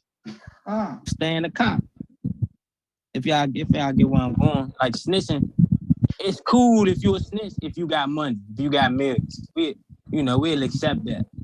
They supposed to stop fucking with Young Thug because he fuck with Gunna, because Gunna a snitch. But you know, all the street dudes love Young Thug. They don't care about why, because he got money. Same way you see this man wearing a dress, you supposed to stop fucking with him. Why? He got money. Listen, mark my words, they gonna make snitching cool. That's what all it's about. I feel like they already did. Yeah, they already did. Thank you. Look at 6ix9ine. Yeah. Look at 6ix9ine. Yeah. And I'm in a place where it's the poster boy. But like, hey, you did this to me, so look, I gotta snitch type shit. You know what I'm talking about? I ain't never heard of that shit. One thing I do know, I don't give a fuck what the fuck go on in these goddamn streets. That's in the streets. I'm never gonna bring your ass to court. I never had a court case in my life, like on some civil shit or no. Man, come on. Hey, man. Hey, don't even wanna play with me out here in these motherfucking streets like that. Hey, even with the Rico shit, that shit bullshit too, cause if you and your homies start rapping and y'all put fucking FMP in front of y'all name or some shit, and one nigga out the group, and one nigga out the group might get into some shit.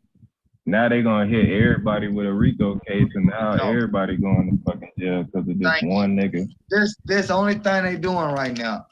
They don't give a fuck. They just saying if three niggas, now fuck three niggas. If two niggas claim the same thing, they go to jail.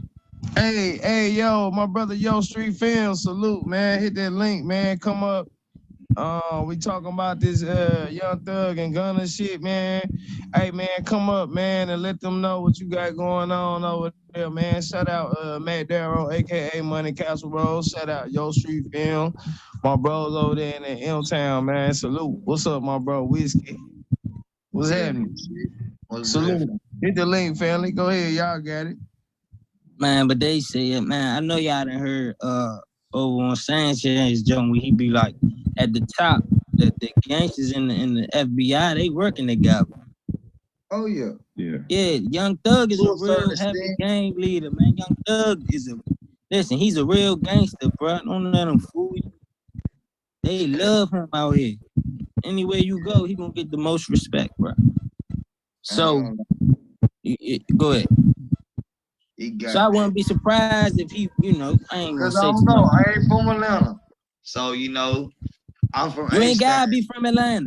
You ain't gotta be from Atlanta. Listen, the guys, wherever you from, like, I don't know where you from, but I bet you the dudes where you from still respect Young Thug, listen to him.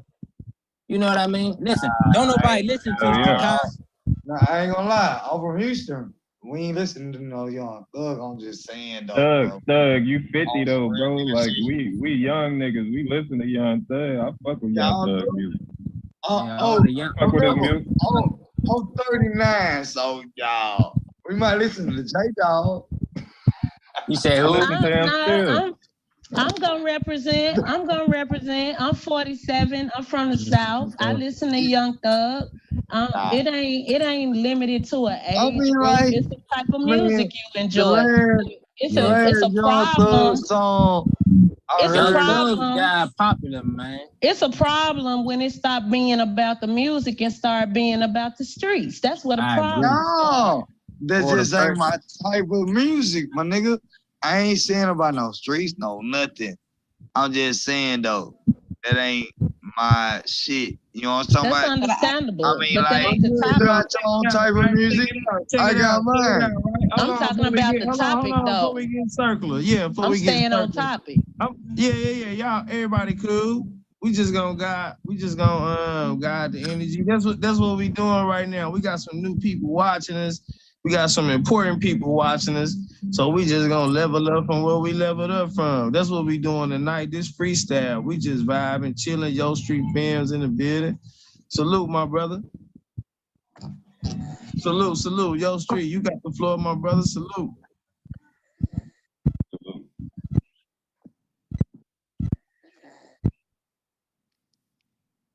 What's good, my brother? What's up, Yo Street? Where you at? Oh yeah, you gotta hit your mic on the. Oh, you know what to do. You hear me start this shit, man. You know what to do. What's up? What it do, man? What's up, bro? I can't. Hey, sit down. You with the babies, grandbabies? Yeah, man. I got these folks with me, man. Let me turn the light on. Oh, yeah, you the road dog. What's up, baby? Oh, say cutie. What's up, baby? Yeah. Hey, young lady. How you doing, sweetie? Not this crazy nigga again. Not this crazy nigga. Yeah, they looking like, wait, they talking on the video? Yeah, man, I got the little baby with me for right now, man. I was just chiming in. I'm about to tap in a little bit. I'm up here picking baby them up for work. So I'm gonna tap back in as soon as I get through. When I pick them up and drop them off and stuff, I can be able to talk. Cause they ain't gonna let me talk right now. Okay, for sure, man. Make sure y'all tap in with Yo Street Films, man, over there in that M-Town, man, Memphis, Tennessee, man. We got Matt Darrow, aka Money Casserole, Yo Street Films, man. He got a film studio, man. He got a film studio. So you know, Drop you that can, link in the chat. yeah, you can shoot Drop movies that in link, that man. joint. You can shoot movies in that joint. You could do videos, podcasts, movies, all this shit, photo shoots. Bro do even like cartoon kind of editing shit. He edit your shit, you know what I'm saying? So yeah, tap in with bro. Salute to everybody. Much love and respect. Hey, Key. So P game, man. What do y'all see with these children who like these younger generations, man? Do y'all see any similarities in y'all communities or neighborhoods when it comes to this particular situation or this music that these guys represent along with their sex, money, murder lifestyle that they live? Yeah, I mean, I see the kids copying it, but not really living the life. Yeah. Yeah, that's. Can y'all hear me okay? I think Yeah, go ahead. We hear you, Sister, my sis. bad. Gotcha. Oh, no, it wasn't that. I just know I've been having some audio issues, so I just want to make sure y'all can hear me. Oh no, go ahead. We can hear you, sister. Go ahead. One of the things that I noticed on my phone. Nah. Go ahead and go ahead with your response. You got it. I was gonna say one of the things that I think is the biggest thing. I know many times those of us a little older, yes, we may listen to the music, but we don't try to mimic and mock the lifestyle. So you make a great point, Sister Shalonda. Yeah, we may listen to the music, but in all fairness, we're not trying to be like him at all. And I think that's with a lot of the people in their teens and 20s, they're trying so hard to live that lifestyle, and they're not separating the man from the music as opposed to saying. Hey, I'm gonna ask everybody else to mute up while whoever talking. We gonna go one at a time just to make it clear for the people and everything. Salutes. Gotcha. Okay. Yeah, I don't know why my phone acting crazy because usually I'll be on PC when I'm in the house, but I'm on the phone now. Yeah, but that's one of the things I'm noticing, that especially with the group I have today, as a matter of fact, at the Boys and Girls Club, is that they want so hard to live that lifestyle, not just as we used to call it, rich and famous lifestyle, but just every aspect, because for many of them, they don't believe nor accept, well, maybe accept, maybe is more of the right word, that there are consequences to the lifestyle that these people are portraying, whether it's authentic or it's exaggerated. They don't realize that when they try to mock it, and you don't have the resources, you have to get out of it. Once you're in there, you're in there. I think that's where the detachment is coming in with many of our youth, is that they can't separate the individual from the persona of who their music represents. Y'all got it. Right.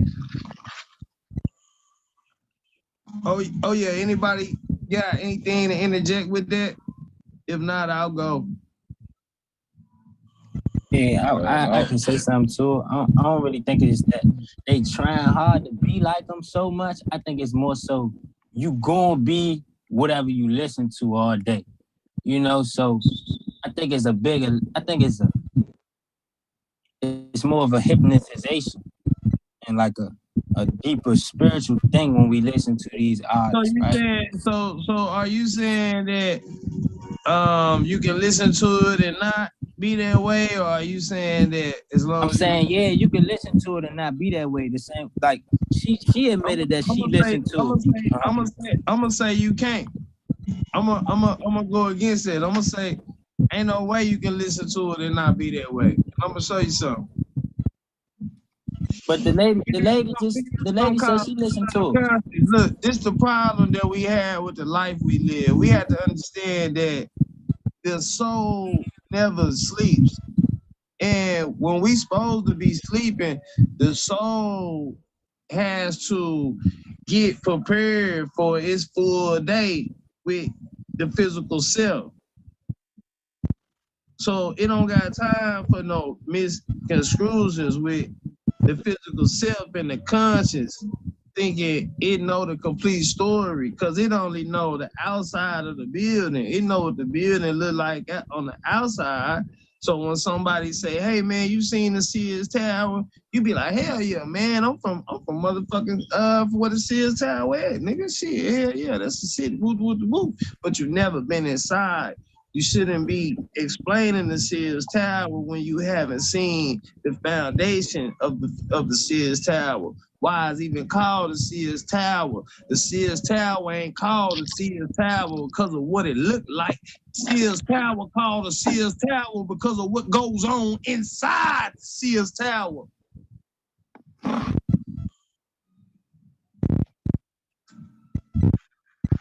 Brother Zone, what you said is in agreement with what Sister Humblin shared, and it all blends. But look, I'm finna And show y'all. Look, I ain't laying my plane yet. I'm finna show you why. Because we wonder why we have certain type of dreams and shit. It's because of all the shit that we take in. Everything is food. Everything that you perceive, when you put your perception on something, you eating it. Whether you eating it without knowing its values or not is on you. Everything is food. This is why your energy is valuable. This is why your time is valuable. This is why your mind is valuable. It's truth to that, right? But it's truth to that. But I feel like you can still enjoy someone's music without fully embodying their. Look. I'm gonna tell you something. Listen, you can do it and be better than a motherfucker who's doing the extreme side of it, but you only on the light side of it. When you listen to that type of shit, you more prone to snap on a motherfucker every once in a while. It's gonna come out. Whether that you could be true. coming out every day, yeah, bro. Everything is food. I feel you. I agree with you. I agree with that. But information is it's food. level. Food is It's information. levels to it though. The computer is a copy of you. So when the information goes through the computer, it's just food, like food you eat.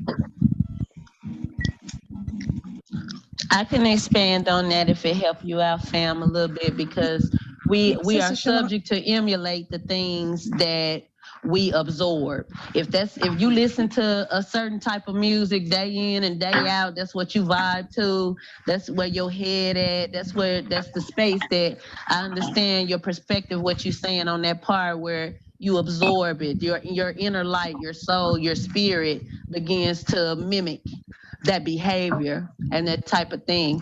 But just on both sides of the coin, where you have a certain amount of self-control, self-respect, and you recognize that these things are negative and not something you want to emulate, whereas the youthful, the immature, those that have not made a firm decision or conclusion on who they strive to be will be coerced, for lack of a better term, into mimicking those negative behaviors. They're both correct.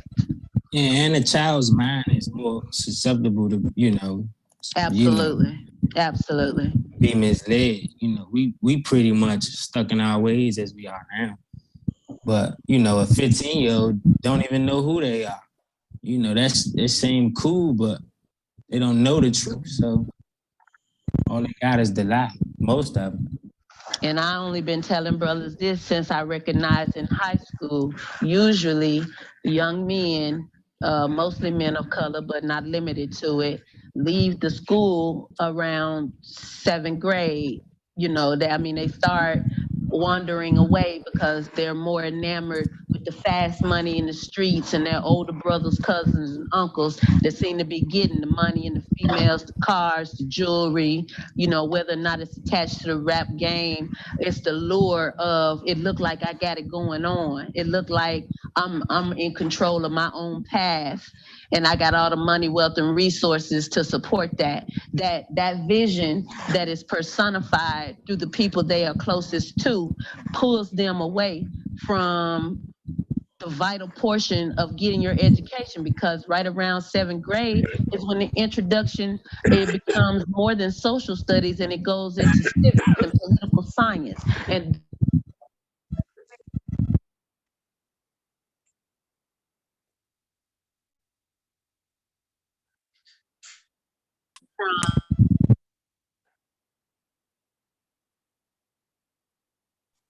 Salute.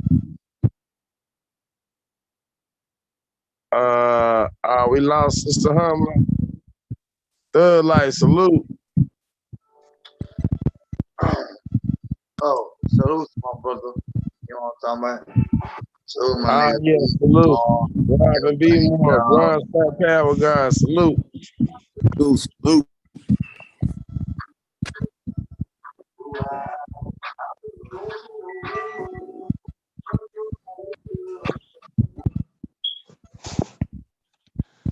Oh yeah, man. We was just going over man, y'all wanna build on the topic, or y'all had something specific y'all wanted to go on, man. We was kind of recapping from last night. I ain't gonna lie to you, my brother. What was the topic? Because I just pulled up.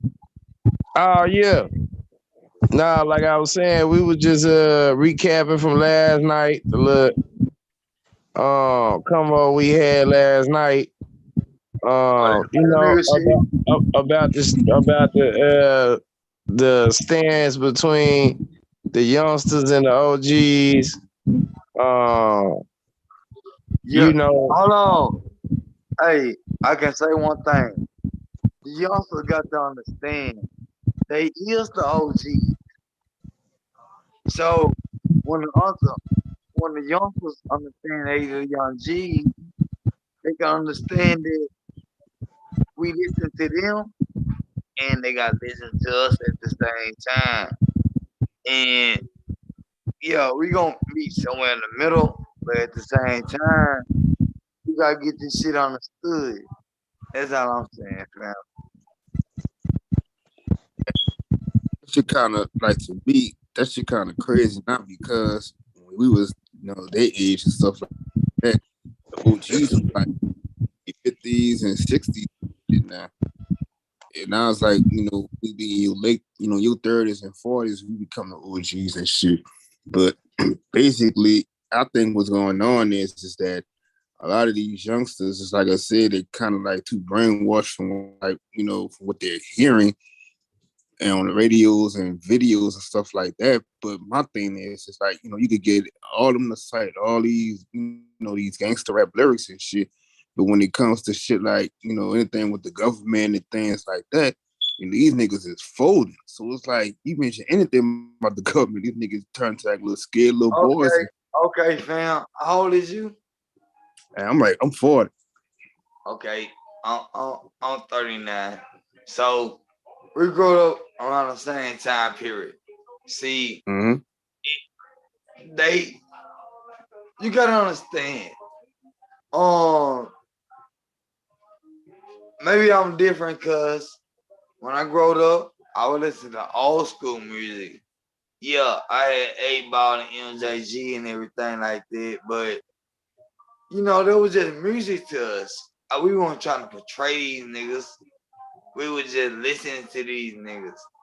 These niggas today is portraying that shit. So that's what I'm saying.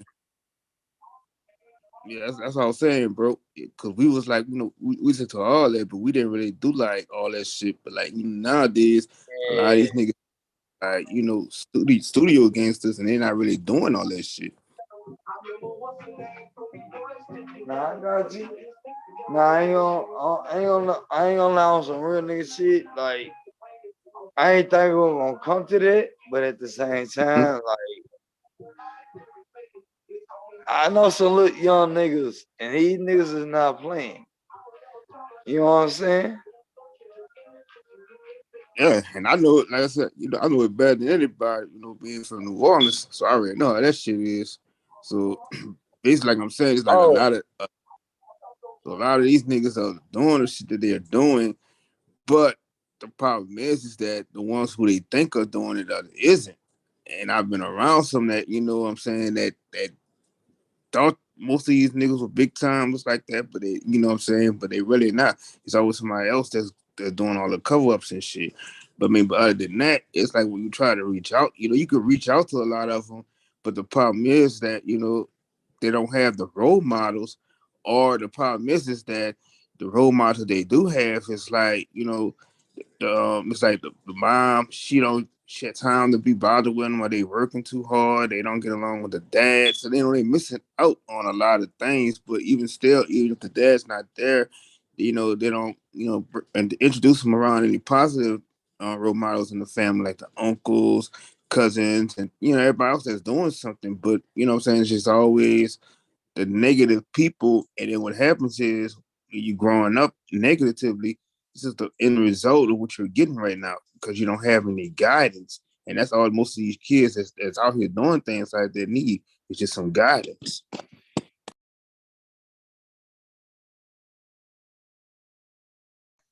Yeah, I agree. I agree with you completely. Anybody else want to interject? Cause yeah, I was just building on, man. You know, what exactly is the issue, and where exactly is the stance between the younger generation and the older generation? I hear a lot. They feel like that they were let down. You know, I just really think it's just an attitude, man. It's a attack on masculine energy. A lot of these youngsters are full of feminine energy, with no respect for a male. That's the way that they grew up. You know, it's like fuck a old nigga. I'm better. I'm smarter. I'm richer. Get out the way, kind of shit. That's where I'm at with it. Y'all feel free to interject. What y'all think? Y'all got it.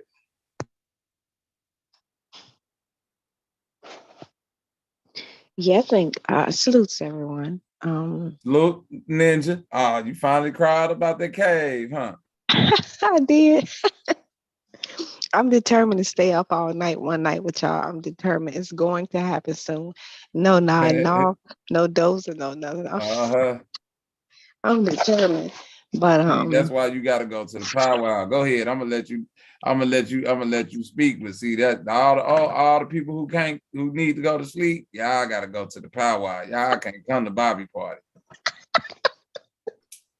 yeah, because look, Sister Bethany ended by 6 o'clock before the sun go down, before the street lights come on. So we Oh can. yeah, y'all gonna be drinking warm milk by the time we get ours. Exactly. Exactly. But yeah, I pretty much, like I was saying last night, I do have hope. I know some people almost want to give up, and I just refuse. So obviously, I don't know when on this panel will or has given up, but I think a lot about the people around me who want to give up. But I'm like, again, it's a different dynamic, and I know that speaking about what Keith said regarding the feminine energy, like I said again, for many of them, that's all they know because that's what's the constant factor in their life. But I do notice that when men come around, many of them is either one or two dynamics I see most often. Either they want to poke their chests out and be just like him. Well, I said it backwards, poke their chests out to spar with him, if you will, because they do feel like, I'm the man, I'm the man in my household, I'm the man in my neighborhood because this is what I always have to do. And then some of them, they basically become like this little soft putty, and they want to absorb everything from that man. Those are the two dynamics I see. Either they go challenge you, or they gonna just be like, let me get in line and listen and absorb everything I can from this man. The downside is you never know which one you're going to get because it just depends on what day of the week it is for many of them. So I see it literally every day. I see both of it, and it's just hard. Some days, some of the guys even will be little soft putty, listen and absorb everything. Then the other days, they want to poke their chests out and challenge the men, that are again tutoring them, teaching them, coaching them, and things like that. So it one day I just hope that we're on the panel when I'm around the kids, not in my class, but actual like at the Boys and Girls Club, but the other programs, and just let them say, hey, this is what I'm experiencing, because I know it's different, obviously, from Chicago versus the DMV versus obviously Miami, different places. But just for them to actually say, this is what I feel, this is what I do, because they may get even deeper with y'all, and it may blow us away. But yeah, that's pretty much all I got on that particular aspect. Yeah, I want to comment to what you were just saying real quick, sis. And I think another issue is a lot of these children, you know, you see them on the streets, they're growing up too fast because at home they're babysitting their brothers and sisters, and then Oh, Bronze, yes, yes, yes, yes. and I'm sorry, yes. very good, sis. And then a lot of them, and at the end of the day, you don't even have a childhood to enjoy. So and then like a lot of the, not to say all mothers, but they're out there telling them you got to get this money, do this and do that. So they out there selling drugs, like they got to basically take care of the household, and like a lot of mothers just overlook the fact that oh, my son's out here stealing and robbing and killing and stuff like that. And then when they die, get killed or something like that, they want to be like, oh, he's such a good boy, this and that. But it's like the whole time, it's like you're forcing them to become a man, and they're not ready for that. And that's the problem. It's like, what I'm saying, you gotta just we got, we always keep thinking that, we don't have everybody there to help raise, but we do. We have a whole community of people that's out there that's willing to always outreach and be there for people. Like me personally, I tell like young niggas on the street that, what I'm saying, if you need somebody to talk with or whatever, I try my best to talk to them, teach them what I can, stuff like that. Try to give advice. I did that with my little brother, and now my little brother, he has a good head on his shoulder. But what I'm saying, but it's like we don't, it's the problem is we don't have a lot of them that don't have that guidance that's out there. We just listening to the old heads that's out there telling them, you gotta go ahead and do this and do that. Say I'm gonna give you some change if you knock this person off or that. You know what I'm saying? Shit is crazy.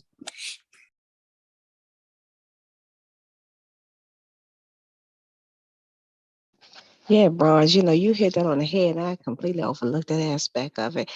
Um, about the stories I hear of even the 12-year-olds who have to be the quote unquote man of the house, taking care of the 4 and 3-year-old siblings, or the 6 and the 2. I mean, the 6 month old, just all those dynamics. And I see it more often than I could even stomach it. Because, especially when I'm in class and the kids falling asleep, and I'm like, something, what? I wake up. And first they say, my mom didn't come home last night, and my grandma didn't answer the phone, and I couldn't sleep because, and they'll say their little sibling's name. They kept crying all night. I didn't know what to do. But mom came home in time enough for me to come to class, but I'm just tired. And I'm not going to send that kid to the principal's office. I'm not going to reprimand them. But obviously, I can't let them sleep, because if the other kids see it, so I have to keep doing what I need to do to keep them awake. But the human aspect of me just be sitting there like, what can I do? I'm like, if I let them go sit in my car, well, they can't work because it's hot outside or it's cold outside. If I send them to the bathroom, somebody, the wrong person might walk in and see them lay on the couch. I mean, it's just so many different things. And then the nurse, if I send them to the nurse, they're going to have to write a reason why they're in there. And then you don't want to create that thing where it's like every other day they got a headache or a stomach ache just so they can go to sleep in the nurse's office. But you're right. I mean, it's been, and some of the kids, you don't want to, it kind of puts you in a rock and a hard place, because you don't want to tell everything they tell you to the administration, because it could create an adverse situation and make it even worse. So I'm one of those ones, I always look at it deeper than the surface level. Okay, he's saying he can't sleep at night. Okay, what can we do about it first before we try to alert authorities that's going to come in, disrupt the situation even worse, and make it better? So I try to reach out to aunts, uncles, grandparents, or whomever first, in an appropriate way as best as possible, without them pushing back on me, thinking I'm quote unquote overstepping my boundaries, or coming out of my own lane. But I'm trying to keep it where at least the young man can at least stay with his mom, stay in the home, because pulling siblings away for some dynamics, especially like that, it is psychologically going to mess them up. And so that's what I try to do. It's not as effective as often as I'd like it to be, but I've had a little success with it. But you're right, that Bronze, you hit it. Oh man, you hit it because it makes a difference. People don't realize you got a lot of 12-year-olds taking care of their 6 and 4-year-old siblings. And, sometimes it's more than just two, sometimes it's 3 and 4. But can you imagine being 12, having to be responsible for 4, 2, 3, 4, 5 other people younger than you? Not for just 5 minutes while, mama went to the store to get, a pack of bologna. No, the whole night because mama, or even grandma in some instances, decided that they wanted to hang out all night. So it's a real thing. It's very real. And it happens right under our noses more than people will ever realize. Y'all got it. I agree, and it's like some people would be like, "Well, I'm holding it down. I'm taking care of my, doing the best I can. This and that. I'm working these 2 and 3 jobs. At the same time, your children at home alone, basically just saying they orphans because there's nobody there to really watch and teach them anything. They come home from school and then they gotta wait. You can't be there because you slaving and doing these, working 2 or 3 jobs and this and that. So like I said, it's like all they got, only thing they turn to is either the TV or they're gonna turn to somebody else in the streets. But I saw a sister today. She she saw this mom, this mother and her children. It was at went to McDonald's, and she said that she basically what she did was she saw that there was she ain't escalated nothing, but what she did was she just went and treated the mom and the children. She paid the bill and whatever. She didn't even care. But what they did was it kind of eased the burden off the mom for a little bit because she was speechless and she couldn't say all she could say was thank you because basically it's just like it didn't matter what she was going through at the time, but she said she just kind of felt that, it was a lot of issues going on in the household, but she just felt that, sometimes people just need a burden lifted off of them for certain things they're going through. And you could just see it because everything's just going haywire. But, it's just how it is in life. Absolutely. Absolutely. And that's why I try to always make sure that I do my best. I don't know if you was on last night, Bronze, when I mentioned that one of the things I try to do in an effort to make sure the kids always feel like they can not only trust me, but I should say talk to me, they can trust me, is I try to make sure I look like I care and I'm not above them. I always try to make sure, like when I'm at the centers and volunteering, I try to wear the most basic clothes I have on purpose because that way the kids aren't focused on what I have on, as far as the labels are concerned, because yes, the kids do notice those things. So for me, that way the attention is not on what I have on, but it's more so on what you have on, where it concerns you. And there's been so many kids where I've had to buy shoes, buy clothes, buy different things, and I don't care about those things, but it's just hurtful because I'm like, how is this going to be received? And it's kind of like when you see a kid, shoes are talking. They're literally talking to you. And you want to say, okay, come on, let's go to Shoe Carnival. Let's go Foot Locker or wherever and get you some shoes. Obviously, you don't want to get them a shoes. It's just, for me, I tried to get a shoe that's a specific shoe as far as like colors. I try to get them like a basic black or white or, it's just something where they can wear it more often with different clothes. But it's amazing how much pushback I've gotten. I haven't gotten a lot. I don't want to exaggerate it. But some of the pushback I've gotten has been where I'm thinking I'm paying it forward. I'm doing something nice, but it's not received all the time because people get offended. Because, like you said, Bronze, they're working 2 and 3 jobs and they feel like they have enough to provide for their kids. They don't need nothing from you, as opposed to saying, thank you, child. This is one less thing I got to worry about. For now, I can focus on the other two or whatever the case may be. So, that plays a significant role too as to why many people don't even want to help because they don't want to get the pushback potentially from the parent or parents or whoever the caretakers are.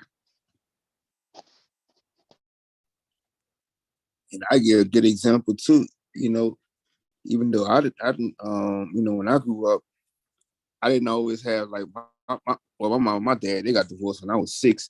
But at the time, I did have, I lived in a household where it was my grandma, my auntie, and my uncle. Them was and a few of my cousins and stuff. We all lived together. But, if one person couldn't watch us, it was always somebody that was at the house to do it. So we didn't really miss out on too much. But, at the same time, it still felt like, you could have learned a little bit more, but but being as young as I was, I won't take anything back because it did teach us a lot. But I look at it today, fast forward to today, and it's just so hard as for a lot of people that just sometimes don't get along with the family members and things like that. But what I'm saying, that it's not an excuse to a point that because they use the schools most of the time. They're using these schools as just babysitters, but you have to find a way to spend some time with your children. Regardless of the fact, making the money is cool, but if you can't get that love and that time to your child, all this stuff is just pointless. And this is why, like I said, we have so many of these children that's out here when they growing up into adults, and the cycle just keep going on and on because there's no common ground between nobody because nobody has the time to do anything. I absolutely agree. And then I think too, many times they don't have they somewhat kind of dismiss us because we don't realize that we do talk in a very condescending tone. And the children can pick up on that. The youngsters, many of them can pick up on it. So they almost feel like, well, you talking to me like you're better than me. I don't want to hear nothing you have to say. So you're right. That all of that dynamics make a difference into how much they're going to absorb what we're saying to them, because you know how it was when we were that age. We didn't want nobody telling us what to do because you think you better than me. No, I'm just talking from experience, but sometimes that experience can have a very condescending undertone. Yep, true. And look, we had just over the weekend, we had looked like a bunch of youngsters that was doing street racing, and it was just walking around with guns and everything.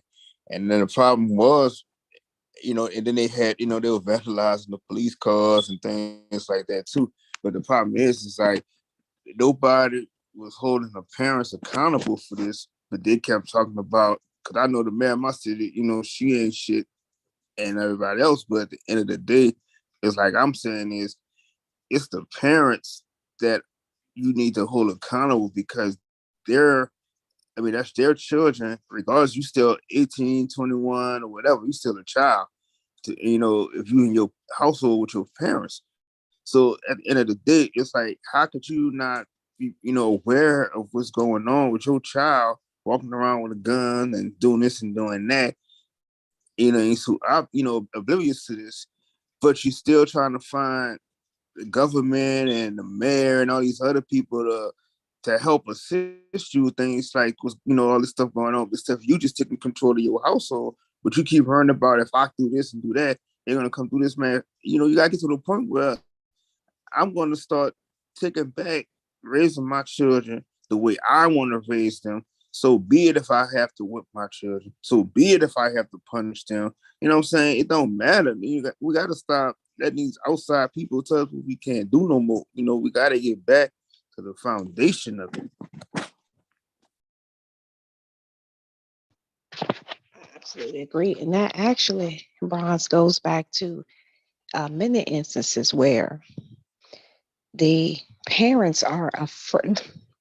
I don't know if afraid is probably the wrong choice of words, but they are somewhat afraid. I just say afraid for this lack of words.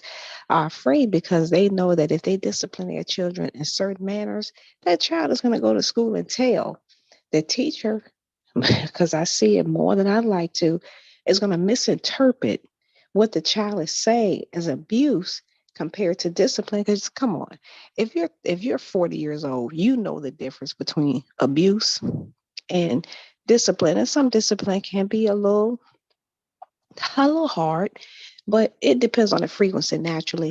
But some children would say, "Well, my mom spanked me with an extension cord because I da da da." And some of the teachers, they calling they calling the principal. This child was beat out. Da, da, da, da. I'm like, well, where's the bruise? And obviously the kid is gonna exaggerate it to make themselves look like the victim, even though technically they are. But I'm just saying, in the capacity like where they're being beat every day, where it's just once in a while. And next thing you know, their parent is being investigated because the child told the school that these things happen, and then come to find out it was nowhere near how they painted the picture. But now you've got other people involved, and as you know, that don't just go away quietly. And if some instances they do, they be like, okay, if you say it's all right, we go close the chapter. But I know where I'm at, they go try to. I would say they investigate child abuse cases any more than they do crimes on the street. I mean, it's amazing how they want to talk to the neighbors, the grandparents, the aunts, the uncles, friends from 10 years ago. Is this person abusive? Do they abuse their children? Blah, blah, blah. But y'all don't take that same intensity when it comes to crimes.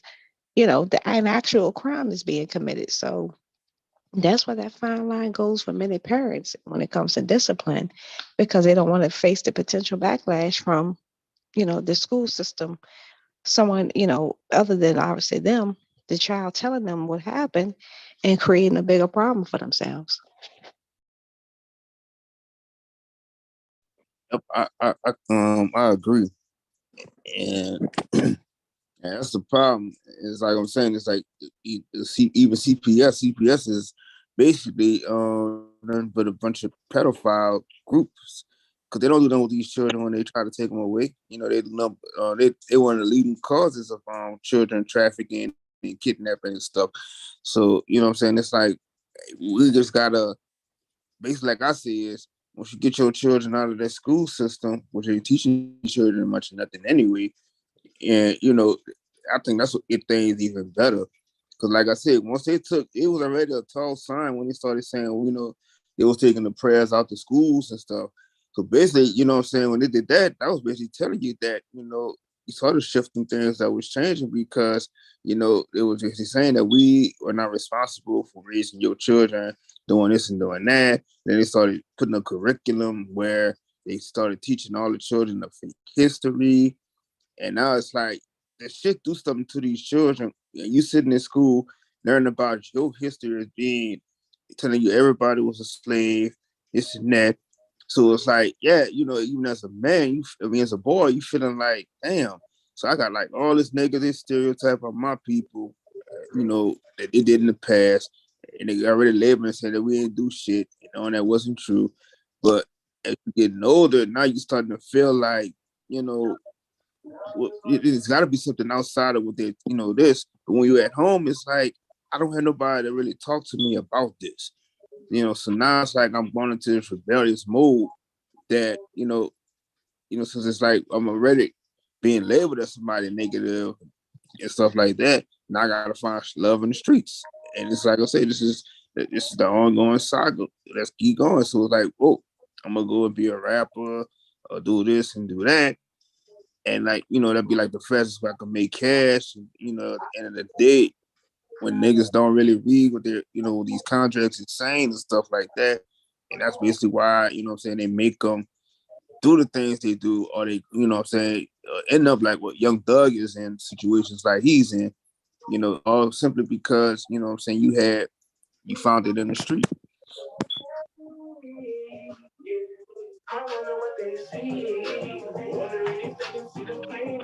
You definitely make a great point about that too. Oh, Was he go ahead, finished? Doug. Nah, Yeah, salute to the chat, salute to the panel and everything. Hold on, go on finish, my brother. I think somebody got background. Oh, that's probably me. My bad. Hold up, I got you. Hold up.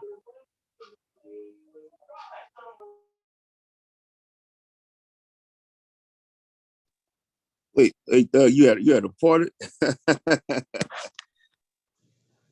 Oh yeah, salute, Sister I know, Sunset. right? Sister Humlin, was you finished? Salute, Sister Sunset. Yeah, I was just gonna throw in when Bronze mentioned the prayer in the schools. I do hear that a lot. And what's interesting is I always I make sure I do it in a very subtle way because I never want to be condescending, especially when I talk about that. But I always say, well, do you start off with prayer at home and all you get is crickets? I mean, I'm just like, because I know some of the school systems I be in, they're very adamant about anything political, religious, just keep it. Do not bring it up. When the kids bring it up, it don't matter how they bring it up. Do not talk about it. I mean, obviously we could talk about who's current administration, but when they get into right, wrong, left, right, blue, red, do not bring it up. But for the parents and grandparents that do say that, well, why can't y'all just? I'm like, well, have you did it at home? I have not had one parent yet to tell me that they pray with and or for their child every day before their child come to school, only when they bring it up. So I think that's kind of interesting. When he said that, it just resonated with me because I have yet to meet a parent who actually does it at home. They want us to do it in the school, and it's like you never know what the teacher their thought process is. If they worship, quote unquote, Lucifer, if you will. You sure you want that? And some of the parents don't think about it that deep, but that's an issue that comes up every school year, y'all. It still comes up like it's a math type or English type question or situation. Y'all got it. Nah, you good, baby girl, cause I feel that on some real nigga shit, cause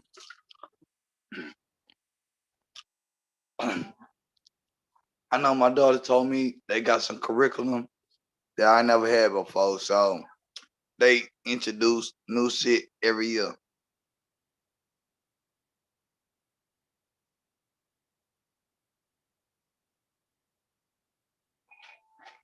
I'm sorry, Thug. I was trying to brush my teeth.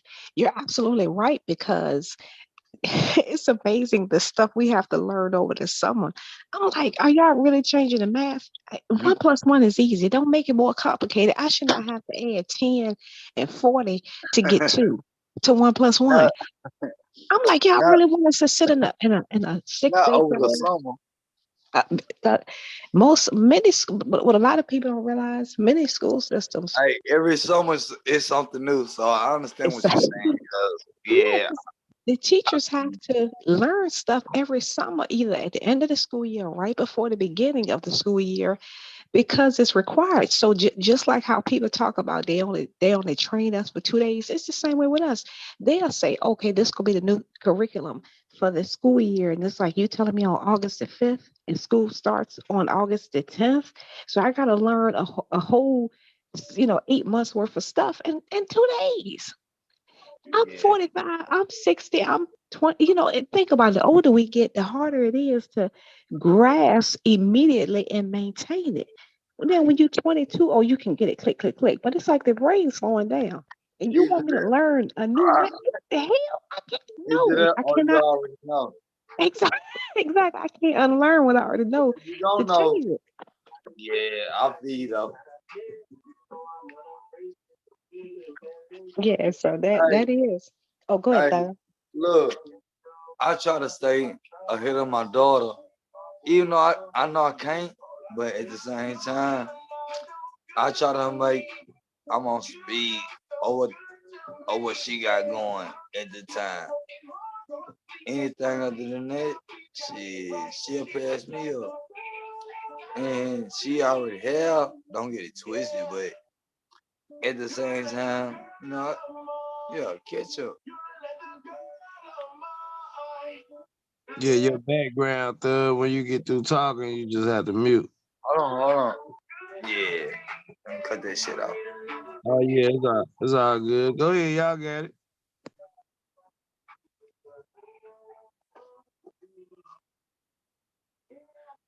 Y'all can still hear that shit?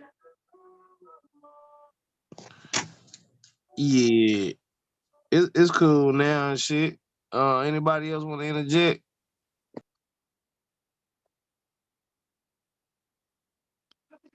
Cause nigga, I'ma tell you straight up. When I try to I can't much hit mute on my phone right now. I might have to go out and come back in, cause like my mute button is gray. Okay, yeah. Let me see what's up and shit. Shout out to everybody in the panel. Much love and respect. If y'all okay, you might have to try to hit it now. Oh yeah, we just building on the stands between the youngsters and the older generation. Whether it could be some type of resolvement or if it's some things you notice. We had a lot of, well, not a lot, but we had some people add in earlier. It could be prominently due to feminine energy with no respect for masculine energy. I'd like to know what y'all think about that, man. Shout out to everybody in the chat room rocking with us. Salutes to the panel. Anybody want to interject or add on to that? I just think it's kind of balanced though, Keek. So it's like, I don't know, me, I personally, like, I like to listen people that's older than me, or people around my age, even younger than me. So it's like, if I could get a lot of info out of it, you know what I'm saying, I'm always balanced with it, so I'm never offended. I'm the same way, man. I kind of feel like, I get it. I get every aspect of it, man. But I'm to the point with it now to where, you know, I kind of feel like just like us, I think our generation was more like overlooking on the parent letdown shit. My dad wasn't around and shit when I was younger, and his presence as I was older was stagnant because of the earlier situation. It was a trying to fit something in and make it like it was something that it wasn't. Like, I'm accepting you to be my father. Like, you wasn't there. Like, you know what I'm saying? I'm overlooking this shit. I'm accepting you. I'm saying it's cool. But at the same time, you need to respect that I'm reaching out for you. I'm saying it's cool. I could have been like, fuck you, you wasn't there, whoopty woo, nigga, you know what I had to go through. But nah, I'm understanding. I knew all in my mind, like, shit, I gotta put myself in his shoes. I don't know what the fuck was, what I'm saying, going on at whatever times, and then people life lead them to where I ain't never felt like nobody owed me nothing. Like, if I never saw my mom and shit till later, I'd have treated her the same way. I wouldn't have been like, oh yeah, you fucking left me and whoop de woo. Cause don't no child know whether they mom or dad theirs or not, they mom or dad for sure. Like, it's a lot of people who never know that's not their real mom or real dad. That shit never affect them. So I just think that shit kind of an excuse, man. I was never looking at that because I was so caught up in my dreams and traveling and doing what I wanted to do. I was all the way gone at like 16. I was all the way gone from the crib. I like never came back. You see what I'm saying? But I first started leaving, going out of town at 13 and 14, trying to get away from the house. So, I think these kids are a lot more feel a lot more entitled and obligated to shit, even though my mom raised me. But I had a lot of influence from the street, from males from the street, and my mama was more stand up and strong, than a lot the present day situation. You feel what I'm saying? How y'all feel about that? Yeah, I will. Oh, go ahead. Go ahead. now you No, Oh yeah, y'all got it. Y'all just go right behind each other. Y'all got it.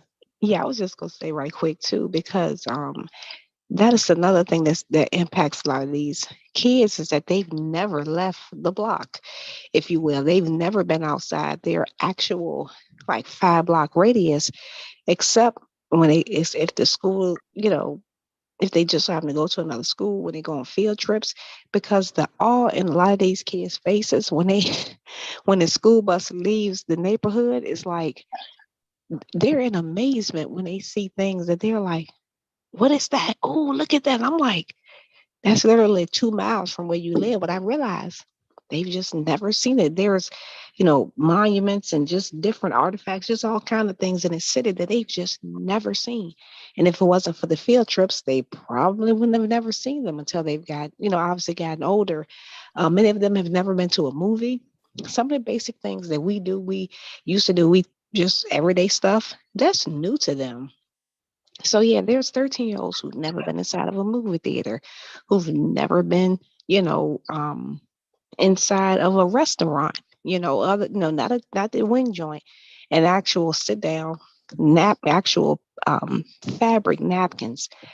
Never experienced it. And it's hard when you're taking a 13-year-old to a quote unquote formal dining, because we do that once a year in a summer program. We take them to a formal dining setting just to see, how it is.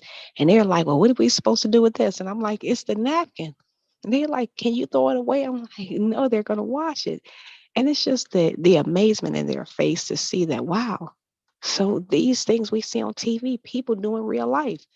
And I'm like, yeah, average, everyday people do the same things. We go to restaurants, we buy cars, we travel to see other parts of the state and other states and things like that. So it's hard. I'm telling y'all, it's real hard when you're trying to teach a kid what you see as basic stuff, even that you experienced as a child, and they've never had that opportunity. Go ahead, you got it. Yeah, I was gonna definitely agree with you about that because, like I said, I know when I was younger, and when the summertime hit, like I said, we was you know, I had my great aunties, they'll come over, and it was just like they gave us adequate classes. We'll sit there in the living room, and it was telling us what the celly fork was, and then the fork, this and that. We had that type of influence from them. And my auntie, what she would do sometimes, we'll go by her house on the weekend.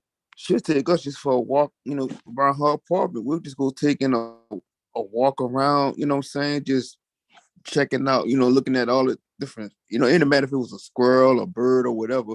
We sitting up there just observing and watching things, and then we'll go to the park or we'll go, what I'm saying? She even taught us how when you go to a car dealership, how to buy, pick out a car, this and that. You know what I'm saying? We learned a lot of Mhm. things. My uncle, he would teach us, like me and my other cousin, we over the summertime, he was teaching us how to be electricians. And I'm like 11, 12 years old, learning how to run wires under a house and things like that. So it's like, it was those type of influences was there to teach us that it didn't even cost much of nothing to do it. And now it's like I'm saying, it's nowadays is that everything is so fast paced. It's like we just, we gotta learn that we don't have to operate on their time. We always on time. So it just don't matter if you off on a weekend or something like that, you'll be feeling like you're tired or whatever. It don't even matter. Instead of just saying we're gonna go run to the bring you to the amusement park just to go play on this and play that, you know, just take your child, you sit outside. If you want to sit outside in the backyard, just start talking to them, asking them what's going on with you, what you want to do, things like that. Make a field trip at your house.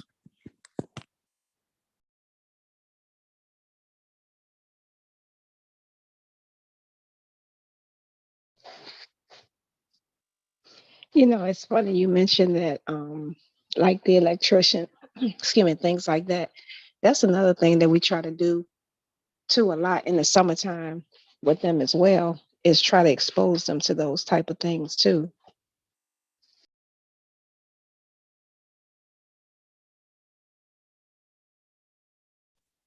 Yep, and that's why I said I like what you know, I started thinking about a lot of stuff, how my own people raised us, and it really was. It was like they made a field trip out of the house. It's like they would set things up.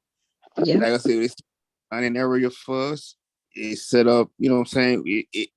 It basically just got you prepared for things that you would see later on in life. And then, like when I look at it now and I'm starting to think about it, it makes me really appreciative of it because at that time I really didn't know. But now as I got older, I start to see it. And that really just starts to like help me out more. And it just made me feel like, I could see people that need to, that need that guidance. And that's why I try my best to do it.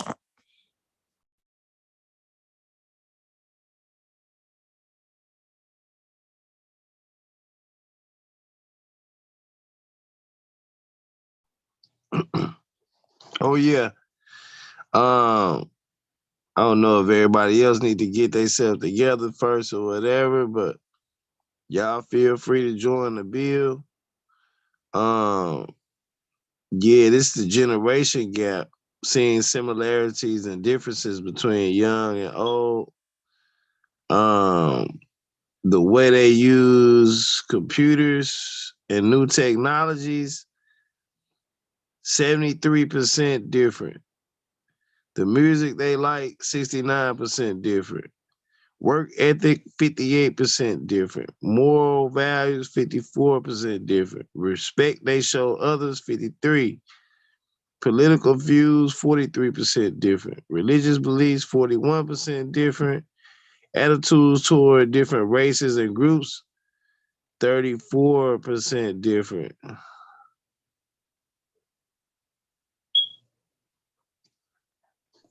And Keith, you notice how most of these children hands is so wedged into now. All they gonna do is touch these iPads and the phones and stuff. Like they can't even really write anymore. Right. Or using motherfucking whole words and shit. Everything IDK, LMAO, and all this shit, You can have a whole conversation saying LOL, LMAO, OMG, da da da da da. You know what I mean? You don't even gotta fucking use words no more. This shit crazy.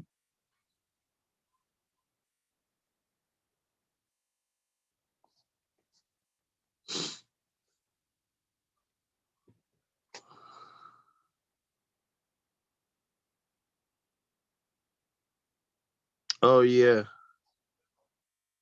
And I'm just bringing up some stats, man. Y'all feel free to interject or add to the bill. Salutes to everybody.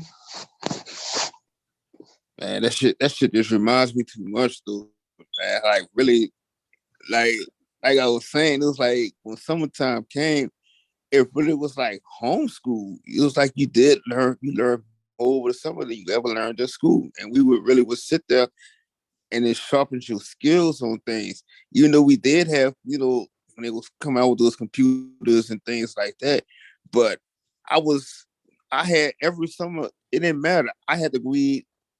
I had to pick out at least like 5 to 10 books, and I had to write a book report on each book I was reading, and that's what really sharpened my penmanship up and stuff like that. And then like my grandma, she was so good at writing things. She had a nice penmanship, and she was just like she can overlook your stuff, tell you what your errors and this and that.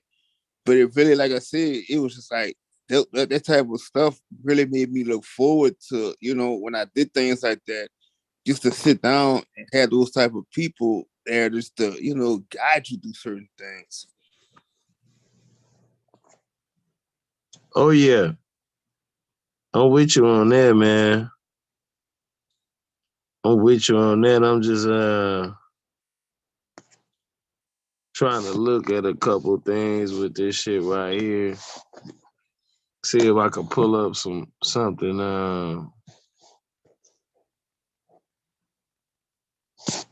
Oh shit. Hold on, let me see.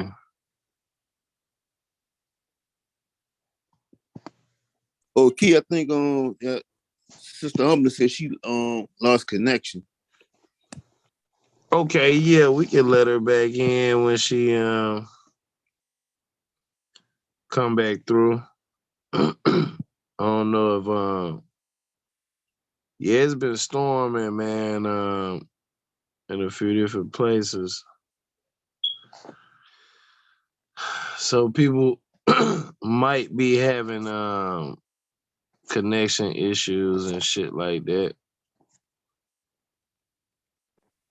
Oh Yeah, yeah. 'cause I know they've been fucking with this shit for a while. Right. Oh yeah, man. I'm just interested in these charts real quick. Yeah, this shit true though.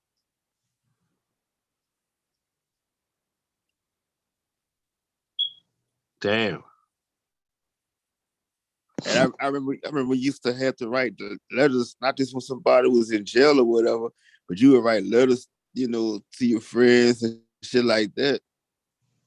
You had Oh, your pen pals. yeah, I motherfucking me remember, man, we used to in the second grade we start putting a balloon with our address, tying our address and shit to a balloon with a letter, letting that shit fly, and then like somebody write us back when they find it and shit. Yep. But I was like, damn, I wonder is that bullshit. Like, yeah, I found your balloon over here in China. My name's Home Hing Cow and shit. Like, they probably was fucking with us, man. Nobody found our damn balloon. But I think what they was teaching us was how to how the mail actually worked though. So if you writing something and how the mail carrier would take your letter or whatever and send it off somewhere. So I think that's basically what the lesson they were trying to teach us. Right. Right. Yeah, that make a lot of sense, man. That make a lot of sense. Thug, what happened to you? Connect, man. You back?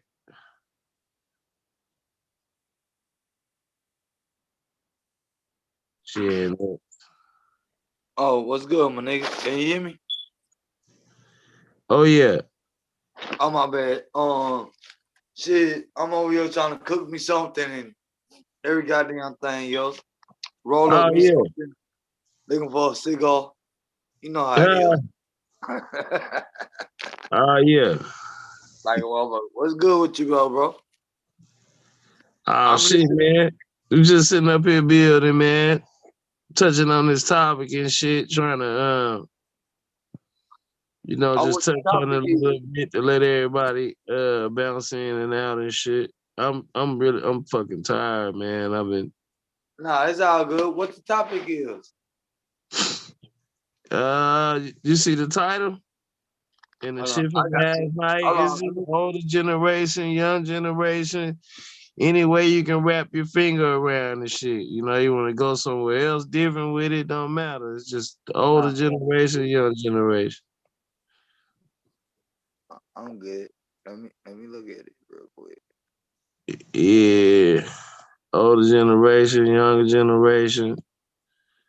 It can be financial situations, it could be school shit, anything that'll help towards the bill. There's obviously tension in those areas, you know what I mean? Nah, I got you. But old generation, new generation. Hey man, the old and new gotta learn how to deal with each other. Period. I mean, like, I know because I feel like, okay, I'm in the old generation now. I ain't motherfucker to act like I'm a young nigga no more. None of that fly shit. But yeah, my nigga that's motherfucking 16 to 30 right now, just listen to us old niggas to a certain extent. Cause you gotta still do what you supposed to do. Don't get it twisted. I ain't telling you to do what I tell you to do. Just do what you're supposed to do. Do what's in your heart, fam, on some real nigga shit. Cause I should have did what was in my heart. Like on the cool, I missed out on a lot of shit, but I did a lot of shit. So I didn't understand. I should have did all that shit though, just for the experience. You know what I'm saying? Cause like at the end of the goddamn day, my nigga, if you ain't experienced life, you ain't doing shit. So at the end of the day, I ain't telling you to do. I ain't telling you to crash out or do no overboard shit. I'm telling you straight up, do what you like, do what you love, whatever you love. You know what I'm saying? Like on some real nigga shit, you can do that. You can make a business out of what you like or what you love. I don't know how to call it, but that's what's up. It might take you a job to get there or whatnot, but at the same time, you know, you gotta stack your bread and do what you love and do what you like. And it'll not be a job to you no more. It'll be what you like. I don't even fuck with some basic shit. But if what you like can feed your family, why the fuck not do it? That's all I'm saying. But yeah, that's all I gotta say right now. Yeah, that's all. I was referencing earlier to that. I was like, what parents could do is on weekends when they, even if they don't have time during the weekday, they always sit and talk with their children. So on the weekends, you know what I'm saying, even if you're just sitting at home and you could just sit there and just talk to your child, ask them what they really want to do in life, or just show them different stuff. Like they want to learn how to bake, do things like that. Like I said, you could make the home a field trip. You know what I'm saying? It's just simple things. Same It don't here. even cost to do that. Everything I done did and everything I done know, I told my daughter. Mm-hmm. And I'm a man. And I still told my daughter. For the simple fact, I mean, like, if she tell me she get played or anything other than that, you can't say your daddy ain't tell you. Like, I mean, like, I told her, I on some real nigga shit. And so Mm-hmm. far, so good. I ain't had no motherfucking problem, fam. On some real nigga shit. Even if she don't tell me, she must didn't tell me because she know I already how I feel. On some real nigga shit. I don't give a fuck if she hiding some shit or not. Even if she hiding some shit, that means she respect the nigga. Cause anything in the net, she'll tell me any motherfucking thing. You feel me? I mean, Yep. like, I ain't trying to be like no boss nigga or nothing like where I am, but at the same time, but my daughter, come on, man. Yeah, if I can feel like that about my child, come on, my nigga. Shit, you know I'm gonna tell you what's right or wrong. Facts. I ain't really hug my child and can't tell you what's up. I'll be a crazy ass nigga. If I can't tell you what's up, but I'm talking to my daughter, that's why Keith saying what he's saying. Like, we got kids. Only got but one child. I ain't much Mm-hmm. got kids. I ain't got no Mm-hmm. son. I ain't got nothing. I treat my nephew like my son. Mm-hmm. Man, my nephew bigger than a motherfucker. I'm talking about a 6'6", 2-something ass nigga type shit. I'm a little nigga. My big brother a big nigga. So I already know his son gonna be a big nigga. My daughter is who she's supposed to be. Woo to woo to woo. But at the same time, that shit crazy. You know what I'm talking about? It's different folks, different strokes. The position they need to be in, just put them in that position. You know, I mean, like, you older. So you can at least know what position your nephew or your niece supposed to be in, even your little brother or your little sister. just put them in the right position at all times, so they ain't gotta go through heartaches. I mean, they put them in the right position. It's just easy. I mean, like it's not that easy, but at the same time, just make sure you trying to do better for the next generation. Yo, but check this out. What you just said, my nigga, was the stuff. The mere fact is that they can always come to you because you got that, you was in their ear. So they already got that guidance from you. So whatever you are teaching them, they're gonna carry that on to the next person.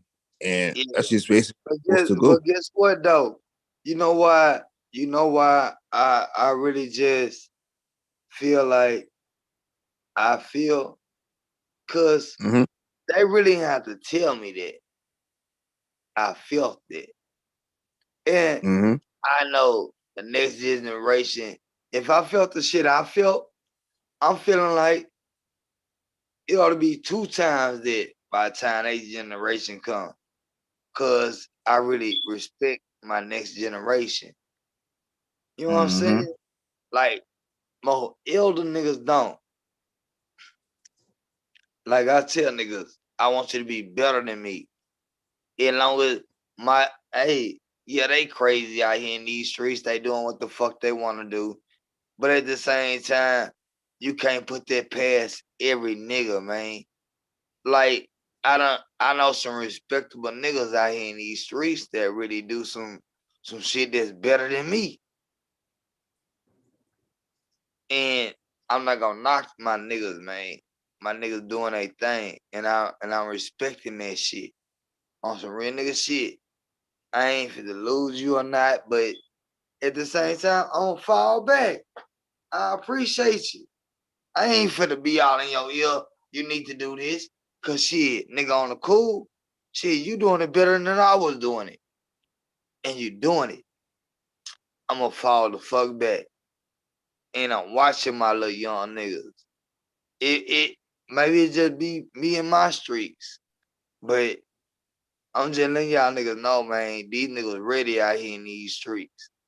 Y'all think these little niggas ain't ready? These little niggas is ready.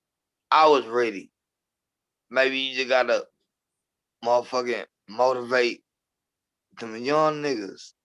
Just motivate these little niggas, man. I promise you, bro.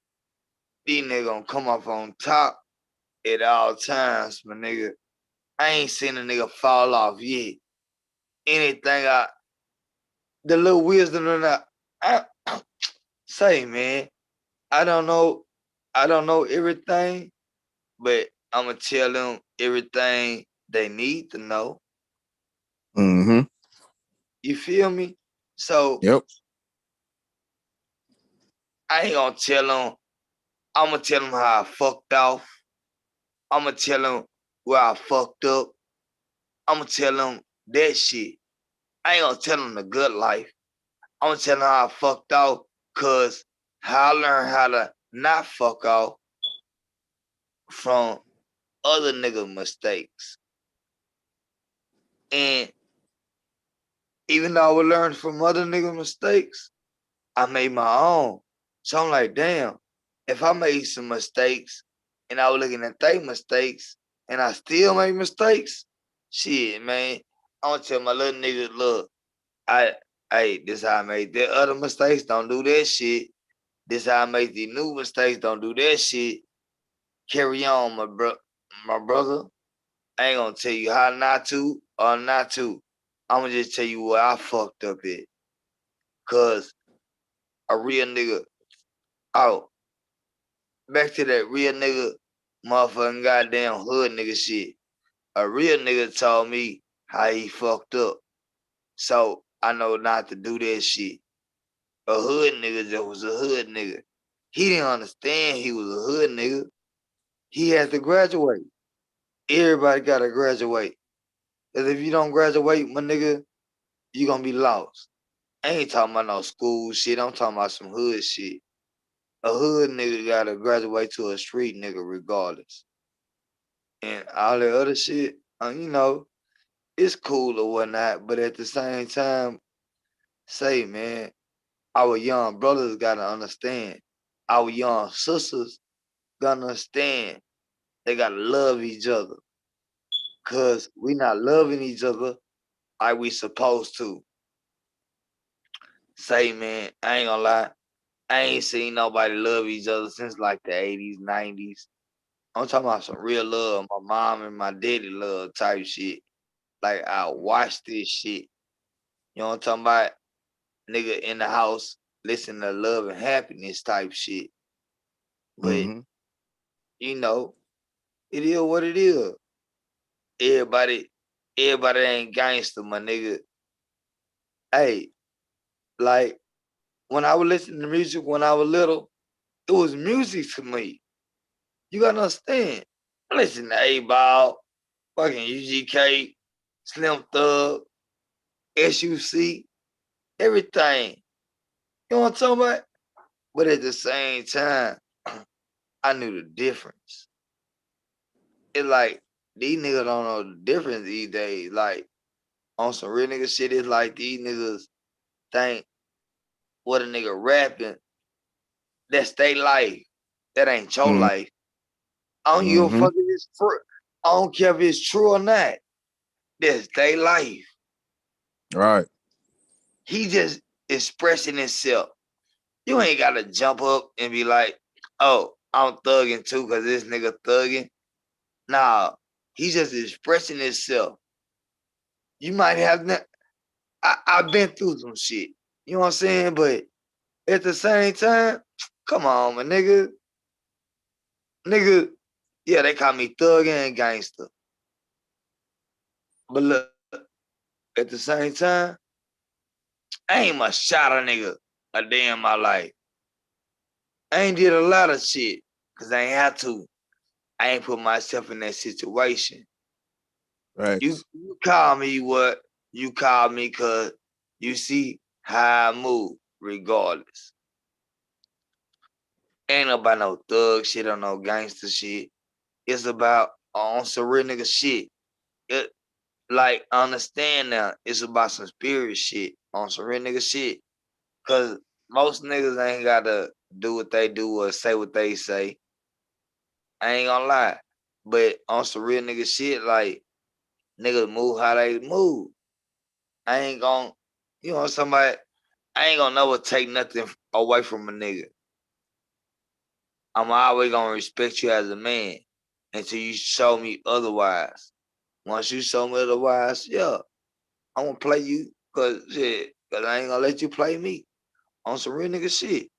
But at the same goddamn time, my nigga, if I see you moving accordingly, like how we supposed to be moving out here in these streets, I ain't gonna never have no motherfucking problem with you, my brother. You know what I'm saying? Like, I must just like these YouTube streets. I'm new to this shit. Like I had to fall back and just realize what the fuck I'm saying. And I ain't saying.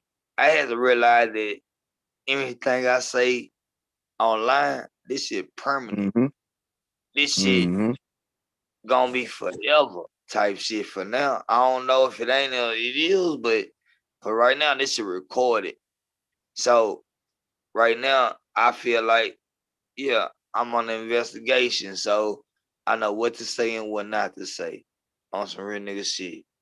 Anything other than that, kids, we gon' keep it motherfucking cordial like a motherfucker, and we gonna make sure we respect each other, and we just gonna keep it moving, my nigga. Anything other than that, I don't know what to tell a nigga, man. Cause yeah, you know what's up. Hey, Doug, but check this out, though, bro. You remember, growing up, you had the OGs that was outside or on the corner stores or whatever, and drinking and shit, but they would always tell you, don't do what I do, this and that. But they looked Yeah, out for you. But it's yeah. like it's crazy as you got older, and sometimes you will still see those same niggas that was still out there doing the same shit, and you be like, damn, so No, like, what but has see, happened? but you know what I learned about them niggas, bro. Mm-hmm. I respect them niggas for them. I'm gonna tell you why I respect them niggas. Cause like they always tell us, fam, you know how niggas they can't do what they say Mm-hmm. because they ain't that nigga. Even though, hey man, I know a lot of niggas that told me a lot of shit that they wasn't that nigga. They didn't know how to do it, but they know how to say it. You know what I'm saying? Just like a just like a just like a old bum telling you something. He didn't know how to work it himself, but he can tell you how to do it, man. So don't be looking at this nigga because he crazy, because he a bum or he a crackhead. I don't give man, I listen to crackheads to this day, man, nigga. If a nigga tell me some positive shit, I'ma listen to it regardless, man. Because even though he can't do it, I bet that nigga know how to say it. Cause he wish he can do it. He's just telling you what he can wish he can do. So why not be his wish? You feel me? I mean, Mm-hmm. like, I'm going outside the box or what? I'm tripping.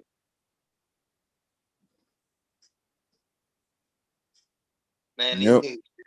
niggas say, man, y'all hear the songs, a nigga wishing on a dream. On some real nigga shit.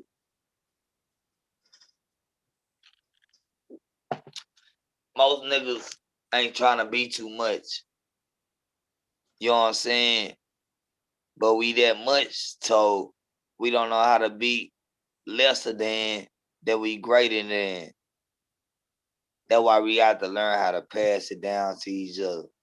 Once we learn how to pass down the game to each other, cause you don't get it twisted. I'm an 80s baby. So yeah, these niggas in the 70s, 60s. Nigga, look, first of all, my mama, out of 15 kids, my mama's the baby girl. My cousin's 60 something. I got cousins at 70, 50, 40 cousins. My first cousins. So my first cousin been gave me that game. You know what I'm talking about? They my mama age, but I still look at them as cousins though. And they looked at me as cousin, but I call them uncle. I give them that respect. I call them auntie. Nigga, if you 20 years older than me, hell yeah, I'm gonna call you auntie uncle. I know you my cousin and everything, but I'm gonna still call you uncle. But at the same time, they, you know, I know y'all people got y'all the game. And if they didn't, that's some bullshit ass niggas. I ain't gonna lie. Some real nigga shit.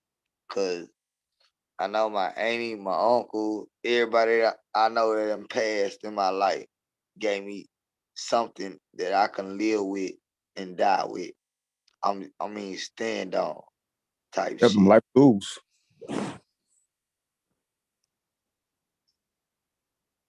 Most definitely. Like, I'll take knowledge from anybody. You know what I'm saying? That benefits me for my life, towards my life. So I mean, I just, like I said, the only thing I did was looking at sometimes too. It's just that, sometimes I know the ones who do give you all that advice, and I just be looking back, and I'm just thinking to myself that, what happened to you, to the point in your life sometimes that you couldn't get yourself together, but you could get the good advice to everybody else. But like I said, it's just different situations in people's lives that they go through. But that's just me looking at things that way. No, they just trying to figure out who listening, fam. If they feel like you ain't listening, they ain't telling. Cause if I feel like a nigga ain't listening, I ain't telling. I feel like I'm wasting my motherfucking voice. I ain't gonna lie to you. Like, I've been opening up since I've been on YouTube type shit, but nigga, I don't talk like this. I ain't gonna lie to you, my nigga. This some new shit to me too. So, hey man, niggas know what's up.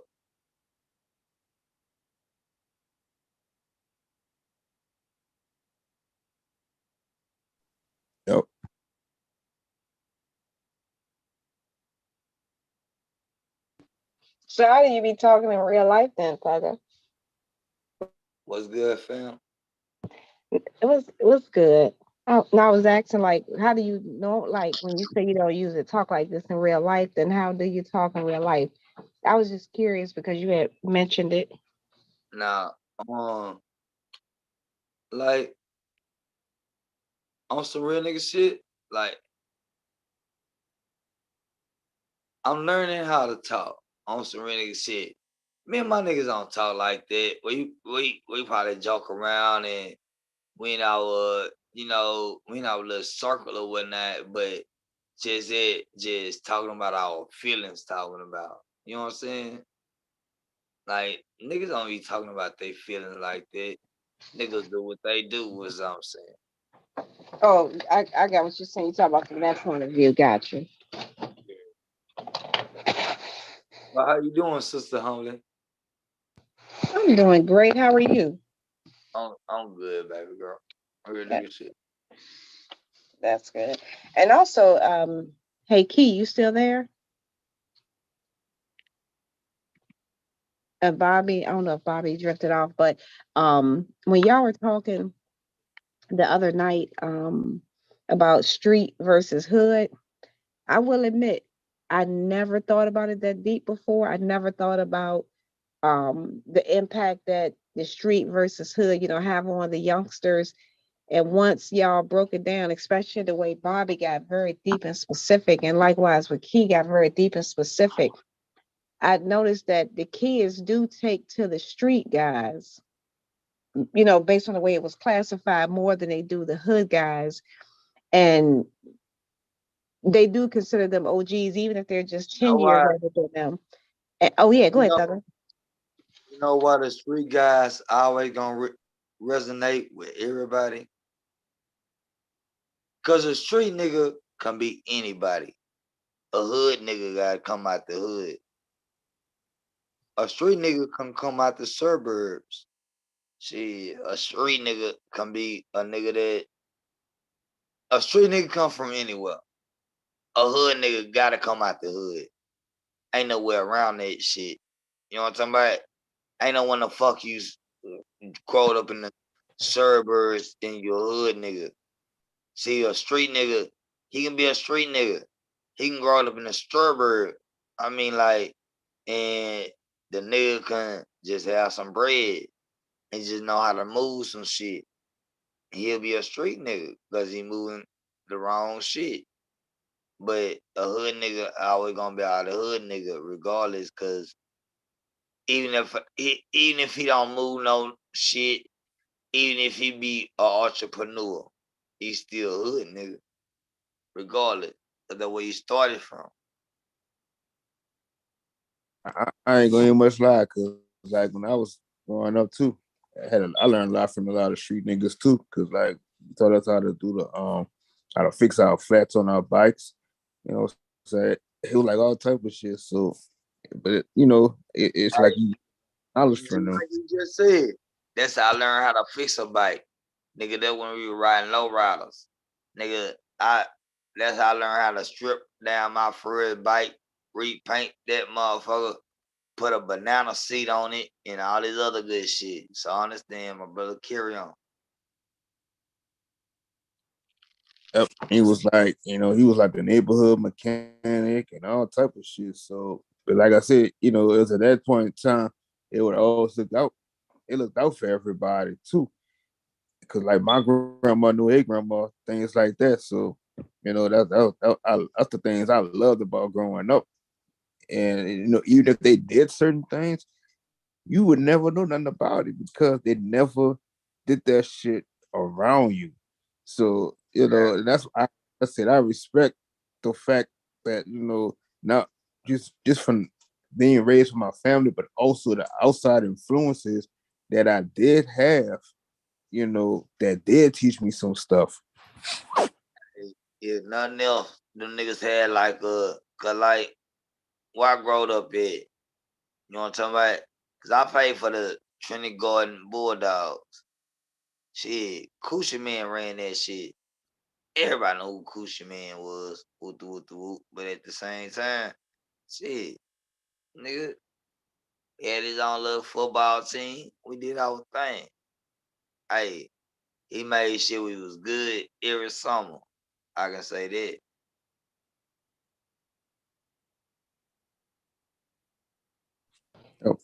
And I think, and thinking about what you two gentlemen just said, I think because for me growing up, it almost seemed like once they broke it down, it seemed like just about everybody I looked up to actually was street compared to hood. And it's like it literally blew my mind because I'm like, I just looked at it as, everybody was just in the hood, but I get that, yes, you can be in the hood or be a hood dude more so the neighborhood guy because everybody know you. But when you care more about your actual neighborhood than just your block, I'm like, duh. That's the difference. That's it. Cause look, anybody can be from the hood. Exactly. But but at the same time, I mean, like a real nigga do real shit. So if we had more real niggas out here in the world, we must have to worry about this shit. See, so that's how I know it ain't that many real niggas.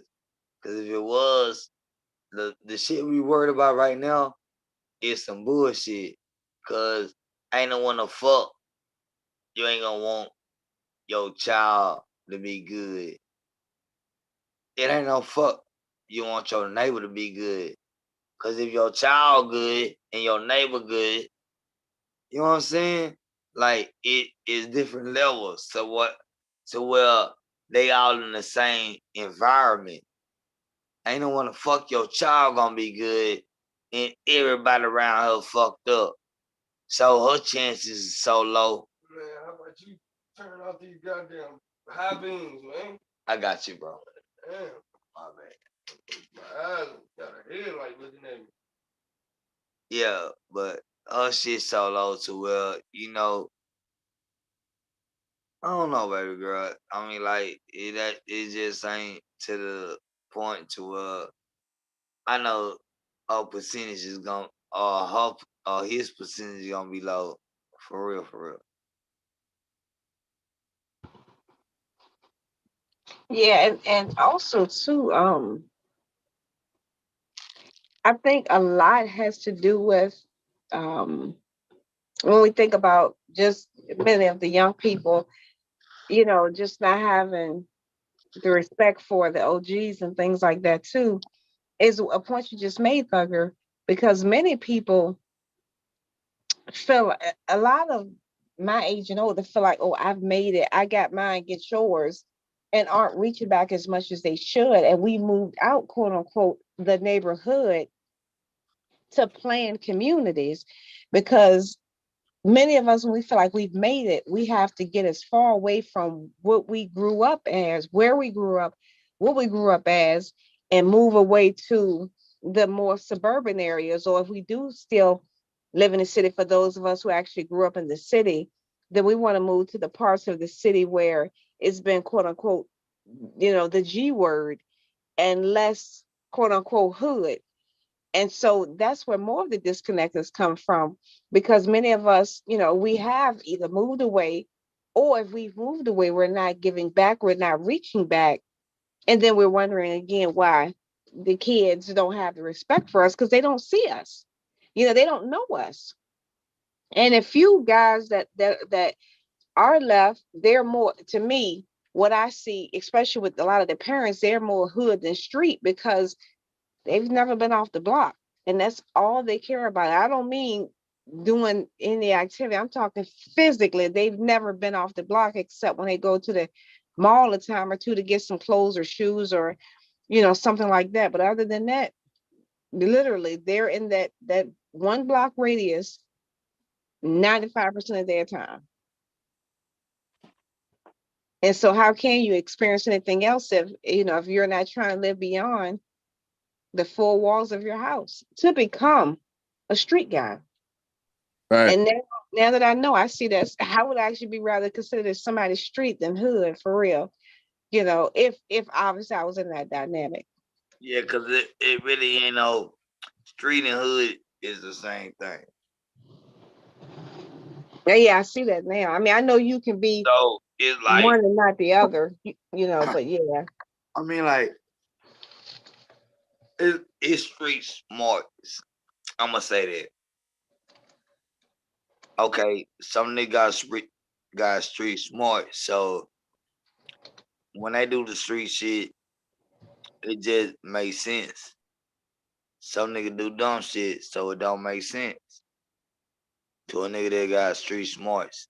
That's all I'm saying. You kind of understand what I'm saying, or I ain't Oh, saying that. yeah, absolutely. I mean, because although for me, I grew up, that's the one thing, about it is I I always say, because like I grew up and I was never overly sheltered, but my mom did her best to make sure I wasn't exposed to things that she felt would be detrimental. Yeah, But I that's still what grew up your parents supposed to do. exactly. But I was not blinded by the things. But like I said, I just never like the guys I grew up around were all now that y'all, you know, put it that deep. Every guy, well, I should say overwhelmingly, all the guys that I grew up around are now I know are street guys. Again, I just never thought about it beyond that. And it made sense because if as a matter of fact, when my bike got stolen, and I came home crying, I went to the store, came home crying. The actual street guys went and got my bike from the hood guy because, yes, like the guy was like 27 years old. He stole a 13-year-old a girl's bicycle, a pink bicycle. Exactly. And the thing is that as far as I know, they didn't do nothing to hurt him. But I know one thing: I never saw him again. So I'm like, again, just never thought about it like that because we were all in the same neighborhood. Why would I think about it any differently, But I did see the difference. Like when the kids would get off the school bus, like if one of the hood guys would try to do something stupid, the street guys would come in and say, no, no, come on now. Let these kids get home. Leave them kids alone. Leave them little girls alone, blah, blah, blah. Let them get home. They got to do their schoolwork, blah, blah, blah. And I'm just like, oh yeah, it makes sense now. So I see the difference, but I know for many of them that their children and things that I would think that would resonate with them, they've moved away. So the hood, quote unquote, just keeps breaking down because really a lot of us aren't reaching back like we should. Because I say every day, I'm not stretched thin, but I wish I had more hours in the day so I could do more. Y'all have no idea how much I wish I had much more time during the day than I did. I wish that some of the programs would be more available more often than they are.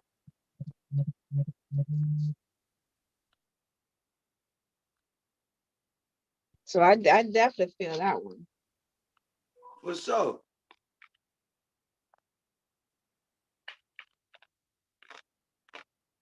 What, Thugger, you got it.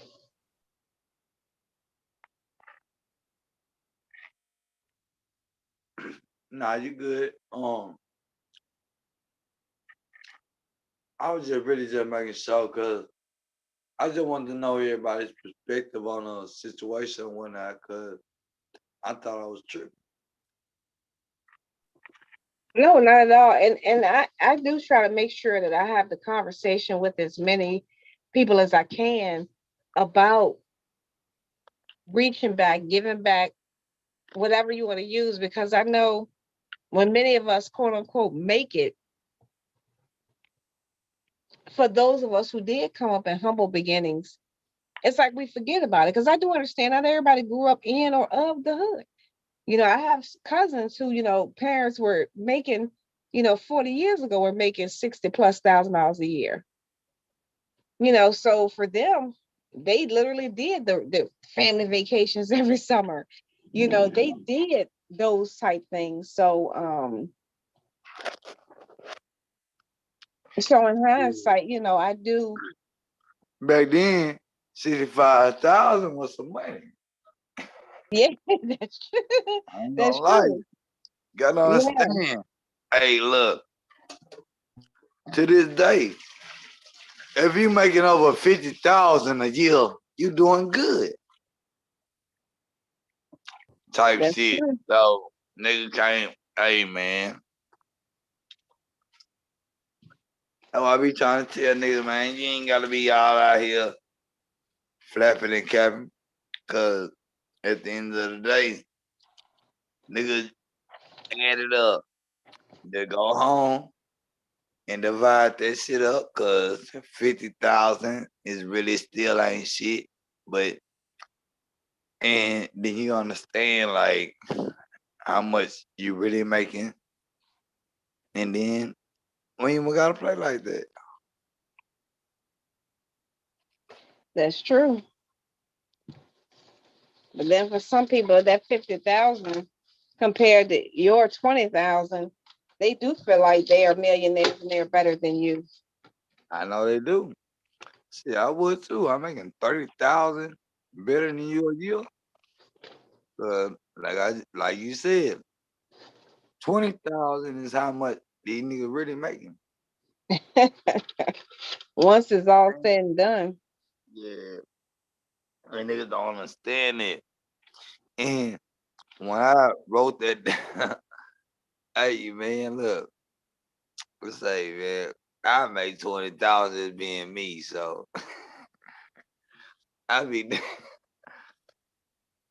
I ain't gonna promote that, but yeah, do y'all, my nigga? Hey, it's hard out here. It is. And then furthermore, too, I blame us as well because many of us aren't making our children work for anything because, and our parents are guilty of it as well. It's for some of them, their parents as well. So I don't want to say it's just us, but we want our children to have all of what we didn't have. So we're giving them the game consoles, giving them the designer clothes, giving them But look, unearned allowances, and their urgency to quote unquote work for anything or quote unquote work hard is our fault. Because if I give you everything still, you ask hold for, on, but look, when I was growing up, I was mad because I couldn't get a job when I was 13. Because they told me I wasn't old enough. At 14 years old, they started that they started that the Houston work shit out in Houston. So you had to be like 14 to do that. So when I was 14, we did the Houston works thing. Hey, that's the best time in our life. You want somebody to earn your own money and do your own thing. I ain't gonna lie. So with that said, I understand what you said.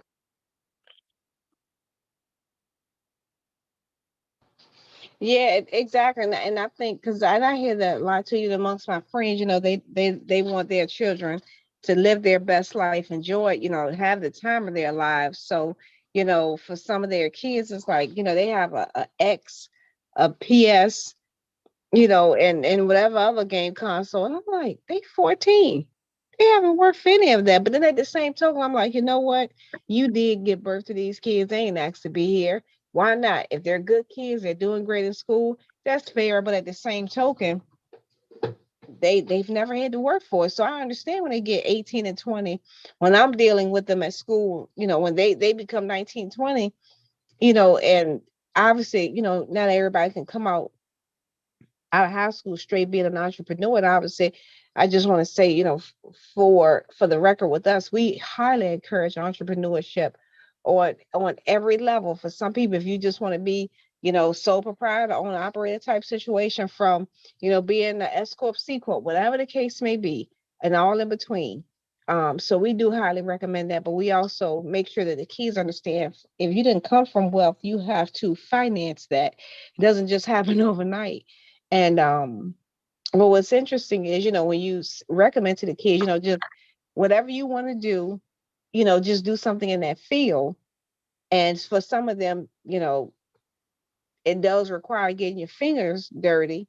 getting, a little dirt in your nail beds. They're like, what? Because they've never had to do nothing. I mean, at home, washing what dish? Load the dishwasher. With us, it wasn't no loading the dishwasher. You had to physically hand wash every dish. But when many of these parents tell their children to wash dishes, that's what that means, loading the dishwasher. Same thing with clothes, keep folding clothes. No, I just live out the hamper. I wash clothes and leave them in the hamper and I just put them on. I'm not ironing no clothes. So some of the traditions, if you will, that we had growing up, they become minimized because everything is so convenient. Same thing with cooking. Cook what? All you gotta do is just take a dinner out the box and put it in the microwave. So a lot of these kids just aren't having that urgency no more because they don't have to work for anything because everything is so quick. Or if not, just DoorDash it, Grubhub it. Who's gonna actually stand over a stove and cook? It's like what? Nobody cooks anymore. I still cook, but yeah, I feed though. Mm-hmm. I don't even know how to cook. I I cook my food just because I fuck with OG Philly and I understand what he's saying. Man, look, it if you ain't eating what you supposed to eat, at least cook your own food. You know what I'm talking about? Cause look, you gotta understand. I've been cooking for the last month and a half. I ain't never cooked a day in my motherfucking life. Cause I'm an old school nigga, so we were raised on a female hour. I mean, they cook type shit. And they always cook on where I came from. You know what I'm talking about? I ain't was no bullshit. So, you know what I'm talking about? All my big brother cook. So yeah, he'll eat 6'5". Hell yeah, he gonna cook with his fat ass. But anything other than that, you know what I'm talking about? If my brother ain't cooking, you know what I'm talking about? A woman always cook for me a day in my life. So understand that too. So, but I just started fucking with it. But at the same time, like, thank God I got a stove. They got a time on it. Cause if it didn't have a time on it, I burn up everything in this motherfucker. I ain't gonna lie to you. Ah, oh, nigga, I will forget I'm doing it. First of all, see, when I'm outside working on shit, building shit, it ain't gonna burn up. I can take my time. You feel me? Or I can make it fast. It don't matter. But with the cooking shit, oh, that shit gotta be on time.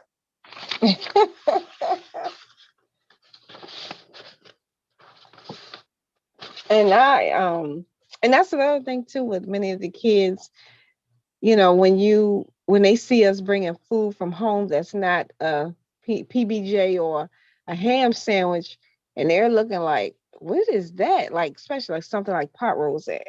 Almost every kid wants to know what that is. And you say pot roast, and of course, for the sake of argument, I know that it's not absolutely every child, but many of those that we deal with, that's quote unquote labeled, the underserved, and you have something like pot roast, they are in awe because they're like, I've never seen anything like that before because it's not fried chicken, it's not fried fish, so it's not nothing from Chef Boyardee. And they're, it's not kid cuisine. They're really like, oh my God, that looks so good. It smells so good. Can I have some? And on purpose, always make sure there's always at least 1 to 2 more portions. And if for me, if not, I don't mind just saying, hey, if you're okay with it, just know, that is not, I don't say to them, this was my lunch, but I say, that this is what I'm bringing from home. So you can't make it seem like I just bought it solely for you, but I'm gonna let you have some. And then depending on who's in class, I kind of know who's gonna ask and who's not gonna ask. So I always try to make sure there are always some. So I always make sure that there's more than enough to share. But it's a little hurtful when something is what we consider basically pot roast, with a couple of potatoes and a couple of carrots, maybe some celery here and there. And for many kids, because of the smell alone, they're engaged. They just want to know what it is. And I'm like, man, again, for some of these kids, that's all they know. They only know what real food at Thanksgiving time, or as I like to call it, Thanks-taking time. So it's crazy. So cooking for many of them is literally the microwave. That is cooking to them.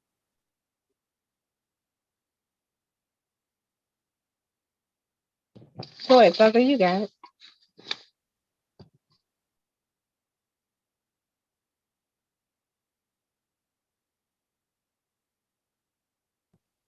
Did you drift off on me, Thugger?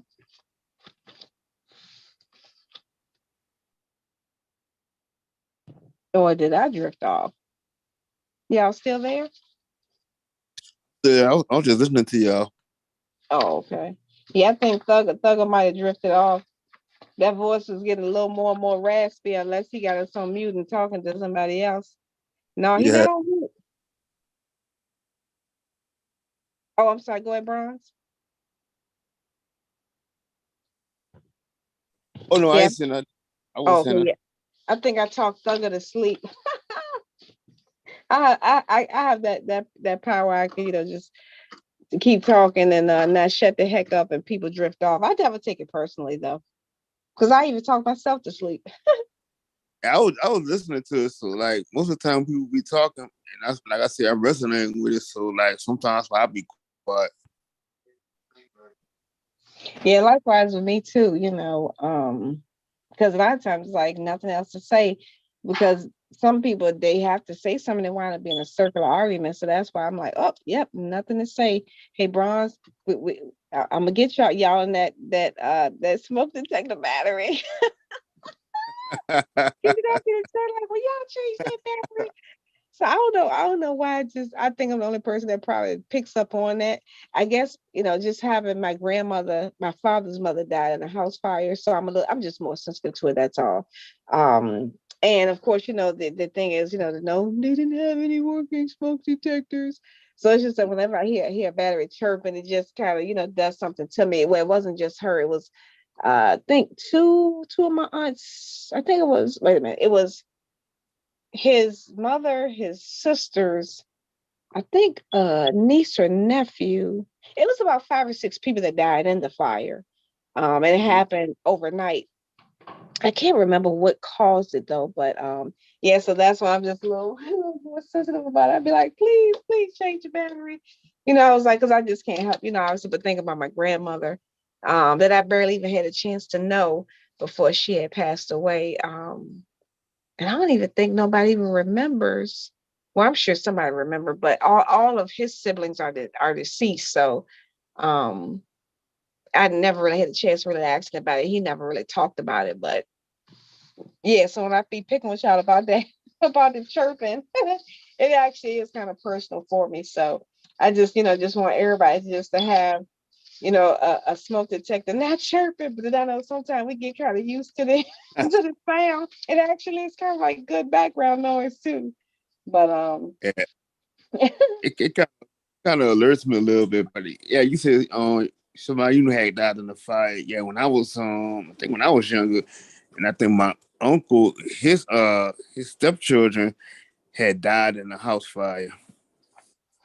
yeah, so that's why I just be like, come on, guys, please, because I know I be getting on Bobby and Key, like if y'all don't change that battery. But yeah, so that's all it is with me. It's just a little more personal. So that's why I always bring it up. But I'm back. What I missed? everything. That was the I keep you. God damn. Shit. Yeah. Yeah. So what other topics did you have, Key? What else were y'all talking about overnight when I was in the shadow realm? Oh yeah. Oh, you asleep? You know, No, hey. no, I know I was just resting my eyes. I was you resting your eyes. I understand. Yeah, I was just resting my eyes. That's all. Okay. That's that old saying. You already know. You resting your eyes. Uh-huh. But- Yeah, that's how I was just resting my eyes. And it's so funny because I'm like, no, grandma, you asleep. No, I wasn't. I was resting my eyes. You know, like when you ate, you don't know what that means. Right. Matter of fact, what time it is? Well, it's almost 6 o'clock where I am. Yeah, it's almost 5 where I'm at. In the morning? No, in the Yep. evening. Where you at? No, I was picking with your thugger. I was hell, nigga. I just had to pick with you. You can't be in America. I know, right?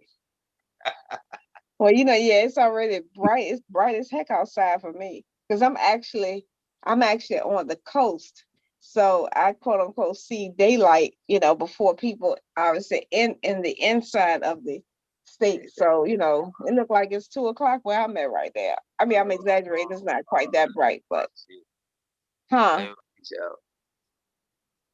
Nigga, it's 4:50 in the morning where I'm at. So that means get your butt up. Yeah. You always just say it's 5 o'clock in the morning in Texas right now.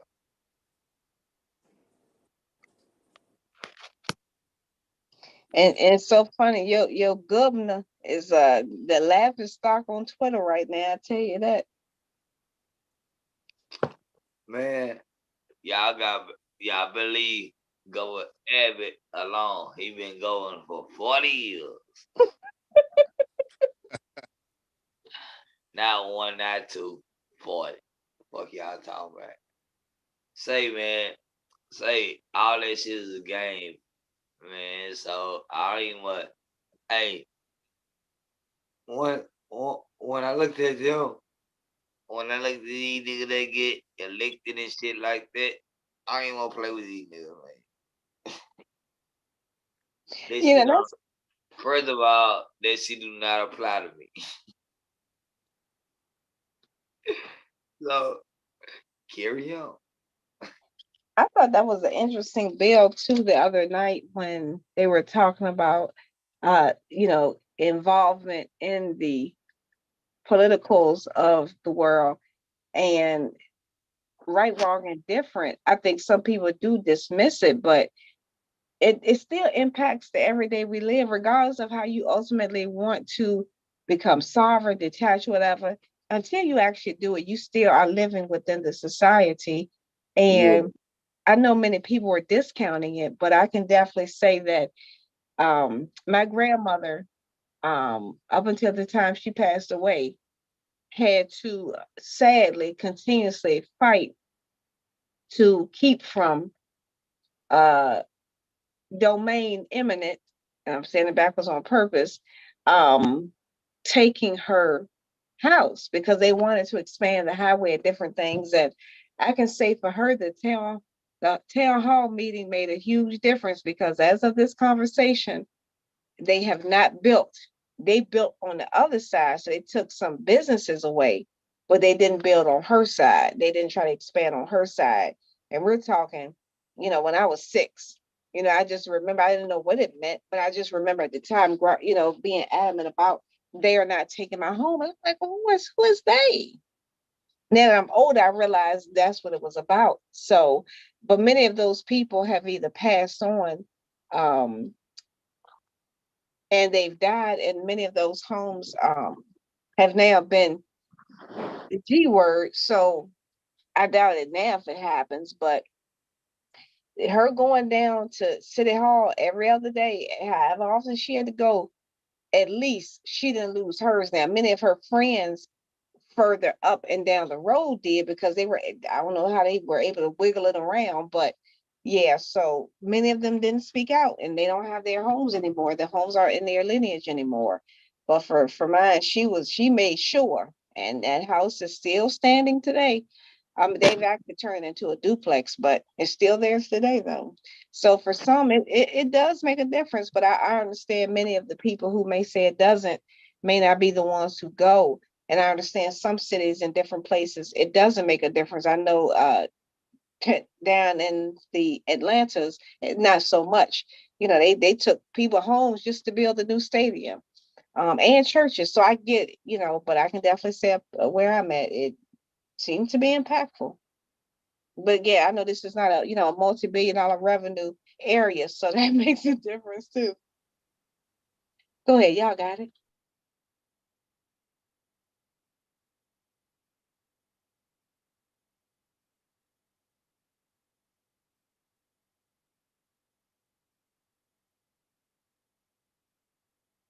Y'all still there? I'm still. Okay. Yeah, I think Thugger dozing in and out. He don't want to admit it. Yeah, that nigga resting his eyes. Yeah, exactly. Him just resting his eyes just for 5 minutes. But yeah, but I'm just trying to touch base on some of the things that I know. We've talked about over the last couple of days that I didn't get a chance to offer any points of views and perspectives on because I was resting my eyes. So what else you got? What else you got, Bronze? I'm not sure what other topics Key may have had on the table. Because I know we've touched base on everything that was in the title. But yeah, what else you got? Anything along those lines? Shit. I think we kind of like talked about most of it. I mean, that's all I could think of. Yeah, true. And while we're taking a moment to think of some new topics to give y'all, shouts out to the chat. It looks like we got Sally Sue Surfaces Slay. I know, Bobby. I always get tongue tied with that. Shouts out to you. Let's see who else we got in the chat. It looks like yeah, yeah, I can never say that name without getting tongue tied. It looks like that's the active participant we have in the chat. Shouts out to all those of you who are listening. Shouts out to those of you who are just have us in the background, and we may be background noise to you, but thank you for listening. All of you who engage with us, and whether you're a little informed, entertained, edutained, or all in between. Thank you so much for being with us. Love Zay. I see you. Shouts out to Zay. Thank you for always just being with us. I'm not sure if Key is awake. I don't know if you want to come up and join us. We'd love to have you. Because as I always pick with the chat, y'all know I will talk your head off and I will start rambling. So in an effort to keep from rambling and making your ears bleed, I highly encourage any and everybody to come up and join. For those of you, we always encourage donations because, as y'all know, Key is building things. He reaches out, he helps the community, he does a lot for those around him. We've witnessed it, being at the baseball game with the little childrens. So we know that his work is not limited to us here on YouTube, and we do value him. We do appreciate the platform, but we always encourage donations. And y'all know the Cash App, $ Key Norfolk 1984. Again, and of course, you can always email Key. And I think his email is keynorful@gmail.com. And of course, if y'all are unsure about the spelling, KeyNorful@gmail.com. And again, Cash App, $ Key NORFUL 1984. So I do encourage any and all donations. Nothing is too small, but you can always make them bigger. You know how we like to do it. When they say the change can be a little strange, but the dollars for whatever that saying is, y'all know me, I got to put a joke in it some kind of way. But again, we do appreciate your presence. We appreciate your time. We appreciate your engagement. So again, thank y'all so much. And we will continue to try to give y'all the best content we can. And we hope you always get something out of it. Go ahead, Bronze, you got it. Well, I'm just gonna say salute to everybody too. But yeah, I think I'm kind of like, I think I kind of like cover most everything, what's going on in the generation. I think one more thing I'll probably add to it too is that, like I said, we just basically like what even what Thug says, that we gotta learn got to find some kind of common ground and come together on it.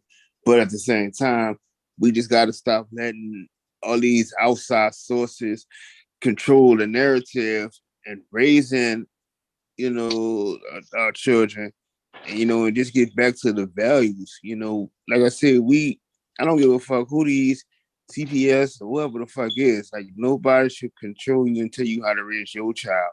You raise your child the best way you can, be there for them, guide them, and most importantly, just give them that time. That's all it takes. It's just that time. It don't even matter if it's just an hour in a day. That's the time you giving to them. So just like I said, just you can make ways. We operate on our own time, and we can do what we gotta do. I absolutely agree. And I am one of those. I try to make sure that whenever I do engage with parents, I make it very clear before they even have a chance to try to insult me by saying you never had no kids without truly knowing my background. And I don't get into specifics because I know they're looking at it from the surface level. But I try to always make sure they understand that, hey, you got to keep in mind too, you're still sending your kids with me for 8 to 10 and some kids 12, because some of the kids actually come with me to the afternoon programs. I'm with your kids for this many hours on this many days. And I'm not trying to dictate anything to them, but understand they're going to be influenced by me one way or the other because they're around me a lot. So let us work together. So that way I can make sure I understand this is the direction you want your child and or children to go in, so I can follow that, so I can adhere to that, but understand too that I still have curriculums that I have to follow as well, and that's why you send your kids to school. So let us work together. And I tell parents all the time, I'm not trying to erase anything you do at home, but if you're not here to help me, then you can't be mad when the kids come home and they may be what you consider out of line because we're not engaged. And I tell them all the time, I will text you, I will email you. I understand, your hours of work, you may not be able to physically talk to me, during these hours, but I am one of the few that will make myself, if you get off at 11 o'clock, let's okay, I'll make sure I'm up at 11 o'clock on Thursday, set your alarm on your phone, I'll set mine. We can talk, video chat, whatever the case may be, because I want to make sure that your children are in the most optimal situation available so they won't fall behind. So I truly put a lot of me into it because I never want anyone to feel like you just made the point, that I'm trying to raise their children. I tell them all the time, no, I'm not raising your children. I'm not trying to, but I understand I do have influence and I do understand that I am impactful. But no, that's primarily on you because I never want anybody to feel like I'm trying to take anything away from them, because y'all would be surprised how many people feel like teachers are trying to take their parental, um their influence away from their kids. And I said, no, they're just around us pretty much all day. Their awake hours are with us. And that's why it may seem that way, but no, trust, we're not. We have enough to deal with within ourselves that we don't want to take on that, from your children. So please never take it that way. I mean, basically, y'all are spending more time with their children than them. Exactly. Exactly. And that's what we try to tell them. You do realize they're with us from 7, 8 a.m. to sometimes 4, 6. And don't let it be, during football and basketball season. We got these kids for 12 hours. Mm-hmm. So it's like, and then, sometimes, it's like some school systems, the coaches also are the ones that drive the kids home. So it's like, Yep. by the time the coach get home, it's 10 o'clock, but he or she got to be right back up the next morning at 4 o'clock to do it all over again. So yeah, that's why I said, I tell them, don't discount it. Go ahead, Bron, you got it. Yeah, it's just no break in between. But like I said, it showed a lot of parents when they had this pandemic shit that it was showing that a lot of the parents didn't really couldn't stand being home with their children because they were so ready to get rid of them, get them out of there. You know, it's Yep. just, it's just sad though at the end of the day. But it's like I don't know. It's like I said, I think the problem stems from the fact that when you were younger and you growing up, and your mom and dad would be like, "Well, when you gonna give me some grandchildren, this and that." A lot of people, in my opinion, weren't really ready to be parents, and today they still aren't really ready to be parents because if you still have to find time to just go hang out and party and do this and do that, and like neglect the fact that your child needs you, then those are problems.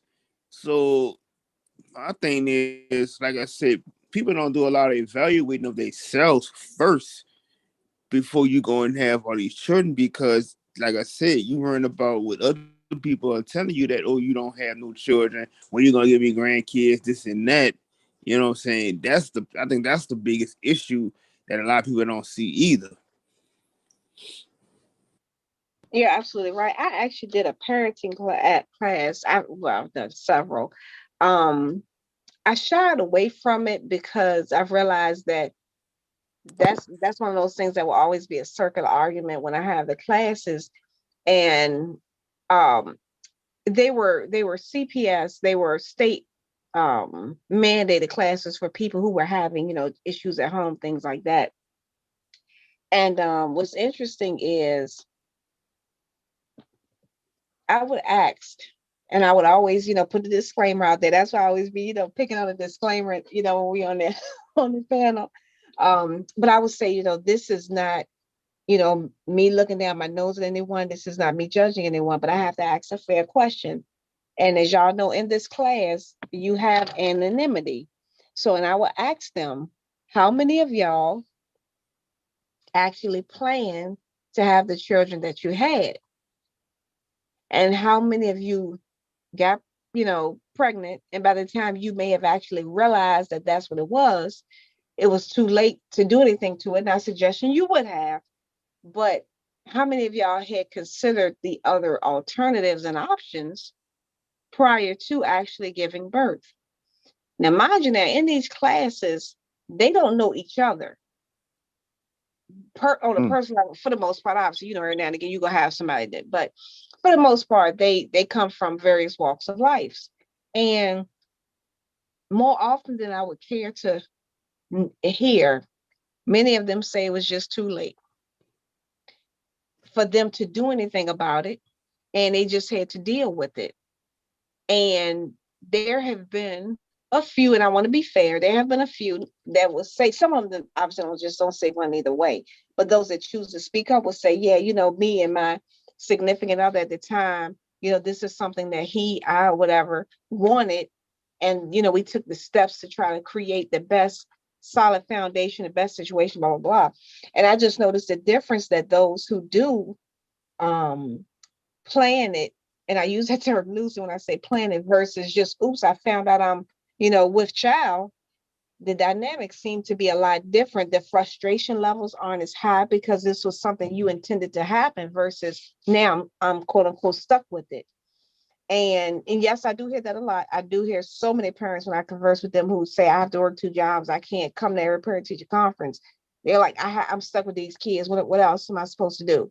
Nobody else wants to help me. The system, this is always everybody else's fault. And I'm like, how, at the same token, I can't even be mad because I can't expect much more from you because you didn't want this. They showed up and you either couldn't afford to end it, or by the time you realized it, to end it just costs more than what you had at that moment. And you just figure you'll figure it out as you go along. So a lot of these children, and even for us, it's not just now, even us, our parents didn't want us. They didn't. It just so happened they didn't have no other alternatives at the time. And that's why many kids are treated the way they are because the parents just do not, they despise them because they didn't want them. And they can't wait for them to get old enough to get the heck away from them. Right. Yeah, That's why I and these said. are things I actually hear, not that I'm imagining, y'all. These are things I actually hear. Go ahead, Bronze, you got it.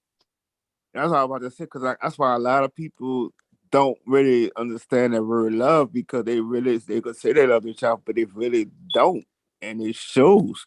Because like I said, if you loved your child enough, you wouldn't. Like I said, you would find ways. Like I'll say, for example, my mom, she put me in school, but she would be there. It didn't matter if she was always at school for anything that happened. She was there. She didn't care if she was at her job. They needed her at her job to do this and do that. She was gonna come running to their school for anything that was going on with me. But that's what I'm saying. A lot of the parents, they just be like, nowadays is that, oh, what they want? Why they calling me? I ain't got time for all this and that. I gotta say this. Ah, da, da, da, da, da. Yep, And I then get that all the time. yep. And they be like, oh, I gotta send somebody else to come pick my child up and this and that. Oh, I'm just so tired. Oh, I don't know what I'm gonna do with this. This child, listen to me, this and that. And I'm like, but that's what I'm saying. It's like, the time you took to create a life, these are things you have to think about when you're doing things like this. And a lot of people was like, I think a while, I remember some years ago, most people was really just having children just just for tax purposes because you get the tax credit for having all these children. And that's what a lot, and I heard a few people say that. And I was like, wow. And now you look at it nowadays, you just like, why, if you already was struggling just you by yourself, why are you going to have 2 to 3 more children that you can't take care of? And then you're looking at still trying to depend on the daddy government to help you out. But the Mm-hmm. main issue is always something else, but not blaming yourself. Yeah, and you're right, Bronze, because I mean, many of the times, I've gotten insulted many times, um, where the parents would say, well, you a teacher, you got this and you got that. I don't have these things, and and I got health problems, I have breathing problems. You look at you, you can breathe fine. I'm like, those isms and insults not gonna work on me. But don't think just because you may see me here in this position, that don't mean I got it all together. Mm-hmm. But that don't mean I'm crumbling inside either. It's just that at this very second, our circumstances are different. I do have you, I am 10 years older than you. So I got 10 years more life, out here. That's it. It don't mean that you would never get to which how you see me. That don't mean that you would never be there. I just started before you. That's it. Because I try to create a situation where they understand, don't look at me and think I'm better than you. I just started before you. That's it. You'll get here. And for some of them, I warm them up. Then all of a sudden, every time you turn around, they want to talk to me. Hey, man, how you doing? I'm like, yeah, I'm just letting you know. I was where you were. I just made a decision sooner than later. I wanted to get out of it.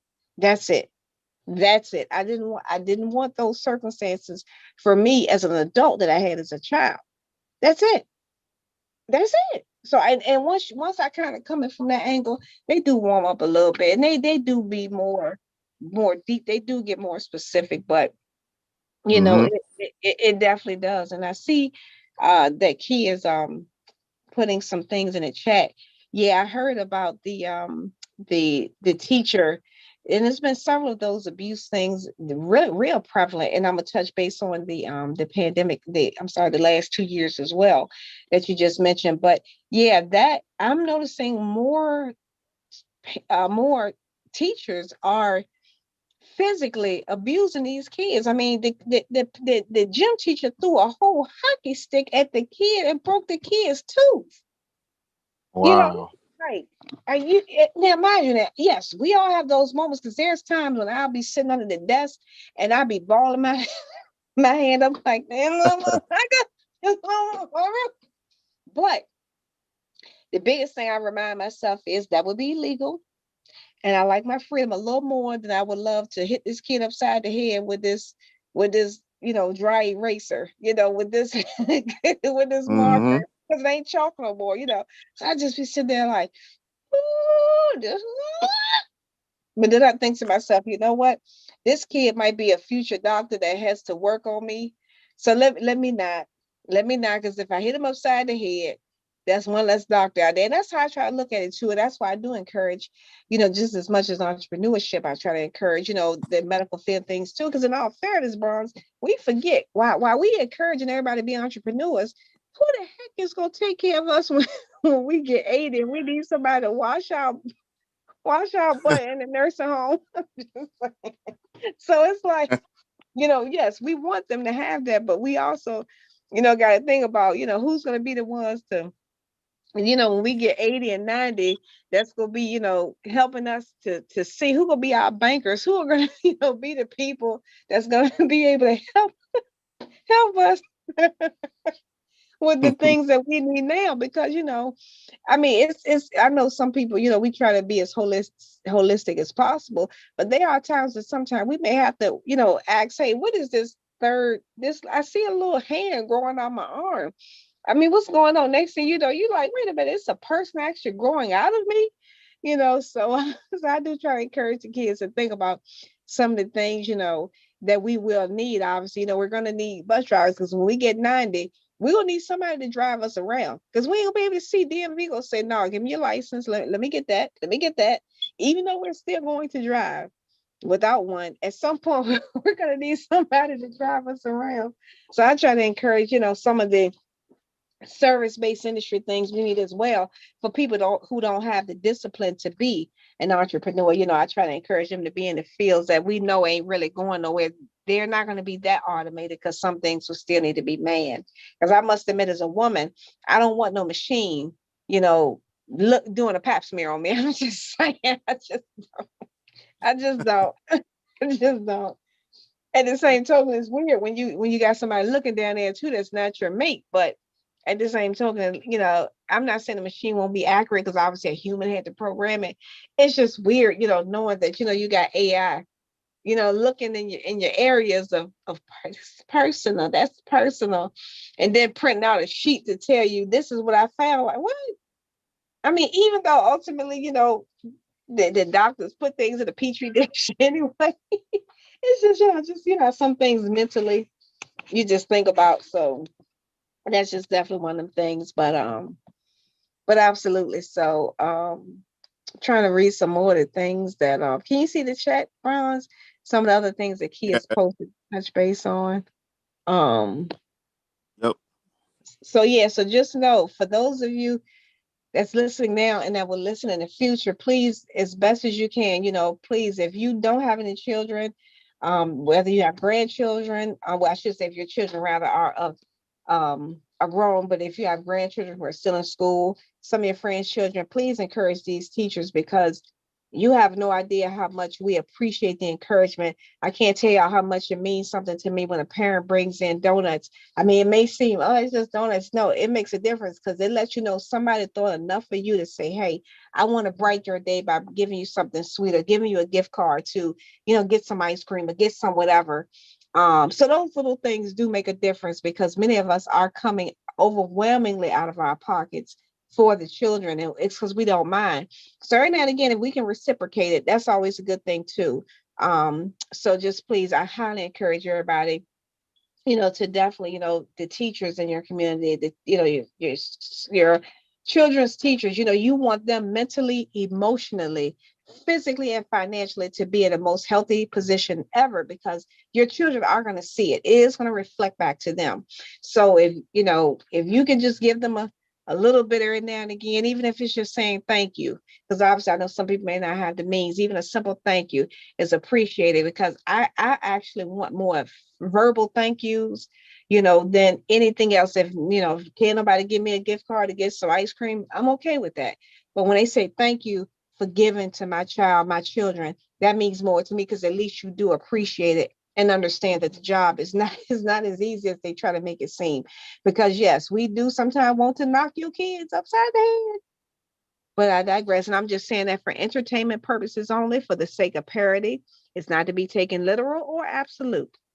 But some of y'all know y'all got some bad kids. But seriously though, so just know that shouts out to Mommy Shula. She's back in the chat. And yesterday we are going to pass the plate. We're going to actually start a patron list, as we used to have back in church, because I used to get a whole lot of money on that patron list. So we're going to pass that patron list around so y'all can sign it for the keynote for the Nation One Love podcast. This is for real, for real. We would definitely want to keep the podcast going. So we're going to pass around that collection plate and that patron list. All right, go ahead, Bronze. You got it. And the other thing that kind of trips me out though is like I said, I know I do some stuff for the some of these schools with the pre-K schools. I do set up some of their computers and stuff in the schools. But some of the stuff that I'm looking at, some of these like these daycares and stuff, you got a lot of newborns that's in those places, and I'm just like I don't know. I mean, it's just kind of weird to me that I don't know. I think from the first years of your child's life, you should at least, I said you shouldn't have a newborn in the nursing like that because you should, that's the precious time when you supposed to really be nursing that child. You know, I don't, damn, just say I'm gonna take maternity leave, but like, man, you gotta. That's just to me. That's around the time where you shouldn't have anybody else, taking care of that child outside of a family or something like that. I mean, I understand the circumstances, but it's just weird to me when I'm seeing stuff like this in these places, and people just can't find the time. I'm like, dang. Well, it's not that they can't find the time. You got to think in many instances, especially in the more underserved areas, is the mom generally is working a job that offers little to no benefits, and they may give you. It's sad how many employers really think 2 weeks is enough. The woman hasn't even healed, and don't let her have had a cesarean. She hasn't even healed in 2 weeks, let alone, I mean, let alone. So unfortunately, if you work a job that offers no type of, short-term type incentive pay, even when you're out, taking off 6 weeks is eviction for many people. And so they have no choice. And if you're doing it singularly, me personally, I don't really like using the term single parent if you're not single parenting. And I get it because when you hear the term single parent, it is a stigma behind it, as if you're only doing it alone. And I'm like, when I hear people say, I'm like, can you give clarity? Are you an unwed mother who is co-parenting, or are you truly single parenting? Because there is a difference that we don't never talk about, because single parenting to me dismisses so many active fathers. And the same thing with the fathers who may have custody, don't want to discount the mom.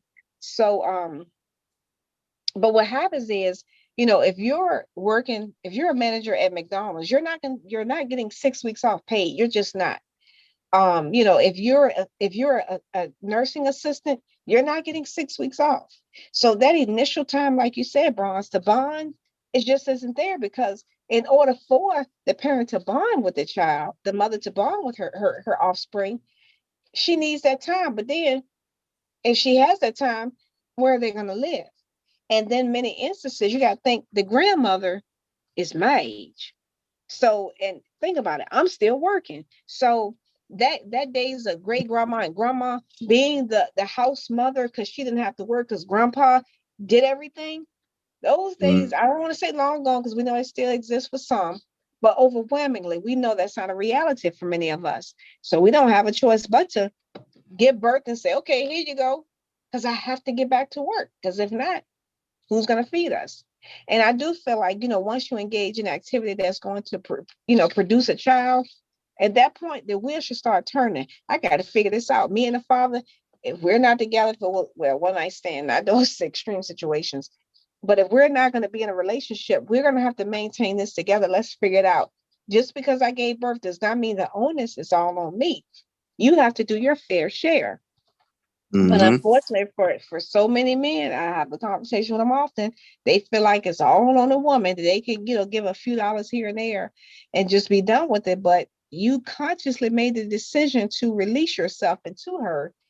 If you knew you didn't want a minimum of 18 years of responsibility, and don't let it be some health challenges, don't let it be, a disability, what we classify as a disability, now you potentially got a lifetime of responsibility. But it's like, nope, that's all on her. And it's like, what? She could have got pregnant. She didn't get pregnant alone. You're actually more responsible for that than she is, because you had more control over, you know, for the most part. I know some men will argue that the pre-hunter that we know, yeah, but come on, not that many people are getting pregnant from, that. So yes, we know it happens, but even with that, take as many precautions as possible to minimize and prevent those things from happening, because you don't want a minimum of 18 years of responsibility. Go ahead, Bronze, you got it. Right. And that's why I say a lot of, and that's how I say I look at a lot of these youngsters that's having children. And like I said, it's like just almost like a repeated cycle because, like you said, they don't have the time, that time for their parents or something. And it's like, they make these decisions. So now, what I'm saying? So now it's like, look, you still a child.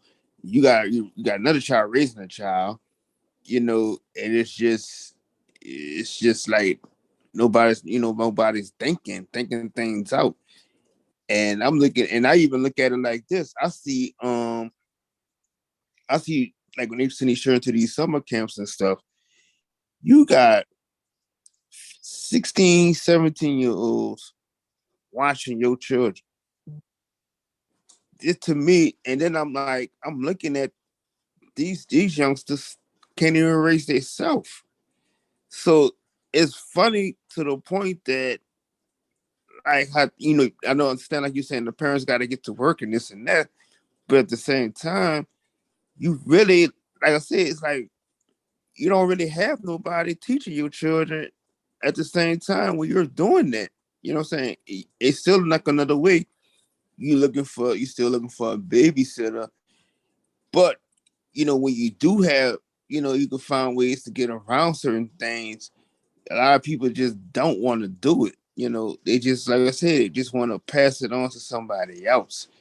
And like I said, it's weird to me that, I mean, I understand those situations that most would have being single, but even still, as they get older, you still can find ways around things, even to the point that a lot of people don't even believe that, you could start your own business, work from home, or even if you're not that type of person that as as meant to be a leader in certain things, but what I'm saying, you could just find different things that's always, slaving and being so tired when you get home that you can't, you don't have time to spend with your children. That's my only biggest thing. That if you're a single person with no children, then more power to you to do what you're doing. But when you got children, what I'm saying, it's just, these are the precious times that you just have to find ways around things. You have to. This is how you lose your children to the system. So you got to kind of find a way to make it balance off and work. And I agree, but that actually goes back to what I was saying. If you didn't want it, if you didn't want them at all, and for you deem them as an inconvenience in your life, think about it. How much effort are you really going to put into them, because you already feel like they are the reason why you didn't accomplish what you set out to accomplish, or what you wanted to accomplish, or what you were about to accomplish before they came along. So that animosity builds up, and it's very real. Some people would never admit it, but it's very evident in many instances that a lot of parents have animosity toward their offspring because they did not want them, and they're stuck with them, and they feel like their life has been ruined or significantly altered over something they didn't want. And don't let it be with a with a person they can't stand. Oh, that don't help either, because then that also becomes a child's fault. So that's why many of them are kind of stuck where they are, because they have so much resentment toward the offspring. It's a sad reality, but it's a reality. Yep.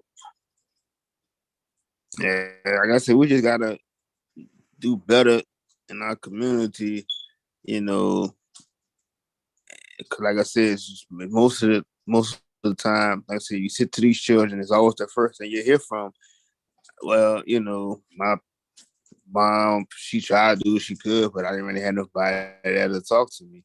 So it's like that's most of what you always hear anyway. So like I said, we just have to, like I said, we just got to stop letting these jobs control us so much and we gotta find, you know what I'm saying? We just gotta learn that, regardless of what the situations is, we gotta take back the community, getting everything back in order. We can't, like I said, everybody always be like, they're looking for, like I said, looking for the outside source to help. But we just, like I said, we have the community within us. So we gotta just learn how to get back to those ways, of being there for each other and helping each other, when we're on our downfall.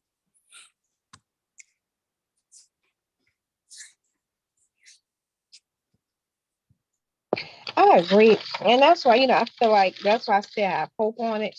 But I realize that the power of these electronic means have gotten us to the point where we talk less and less to each other. And this is just in general. Let me be fair. Because think about it, even though we're on electronic means, we're still engaging with each other. We're actually talking. But think about it, Bronze. We are losing that connection because things are more digital. Because think about even with us now, those of us a little older, and I can definitely more so speak for those that are, at the 40 plus mark. I can't tell you how many times people have called me. You know what I tell them? Then you hang up and send me a text. Or we be in a meeting. I'm like, this could have been an email. It's like I almost find ways now not to have to talk or engage with people in a face-to-face manner. I'd rather just text me. Why you call me? Just text me. Or somebody call and on your voicemail you say, I'm not gonna return your call, but I'll return your text. I mean, I can't tell you how many people actually have that voicemail, send me a text, I'm not calling you back. So it's like when we talk about those things, we've lost that connection because we're not talking like we used to. We don't have Mm-hmm. in many realms, we don't have the traditional family table to have breakfast, lunch, and or dinner at. We're literally just like, okay, you go to your room, I go to mine. I'm eating while I'm working. You're eating while you're doing schoolwork. You're eating while you're playing video games. You're eating while you're, doing the OnlyFans. It's like we're in our own little world. And it's like, I'm not gonna say we'll never get back to it, but it's like as much as technology advanced, that reduces the need for us to really have any real interactions. So I'm hoping that that the generation say, I actually want to have a family dinner. I actually, outside of Thanksgiving, I actually want to engage with my mom or my dad or my whomever. I want to know how his or her day was. I want to know what's going on with her, and even with me, I asked my husband, how's your day coming along so far? If he was right here, he would tell you. I'd make sure in the morning, how'd you sleep? How was everything? Because he's on the road. So, how was your Mm-hmm. day? How was this? How was that? Because I want to know. When I talk to my best friend, I check in on her, 2, 3 times a week, checking on you. You good? Thinking about you. You good? Just to say, Mm-hmm. hey, I'm still, you're still on my mind, you're still in my heart, blah, blah, blah, blah, blah, because I don't want to lose that. But for many people, they don't even have nobody to give them a hug. They don't, so we're losing that connection, that interpersonal connection, because it's almost redundant now to even have it. I mean, even think about it, even at the grocery store, it's gonna be self-checkout, probably absolutely in the next 5 years, maybe still 1 or 2 checkout lines, because you're gonna have people who are gonna have those challenges. But some stores you go in now, they're even look at the A to Z stores that's coming in, that big box store that's not really a box store. Think about them. I mean, they're having Mm-hmm. virtually manless stores. So again, reducing their interaction. So why talk to somebody at the checkout counter? Even at restaurants now, you have a machine coming to take your order. We're losing the interaction. So that interpersonalness that we used to have when people engaged and cared is going away. So that's why an employer doesn't care about you having 6 weeks off. They're like, take a week. If you can't come back in a week, find another job. Because we're Yep. losing that interpersonalness. Go ahead, Brian, you got it. Yep. I mean, that's all facts. That's all facts. You really are losing interaction with each other. And it's like when you at home, you got your children at home or whatever, it's really becoming like that's just a tenant instead of saying that's my loved one or something like that, because you would say hi and bye, you see each other, and that's it.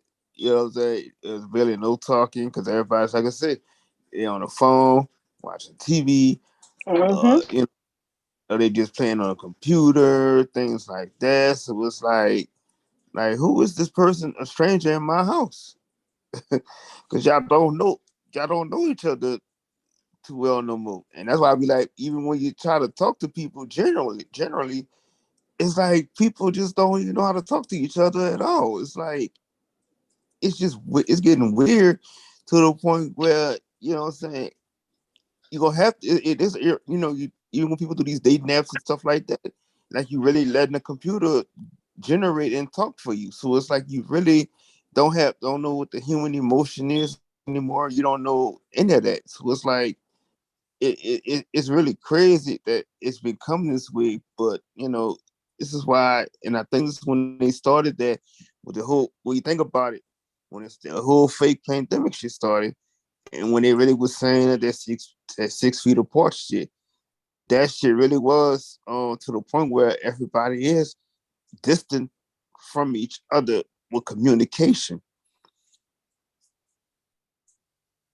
It definitely is, and I know, and that's what I was going to say. Especially when you brought that up, just to go back right quick to with the children, many of them have said that this last 2 years made them realize they don't. I can't tell you. Oh man, sometimes I wish I could record these kids and play it for y'all. They would say, well, these last 2 years made me realize I don't have to talk to nobody no more. And I'm like, what? Yeah, all I gotta do is just zoom it. All I gotta do is just type it. I don't have to. And I'm like, oh, they make a great point. I can't argue that. What am I gonna say about that? Because as soon as I say something, they tell me that was back in your day. That was a long time ago. I'm like, it wasn't that damn long. Stop putting all on it long. They got a point. I'm like, man, they make a great point. I don't have no rebuttals. And no matter what rebuttal I give, they gonna rebut my rebut. So I just sit there like, you know Mm-hmm. what? I have nothing. Y'all make a great point. Carry on.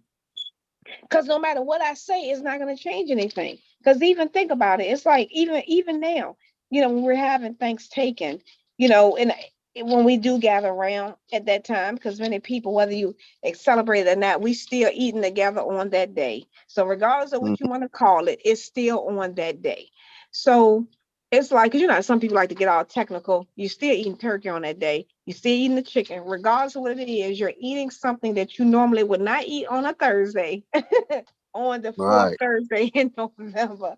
But even on those days, think about how many people, you know, at one point it was like, you went to Big Mama house, everybody stayed there all day. Now I gotta go to Peep house, I gotta go to Joe house, I gotta go to Anna house, I gotta go to this person's house, all that on one day, as opposed to just saying, no, I'm gonna stay here this particular day with my bloodline. I'm gonna stay here this particular day with said person. I don't have to go get a plate from 10 different people's houses. So even with that, we're losing that interpersonal, we're losing that connection because we rather go hang out with everybody else. Now I know obviously, when you're married, you have to pick and choose. We're going to your mama house or my mama house, obviously if they're still alive. So that's a little different. Sometimes you have to split it between two houses. So I get that. But it's like, Mm-hmm. dude, you don't have a wife and the children.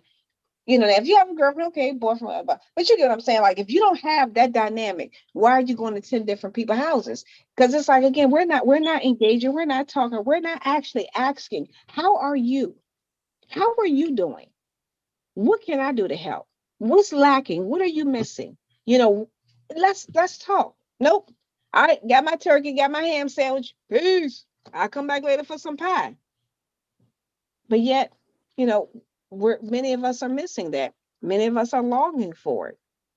But this Sunday dinners at mama and them house, because we don't go to the temple anymore. We don't have no need to go to mama and them house afterwards to have dinner. Oh wait, mama can't cook dinner because mama gotta work.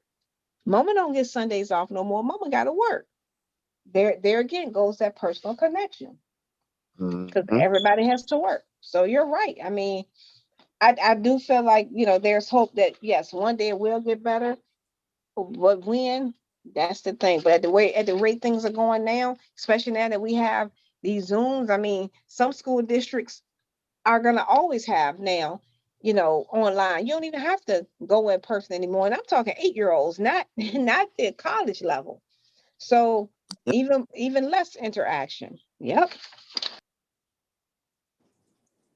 Uh, it's just crazy. hmm Strategic or not, or part of the game plan or not, however you want to identify it, either way it's happening. I can't say it was a plan. I can't say I wasn't. I wasn't in the room when the plan was being made. But if it was, it definitely is working. And at this point, it's going to always be that way. No matter how much we talk about, what we're going to do, until you're actually doing it, we're still all part of the system, and we just have to deal with it. Because I know for me, I'm thinking now, with as much as I'm learning, I could put things into place, but I still understand I still have to go to them to ask them, can I be sovereign? Can I separate from you, please, pretty please, with sugar on top?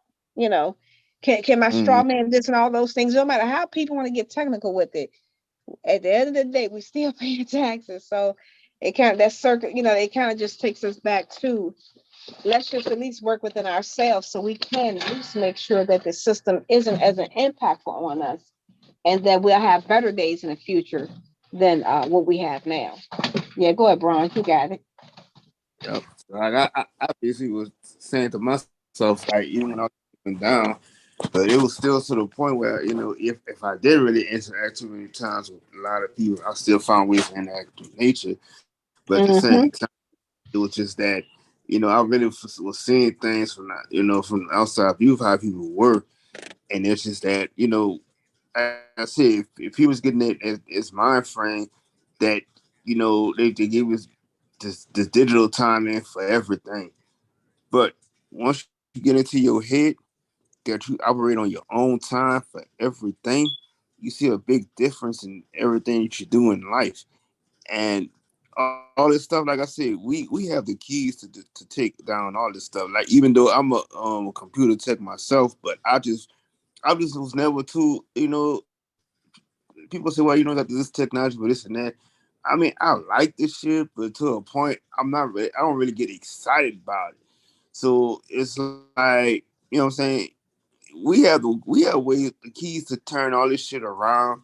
But like I said, everybody just got to the point where, they're just tired and just giving up and just be like, whatever they try to bring, they go with the flow. So that's just part of the problem there, because everybody's just so worn out and tired from their jobs, and and then when they get off or gotta go to the store, they already feel worn out. They buy Mm-hmm. food, and then they gotta be like, oh, I'm flat, going home and cook. So they're gonna go buy something from fast food, and the only time you probably get something to cook is during the on the weekend, if they're not too tired from there. So it's just like, what I'm saying, a lot of people are just so drained. And you look at our Mm-hmm. older people from working for so long, their bodies is just worn down. They could barely walk. All they know their whole life was just to work in service for somebody. They Mm-hmm. don't they, Yep. they don't have the information that we have right now, knowing that we could have ran out, how we could run our own companies and do this and do that. They don't, they was always just raised to work, work, work, work, and do this and do that. So it's like, their bodies just torn down, and they mostly from all the drugs and stuff that they taking too from the doctors too. That's part of the problem there too. So and then you fast forward to now, like I said, everybody just on a fast pace of life, where like I said, they're grateful for having technology take over everything, that they don't have to do it themselves. But like I Mm-hmm. said, it come to a point where it's gotten so bad that it's doing everything now. It is true, and I that actually ties back into when I think about some the young folk, especially the ones I hear now when they talk about, when they want to minimize the OGs, saying that it's y'all fault, it's this and that, and that's why y'all always hear me. And I try to create circular arguments, but I tell them all the time, listen, you little so and so. You got Siri, you got Google. I did not have that. I had encyclopedias that I had to blow the dust off to even open them. And when I opened them, they were already 10 years behind. So it's easy for you to say what we could have done, what we should have done, but we didn't have the resources at the click of a finger like you have now. So I couldn't just say, oh yeah, I want to own my own business. Oh, where do I start? Uh-oh. Oh, I got to prepare a business plan. I got to go sit in the bank with this guy that looks nothing like me and beg him to give me seed money of however much I need. And I'm going to sit there with my fingers crossed, James Evans, just using that dynamic for those familiar with Good Times. I know it was TV, but we know that was still reflective of real life.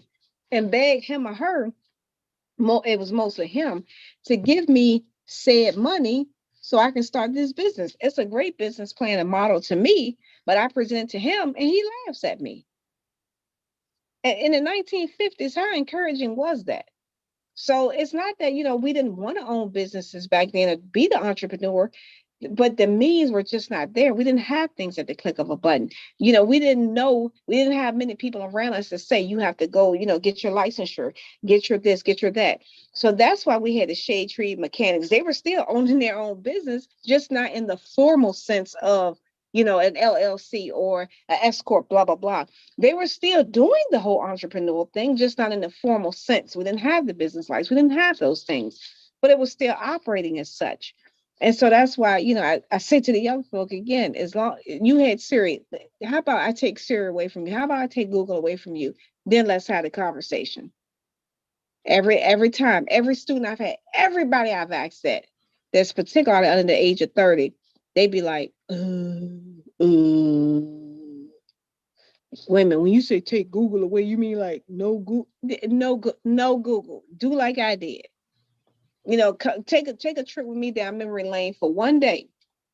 Let's take away all your conveniences for one day. And even for us, we had conveniences that our parents didn't have. But it's like, come on, let me take away no cell phone for a day. No pewter for a day. None of those things for a day. And let's see, you might rethink what you think about the OGs, the older people, a whole lot differently, because you'll realize they just didn't have the quick available resources that you have today. So I think if many of us, if we did, just imagine where we would be if we had those things, the means and things like the kids have today at their fingertips. And I just want to pause and give a station notification in my Zay voice. Shouts out to Don Treese. I see you rejoined us. Shouts out to you, beloved.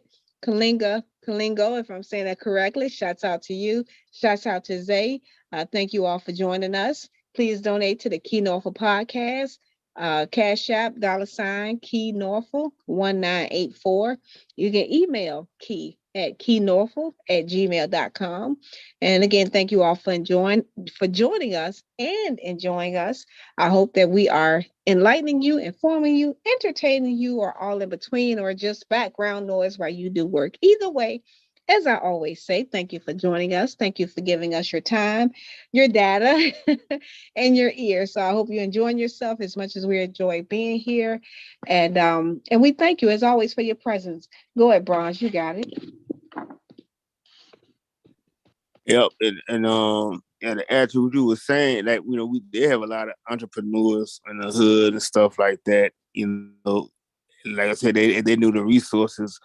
Like we had today, how they could have really had a business and had, right now they really had a lot of, the future generation set. And not to say that a lot of our family members didn't do that, because I know a lot of our family, so a lot of people that did have family that had trust and everything set up for them. But it's just like a handful of us that didn't know that. And like if you look at it now, you could fast forward to today, your children would be set up, and you wouldn't really have to be doing as much as you're doing right now. That's How you true. can sit back and enjoy things. Yes. And then like you look at it, a lot of these children today, they're not gonna be working for people. A lot of them already have that business mind set in their head that they want to do this and do that. So it's like, I just think that's why I said I think a lot of parents are missing out is the fact that You know, you gotta listen to some of what these children are saying about. They got a lot of ideas on things they want to do. You put that together, you know what I'm saying? It not only benefits just your child, it benefits you. Y'all both can do this together, and then like, oh, we're gonna start this little company here, and look at that. I'm spending time with my child. I'm feeling good. We're working together. We're building together. You know, it's just, I mean, I don't know. It's just some of the central solutions I could just find that could just kind of help resolve some things people really going through, you know. Mm-hmm. And You it's know, you know, and you're right. It's many things, and I can definitely say I know we hear the misnomers. You know, we hear the the things that what we quote unquote aren't doing. But I always say, anytime I hear someone talk about what we're not doing, I always ask, and tell me again, what are you doing? And you get crickets. So I'm with you. It's like, I don't just talk about it, I be about it. I'm not going to get up here and say what A, B, C, D, E, F, G should be doing if I'm not doing anything. And so that's why I always say, you'll never hear me say, that. But I do understand too that we could be a whole lot further if before we did less talking about it and being about it, because there's ways to make it happen. And I am one of those people. I would share with you any and everything I know for free. I'm not going to be like, well, I want to tell you this because I want you to get ahead of me. No, I need you to have my wealth of knowledge that you can take it, whatever little bit you need, and do whatever you need with it. But I just want you to benefit it from it some kind of way. Because when you win, I win. And I tell the students that all the time, when you win, I win. And I even say to the kids, even with sports, and I think I may have mentioned this before, when I say to them, hey Kobe, hey LeBron, hey MJ, hey AI, whatever, whatever athlete that they identify with, especially particularly those of us with athleticism. I'm like, look, I need you to go out there and become the next, blah, blah, blah. But be you, become the next them. That way I can wear your jersey. I can brag to all my friends that you were one of my students. They actually love that because they feel encouraged. So I'm like, go out there and show LBJ, what it's really about, show OBJ, show all these people, what the world ain't seen yet. And it encourages them. Same thing with the scientists. I got one kid that's always making something. I tell him all the time, go out there and show Neil deGrasse what he, now I know some people may not say it's real science, but just as we know him, I'm like, go out there and show him what he been missing. Go out here and show the world what they've been missing. Be the next Einstein, be the next Tesla, whomever. And those kids, they do love that. They do love that because it feels realistic to them. It feels reachable. So you're right. As long as we keep encouraging them and we're showing them that we're not just all talking, we're truly about it, a lot of them are going to go a long way. I do believe that, because I see it every day. I do believe that we're going to always lose some, even our generations. Yeah, we lost some, different ways, different reasons, but the hope, I think we shouldn't lose it. We shouldn't diminish it. We should always have that hope yep, and effort and action. Oh, go ahead, Brian. yeah, I agree. And like I said, we can always, it's never too late to take anything back, And that's how I tell people, it's like, don't ever be feeling you're too old to do this and do that. And it's never too late to do anything. We're not running off our time, but our own time. And that's what people got to learn, get that instilled into their head. You got time to do whatever you need to do. You know what I'm saying? Even if you wasn't there for your child, a few years or something like that, you know what I'm saying? You can always start over. It's all, you know what I'm saying? It's never too late to do anything. So, like I say, the message I try to tell everybody, you know what I'm saying? Just do you, and you can see things work out for you, and that's the beauty of it all. And like I said, even if it just takes to the point that, like if I can't work this out no more, I don't want to do this. And like I said, go into your, do your research, find things in your, talk to people in your community or whatever, and then start a business and watch how your stuff will bloom. You got, like I said, you'll be more relaxed at home. You know what I'm saying? You'll be able to do more things. So, you know what I'm saying? We just gotta, like I said, I tell everybody, just go out and just find things that interest you more instead of if the job is not working for you, then just find other things, because you don't have to be a slave to anybody. You can go and do for yourself.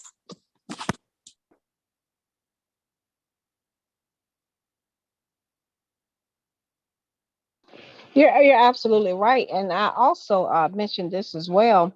One of the things that's a little unsettling to me too is um, someone had mentioned it last night when we first got on the bill, and they were talking about I can't remember who it was, but had mentioned about not being able to talk to the children. I will say this too. Um, I think one of the I guess I think I highly feel what it is what I think.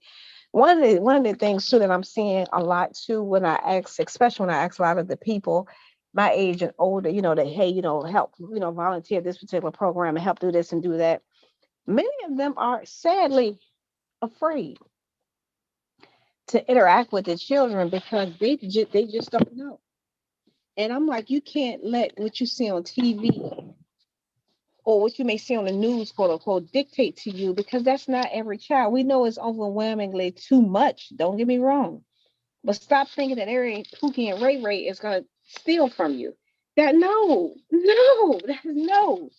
Trust. I have plenty of times have just unconsciously walked away from my personal belongings and they're still there. I'm talking my pocketbook wide open and the wallet is sitting right there. I don't sit there and think, oh, let me hide it. One of these kids, no. But I understand too, a kid, a 6-year-old, it's an opportunity. A 12-year-old, it's an opportunity. I can't be mad. I just need to be more conscious of my personal belongings if I'm that afraid that somebody's going to take something. But I'm also trying to do my part as well to make sure that those in my age are not afraid either. And I think that's why you're seeing more disconnect too, because they are afraid. They think that the children are not going to listen. They're going to snap at them, blah, blah, blah. But it's like, again, they're frustrated. They're aggravated. They don't have many of the resources and means that you may have had. So, give them a little bit. Don't think that they're out to hurt you or get you. They just want to be loved. They just want to be able to figure it out and get to where you are. And so I believe that plays a vital role as well. It's just the fear um, of the stereotypes that many people harbor and they don't even know why. Go ahead, Bronze, you got it. Yep. But I think I'm about to close out on this part right here, sis. So I'm trying to give me a little rest before I gotta get up. But definitely, Okay. I just wanted to, I guess to keep encouraging everybody. Like I always say, find ways that's gonna, make things work for you. And like I said, always, listen to your children, hear them out, encourage them. And I'm gonna even say a lot of adults need encouraging too, because they really do. You know what I'm saying? You need, Oh, if you for need sure. some, just find that person you could talk to or whatever, because a lot of people need that. So, we can do this. Operate on your own time. And much love, as always, to everybody. Much love. Enjoy your day. I'll definitely be back up for the next stream later today. Sounds good. See you then. All right, shouts out to the panel. I hope Bronze have a great day at work. A great day just in general, not just at work, just a great day in general. And likewise, I hope that for everyone that's listening, you have a wonderful day. Whatever dreams you have, you're aspiring to, whatever things you want to accomplish. I hope that if you haven't started, today will be the day you start. And if you've already started, I hope you're one day closer to it, or whatever you're trying to build or fulfill in your life. I hope that today is the day that it manifests, come to fruition, and all in between. Again, shouts out to the chat. Shouts out to Key. Always thank you for giving us the opportunity to express ourselves, voice our opinion, and to build all in between. And as a woman, thank you so much for always allowing my voice and likewise the voice of the other women. Sunset, I know, Sister Shalonda, Sister Raven, all of us, Divine Warrior. I know it's come on. Crown Publishing, just trying to think of all the ladies that be on, that come on, and all the ladies who come in every now and again, and those of us who are here more often. I always want to give shouts out to Key for allowing us to have a voice and not minimizing it. Let's see who else we got in the chat. Zay, Kalingo, Don Treese, Sally, Service Slayer. I'm gonna get that one day. The S's are they're not gonna win. I'm gonna defeat those S's. So shout Sally out to Sue the everyone. Serpent Slayer. It's not that hard. It's not that hard. So shouts out to everybody that's listening to us. But again, yeah, I see your message, Brian. Yeah, please, much love, and please enjoy your day. Hope you have a great day. All right, Key, what you got? I was just tapping back in with y'all. Much love, Bronze. Much appreciated, family. Blessing the deal. Salute. Yeah, I'm just in the back. I ain't been asleep. I just was trying to get some work done so I can get a few hours in because it's 6. So I'm gonna try to get at least like 3-4 hours. Yeah, well, if you Grand Rising Walking Backbone, I see you, Jalen. Salutes and love always to you and the family. Hope wifey and the little ones are doing well. I'm sorry, go ahead, Key, you got it. No, I was just speaking. Salutes to everybody. Much love and respect. Yeah, but I was gonna say, if you want to go ahead and just end it now and get some rest, because I know it sounds like I know Bobby's knocked out, and I think Sunset, I know she came in, but I never heard her say anything, so she may have drifted back off. And I know Thugger is knocked out either. He has no more data. I think he may have to make his way to Wally World today to reload that card. So yeah, so if you want to go ahead and end it for now. We pick back up later. You know me, I'll always be available. So that way you can get some rest and get some things done, and we can come back later. Oh yeah, most definitely. We got a long weekend ahead. We got more interviews. Yeah, I'm looking forward to the lady today. I've never heard of her before, but definitely looking forward to it. So definitely looking forward to it. Oh yeah. We're gonna have a good one today. We'll go live after. And then we'll get ready for Friday. Then I'll have a little something for Saturday. And I'm probably gonna take off on Sunday. Then we'll go hard all next week. Before I get ready to start back traveling and moving around again. Okay. So yeah, man. Hey, I appreciate everybody. Salutes to everybody. Make sure you check the community board. I'm sharing other channels, stuff, and business advertisement, and as well as updates. So be sure to check that out, everybody, the community page for updates. Be sure to email me. Let me know if you got something you need advertised or any ideas, music submissions, anything of that nature. Be sure to reach out to the email. That way I can know. If you want, you can just put in a subject line, whatever it is that may grab my attention a little faster.